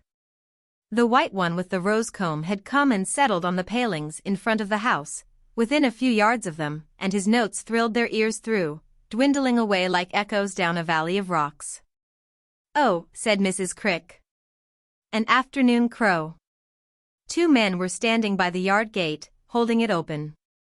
That's bad, one murmured to the other, not thinking that the words could be heard by the group at the door wicket. The cock crew again, straight towards Claire. Well, said the dairyman. I don't like to hear him, said Tess to her husband. Tell the man to drive on. Goodbye, goodbye. The cock crew again. Push. Just you be off, sir, or I'll twist your neck, said the dairyman with some irritation, turning to the bird and driving him away. And to his wife as they went indoors, now, to think o' that just today. I've not heard his crow of an afternoon all the year afore. It only means a change in the weather, said she. Not what you think, 'tis impossible. XXIV. They drove by the level road along the valley to a distance of a few miles, and, reaching Wellbridge, turned away from the village to the left, and over the great Elizabethan bridge which gives the place half its name. Immediately behind it stood the house wherein they had engaged lodgings, whose exterior features are so well known to all travelers through the Frome Valley. Once portion of a fine manorial residence, and the property and seat of a d'Herberville, but since its partial demolition a farmhouse. Welcome to one of your ancestral mansions, said Claire as he handed her down. But he regretted the pleasantry. It was too near a satire. On entering they found that, though they had only engaged a couple of rooms, the farmer had taken advantage of their proposed presence during the coming days to pay a New Year's visit to some friends, leaving a woman from a neighboring cottage to minister to their few wants. The absoluteness of possession pleased them, and they realized it as the first moment of their experience under their own exclusive roof-tree. But he found that the moldy old habitation somewhat depressed his bride. When the carriage was gone they ascended the stairs to wash their hands, the charwoman showing the way. On the landing Tess stopped and started. "What's the matter?" said he. "Those horrid women," she answered with a smile. "How they frightened me." He looked up, and perceived two life-size portraits on panels built into the masonry. As all visitors to the mansion are aware, these paintings represent women of middle age, of a date some 200 years ago, whose lineaments once seen can never be forgotten. The long pointed features, narrow eye, and smirk of the one, so suggestive of merciless treachery, the billhook nose, large teeth, and bold eye of the other suggesting arrogance to the point of ferocity, haunt the beholder afterwards in his dreams. "Whose portraits are those?" asked Claire of the charwoman. "I have been told by old folk that they were ladies of the d'Herberville family, the ancient lords of this manor," she said. "Owing to their being builded into the wall they can't be moved away." The unpleasantness of the matter was that, in addition to their effect upon Tess, her fine features were unquestionably traceable in these exaggerated forms. He said nothing of this, however, and, regretting that he had gone out of his way to choose the house for their bridal time, went on into the adjoining room. The place having been rather hastily prepared for them, they washed their hands in one basin. Claire touched hers under the water. "Which are my fingers and which are yours?" he said, looking up. "They are very much mixed." "They are all yours," said she, very prettily, and endeavored to be gayer than she was. He had not been displeased with her thoughtfulness on such an occasion. It was what every sensible woman would show, but Tess knew that she had been thoughtful to excess, and struggled against it. The sun was so low on that short last afternoon of the year that it shone in through a small opening and formed a golden staff which stretched across her skirt, where it made a spot like a paint mark set upon her. They went into the ancient parlor to tea, and here they shared their first common meal alone. Such was their childishness, or rather his, that he found it interesting to use the same bread and butter plate as herself, and to brush crumbs from her lips with his own. He wondered a little that she did not enter into these frivolities with his own zest. Looking at her silently for a long time, "She is a dear, dear Tess," he thought to himself, as one deciding on the true construction of a difficult passage. "Do I realize solemnly enough how utterly and irretrievably this little womanly thing is the creature of my good or bad faith and fortune? I think not. I think I could not, unless I were a woman myself. What I am in worldly estate, she is. What I become, she must become. What I cannot be, she cannot be. And shall I ever neglect her, or hurt her, or even forget to consider her? God forbid such a crime." They sat on over the tea-table waiting for their luggage, which the dairyman had promised to send before it grew dark. But evening began to close in, and the luggage did not arrive, and they had brought nothing more than they stood in. With the departure of the sun the calm mood of the winter day changed. Out of doors there began noises as of silk smartly rubbed. The restful dead leaves of the preceding autumn were stirred to irritated resurrection, and whirled about unwillingly, and tapped against the shutters. It soon began to rain. "That cock knew the weather was going to change," said Claire. The woman who had attended upon them had gone home for the night, but she had placed candles upon the table, and now they lit them. Each candle flame drew towards the fireplace. "These old houses are so draughty," continued Angel, looking at the flames, and at the grease guttering down the sides. "I wonder where that luggage is. We haven't even a brush and comb." "I don't know," she answered, absent-minded. "Tess, you are not a bit cheerful this evening, not at all as you used to be. Those harridans on the panels upstairs have unsettled you. I am sorry I brought you here. I wonder if you really love me, after all." He knew that she did, and the words had no serious intent, but she was surcharged with emotion, and winced like a wounded animal. Though she tried not to shed tears, she could not help showing one or two. "I did not mean it," said he, "sorry. You are worried at not having your things, I know. I cannot think why old Jonathan has not come with them. Why, it is 7 o'clock. Ah, there he is." A knock had come to the door, and, there being nobody else to answer it, Claire went out. He returned to the room with a small package in his hand. "It is not Jonathan, after all," he said. "How vexing," said Tess. The packet had been brought by a special messenger, who had arrived at Talbot Hayes from a Minster vicarage immediately after the departure of the married couple, and had followed them hither, being under injunction to deliver it into nobody's hands but theirs. Claire brought it to the light. It was less than a foot long, sewed up in canvas, sealed in red wax with his father's seal, and directed in his father's hand to Mrs. Angel Clare. "It is a little wedding present for you, Tess," said he, handing it to her. "How thoughtful they are." Tess looked a little flustered as she took it. "I think I would rather have you open it, dearest," said she, turning over the parcel. "I don't like to break those great seals, they look so serious. Please open it for me." He undid the parcel. Inside was a case of morocco leather, on the top of which lay a note and a key. The note was for Claire, in the following words. "My dear son. Possibly you have forgotten that on the death of your godmother, Mrs. Pitney, when you were a lad, she vain, kind woman that she was left to me a portion of the contents of her jewel case in trust for your wife, if you should ever have one, as a mark of her affection for you and whomsoever you should choose. This trust one have fulfilled, and the diamonds have been locked up at my banker's ever since. Though I feel it to be a somewhat incongruous act in the circumstances, I am, as you will see, bound to hand over the articles to the woman to whom the use of them for her lifetime will now rightly belong, and they are therefore promptly sent. They become, I believe, heirlooms, strictly speaking, according to the terms of your godmother's will. The precise words of the clause that refers to this matter are enclosed." "I do remember," said Claire, "but I had quite forgotten." Unlocking the case, they found it to contain a necklace, with pendant, bracelets, and earrings, and also some other small ornaments.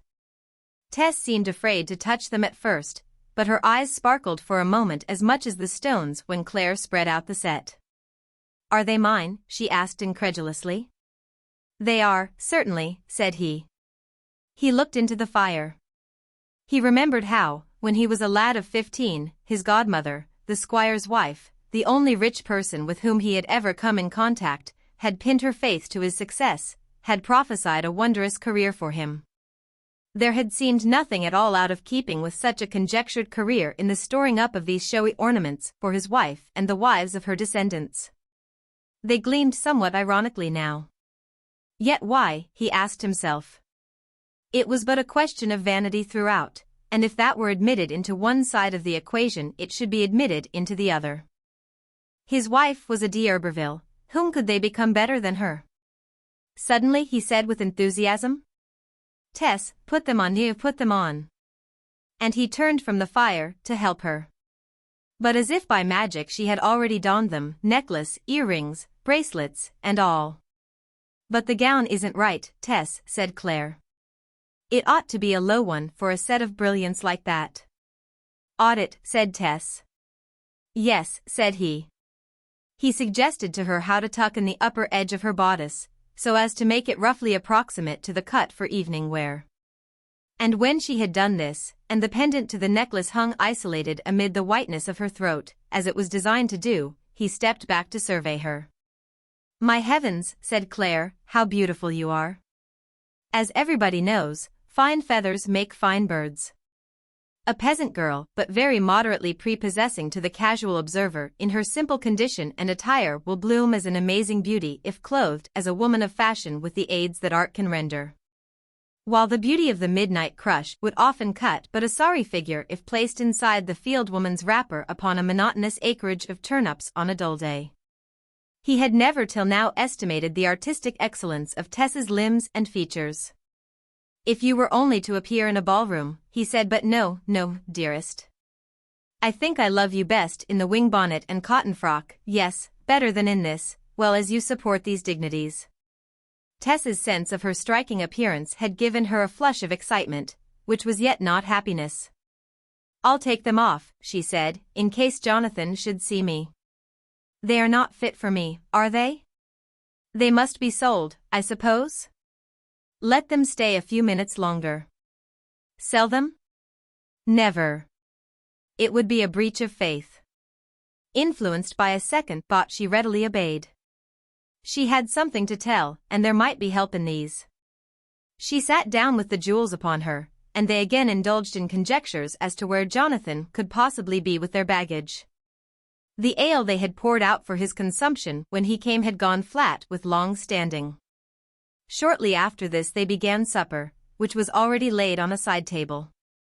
Ere they had finished there was a jerk in the fire smoke, the rising skein of which bulged out into the room, as if some giant had laid his hand on the chimney top for a moment. It had been caused by the opening of the outer door. A heavy step was now heard in the passage, and Angel went out. "I couldn't make nobody hear at all by knocking," apologized Jonathan Cale, for it was he at last, and as 'twas raining out I opened the door. "I've brought the things, sir." "I am very glad to see them. But you are very late." "Well, yes, sir." There was something subdued in Jonathan Cale's tone which had not been there in the day, and lines of concern were ploughed upon his forehead in addition to the lines of years. He continued. "We've all been gallied at the dairy at what might ha' been a most terrible affliction since you and your Miss, so to name her now, left us this afternoon. Perhaps you ha'n't forgot the cock's afternoon crow? Dear me. What? Well, some says it do mean one thing, and some another, but what's happened is that poor little Reddy Prittle XXIV tried to drown herself." "No. Really? Why, she bade us goodbye with the rest." "Yes. Well, sir, when you and your Miss, so to name what she lawful is, when you two drove away, as I say, Reddy and Marian put on their bonnets and went out. And as there is not much doing now, being New Year's Eve, and folks mops and brooms from what's inside nobody took much notice. They went on to Leuverard, where they had summit to drink, and then on they vamped to Drearmed Cross, and there they seemed to have parted, Reddy striking across the water meads as if for home, and Marian going on to the next village, where there's another public house. Nothing more was zeed or heard o' Reddy till the waterman, on his way home, noticed something by the great pool. 'Twas her bonnet and shawl packed up. In the water he found her. He and another man brought her home, thinking 'a was dead. But she fetched round by degrees." Angel, suddenly recollecting that Tess was overhearing this gloomy tale, went to shut the door between the passage and the ante-room to the inner parlor where she was. But his wife, flinging a shawl round her, had come to the outer room and was listening to the man's narrative, her eyes resting absently on the luggage and the drops of rain glistening upon it. "And, more than this, there's Marian. She's been found dead drunk by the withy bed, a girl who XXIV never been known to touch anything before except shilling ale, though, to be sure, was always a good trencherwoman, as her face showed. It seems as if the maids had all gone out o' their minds." "And asked Tess. Is about house as usual, but I do say I can guess how it happened, and she seems to be very low in mind about it, poor maid, as well she mid be. And so you see, sir, as all this happened just when we was packing your few traps and your Miss's night rail and dressing things into the cart, Why, it belated me. Yes. Well, Jonathan, will you get the trunks upstairs, and drink a cup of ale, and hasten back as soon as you can, in case you should be wanted? Tess had gone back to the inner parlor, and sat down by the fire, looking wistfully into it. She heard Jonathan Cale's heavy footsteps up and down the stairs till he had done placing the luggage, and heard him express his thanks for the ale her husband took out to him, and for the gratuity he received. Jonathan's footsteps then died from the door, and his cart creaked away. Angel slid forward the massive oak bar which secured the door, and coming in to where she sat over the hearth, pressed her cheeks between his hands from behind. He expected her to jump up gaily and unpack the toilet gear that she had been so anxious about, but as she did not rise he sat down with her in the firelight, the candles on the supper table being too thin and glimmering to interfere with its glow. "I am so sorry you should have heard this sad story about the girls," he said. "Still, don't let it depress you.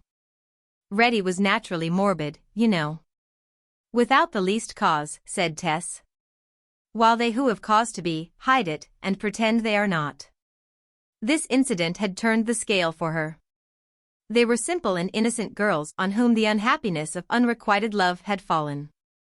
They had deserved better at the hands of fate. She had deserved worse, yet she was the chosen one.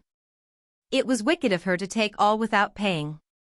She would pay to the uttermost farthing, she would tell, there and then. This final determination she came to when she looked into the fire, he holding her hand. A steady glare from the now flameless embers painted the sides and back of the fireplace with its color, and the well-polished andirons, and the old brass tongs that would not meet. The underside of the mantel-shelf was flushed with the high-colored light, and the legs of the table nearest the fire. Tess's face and neck reflected the same warmth, which each gem turned into an Aldebaran or a Sirius, a constellation of white, red, and green flashes, that interchanged their hues with her every pulsation. "Do you remember what we said to each other this morning about telling our faults?" he asked abruptly, finding that she still remained immovable. "We spoke lightly perhaps, and you may well have done so. But for me it was no light promise. I want to make a confession to you, love." This, from him, so unexpectedly apposite, had the effect upon her of a providential interposition. "You have to confess something," she said quickly, and even with gladness and relief. "You did not expect it? Ah, you thought too highly of me. Now listen. Put your head there, because I want you to forgive me, and not to be indignant with me for not telling you before, as perhaps I ought to have done." How strange it was. He seemed to be her double. She did not speak, and Claire went on. "I did not mention it because I was afraid of endangering my chance of you, darling, the great prize of my life, my fellowship I call you. My brother's fellowship was one at his college, mine at Talbot Haysdale. Well, I would not risk it. I was going to tell you a month ago, at the time you agreed to be mine, but I could not. I thought it might frighten you away from me. I put it off. Then I thought I would tell you yesterday, to give you a chance at least of escaping me. But I did not. And I did not this morning, when you proposed our confessing our faults on the landing, the sinner that I was. But I must, now I see you sitting there so solemnly. I wonder if you will forgive me." "Oh yes. I am sure that." "Well, I hope so. But wait a minute. You don't know. To begin at the beginning. Though I imagine my poor father fears that I am one of the eternally lost for my doctrines, I am of course a believer in good morals, Tess, as much as you.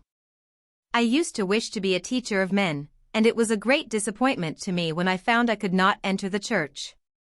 I admired spotlessness, even though I could lay no claim to it, and hated impurity, as I hope I do now.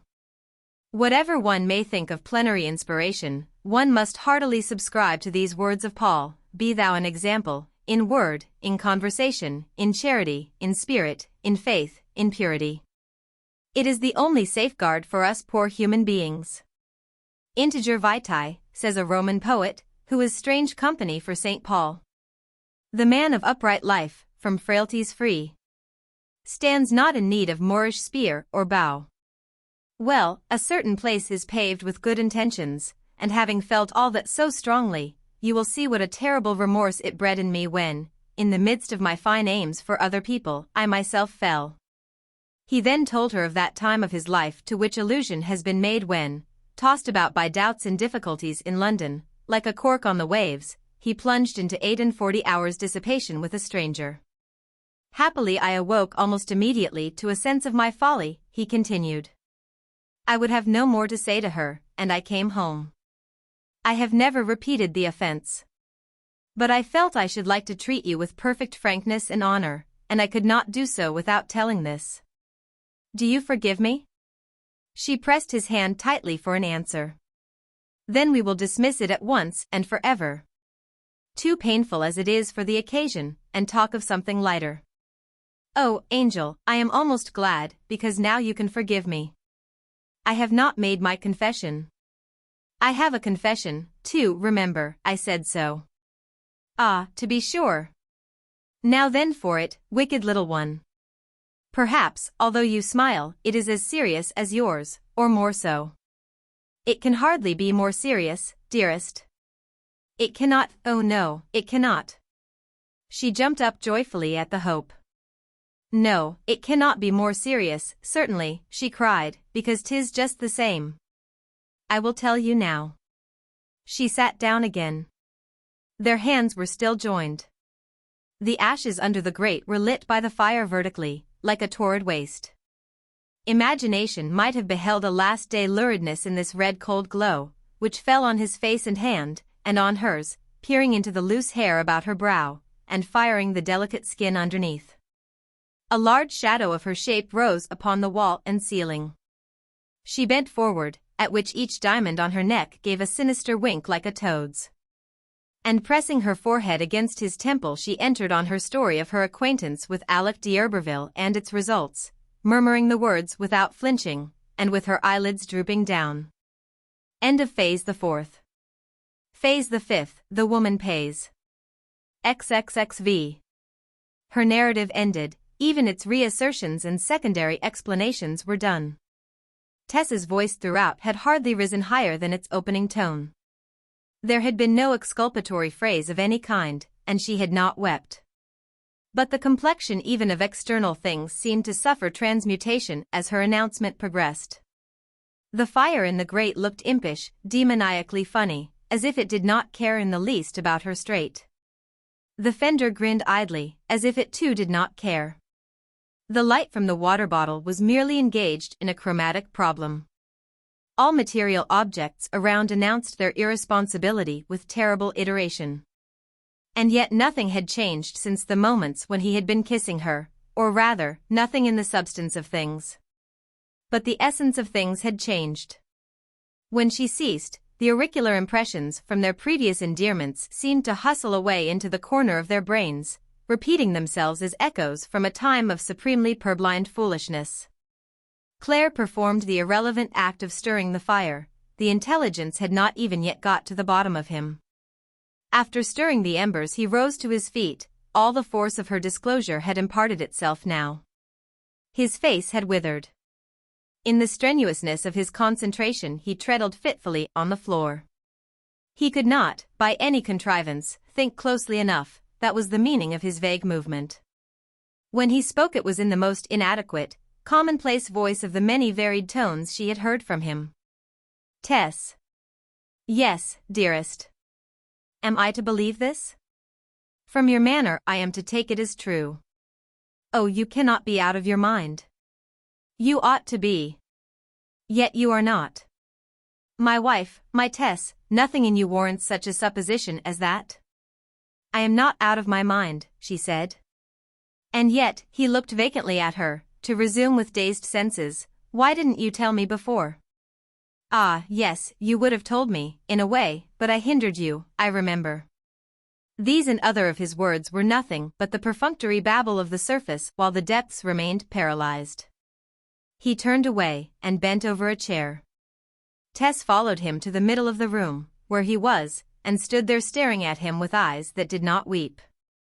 Presently she slid down upon her knees beside his foot, and from this position she crouched in a heap. in the name of our love, forgive me, she whispered with a dry mouth. I have forgiven you for the same. And, as he did not answer, she said again. Forgive me as you are forgiven. I forgive you, Angel. Yes, you do. But you do not forgive me? Oh Tess, forgiveness does not apply to the case. You were one person, now you are another. My God, how can forgiveness meet such a grotesque prestidigitation as that? He paused, contemplating this definition. Then suddenly broke into horrible laughter, as unnatural and ghastly as a laugh in hell. Don't. It kills me quite, that, she shrieked. Oh, have mercy upon me, have mercy. He did not answer, and, sickly white, she jumped up. Angel. What do you mean by that laugh? She cried out. Do you know what this is to me? He shook his head. I have been hoping, longing, praying, to make you happy.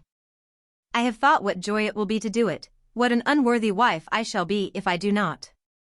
That's what I have felt, Angel. I know that. I thought, Angel, that you loved me, my very self. If it is I you do love, oh how can it be that you look and speak so? It frightens me. Having begun to love you, I love you forever, in all changes, in all disgraces, because you are yourself. I ask no more. Then how can you, oh my own husband, stop loving me? I repeat, the woman I have been loving is not you. But who? Another woman in your shape.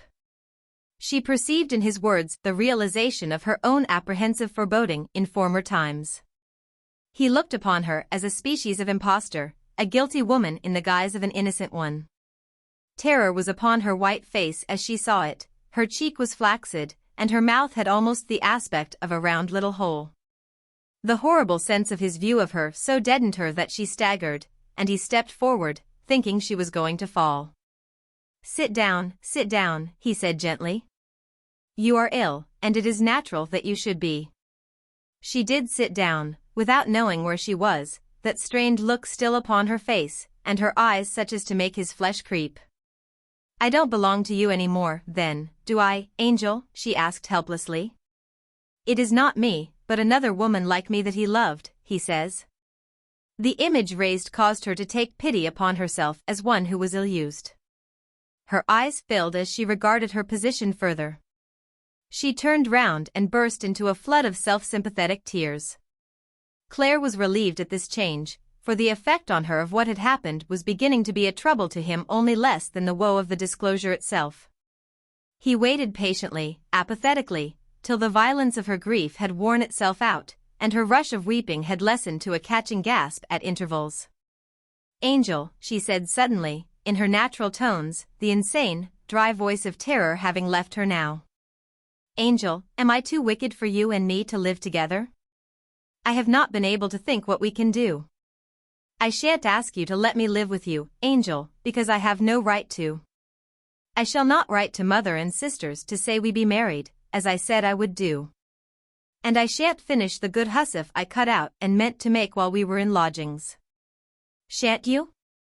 No, I shan't do anything, unless you order me to, and if you go away from me I shall not follow And if you never speak to me any more I shall not ask why, unless you tell me I may. And if I order you to do anything? I will obey you like your wretched slave, even if it is to lie down and die. You are very good.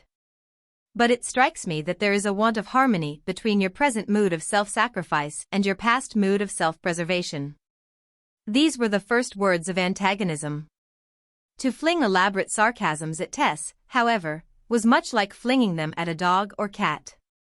The charms of their subtlety passed by her unappreciated, and she only received them as inimical sounds which meant that anger ruled. She remained mute, not knowing that he was smothering his affection for her. She hardly observed that a tear descended slowly upon his cheek, a tear so large that it magnified the pores of the skin over which it rolled, like the object lens of a microscope. Meanwhile reillumination as to the terrible and total change that her confession had wrought in his life, in his universe, returned to him, and he tried desperately to advance among the new conditions in which he stood. Some consequent action was necessary, yet what? Tess, he said, as gently as he could speak, I cannot stay in this room just now. I will walk out a little way. He quietly left the room, and the 2 glasses of wine that he had poured out for their supper, one for her, one for him, remained on the table untasted. This was what their agape had come to. At tea, 2 or 3 hours earlier, they had, in the freakishness of affection, drunk from one cup. The closing of the door behind him, gently as it had been pulled to, roused Tess from her stupor. He was gone, she could not stay. Hastily flinging her cloak around her, she opened the door and followed, putting out the candles as if she were never coming back. The rain was over and the night was now clear. She was soon close at his heels, for Claire walked slowly and without purpose. His form beside her light grey figure looked black, sinister, and forbidding, and she felt as sarcasm the touch of the jewels of which she had been momentarily so proud. Claire turned at hearing her footsteps, but his recognition of her presence seemed to make no difference to him, and he went on over the 5 yawning arches of the great bridge in front of the house. The cow and horse tracks in the road were full of water, the rain having been enough to charge them, but not enough to wash them away. Across these minute pools the reflected stars flitted in a quick transit as she passed. She would not have known they were shining overhead if she had not seen them there, the vastest things of the universe imaged in objects so mean.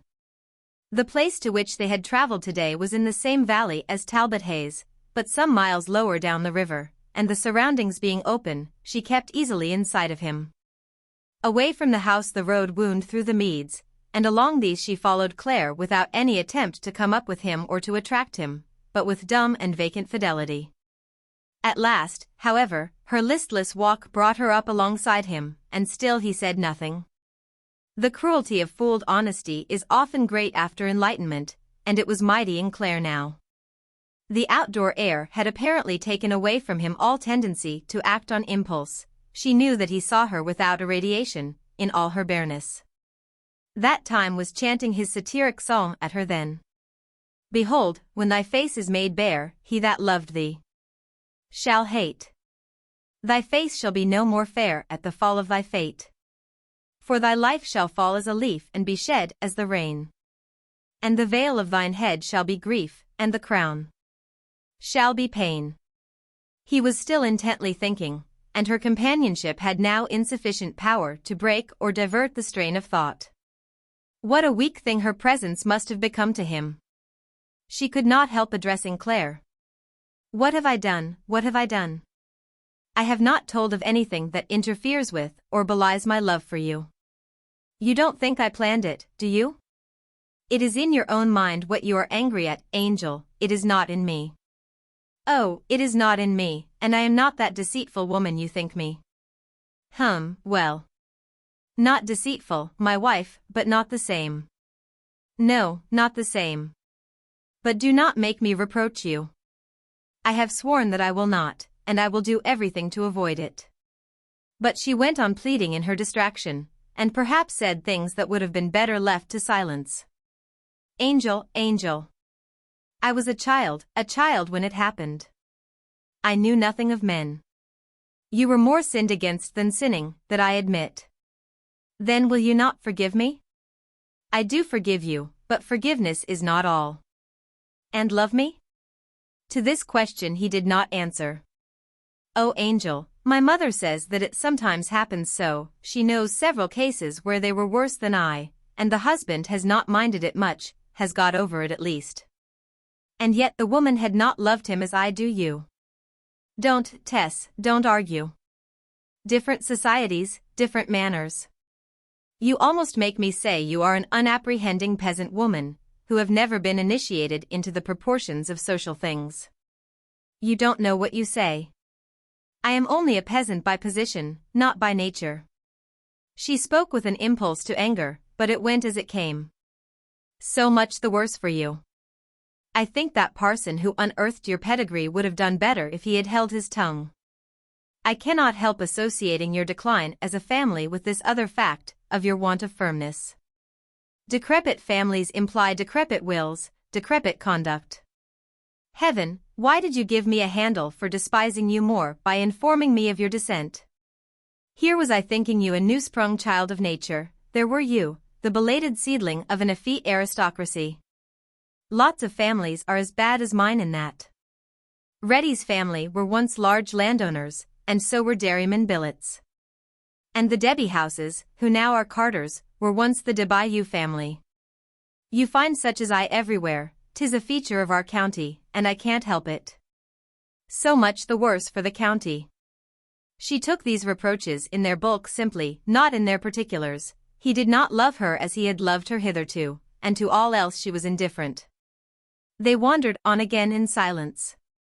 It was said afterwards that a category of Wellbridge, who went out late that night for a doctor, met two lovers in the pastures, walking very slowly, without converse, one behind the other, as in a funeral procession. And the glimpse that he obtained of their faces seemed to denote that they were anxious and sad. Returning later, he passed them again in the same field, progressing just as slowly, and as regardless of the hour and of the cheerless night as before. It was only on account of his preoccupation with his own affairs, and the illness in his house, that he did not bear in mind the curious incident, which, however, he recalled a long while after. During the interval of the category's going and coming, she had said to her husband, "I don't see how I can help being the cause of much misery to you all your life. The river is down there. I can put an end to myself in it. I am not afraid. I don't wish to add murder to my other follies," he said. "I will leave something to show that I did it myself on account of my shame." "They will not blame you then." "Don't speak so absurdly, I wish not to hear it. It is nonsense to have such thoughts in this kind of case, which is rather one for satirical laughter than for tragedy. You don't in the least understand the quality of the mishap. It would be viewed in the light of a joke by 9/10 of the world if it were known. Please oblige me by returning to the house and going to bed." "I will," said she dutifully. They had rambled round by a road which led to the well-known ruins of the Cistercian abbey behind the mill, the latter having, in centuries past, been attached to the monastic establishment. The mill still worked on, food being a perennial necessity, the abbey had perished, creeds being transient. One continually sees the ministration of the temporary outlasting the ministration of the eternal. Their walk having been circuitous, they were still not far from the house, and in obeying his direction she only had to reach the large stone bridge across the main river and follow the road for a few yards. When she got back, everything remained as she had left it, the fire being still burning. She did not stay downstairs for more than a minute, but proceeded to her chamber, whither the luggage had been taken. Here she sat down on the edge of the bed, looking blankly around, and presently began to undress. In removing the light towards the bedstead its rays fell upon the tester of white dimity. Something was hanging beneath it, and she lifted the candle to see what it was. A bough of mistletoe. Angel had put it there, she knew that in an instant. This was the explanation of that mysterious parcel which it had been so difficult to pack and bring, whose contents he would not explain to her, saying that time would soon show her the purpose thereof. In his zest and his gaiety he had hung it there. How foolish and inopportune that mistletoe looked now. Having nothing more to fear, having scarce anything to hope, for that he would relent there seemed no promise whatever, she lay down dully. When sorrow ceases to be speculative, sleep sees her opportunity. Among so many happier moods which forbid repose this was a mood which welcomed it, and in a few minutes the lonely Tess forgot existence, surrounded by the aromatic stillness of the chamber that had once, possibly, been the bride chamber of her own ancestry. Later on that night Claire also retraced his steps to the house. Entering softly to the sitting room he obtained a light, and with the manner of one who had considered his course he spread his rugs upon the old horsehair sofa which stood there, and roughly shaped it to a sleeping couch. Before lying down he crept shoeless upstairs, and listened at the door of her apartment. Her measured breathing told that she was sleeping profoundly. "Thank God," murmured Claire. And yet he was conscious of a pang of bitterness at the thought, approximately true, though not wholly so, that having shifted the burden of her life to his shoulders, she was now reposing without care. He turned away to descend. Then, irresolute, faced round to her door again. In the act he caught sight of one of the D'Urberville dames, whose portrait was immediately over the entrance to Tess's bedchamber. In the candlelight, the painting was more than unpleasant. Sinister design lurked in the woman's features, a concentrated purpose of revenge on the other sex, so it seemed to him then. The Caroline bodice of the portrait was low, precisely as Tess's had been when he tucked it in to show the necklace. And again he experienced the distressing sensation of a resemblance between them. The check was sufficient. He resumed his retreat and descended. His air remained calm and cold, his small compressed mouth indexing his powers of self-control.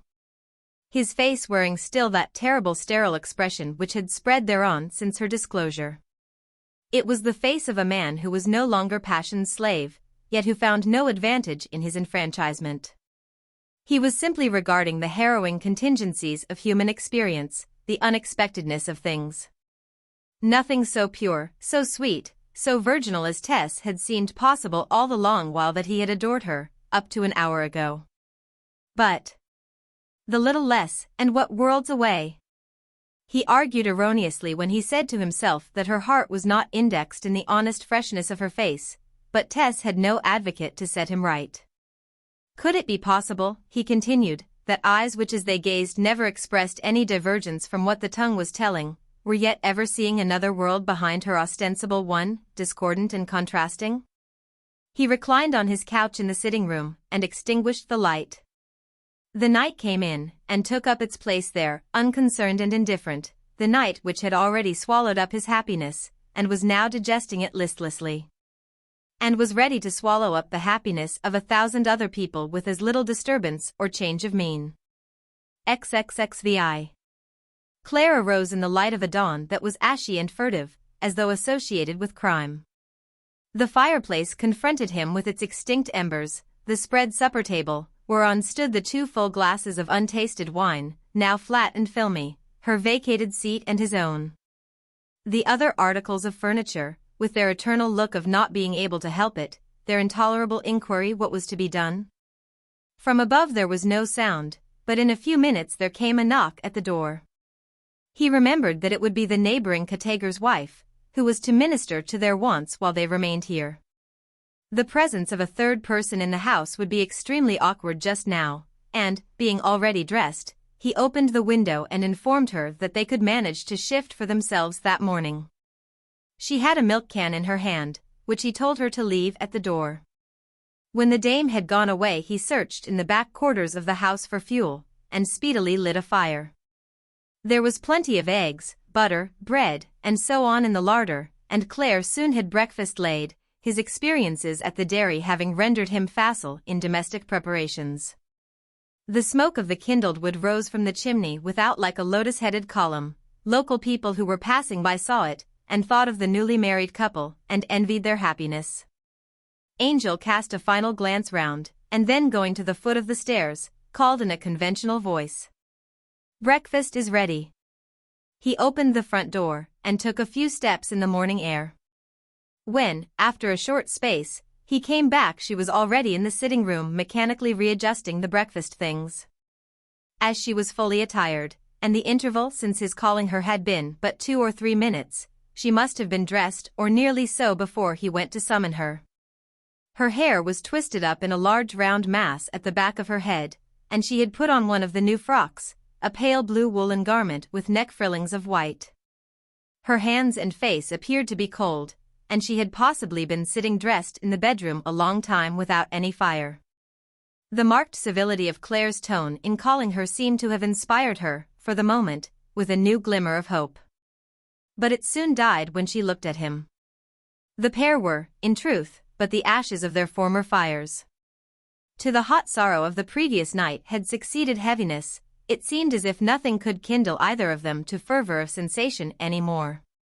He spoke gently to her, and she replied with a like undemonstrativeness.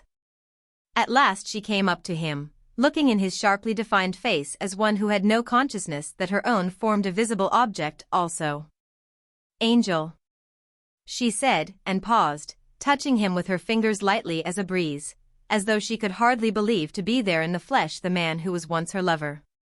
Her eyes were bright, her pale cheek still showed its wonted roundness, though half-dried tears had left glistening traces thereon, and the usually ripe red mouth was almost as pale as her cheek. Throbbingly alive as she was still, under the stress of her mental grief the life beat so brokenly that a little further pull upon it would cause real illness, dull her characteristic eyes, and make her mouth thin. She looked absolutely pure. Nature, in her fantastic trickery, had set such a seal of maidenhood upon Tess's countenance that he gazed at her with a stupefied air. "Tess. Say it is not true." "No, it is not true." "It is true." "Every word?" "Every word." He looked at her imploringly, as if he would willingly have taken a lie from her lips, knowing it to be one, and have made of it, by some sort of sophistry, a valid denial. However, she only repeated, "It is true." "Is he living?" Angel then asked. "The baby died." "But the man?" "He is alive." A last despair passed over Claire's face. "Is he in England?" "Yes." He took a few vague steps. "My position is this," he said abruptly. "I thought any man would have thought that by giving up all ambition to win a wife with social standing, with fortune, with knowledge of the world, I should secure rustic innocence as surely as I should secure pink cheeks. But, however, I am no man to reproach you, and I will not." Tess felt his position so entirely that the remainder had not been needed. Therein lay just the distress of it, she saw that he had lost all round. "Angel, I should not have let it go on to marriage with you if I had not known that, after all, there was a last way out of it for you, though I hoped you would never." Her voice grew husky. "A last way?" "I mean, to get rid of me." "You can get rid of me." "How?" "By divorcing me." "Good heavens, how can you be so simple?" "How can I divorce you?" "Can't you, now I have told you?" "I thought my confession would give you grounds for that." "Oh Tess, you are too childish, unformed, crude, I suppose." "I don't know what you are." "You don't understand the law, you don't understand." "What, you cannot?" "Indeed I cannot." A quick shame mixed with the misery upon his listener's face. I thought, she whispered. "Oh, now I see how wicked I seem to you." Believe me, on my soul, I never thought but that you could." "I hoped you would not." "Yet I believed, without a doubt, that you could cast me off if you were determined, and didn't love me at all." "You were mistaken," he said.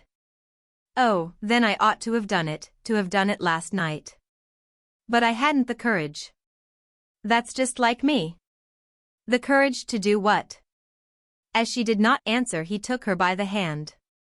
"What were you thinking of doing?" he inquired. "Of putting an end to myself." "When?" She writhed under this inquisitorial manner of his. "Last night," she answered. "Where?" "Under your mistletoe." "My good."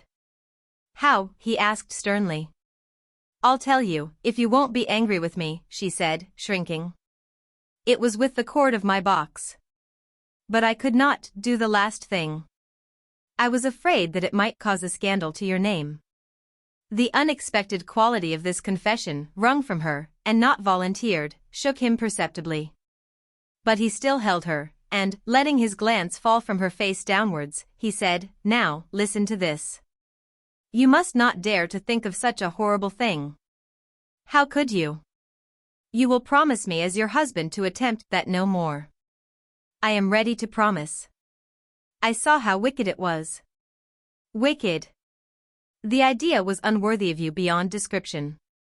"But, Angel," she pleaded, enlarging her eyes in calm unconcern upon him, "it was thought of entirely on your account, to set you free without the scandal of the divorce that I thought you would have to get.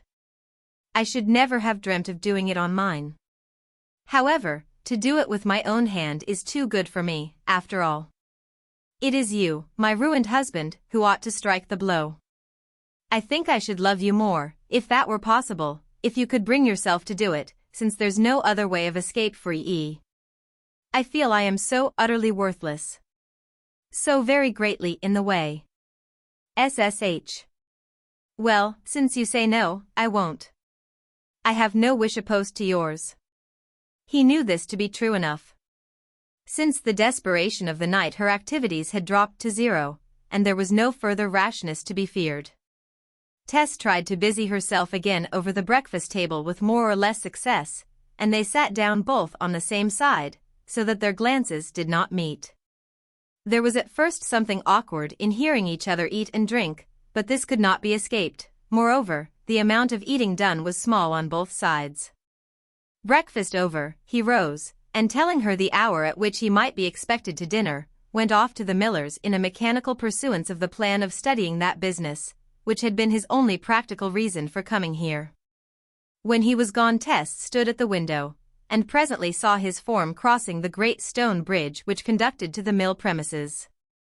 He sank behind it, crossed the railway beyond, and disappeared. Then, without a sigh, she turned her attention to the room, and began clearing the table and setting it in order. The charwoman soon came. Her presence was at first a strain upon Tess, but afterwards an alleviation. At 12:30 she left her assistant alone in the kitchen, and, returning to the sitting-room, waited for the reappearance of Angel's form behind the bridge. About 1 he showed himself. Her face flushed, although he was a quarter of a mile off. She ran to the kitchen to get the dinner served by the time he should enter. He went first to the room where they had washed their hands together the day before, and as he entered the sitting-room the dish covers rose from the dishes as if by his own motion. "How punctual," he said. "Yes. I saw you coming over the bridge," said she. The meal was passed in commonplace talk of what he had been doing during the morning at the Abbey Mill, of the methods of bolting and the old-fashioned machinery, which he feared would not enlighten him greatly on modern improved methods. Some of it seeming to have been in use ever since the days it ground for the monks in the adjoining conventual buildings, now a heap of ruins. He left the house again in the course of an hour, coming home at dusk, and occupying himself through the evening with his papers. She feared she was in the way and, when the old woman was gone, retired to the kitchen, where she made herself busy as well as she could for more than an hour. Claire's shape appeared at the door. "You must not work like this," he said. "You are not my servant, you are my wife." She raised her eyes, and brightened somewhat. "I may think myself that, indeed," she murmured, in piteous raillery. "You mean in name. Well, I don't want to be anything more." "You may think so, Tess." "You are." "What do you mean?" "I don't know," she said hastily, with tears in her accents. Because I am not respectable, I mean. I told you I thought I was not respectable enough long ago, and on that account I didn't want to marry you, only you urged me." She broke into sobs, and turned her back to him. It would almost have won round any man but Angel Clare. Within the remote depths of his constitution, so gentle and affectionate as he was in general, there lay hidden a hard logical deposit, like a vein of metal in a soft loam, which turned the edge of everything that attempted to traverse it. It had blocked his acceptance of the church, it blocked his acceptance of Tess. Moreover, his affection itself was less fire than radiance, and, with regard to the other sex, when he ceased to believe he ceased to follow, contrasting in this with many impressionable natures, who remain sensuously infatuated with what they intellectually despise. He waited till her sobbing ceased. "I wish half the women in England were as respectable as you," he said, in an ebullition of bitterness against womankind in general. "It isn't a question of respectability, but one of principle." He spoke such things as these in more of a kindred sort to her, being still swayed by the antipathetic wave which warps direct souls with such persistence when once their vision finds itself mocked by appearances. There was, it is true, underneath, a back current of sympathy through which a woman of the world might have conquered him. But Tess did not think of this. She took everything as her deserts, and hardly opened her mouth. The firmness of her devotion to him was indeed almost pitiful. Quick-tempered as she naturally was, nothing that he could say made her unseemly. She sought not her own, was not provoked, thought no evil of his treatment of her. She might just now have been apostolic charity herself returned to a self-seeking modern world.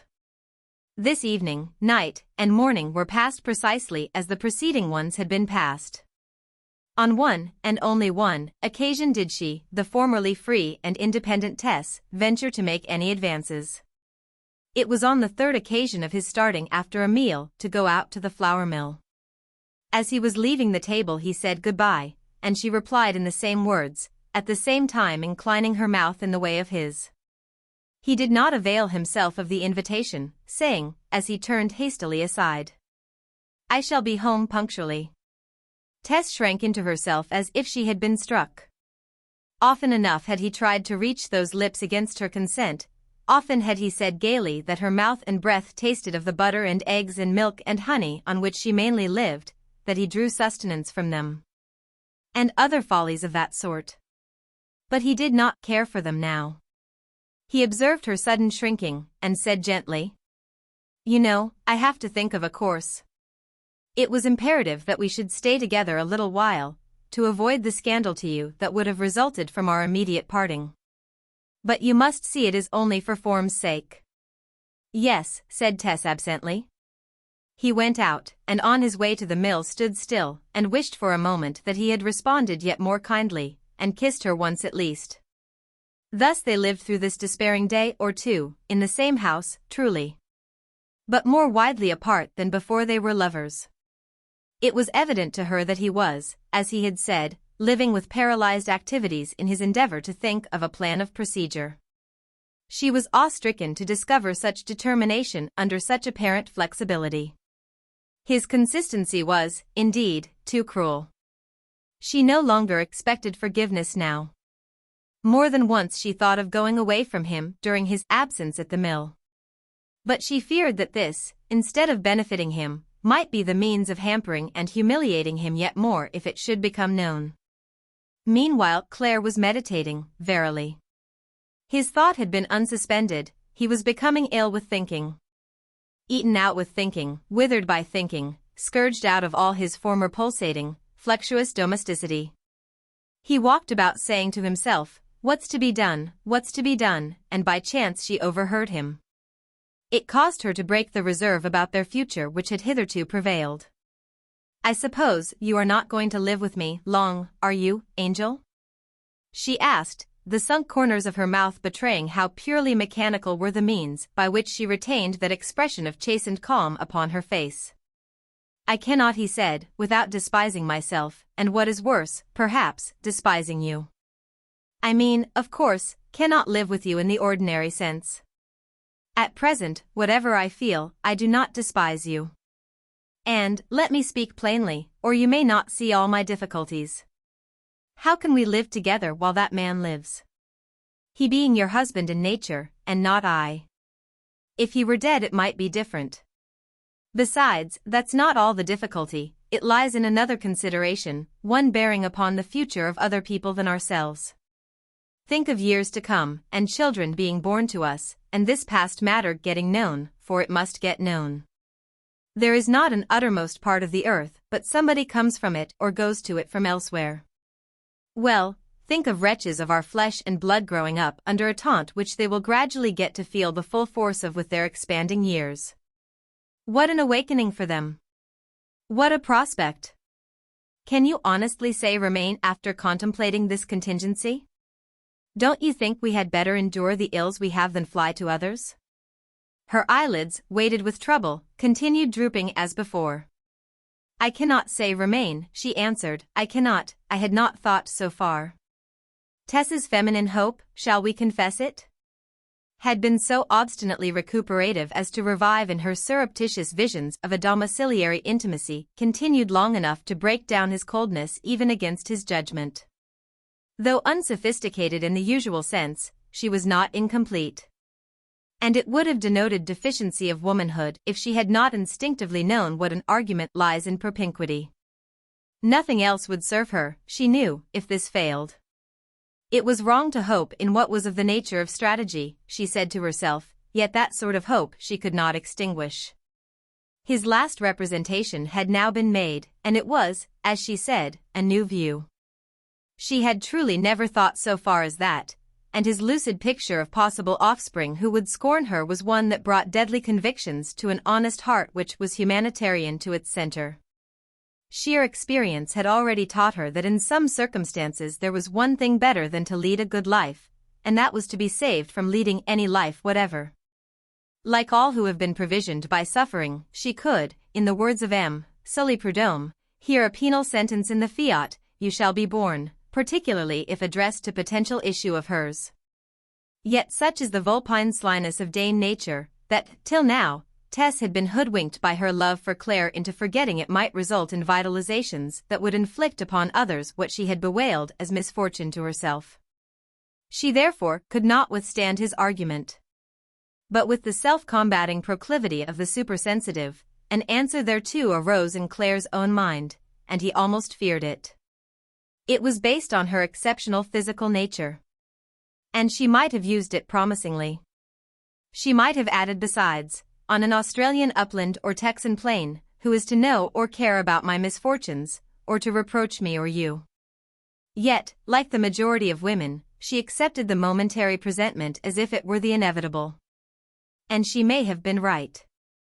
The intuitive heart of woman knoweth not only its own bitterness, but its husband's, and even if these assumed reproaches were not likely to be addressed to him or to his by strangers, they might have reached his ears from his own fastidious brain.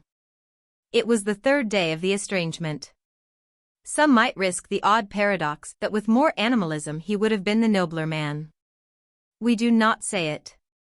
Yet Claire's love was doubtless ethereal to a fault, imaginative to impracticability. With these natures, corporal presence is something less appealing than corporal absence, the latter creating an ideal presence that conveniently drops the defects of the real. She found that her personality did not plead her cause so forcibly as she had anticipated. The figurative phrase was true, she was another woman than the one who had excited his desire. "I have thought over what you say," she remarked to him, moving her forefinger over the tablecloth, her other hand, which bore the ring that mocked them both, supporting her forehead. "It is quite true, all of it, it must be. You must go away from me. But what can you do? I can go home." Claire had not thought of that. "Are you sure?" he inquired. "Quite sure. We ought to part, and we may as well get it past and done. You once said that I was apt to win men against their better judgment, and if I am constantly before your eyes I may cause you to change your plans in opposition to your reason and wish. And afterwards your repentance and my sorrow will be terrible." "And you would like to go home?" he asked. "I want to leave you, and go home." "Then it shall be so." Though she did not look up at him, she started. There was a difference between the proposition and the covenant, which she had felt only too quickly. "I feared it would come to this," she murmured, her countenance meekly fixed. "I don't complain, Angel, I think it best. What you said has quite convinced me. Yes, though nobody else should reproach me if we should stay together, yet someone, years hence, you might get angry with me for any ordinary matter, and knowing what you do of my bygones, you yourself might be tempted to say words. And they might be overheard, perhaps by my own children. Oh, what only hurts me now would torture and kill me then. I will go tomorrow. And I shall not stay here. Though I didn't like to initiate it, I have seen that it was advisable we should part, at least for a while, till I can better see the shape that things have taken, and can write to you." Tess stole a glance at her husband. He was pale, even tremulous. But, as before, she was appalled by the determination revealed in the depths of this gentle being she had married, the will to subdue the grosser to the subtler emotion, the substance to the conception, the flesh to the spirit. Propensities, tendencies, habits, were as dead leaves upon the tyrannous wind of his imaginative ascendancy. He may have observed her look, for he explained. "I think of people more kindly when I am away from them," adding cynically, "God knows. Perhaps we will shake down together some day, for weariness, thousands have done it." That day he began to pack up, and she went upstairs and began to pack also. Both knew that it was in their two minds that they might part the next morning forever. despite the gloss of assuaging conjectures thrown over their proceeding because they were of the sort to whom any parting which has an air of finality is a torture. He knew, and she knew, that, though the fascination which each had exercised over the other, on her part independently of accomplishments, would probably in the first days of their separation be even more potent than ever, time must attenuate that effect. The practical arguments against accepting her as a housemate might pronounce themselves more strongly in the boreal light of a remoter view. Moreover, when two people are once parted, have abandoned a common domicile and a common environment, new growths insensibly bud upward to fill each vacated place, unforeseen accidents hinder intentions, and old plans are forgotten. XVII. Midnight came and passed silently, for there was nothing to announce it in the valley of the Froom. Not long after 1 o'clock there was a slight creak in the darkened farmhouse once the mansion of the Durbeyfield. Tess, who used the upper chamber, heard it and awoke. It had come from the corner step of the staircase, which, as usual, was loosely nailed. She saw the door of her bedroom open, and the figure of her husband crossed the stream of moonlight with a curiously careful tread.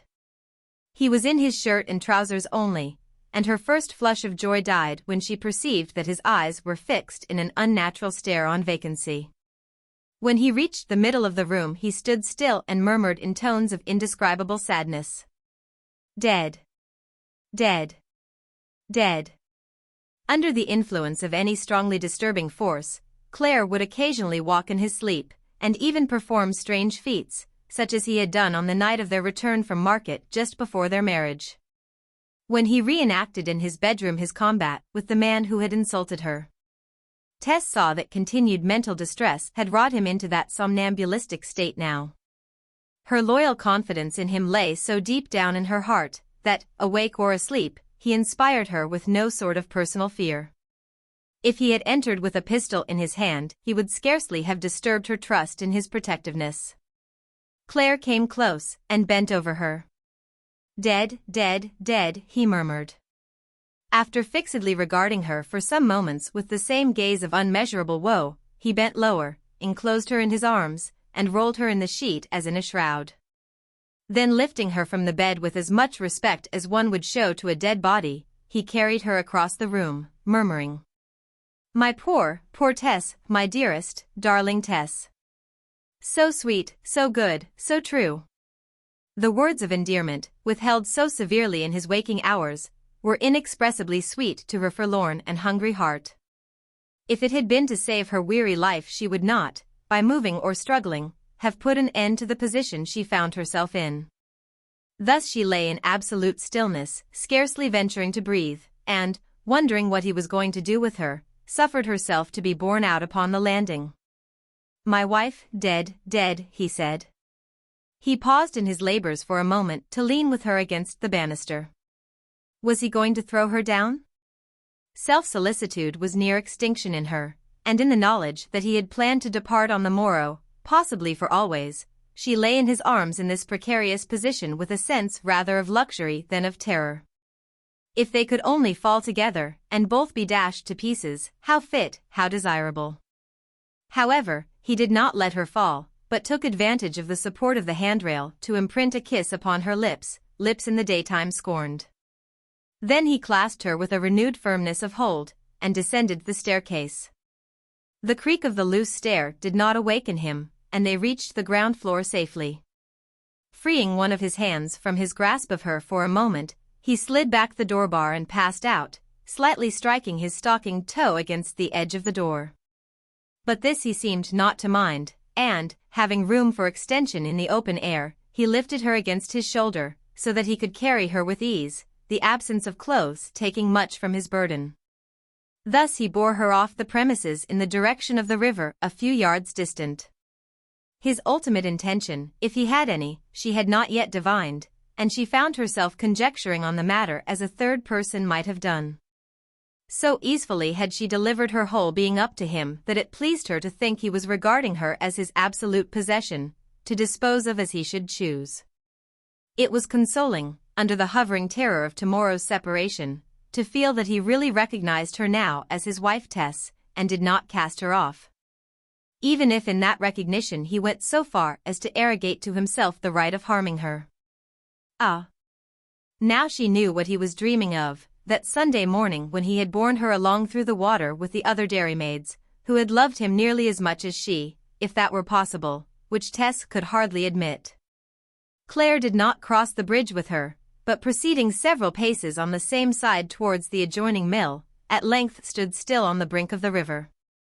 Its waters, in creeping down these miles of meadowland, frequently divided, serpentining in purposeless curves, looping themselves around little islands that had no name, returning and re-embodying themselves as a broad main stream further on. Opposite the spot to which he had brought her was such a general confluence, and the river was proportionately voluminous and deep. Across it was a narrow footbridge. But now the autumn flood had washed the handrail away, leaving the bare plank only, which, lying a few inches above the speeding current, formed a giddy pathway for even steady heads. And Tess had noticed from the window of the house in the daytime young men walking across upon it as a feat in balancing. Her husband had possibly observed the same performance. Anyhow, he now mounted the plank, and, sliding 1 foot forward, advanced along it. Was he going to drown her? Probably he was. The spot was lonely, the river deep and wide enough to make such a purpose easy of accomplishment. He might drown her if he would, it would be better than parting tomorrow to lead severed lives. The swift stream raced and gyrated under them, tossing, distorting, and splitting the moon's reflected face. Spots of froth traveled past, and intercepted weeds waved behind the piles. If they could both fall together into the current now, their arms would be so tightly clasped together that they could not be saved. They would go out of the world almost painlessly, and there would be no more reproach to her, or to him for marrying her. His last half-hour with her would have been a loving one, while if they lived till he awoke, his daytime aversion would return, and this hour would remain to be contemplated only as a transient dream. The impulse stirred in her, yet she dared not indulge it, to make a movement that would have precipitated them both into the gulf. How she valued her own life had been proved, but she had no right to tamper with it. He reached the other side with her in safety. Here they were within a plantation which formed the abbey grounds, and taking a new hold of her he went onward a few steps till they reached the ruined choir of the abbey church. Against the north wall was the empty stone coffin of an abbot, in which every tourist with a turn for grim humor was accustomed to stretch himself in this Claire carefully laid Tess. Having kissed her lips a second time he breathed deeply, as if a greatly desired end were attained. Claire then lay down on the ground alongside, when he immediately fell into the deep dead slumber of exhaustion, and remained motionless as a log. The spurt of mental excitement which had produced the effort was now over. Tess sat up in the coffin. The night, though dry and mild for the season, was more than sufficiently cold to make it dangerous for him to remain here long, in his half-clothed state. If he were left to himself he would in all probability stay there till the morning, and be chilled to certain death. She had heard of such deaths after sleepwalking. But how could she dare to awaken him, and let him know what he had been doing, when it would mortify him to discover his folly in respect of her? Tess, however, stepping out of her stone confine, shook him slightly, but was unable to arouse him without being violent.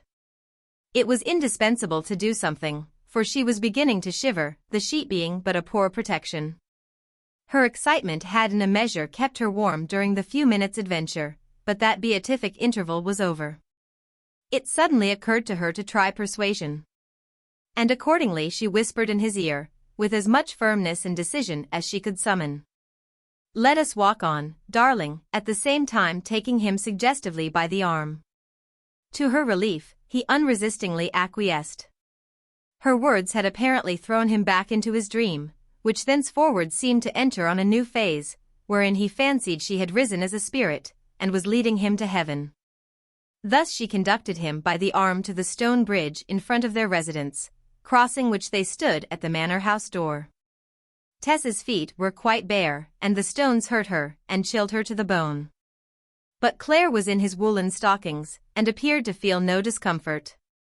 There was no further difficulty. She induced him to lie down on his own sofa bed, and covered him up warmly, lighting a temporary fire of wood, to dry any dampness out of him. The noise of these attentions she thought might awaken him, and secretly wished that they might. But the exhaustion of his mind and body was such that he remained undisturbed. As soon as they met the next morning, Tess divined that Angel knew little or nothing of how far she had been concerned in the night's excursion, though, as regarded himself, he may have been aware that he had not lain still. In truth, he had awakened that morning from a sleep deep as annihilation, and during those first few moments in which the brain, like a Samson shaking himself, is trying its strength, he had some dim notion of an unusual nocturnal proceeding. But the realities of his situation soon displaced conjecture on the other subject. He waited in expectancy to discern some mental pointing. He knew that if any intention of his, concluded overnight, did not vanish in the light of morning, it stood on a basis approximating to one of pure reason, even if initiated by impulse of feeling, that it was so far, therefore, to be trusted. He thus beheld in the pale morning light the resolve to separate from her, not as a hot and indignant instinct, but denuded of the passionateness which had made it scorch and burn, standing in its bones. Nothing but a skeleton, but none the less there. Claire no longer hesitated.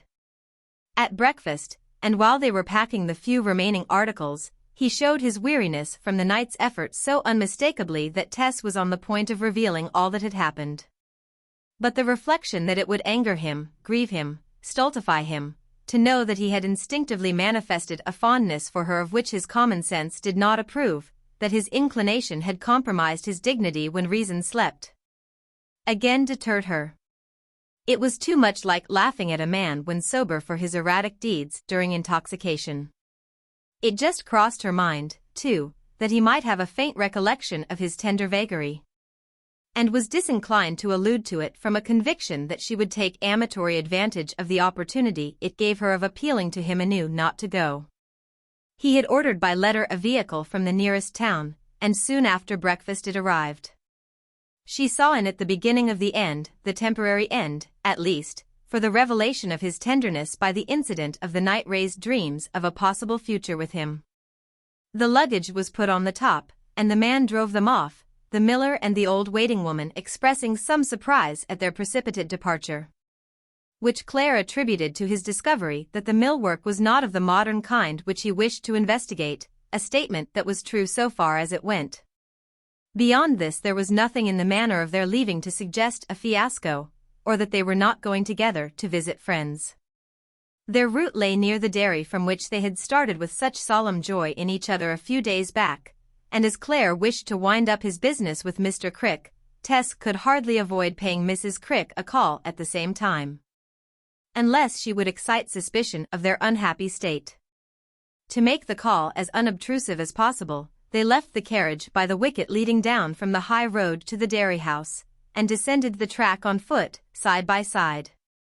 The withy bed had been cut, and they could see over the stumps the spot to which Claire had followed her when he pressed her to be his wife, to the left the enclosure in which she had been fascinated by his harp, and far away behind the cow-stalls the mead which had been the scene of their first embrace. The gold of the summer picture was now grey, the colors mean, the rich soil mud, and the river cold. Over the Barton gate the dairyman saw them, and came forward, throwing into his face the kind of jocularity deemed appropriate in Talbot Hayes and its vicinity on the reappearance of the newly married. Then Mrs. Crick emerged from the house, and several others of their old acquaintance, though Marian and Reddy did not seem to be there. Tess valiantly bore their sly attacks and friendly humors, which affected her far otherwise than they supposed. In the tacit agreement of husband and wife to keep their estrangement a secret they behaved as would have been ordinary.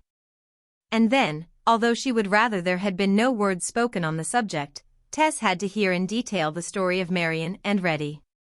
The later had gone home to her father's, and Marian had left to look for employment elsewhere. They feared she would come to no good.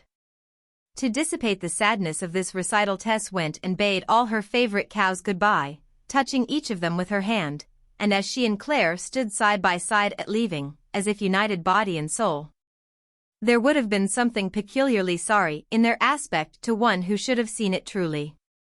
Two limbs of one life, as they outwardly were, his arm touching hers, her skirts touching him, facing one way, as against all the dairy facing the other, speaking in their adieus as we, and yet sundered like the poles.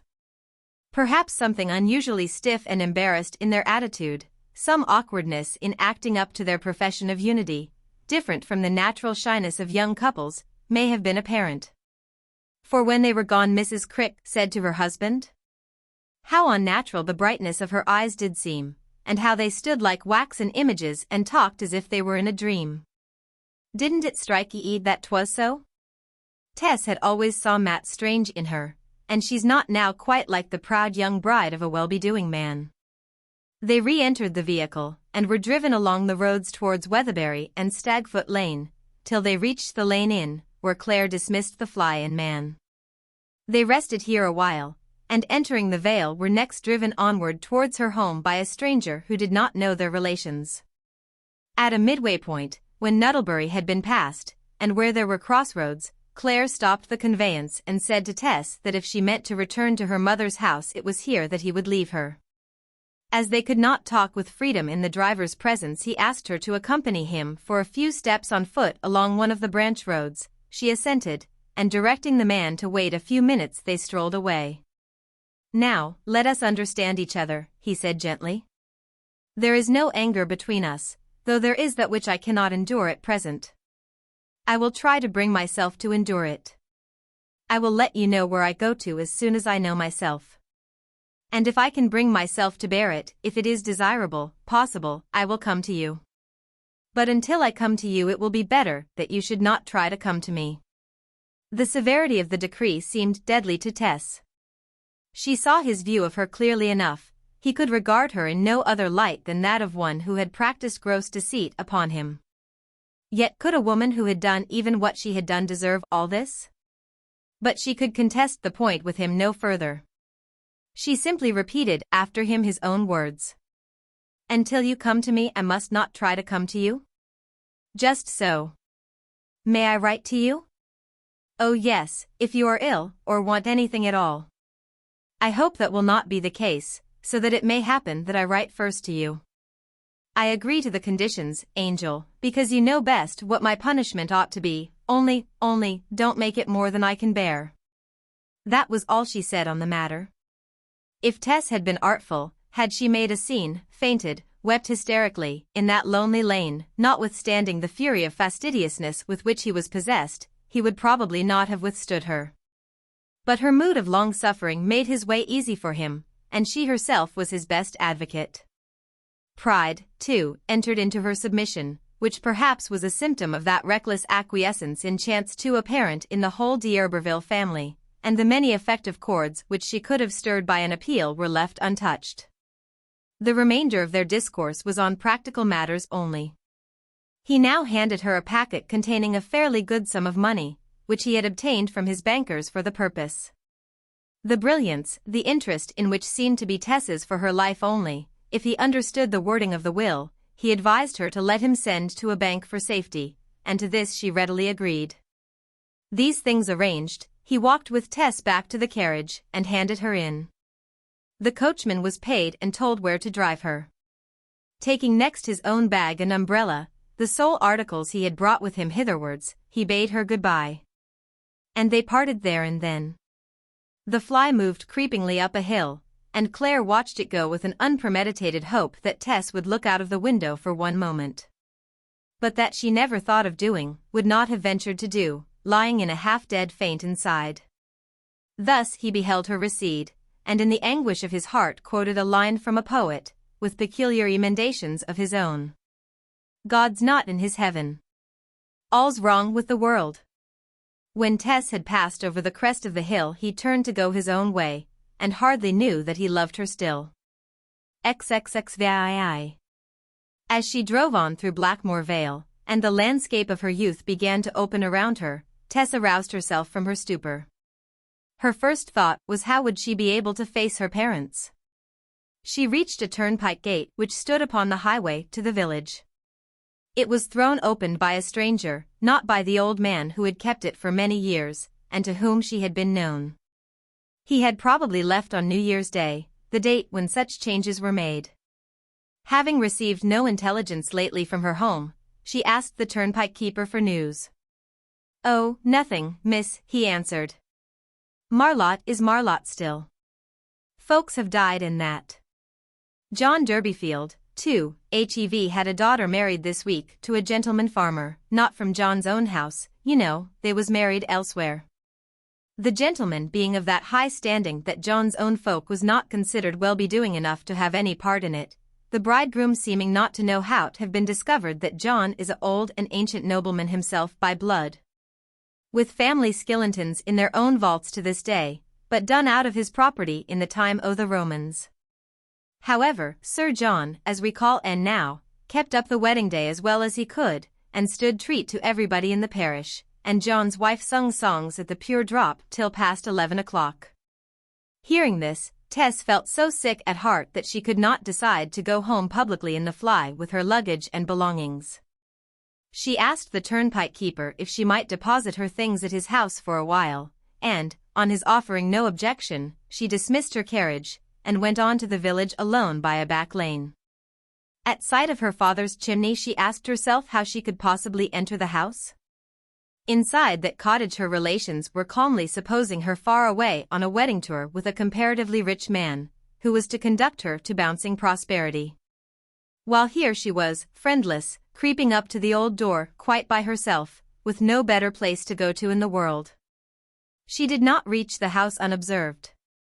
Just by the garden hedge she was met by a girl who knew her, one of the 2 or 3 with whom she had been intimate at school. After making a few inquiries as to how Tess came there, her friend, unheeding her tragic look, interrupted with, "But where's thy gentleman, Tess?" Tess hastily explained that he had been called away on business, and, leaving her interlocutor, clambered over the garden hedge, and thus made her way to the house. As she went up the garden path she heard her mother singing by the back door, coming in sight of which she perceived Mrs. Durbeyfield on the doorstep in the act of wringing a sheet. Having performed this without observing Tess, she went indoors, and her daughter followed her. The washing tub stood in the same old place on the same old quarter hogshead, and her mother, having thrown the sheet aside, was about to plunge her arms in anew. "Why, Tess, my chiel, I thought you was married." "Married really and truly this time, we sent the cider." "Yes, mother, so I am." "Going to be?" "No, I am married." "Married? Then where's thy husband?" "Oh, he's gone away for a time." "Gone away? When was you married, then?" "The day you said?" "Yes, Tuesday, mother." "And now 'tis ony Saturday, and he gone away?"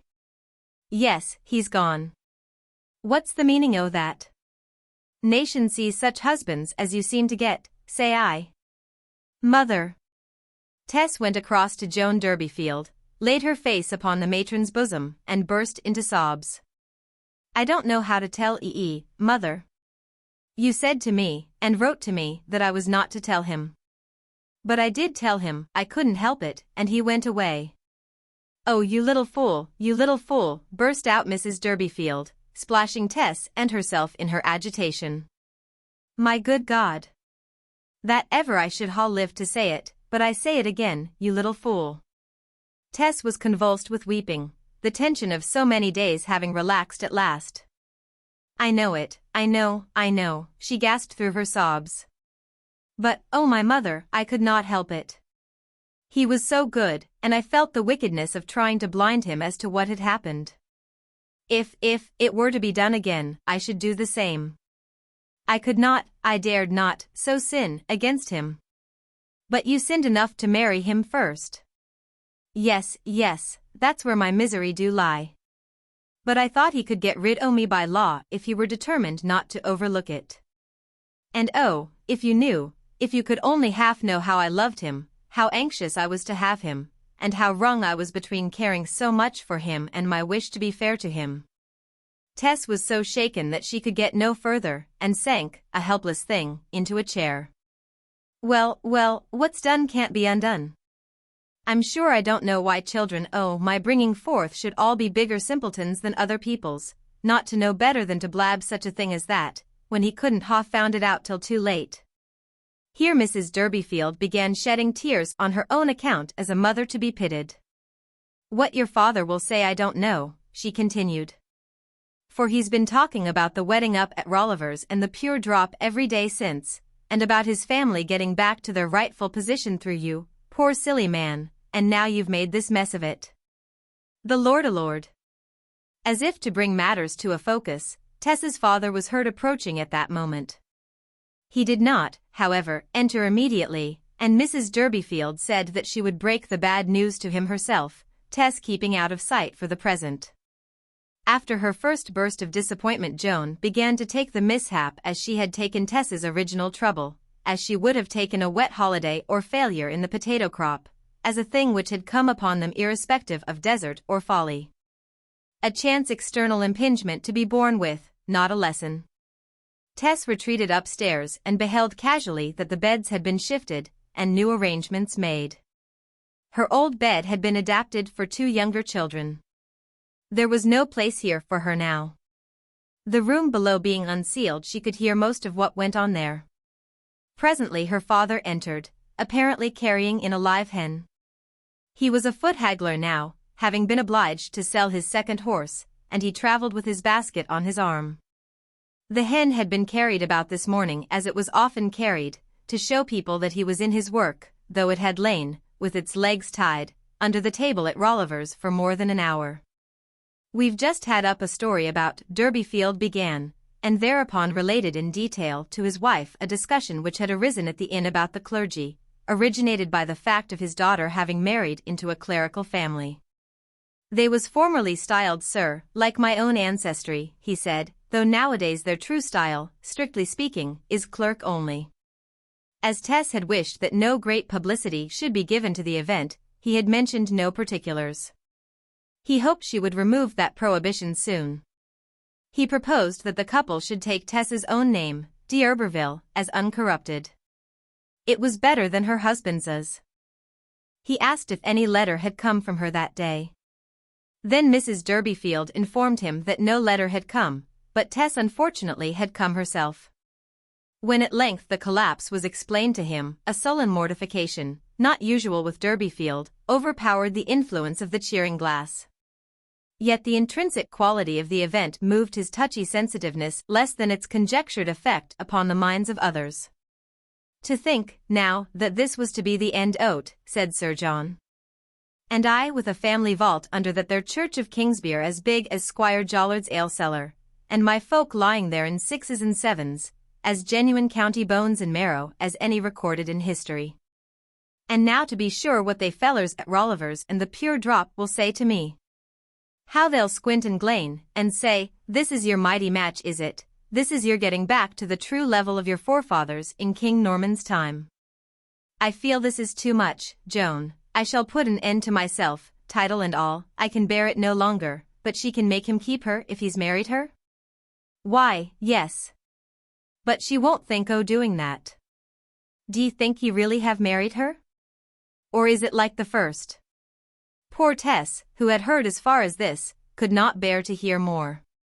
The perception that her word could be doubted even here, in her own parental house, set her mind against the spot as nothing else could have done. How unexpected were the attacks of destiny! And if her father doubted her a little, would not neighbors and acquaintance doubt her much? Oh, she could not live long at home. A few days, accordingly, were all that she allowed herself here, at the end of which time she received a short note from Clare, informing her that he had gone to the north of England to look at a farm.